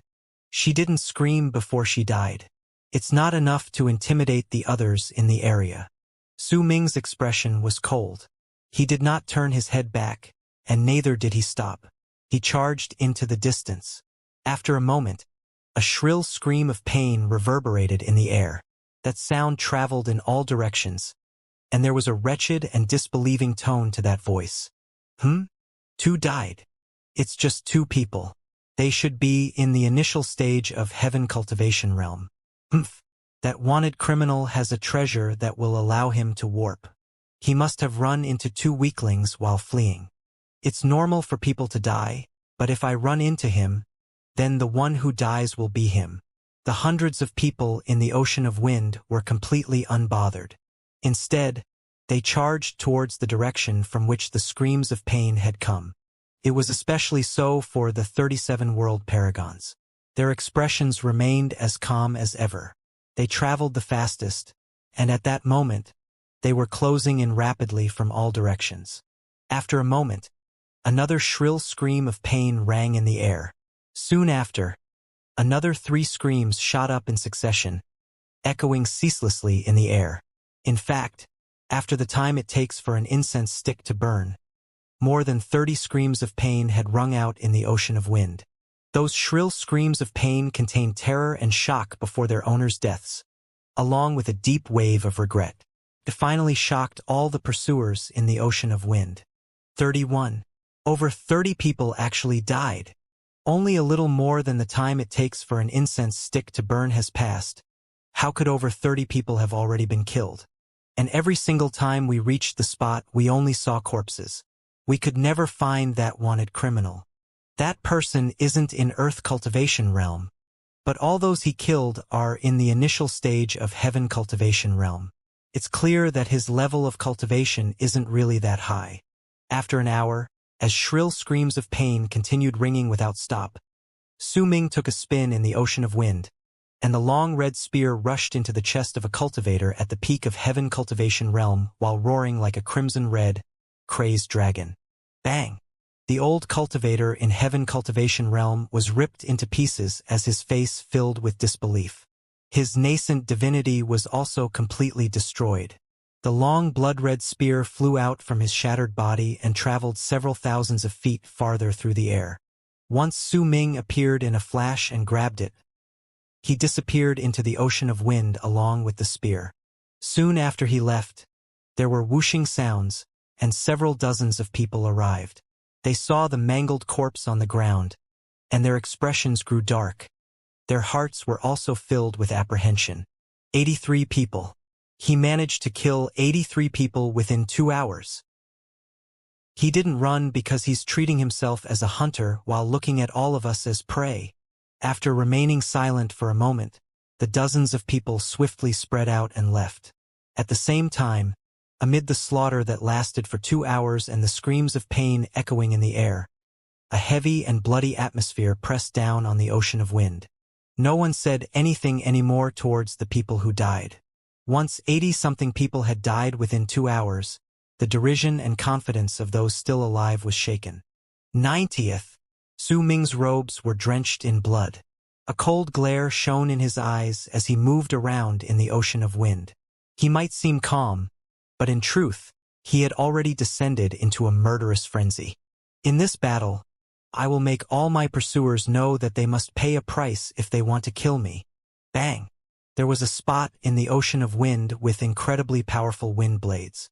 As a body was shredded to pieces, many shards flew out from the corpse. Those shards rapidly gathered together in midair before they turned into Su Ming. He took a few staggering steps forward. With a slightly pale face, he turned his head around and cast a glance at the shattered body behind him. You are the 7th world paragon I killed after I left Crimson Flame Planet. Su Ming's eyes sparkled. The power of world planes in his body was full of vitality. This power continued spreading through his body. Originally, with his level of cultivation, it would have been impossible for him to contain the power of world planes within himself, and it would have just vanished on its own. However, the Duke of Crimson Flame's art of swallowing hollow shadows whole was incredibly powerful. It could actually turn his body into a cage and lock the power of world planes within, preventing it from dispersing, and he would be able to accumulate more and more of it as time went by. If you practice the art of swallowing hollow shadows whole, 9 states of repletion will appear. Each time you reach a state of repletion, it will mean that you will have to face a disaster. If you make it through that disaster, you will be able to break through. I've been observing your power of world planes. You will need to devour 10 more world paragons before you reach the first state of repletion. At that time, your physical body will reach the boundaries of Heaven Cultivation Realm, and you will be able to touch the walls of Heaven Cultivation Realm separating you from World Plane Realm. If you can break through, then your physical body will move into World Plane Realm. The Duke of Crimson Flame's voice reverberated in Su Ming's heart. Su Ming moved and disappeared into the ocean of wind to head towards his next target. Where are you? Just where are you? Come out. You only know how to hide in the ocean of wind and ambush us. Don't you dare to come out and fight openly? Come out. Low roars echoed in the ocean of wind. When nearly 100 people had died, quite a number of cultivators had wanted to leave as their hearts filled with shock. However, almost every single one of them who wanted to leave could not escape death. It was as if that wanted criminal was a cruel, venomous snake staring at each of them from the shadows. The moment they lowered their guard the smallest bit, he would immediately attack and kill. The screams of pain ringing in the air without stop filled most of the cultivators with terror. Too many of their people had died. In fact, there were even world paragons who had died. So all the cultivators in the ocean of wind begun to waver in their desire to chase down and kill Su Ming. It's almost 4 hours now, but I've never once met him. Not only does he have an enchanted treasure that allows him to warp, he also has a method to search and locate those around him. An old man in purple robes moved forward with a frown on his face. With each step he took, he would cover nearly 100,000 feet. With that sort of speed, it was impossible that he would be unable to even see Su Ming once in 4 hours. The only explanation for that was that the other knew about his location beforehand. Interesting. I'd like to see just how long you will be able to hide. The old man was naturally the one the Duke of Crimson Flame had warned Su Ming to be careful of, the only cultivator in the middle stage of World Plane Realm among the pursuers. Some hints of the old man's strength could be guessed based on Jing Nanzi's show in the past. After all, Jing Nanzi was also a cultivator in the middle stage of World Plane Realm. As Su Ming continued killing, more than 100 people who had rushed into the ocean of wind 4 hours ago had died. At the instant the thought of fleeing appeared in the remaining people's hearts, booming sounds suddenly echoed in the sky. Once they rang out, long arcs appeared high above and charged towards the ocean of wind while stirring up loud whistles in the air. That was the second batch of people who had come for Su Ming's life in Western Ring Nebula. There were around 500 long arcs, and among them were 40-odd people in the initial stage of World Plane Realm. The sounds of air being ripped apart spread through the entire heavenly cultivation planet. The arrival of those 500-something people caused the ocean of wind to tremble viciously, as if it was about to collapse. Haha, we came on time. That wanted criminal hasn't been killed yet. The reward is mine. If he could last until now, then he is definitely not in Earth Cultivation Realm. But there's no way he'll be able to survive. It'll just depend on under whose hands he'll die. As those 500-something long arcs charged forward and the people shouted among each themselves, they rushed into the ocean of wind. Bang! The sound shook the air in all directions, causing the wind in the ocean of wind to freeze for a moment. Clearly, it was barely hanging on under the mighty pressure caused by the 500-something people. The people who had been previously filled with fear due to Su Ming's slaughter no longer fled. Instead, as their eyes sparkled, they changed direction and joined the fray of the people trying to hunt and kill him once again. The Duke of Crimson Flame's divine sense will hide my presence for 2 more hours. Since another batch arrived, then I will kill to my heart's content. A red glow appeared in Su Ming's eyes.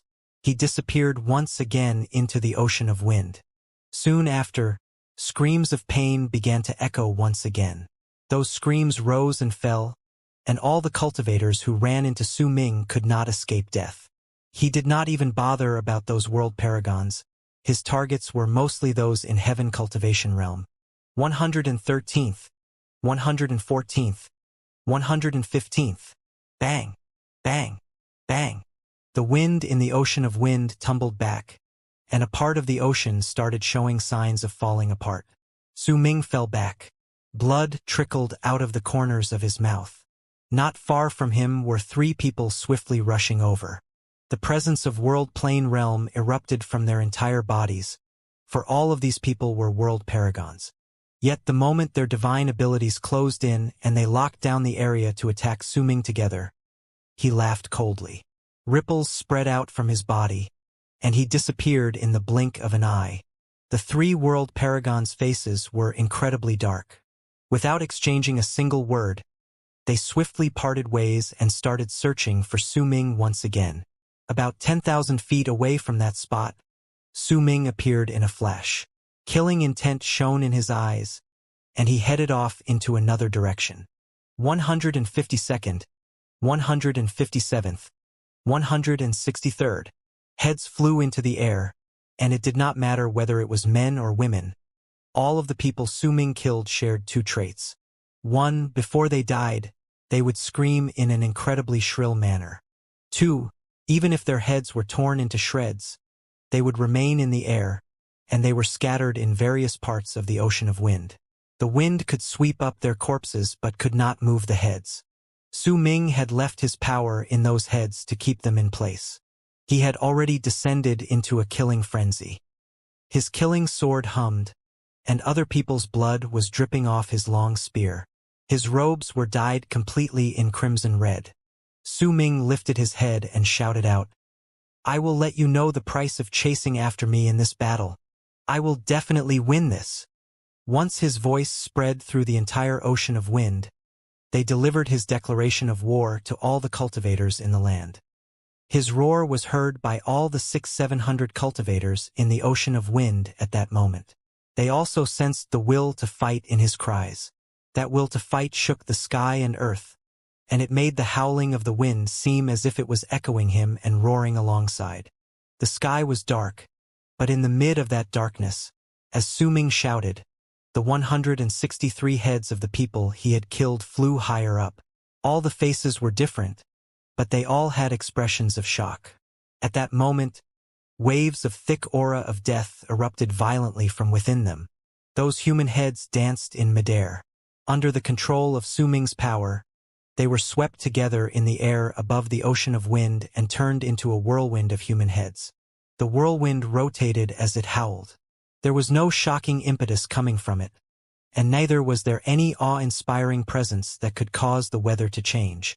However, that whirlwind formed as those 163 human heads continued rotating about was filled with a bloody, intimidating might that filled the hearts of all those who saw it with shock and stilled their breathing for a moment.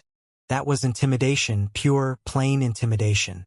It was a blow Su Ming struck to the hearts and minds of all his pursuers. He was telling everyone that he had already killed 163 of them, and these people were just the beginning. He would continue killing, as long as they continued trying to hunt him down. This is nearly 200 heads. He actually managed to kill this many people? That is Sir Chun Fu, he's a world paragon, and he was killed? 163 human heads, and 3 of them are world paragons. Just what level of cultivation does this person have? An uproar rose in the ocean of wind. The 600-700 people were filled with shock when they saw the human head's whirlwind in the sky, and at the same time, reverence rose within them towards Su Ming, who had done all of this. Their killer is Mo Su. A low roar echoed in the world. That was Su Ming's voice. It spread in all directions and fused together with the booming sounds from the human head whirlwind. When those sounds spread out, it gave those who heard it a false impression that their bodies were sticky, as if they had been covered in blood. Mo Su, his name is Mo Su. The criminal wanted by the 4 great true worlds is known as Mo Su. This person is definitely a world paragon, or else he would have been unable to do this. World paragon Mo Su, if he manages to escape this battle, then his name will definitely spread through Western Ring Nebula. The hundreds of people's voices fused together into buzzing sounds that echoed through the ocean of wind. In a corner of the ocean was the old man in purple robes who was already in the middle stage of world plane realm. He lifted his head and looked at the human head whirlwind in the sky. A grave expression appeared on his face for the first time. He had been angry before, but now his heart was in shock. The world paragons who had already moved into world plane realm all sported dark expressions on their faces. They did not care about how many cultivators in heaven cultivation realm had died. But once they saw the 3 heads that belonged to world paragons in the human head whirlwind, all of them fell silent. They were forced to accept the fact that the person wanted by the 4 great true worlds was very strong, incredibly strong. So what if he's very strong? He's still just one person. That's right, we've already fought against him to this extent. There's no possibility for us to retreat anymore. It's rare that the 4 great true worlds offer a reward. If we miss this chance, who knows how many tens of thousands of years we'll have to wait for it to happen again. Besides, he might have killed many people, but he only killed 3 world paragons. From this, we can tell that even if he wants to kill world paragons, it's not easy for him. Find him, kill him, and get the reward. Kill him. Most of the near 70 world paragons spread around the ocean of wind chose to continue. They charged towards the direction from which Su Ming's voice had come at their full speed. However, the cultivators in heaven cultivation realm were shaken by Su Ming's crazed slaughter. The 100-something bloody heads in the whirlwind made most of them choose to retreat. This was not a battle they could participate in, and that Mo was also not someone they could use to obtain a serendipity. Before they came, they were ignorant due to their delight. Now, the terror of reality filled their hearts with trepidation. The price for that change was heavy. It was enough for them to remember it for life, as well as the name written in blood that came attached to it, Mo. However, not all cultivators in heaven cultivation realm chose to leave. There were still some that did not choose to retreat. Instead, they followed behind the world paragons and watched from the distance. They were still a little unwilling to admit defeat. Even if they knew that they were weak, their greed made them ignore their rationale. They were like leopards watching a tiger and a lion fight, but were still lingering around in the area because waiting for a chance that might appear, a chance where both would be heavily wounded. This was the path of cultivation: to kill, to seize, and to snatch. They were cultivating their lives in this path of cultivation. Humans will live through their lives in many different manners and different stages. There were all sorts of people, and among these 600-700 people were nearly 100 people who had this sort of thought to lurk around and watch. However, it did not matter whether it was these cultivators or the world paragons. None of them knew that this slaughterfest had not even reached its halfway point based on Su Ming's plan. His plan was still far from its peak. As of then, he had just cast his net. The time had not come for him to pull the net back. "I need you to shift," Su Ming said flatly in the depths of the ocean of wind. At the instant he spoke, ripples appeared around him, and he vanished abruptly. "You have an hour left. An hour later, I will be unable to hide you from being located by the blood identification pearls. You will have to do your best and survive." As the Duke of Crimson Flame's voice reverberated in the air, Su Ming appeared tens of thousands of feet away. Almost the moment he appeared, his body started withering away rapidly. His arms, legs, torso, and head were reduced to mere skin and bones within an instant. Soon after, with a bang, Su Ming's body was torn into shreds and turned into endless shards that blended into the wind, swallowing hollow shadows whole. Only when he turned into shards and left into the distance that Su Ming's faint murmur spread faintly through the area. "Bang! Who is it? Who's the one who ambushed me? Get out here!" A roar rang in the air, and an old world paragon was seen covered in blood. All his power of world planes spread out from his body, causing wind to stir and clouds to surge in the area around him. A layer of lightning bolts sliced through the sky with loud thunderous booms, and the people could hear it even in the distance. However, not even a second passed after the lightning had appeared. A shrill roar that was filled with unwillingness to admit defeat echoed in the ocean of wind. "Mo." The voice was cut off before it could say anything else. This caused the faces of all world paragons in the ocean of wind to turn incredibly grave. In fact, some of them even stopped moving. "Progenitor Lei Shan." That was Progenitor Lei Shan's voice just now. He has power that is close to the peak of the initial stage of World Plane Realm, and once he activates the power of World Planes, he is incredibly strong. His progenitor Lei Shan has been killed. In the mid of the people's shock, the many shards that were Su Ming swam in the ocean of wind. Those shards were incredibly damaged. Their color was slightly dull, but their speed was even faster than before. The spot where the shards had been previously was a wreck. There were flesh and blood splattered all over the place, as well as a shard that was the size of a palm. It stood erect on the ground, unmoving. This was not the only place where such a shard could be found.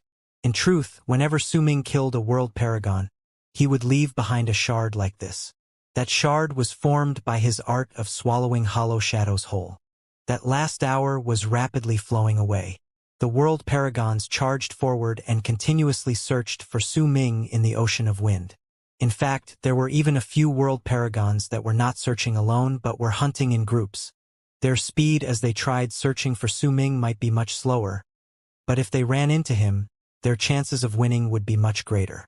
After a moment, another furious roar came from all directions, and a loud bang soon shook the sky and earth.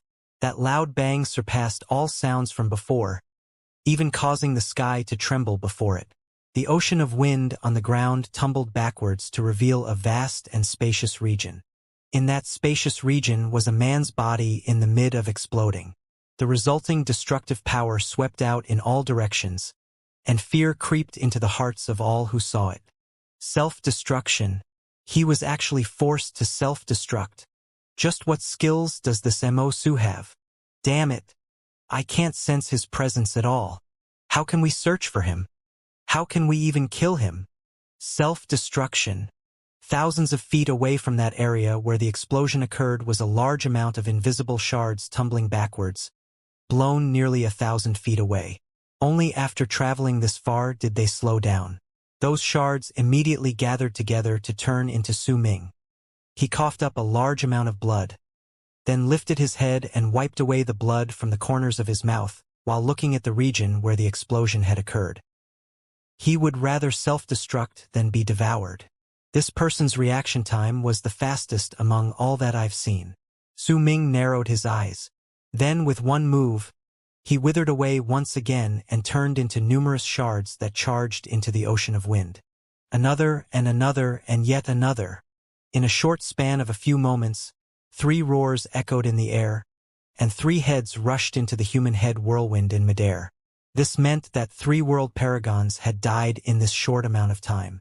These were world paragons, not cultivators in heaven cultivation realm. They were lords of world planes, and they were people who stood at that peak of any cultivation planet. They were incredibly hard to kill, but now, in the ocean of wind within Heavenly Treasure Planet, nearly 10 of them had died. There were even 3 that self-destructed. This sort of slaughter caused the hearts of the world paragons in the ocean of wind to tremble violently. In fact, as they moved forward, they began to slow down. This dark ocean of wind was no longer a serendipity they could obtain without lifting a finger, but was instead an ancient, ferocious beast that had its mouth opened wide to devour them. They could not see Mo-Su, could not sense his presence. Only when they were close could they sense him, but every single person who noticed him would either self-destruct or die. This filled their hearts with fear and shock, and it was difficult for them to continue. Yet at the instant the thought of retreating rose within all the world paragons. The cover the Duke had on Su Ming that was supposed to last for 6 hours vanished. It disappeared earlier, when there was still the time it takes for an incense stick to burn left. I can't continue maintaining the cover. There's an external force interfering with my abilities. Su Ming, the 4 great true worlds, have come. When the Duke of Crimson Flame's sigh reached Su Ming's heart, the shards gathered together, and Su Ming's body was revealed. His face was pale, and there was blood at the corners of his mouth. However, the power of world planes that spread out from his body was incredibly thick. This was the presence Su Ming possessed after he had devoured 10 or so lords of world planes. More accurately speaking, this was his physical body's presence. I can sense it. I'm already touching that wall of the heaven cultivation realm separating me from world plane realm that you spoke of, albeit only lightly. If I devour one more person, I'll be able to touch that wall clearly. Su Ming shook his head. At the instant his body showed up, he swiftly retreated to the area where the eye of the typhoon was in the depths of the ocean of wind. Almost at the instant the Duke of Crimson Flame's art disappeared from Su Ming's body. All the blood identification pearls the world paragons in the ocean of wind held erupted with a powerful red light. At the same time, Su Ming's presence became incredibly distinct within all the world paragons' hearts. They could easily lock onto his location. This feeling was akin to a blind man closing his eyes and opening them to find that, suddenly, he had regained his sight. I can see Mo Su's location.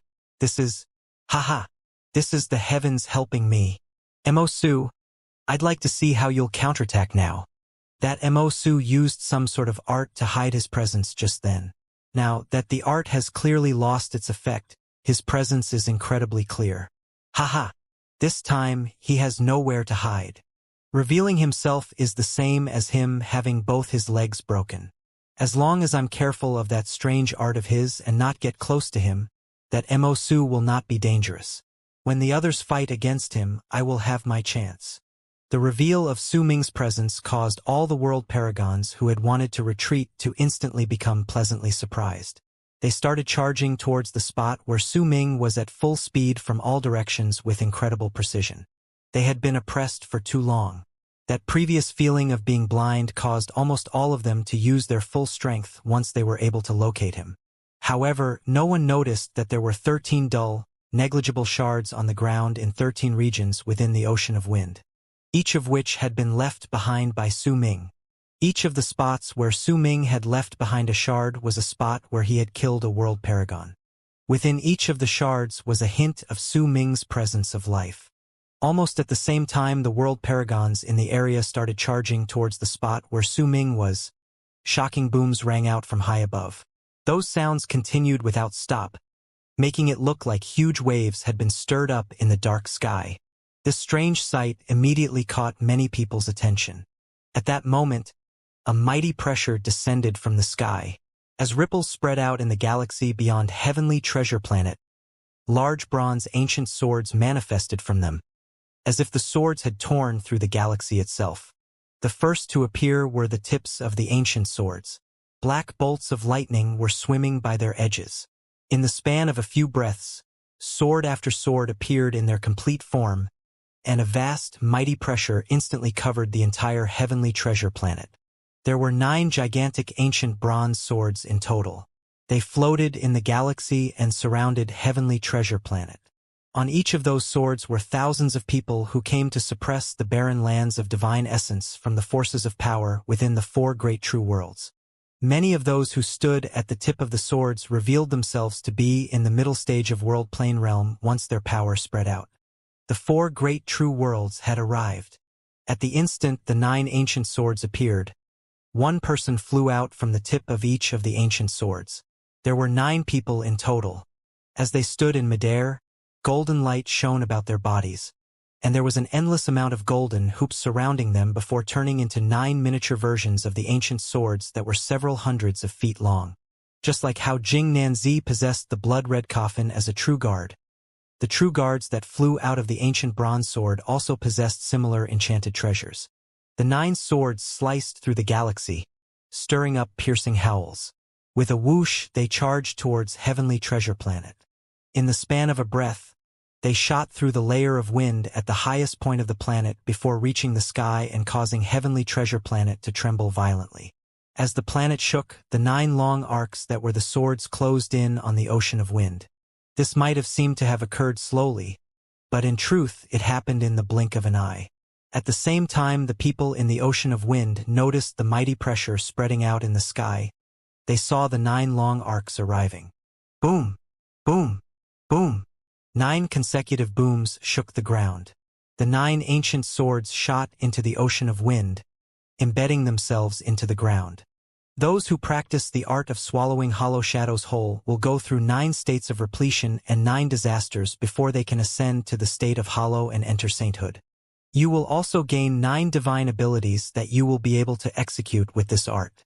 The first style of these 9 divine abilities is known as earthen script. You will write your script underground, and this is known as grave. When you reach your first state of repletion, you will be able to use this art to attack. Once you get through your disaster, you can turn the earth into dirt and write a script that will form a grave. Su Ming stood at the core of the ocean of wind. Several thousands of feet behind him was the eye of the typhoon. While he stood there, he lifted his head to look at the 9 long arcs that were descending from the sky. At that moment, the divine ability the Duke of Crimson Flame had told him he could use when he gave him the art of swallowing hollow shadows whole appeared in his head. Right now, I can somewhat be considered to have reached my first state of repletion. I should be able to use the art of earthen script. A freezing glare appeared in Su Ming's eyes. In truth, he had been making detailed preparations to cast this art of earthen script since much earlier. All he was waiting for was to reach his first state of repletion, and he would be able to cast it. At that moment, violent tremors came from the ground beneath the ocean of wind. When the 9 swords hit the ground, it shattered with a bang. Even the rotating gusts of violent wind fell backwards in all directions. As for the human head whirlwind Su Ming had made, it fell apart and scattered once one of those swords shot through it. Once the ground trembled 9 times, besides the wind in the core of the ocean of wind, all the other wind crashed into each other and disappeared without a trace under the great tremors and impact. When the ocean of wind disappeared, a wide and spacious region revealed itself, besides the core in the depths where the wind still howled loudly. No one's field of vision was blocked any longer. They could also spread out their divine senses. But what caused the hearts of all the cultivators in the place to tremble, what forced them to stop moving one after another, and what brought expressions of respect and submission to their faces were the 9 ancient swords that had stabbed the ground around the core of the ocean of wind. The 9 ancient swords seemed to have surrounded the core of the ocean of wind, forming a hoop. True guards. The cultivators around the area fell silent, mixed feelings hidden in their eyes. Bang! 9 bangs rang out at the same time, and large cracks appeared on the 9 ancient swords. Once they shattered into countless shards, 9 people were revealed sitting cross-legged within them. Those 9 people stood up at the same time. As they did so, the sword shards that fell around them gathered together swiftly. As cracking sounds reverberated in the air, 9 sets of armor formed on their bodies. The bronze armor shone with an enchanting light on their bodies. There was also a lot of bumps that were runic symbols on that armor, filling it with a mysterious air. There were men and women among the 9 people. The oldest was an old man and the youngest was a young man. They were all similar, though, due to their aloof expressions and hint of disgust in their eyes. The true guards will now capture the criminal. All of you wait here. You are not allowed to leave, a red-haired old man said, and the mighty pressure that belonged to those in the middle stage of world plane realm spread out from one of the 9 people. As his voice echoed in the air, it formed a mighty pressure, and along with the group's status as true guard, it caused the world paragons in the area to lower their heads in silence. In the face of the powerful forces from the true worlds keeping a lookout over the barren lands of divine essence, these felons did not dare resist. The old true guard seemed to be used to the submissive attitude from the people around him.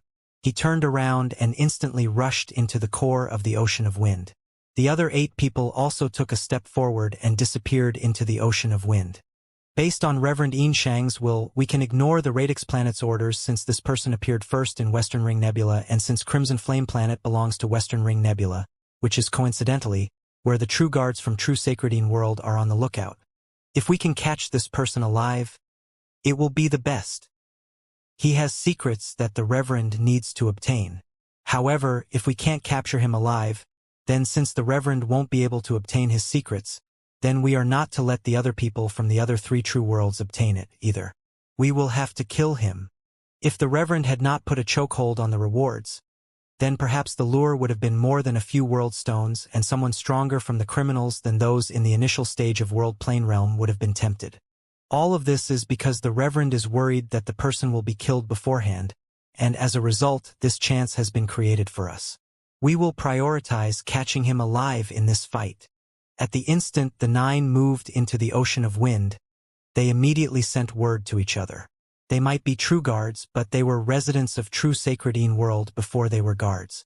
That was why they would first obey true sacred world's commands. At the instant the 9 true guards rushed into the ocean of wind. Killing intent flashed in Suming's eyes as he stood at the core of the place. He sucked in a deep breath, and once he sat down cross-legged, he formed a seal with both his hands, then placed his hands on his knees before closing his eyes. It's time to draw the net in. True guards in the middle stage of world plane realm. Duke of Crimson Flame, if I can devour a person, can I rush through the first state of repletion and have my physical body head into world plane realm? If you can execute the complete art of Earthen Script, you will have a chance to kill a powerful warrior in the middle stage of world plane realm. But now, you are just in a state of repletion and have not gone through the disaster. You can only execute the hand seal for Earthen Script. You can't devour them. I want to try. If I succeed, it will be for the best. But if I fail, then detonate the essence that was formed after the death of the mighty cultivator that was sealed in this planet and shift me to the eye of the typhoon to leave. Turn this place into a warning for all those who pursue me. Very well. I've already made all the preparations. I'm now able to detonate the sealed essence in this planet at any time I want. As the Duke of Crimson Flame's calm voice echoed in Suming's mind, he lifted his hands slowly. At the instant he did so, the area beyond the core of the ocean of wind was immediately deprived of wind. 9 of the 13 shards Suming had left behind in that vast and spacious land instantly shone with a piercing light. Besides these 9 spots, there were 9 other spots with shards in the dark core of the ocean of wind. Bright light was also shining on those shards at that moment. While seated, Suming lifted his right hand and moved it high over his left hand. Then, when he formed a seal with his hand, he pushed it swiftly against the ground. Immediately, the ground in the ocean of wind let out a bang. The 9 shards outside let out a shrill buzzing and turned into 9 long arcs that charged to the core of the ocean of wind. The buzzing instantly attracted the attention of the cultivators beyond the core. When they looked over, they saw 9 shards in the form of long arcs charging forth. In the blink of an eye, they went into the ocean of wind. Each of those places were the spots in which the world paragons had died. Could it be that Mo Su has prepared this beforehand? This must definitely be some divine ability. None of them alerted the true guards. Once they noticed it, they looked towards the ocean of wind with bright eyes that shone with attentiveness. At the instant those 9 shards rushed into the ocean of wind, the 4 shards inside the ocean also flew up at the same time. Because of that, all 13 shards charged towards the spot where Suming was from all directions. At that moment, the 9 true guards were traveling at an incredibly fast pace towards Suming. In the blink of an eye, they were already not too far away from him. 9 waves of mighty pressure spread out at the same time, turning into an art that was akin to a cage before that pressed down on Suming with loud booming sounds. The true guards could see Suming sitting cross-legged. Right then he opened his eyes. He sensed the 9 people closing in, and upon lifting his left hand, he pressed his palm against the center of his brows. At that moment, Suming had his right palm pressed flat against the ground and his left hand at the center of his brows. The light in his eyes was rapidly turning dark, and even the ripples of his life seemed to have come to a state where they had almost stopped. It was as if he was rapidly dying. As Suming performed this action, the 13 shards that were charging forth through the ocean of wind became even faster and shone even brighter. Yet the 9 true guards had already closed in on Suming. As all of them formed a seal with their hands, 9 rays of different colored light erupted from their bodies. The 9 rays of light intertwined with each other in midair, as if they were weaving something. They turned into a 9-colored net that swiftly closed in on Suming. By the looks of it, the true guards seemed to want to catch him with that net. You can't escape. A cold harumph came from one of the 9 people. The net was already less than 200 feet away from Suming, destroying all the wind that came in contact with it. In fact, cracks would appear in the air wherever the net went through, as if it had been forcefully pushed apart. When Suming saw that the net was about to fall on him, Veins popped up on his face and he swiftly lifted his head. Earthen script. At the instant Su Ming shouted those two words, his body shattered, but he did not turn into shards. Instead, he was like the fine grains of sand on the ground. He looked as if he was a stone statue that had shattered. The dirt on the ground swept up his body and rushed towards the old man that was the closest to Su Ming of the 9 people. At the same time, the 13 shards charging over with a loud whistle rushed towards the old man at an extreme speed as well. You're overestimating yourself. I'll hold him back. All of you control the sealing net and catch him alive. The old man let out a cold harumph, and the power of world planes erupted with a bang from his body. A faint golden wave of impact swept outwards in all directions from the old man as his power of world planes erupted. In the blink of an eye, that wave of impact covered an area of 10,000 feet. Within that 10,000 feet, everything was colored by a faint sheen of gold, both living things and everything else. This form of control over the power of world planes was the hallmark of those who had moved into the middle stage of world plane realm. All laws in the world and all the origin essence was forcefully expelled in that area. The only thing remaining was the laws that would be formed. Once the old man spoke. Within my void space, if I say you will be injured, then you will be injured. The old man swung his arm, then lifted his right hand and pointed at Su Ming, who had turned into earth and was charging towards him. Get hurt! Get hurt! Get hurt! A large part of the earth that was Su Ming shattered. In the blink of an eye, half of it disintegrated, while the remaining half turned into a face in midair. That face belonged to Su Ming. A weakened look showed up on his face, but madness soon covered it. Earthen script. With that one roar, Su Ming's speed instantly increased by several fold. The 13 shards that were swiftly coming from outside shot through the region covered by the golden light, and in the blink of an eye, they appeared right behind the old man. This sudden scene caused the old man's pupils to shrink, because it was difficult for his power of world planes to stop this change within Su Ming. However, before he could execute his divine ability again, bang, bang, bang, several banging sounds reverberated in the sky and earth. The earth that was Su Ming covered the old man's entire body and turned into a hump on the ground that looked like a grave. The 13 shards closed in and entered the grave. As they gathered rapidly, they grouped together to form a tombstone. A picture swiftly drew itself on that tombstone. There was a person in that picture, and it was the old True Guard. However, that face was slightly incomplete and faint. It was not very clear. Anyone who looked at it could only vaguely see the old man's face rife with disbelief and shock. But it was difficult for this hump on the ground to gain corporeal form.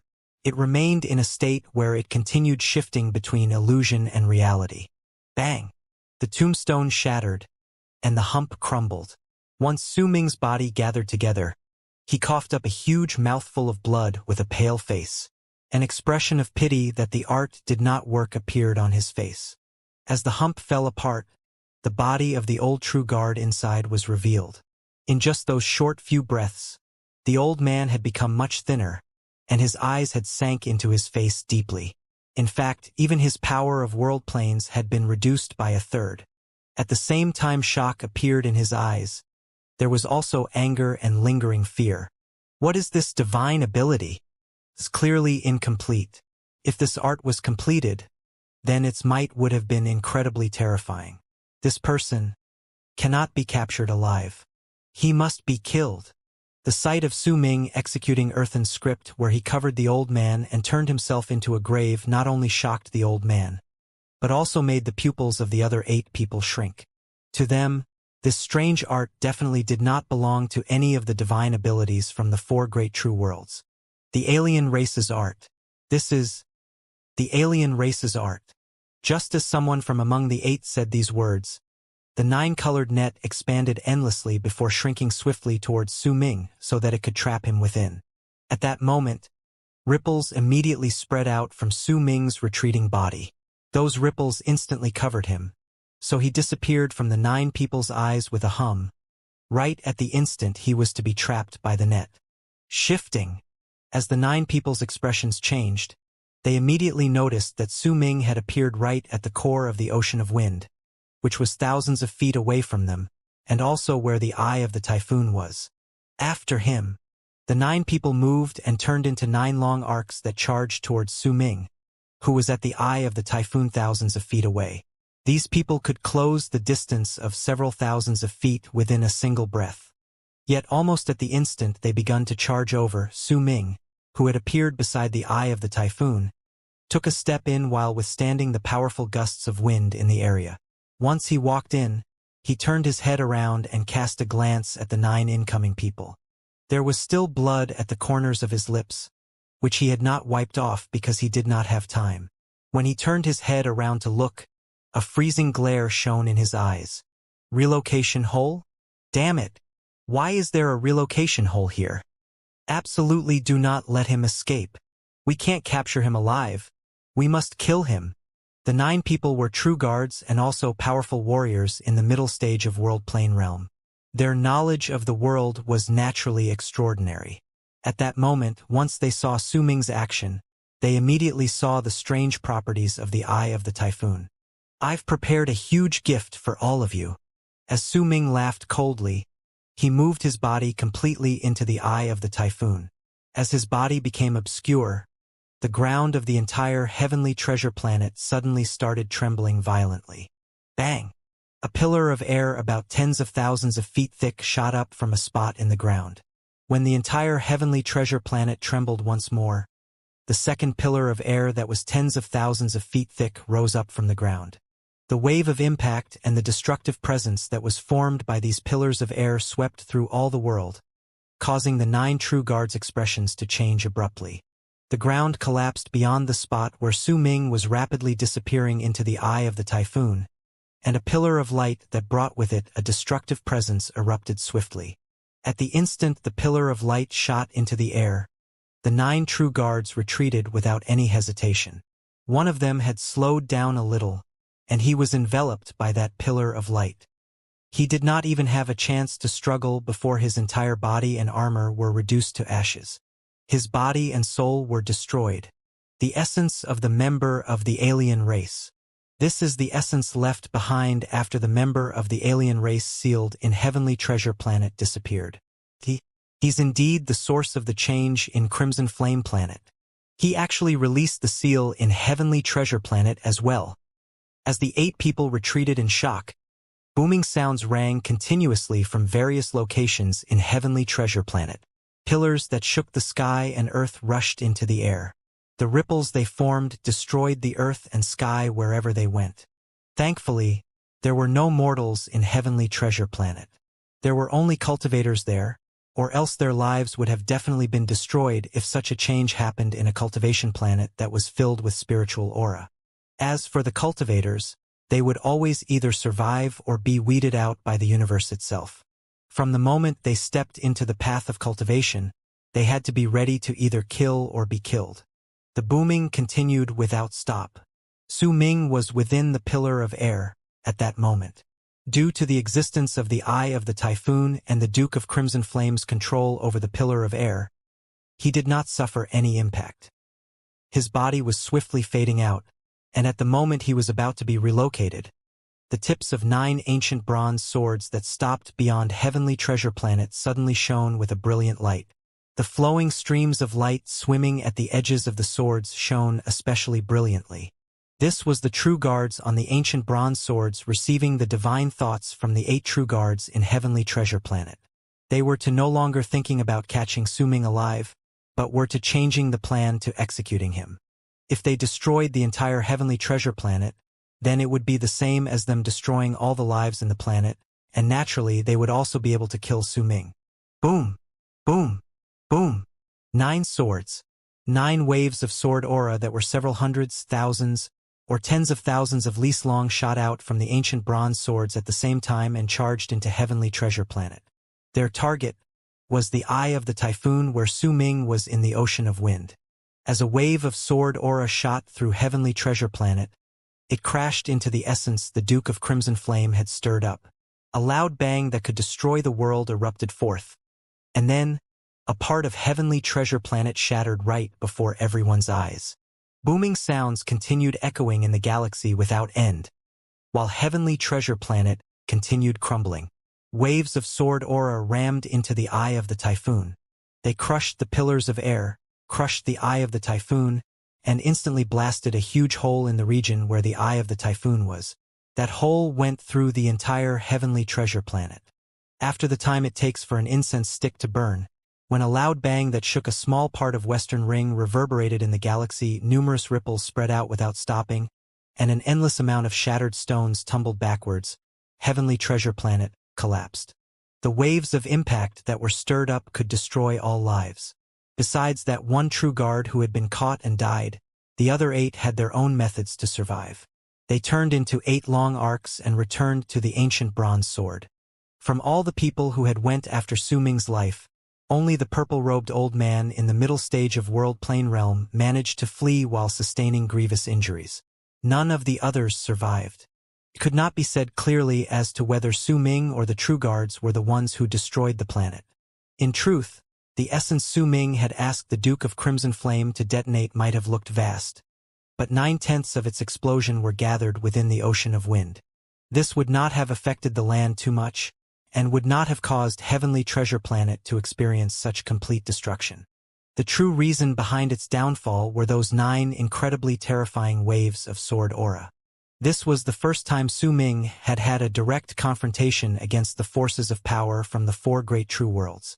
Since the true guards from True Sacredine World wanted to capture him alive, they had not attacked him with the aim to kill right away, or else, Su Ming would not have had any possibility of fighting back. He would have died along with Heavenly Treasure Planet. However, after the forces of power from the 4 great true worlds watching over this place experienced this turn of events, they would no longer think about capturing Su Ming alive the next time they found him. Instead, they would kill him swiftly and cleanly. The waves of impact and booming sounds stirred up by Heavenly Treasure Planet's collapse lasted for several months. It shocked all the powerful warriors in Western Ring Nebula, and their shock became even greater when they found out that besides the Heaven Cultivation Realm cultivators who had left early in the battle due to Su Ming's intimidation, almost everyone else had died. Besides the deaths that were related to the True Guards, all the clues of the others' deaths pointed towards another person. That person's name spread through the entire Western Ring Nebula, courtesy of the word of mouth by the cultivators in Heaven Cultivation Realm who had left in fear. Emosu. The wanted criminal's name was Emosu. With his own power alone, he had killed countless powerful warriors. He also caused the 4 great true worlds to destroy a planet. This tremendous act and this way of shocking all the people caused Emosu's name to ring through all of Western Ring Nebula. All those who wanted to continue going after Su Ming's life would have to first think about the change in Heavenly Treasure Planet and about their own abilities. Gradually, almost all of the people gave up on their thoughts to hunt Emosu down, because this was no longer them going after someone's life. They would be blatantly walking towards their own deaths. Su Ming had managed to do it, becoming famous through one battle. By killing all those people, he had managed to intimidate everyone else. There was another important reason behind why Emosu's name spread through the entire Western Ring Nebula besides the intimidating awe caused by his killing frenzy and Heavenly Treasure Planet's collapse. 10 days after the tent, the 4 great true worlds sent out another order of arrest to all of barren lands of divine essence. They also added the rewards. From the few world stones that could only cause those in the initial stage of World Plane Realm to be interested, they raised the rewards, offering enough for most of the cultivators in Western Ring Nebula to go mad. 100 world stones. It did not matter whether Su Ming was alive or dead. Those who caught or killed him would be offered 100 world stones. It was not as if this sort of reward had never appeared before. Last time, during the change in Black Ink Planet, one of the rewards offered was 1,000 world stones for the capture or killing of the mighty cultivator of the alien race that had escaped from Black Ink Planet. However, the mighty cultivator who could escape from the seal was definitely not a weakling. That was why such a tempting bounty was offered. It was also this sort of bounty that could make the true powerful warriors in the barren lands of divine essence to temporarily suppress their hate for the 4 great true worlds and allow themselves to be used by them. Su Ming might be strong, but when compared to the mighty cultivator from the alien race, he wasn't much. The difference between them was akin to one between heaven and earth. That was why the reward of 100 world stones could tempt others just as much. As the bounty increased, all the cultivators who believed that they could obtain this reward in Western Ring Nebula placed their attention on Mosu. A storm of searches were being carried out with a vicious intensity. A month after Heavenly Treasure Planet crumbled, a gigantic crack suddenly appeared out of thin air at the center of Western Ring Nebula in the vast galaxy. There was dark light shining within the crack, and a person walked out from it. That person had gray hair and was dressed in red robes, and it was naturally Su Ming. Once he walked out, he coughed out a mouthful of blood. His blood instantly fell apart in the galaxy to turn into a layer of blood mist that spread out. In fact, there was even an indistinct presence of a sword aura within that blood aura. It was also this sword aura that caused Su Ming's blood to turn into mist after he coughed it out. Those 9 waves of sword aura could destroy a cultivation planet. Even if I was relocated before I descended, I was still affected by them. I remained unconscious for an entire month in that still and silent void, and my body was also heavily wounded by the shock. Su Ming's face was pale. He lowered his head and looked at his chest, then lifted his right hand to pull open the sacred constellation robe. He saw a bruise on his chest. That bruise looked like a sword, and the tip of the sword was located right above Su Ming's heart. I was just affected by the shock, but there was such a mighty power contained within it alone, no wonder it could destroy Heavenly Treasure Planet. For great true worlds, since you were the ones to provoke me first, then I will definitely not let this end until I die. Su Ming's expression turned dark. He was a stubborn and intolerant person, but after he was forced into the barren lands of divine essence, he had mostly suppressed his thoughts. Right then, after he had been chased down and injured, the madness of his personality erupted forth. Murderous aura filled his entire person, and once he swept his gaze around the area, he turned into a long arc that left into the distance. The galaxy was like an ocean. However, the color of this ocean was black. It did not have ferocious, surging waves or shocking billows. However, it did have an endless to it. Occasionally, cultivation planets in it would shine with a brilliant light. From the distance, it looked as if the sparkling spots in a sea of fog and the endless land formed the galaxy. More accurately speaking, the barren lands of divine essence were formed of 3 parts. In the deepest region was divine essence star ocean. The middle part was the sinful barren lands, and the outermost part was the galaxy where the 4 great true worlds kept a lookout over the place. If anyone compared the barren lands of divine essence to a gourd, then divine essence star ocean would be the bottom third of the gourd. The sinful barren lands would occupy middle the space, while the topmost third would be occupied by the 4 great true worlds keeping a lookout over the place. That third was also the galaxy that controlled the entrances and exits of the gourd. Western Ring Nebula, where Su Ming currently resided, was part of sinful barren lands. The forces of power from the 4 great true worlds keeping a lookout over the place could intimidate the 4 regions in sinful barren lands. However, including Western Ring Nebula, these 4 regions did not exist in the north, south, east, and west. They were side by side, next to each other. The internal structure of the galaxy where the 4 great true worlds kept a lookout over the barren lands of divine essence was the same. The entrance near the gourd were their main camp. The parts that were near sinful barren lands were spread out into 4 regions that were placed right next to each other. They were each keeping a lookout over their corresponding region in sinful barren lands, and among those 4 regions was Western Ring Nebula. True Sacredine World was in control of monitoring Western Ring Nebula. Black Ink Planet, which many cultivators spoke about, was in truth a boundary line, a transition point. It was located in the middle of the 2 parts of the gourd, in the spot of the gourd where it would cave in. Once someone moved past Black Ink Planet, it would mean that they stepped into Divine Essence Star Ocean. The 4 great true worlds seldom came there. They were incredibly wary of it. In fact, there were even rumors that the 4 great true worlds were not keeping a lookout over the cultivators in sinful barren lands, but the alien races that might still exist in Divine Essence Star Ocean. When Su Ming was fleeing in Western Ring Nebula because he was a wanted criminal in sinful barren lands, the galaxy that belonged to the 4 great true worlds in the barren lands of Divine Essence was organizing a shift change that would only occur once every 100 of years. Each shift change would mean that there was a certain group of true guards that had completed their length of service and could leave the barren lands of divine essence to return to their true worlds. Similarly, there would be newcomers from the 4 great true worlds who would be sent here to become new true guards. It did not matter whether they were leaving or coming to the place. The cultivators who would be swapping places would be doing so in the main camp of the galaxy that belonged to the 4 great true worlds. The old-timers would leave, and newcomers would be taken away by the people from their true worlds in the main camp to head towards the galaxy which they were supposed to keep under guard. 3 ancient bronze swords of 100,000 feet long were used by the true guards from true sacred world, who brought the newcomers back to the galaxy that belonged to their true world in the barren lands of divine essence. These 3 ancient swords were flying quietly in the galaxy at that moment. 2 of the swords were protecting the one in the middle on either side. The sword in the middle was the most important one.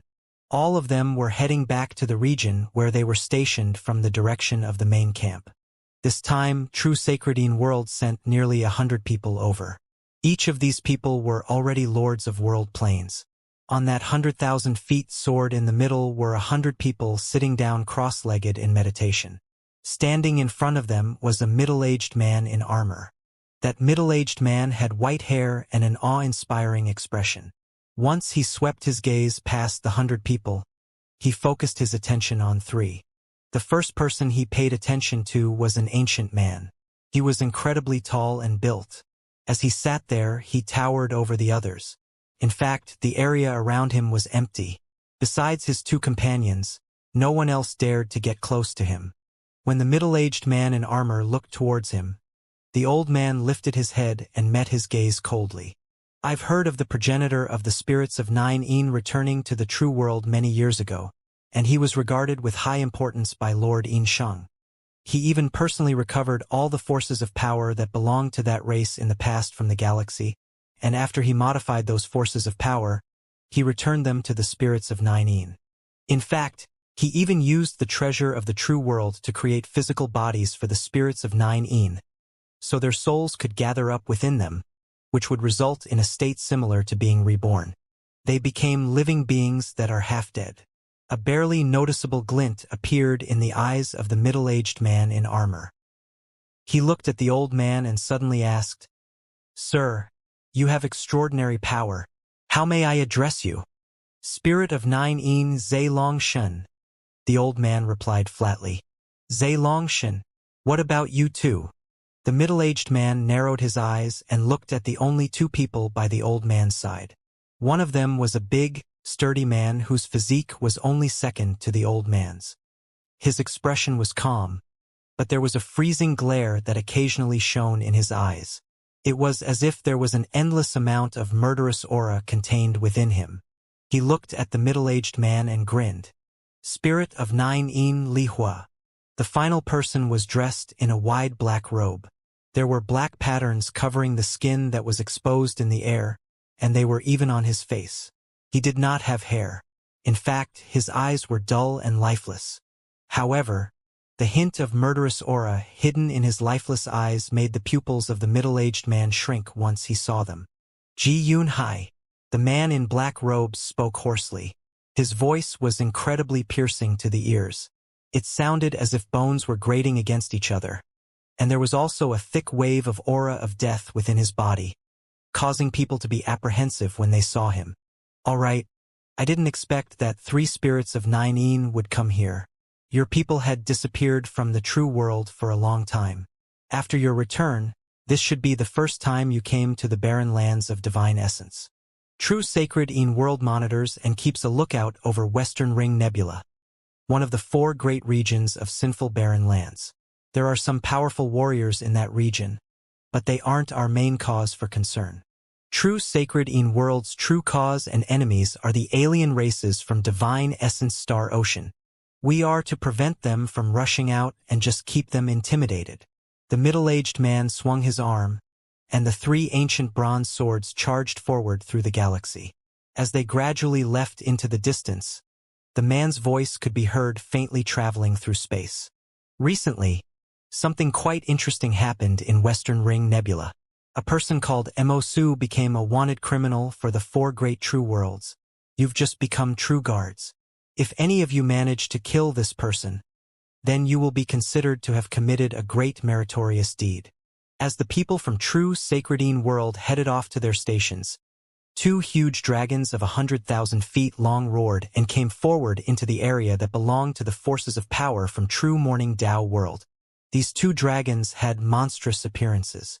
Every single one of their scales was covered in shining runic symbols. There were quite a large number of cultivators on them as they flew forward. On one of the large dragon's heads stood a person. That person looked to be in his 30s. His face was cold and aloof, and he was wearing a sacred constellation robe. The stars on his robe were rotating slowly. Behind him were numerous cultivators, and all of their faces were filled with respect. Young Lord, this is the barren lands of divine essence. Once we get out of the area where true Morning Dao world is stationed, we will reach sinful barren lands. That place is filled with malicious people. It can become the best training grounds for you. The young man in that sacred constellation robe nodded lightly. He turned his head around to look at the other dragon not too far away from them. Over there, he saw a young man who was dressed in white and had a calm expression on his face as he too stood at the head of the dragon.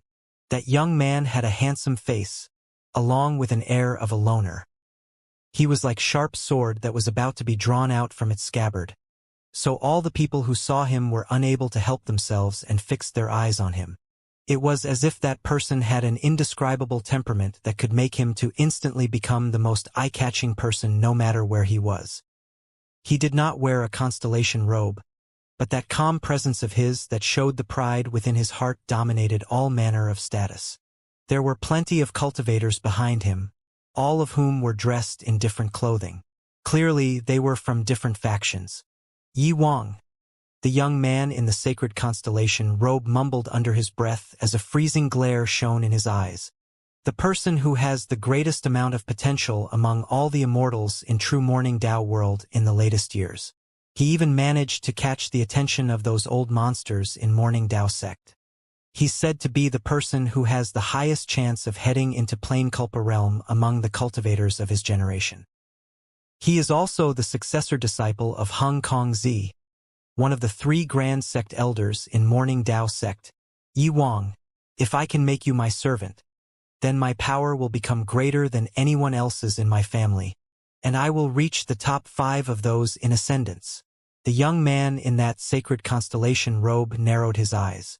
At the same time, in the area of Emperor of Abyss True World were 4 world-traversing abyss dragons charging forward. There were 100 people on each of the dragons meditating with closed eyes. None of them were speaking. The 4 abyss dragons looked similar, but there was one whose color was dull, and there were gigantic metal chains that pierced its body to keep it chained. In this form, it no longer looked like a noble abyss dragon but a common livestock. This was not the case for the other 3 abyss dragons. They had no chains on their bodies, and when they occasionally looked at the one that was bound, there would be grief on their faces. The chained abyss dragon would always have a nostalgic look in its dull eyes, as if it was thinking back on the things that had happened in the past. It was remembering that there was a time where a young woman would laugh joyfully while sitting on his back. The Lord of Abyss has declared his order. This abyss dragon has committed a great sin. Its power to traverse worlds has been disabled, and it will be delivered here to be transported to the barren lands of divine essence. From now on, it will no longer belong to the Emperor of Abyss True World. Its survival will now depend on its own fate. As a cold and aloof voice echoed in the area, the chained abyss dragon's eyes turned duller. As that voice spread out, a booming sound rang out. A gigantic vortex manifested before the chained abyss dragon. That vortex was like a ghastly, gaping mouth that devoured the abyss dragon straight away, and it vanished without a trace. The grief within the other 3 abyss dragons increased. As they looked at the spot where their companion had disappeared, they let out sorrowful cries. They knew that they would no longer be able to see their companion in this life, and that their companion would become the embarrassment of all abyss dragons. It would be burdened with despair and face eternal damnation in this place. There were only 2 outcomes for this dragon. It would either lose itself or die. If Su Ming had been there, he would definitely be able to recognize with just one glance that this abyss dragon was the one that had always been by Yu Xian's side, and was also the big yellow dog that the bald crane idolized. Perhaps fate truly existed in this universe, and it played with people's lives. Perhaps there was a fine thread that connected each life in the universe, so Yi Wang, the abyss dragon, Zhe Longshun, and Li Hua would appear in the barren lands of divine essence, and Jiyun Hai too. He was the clone that Su Ming had been unable to find when he was in the world of Nine Yin, and it had then been taken away by the ancient bronze sword.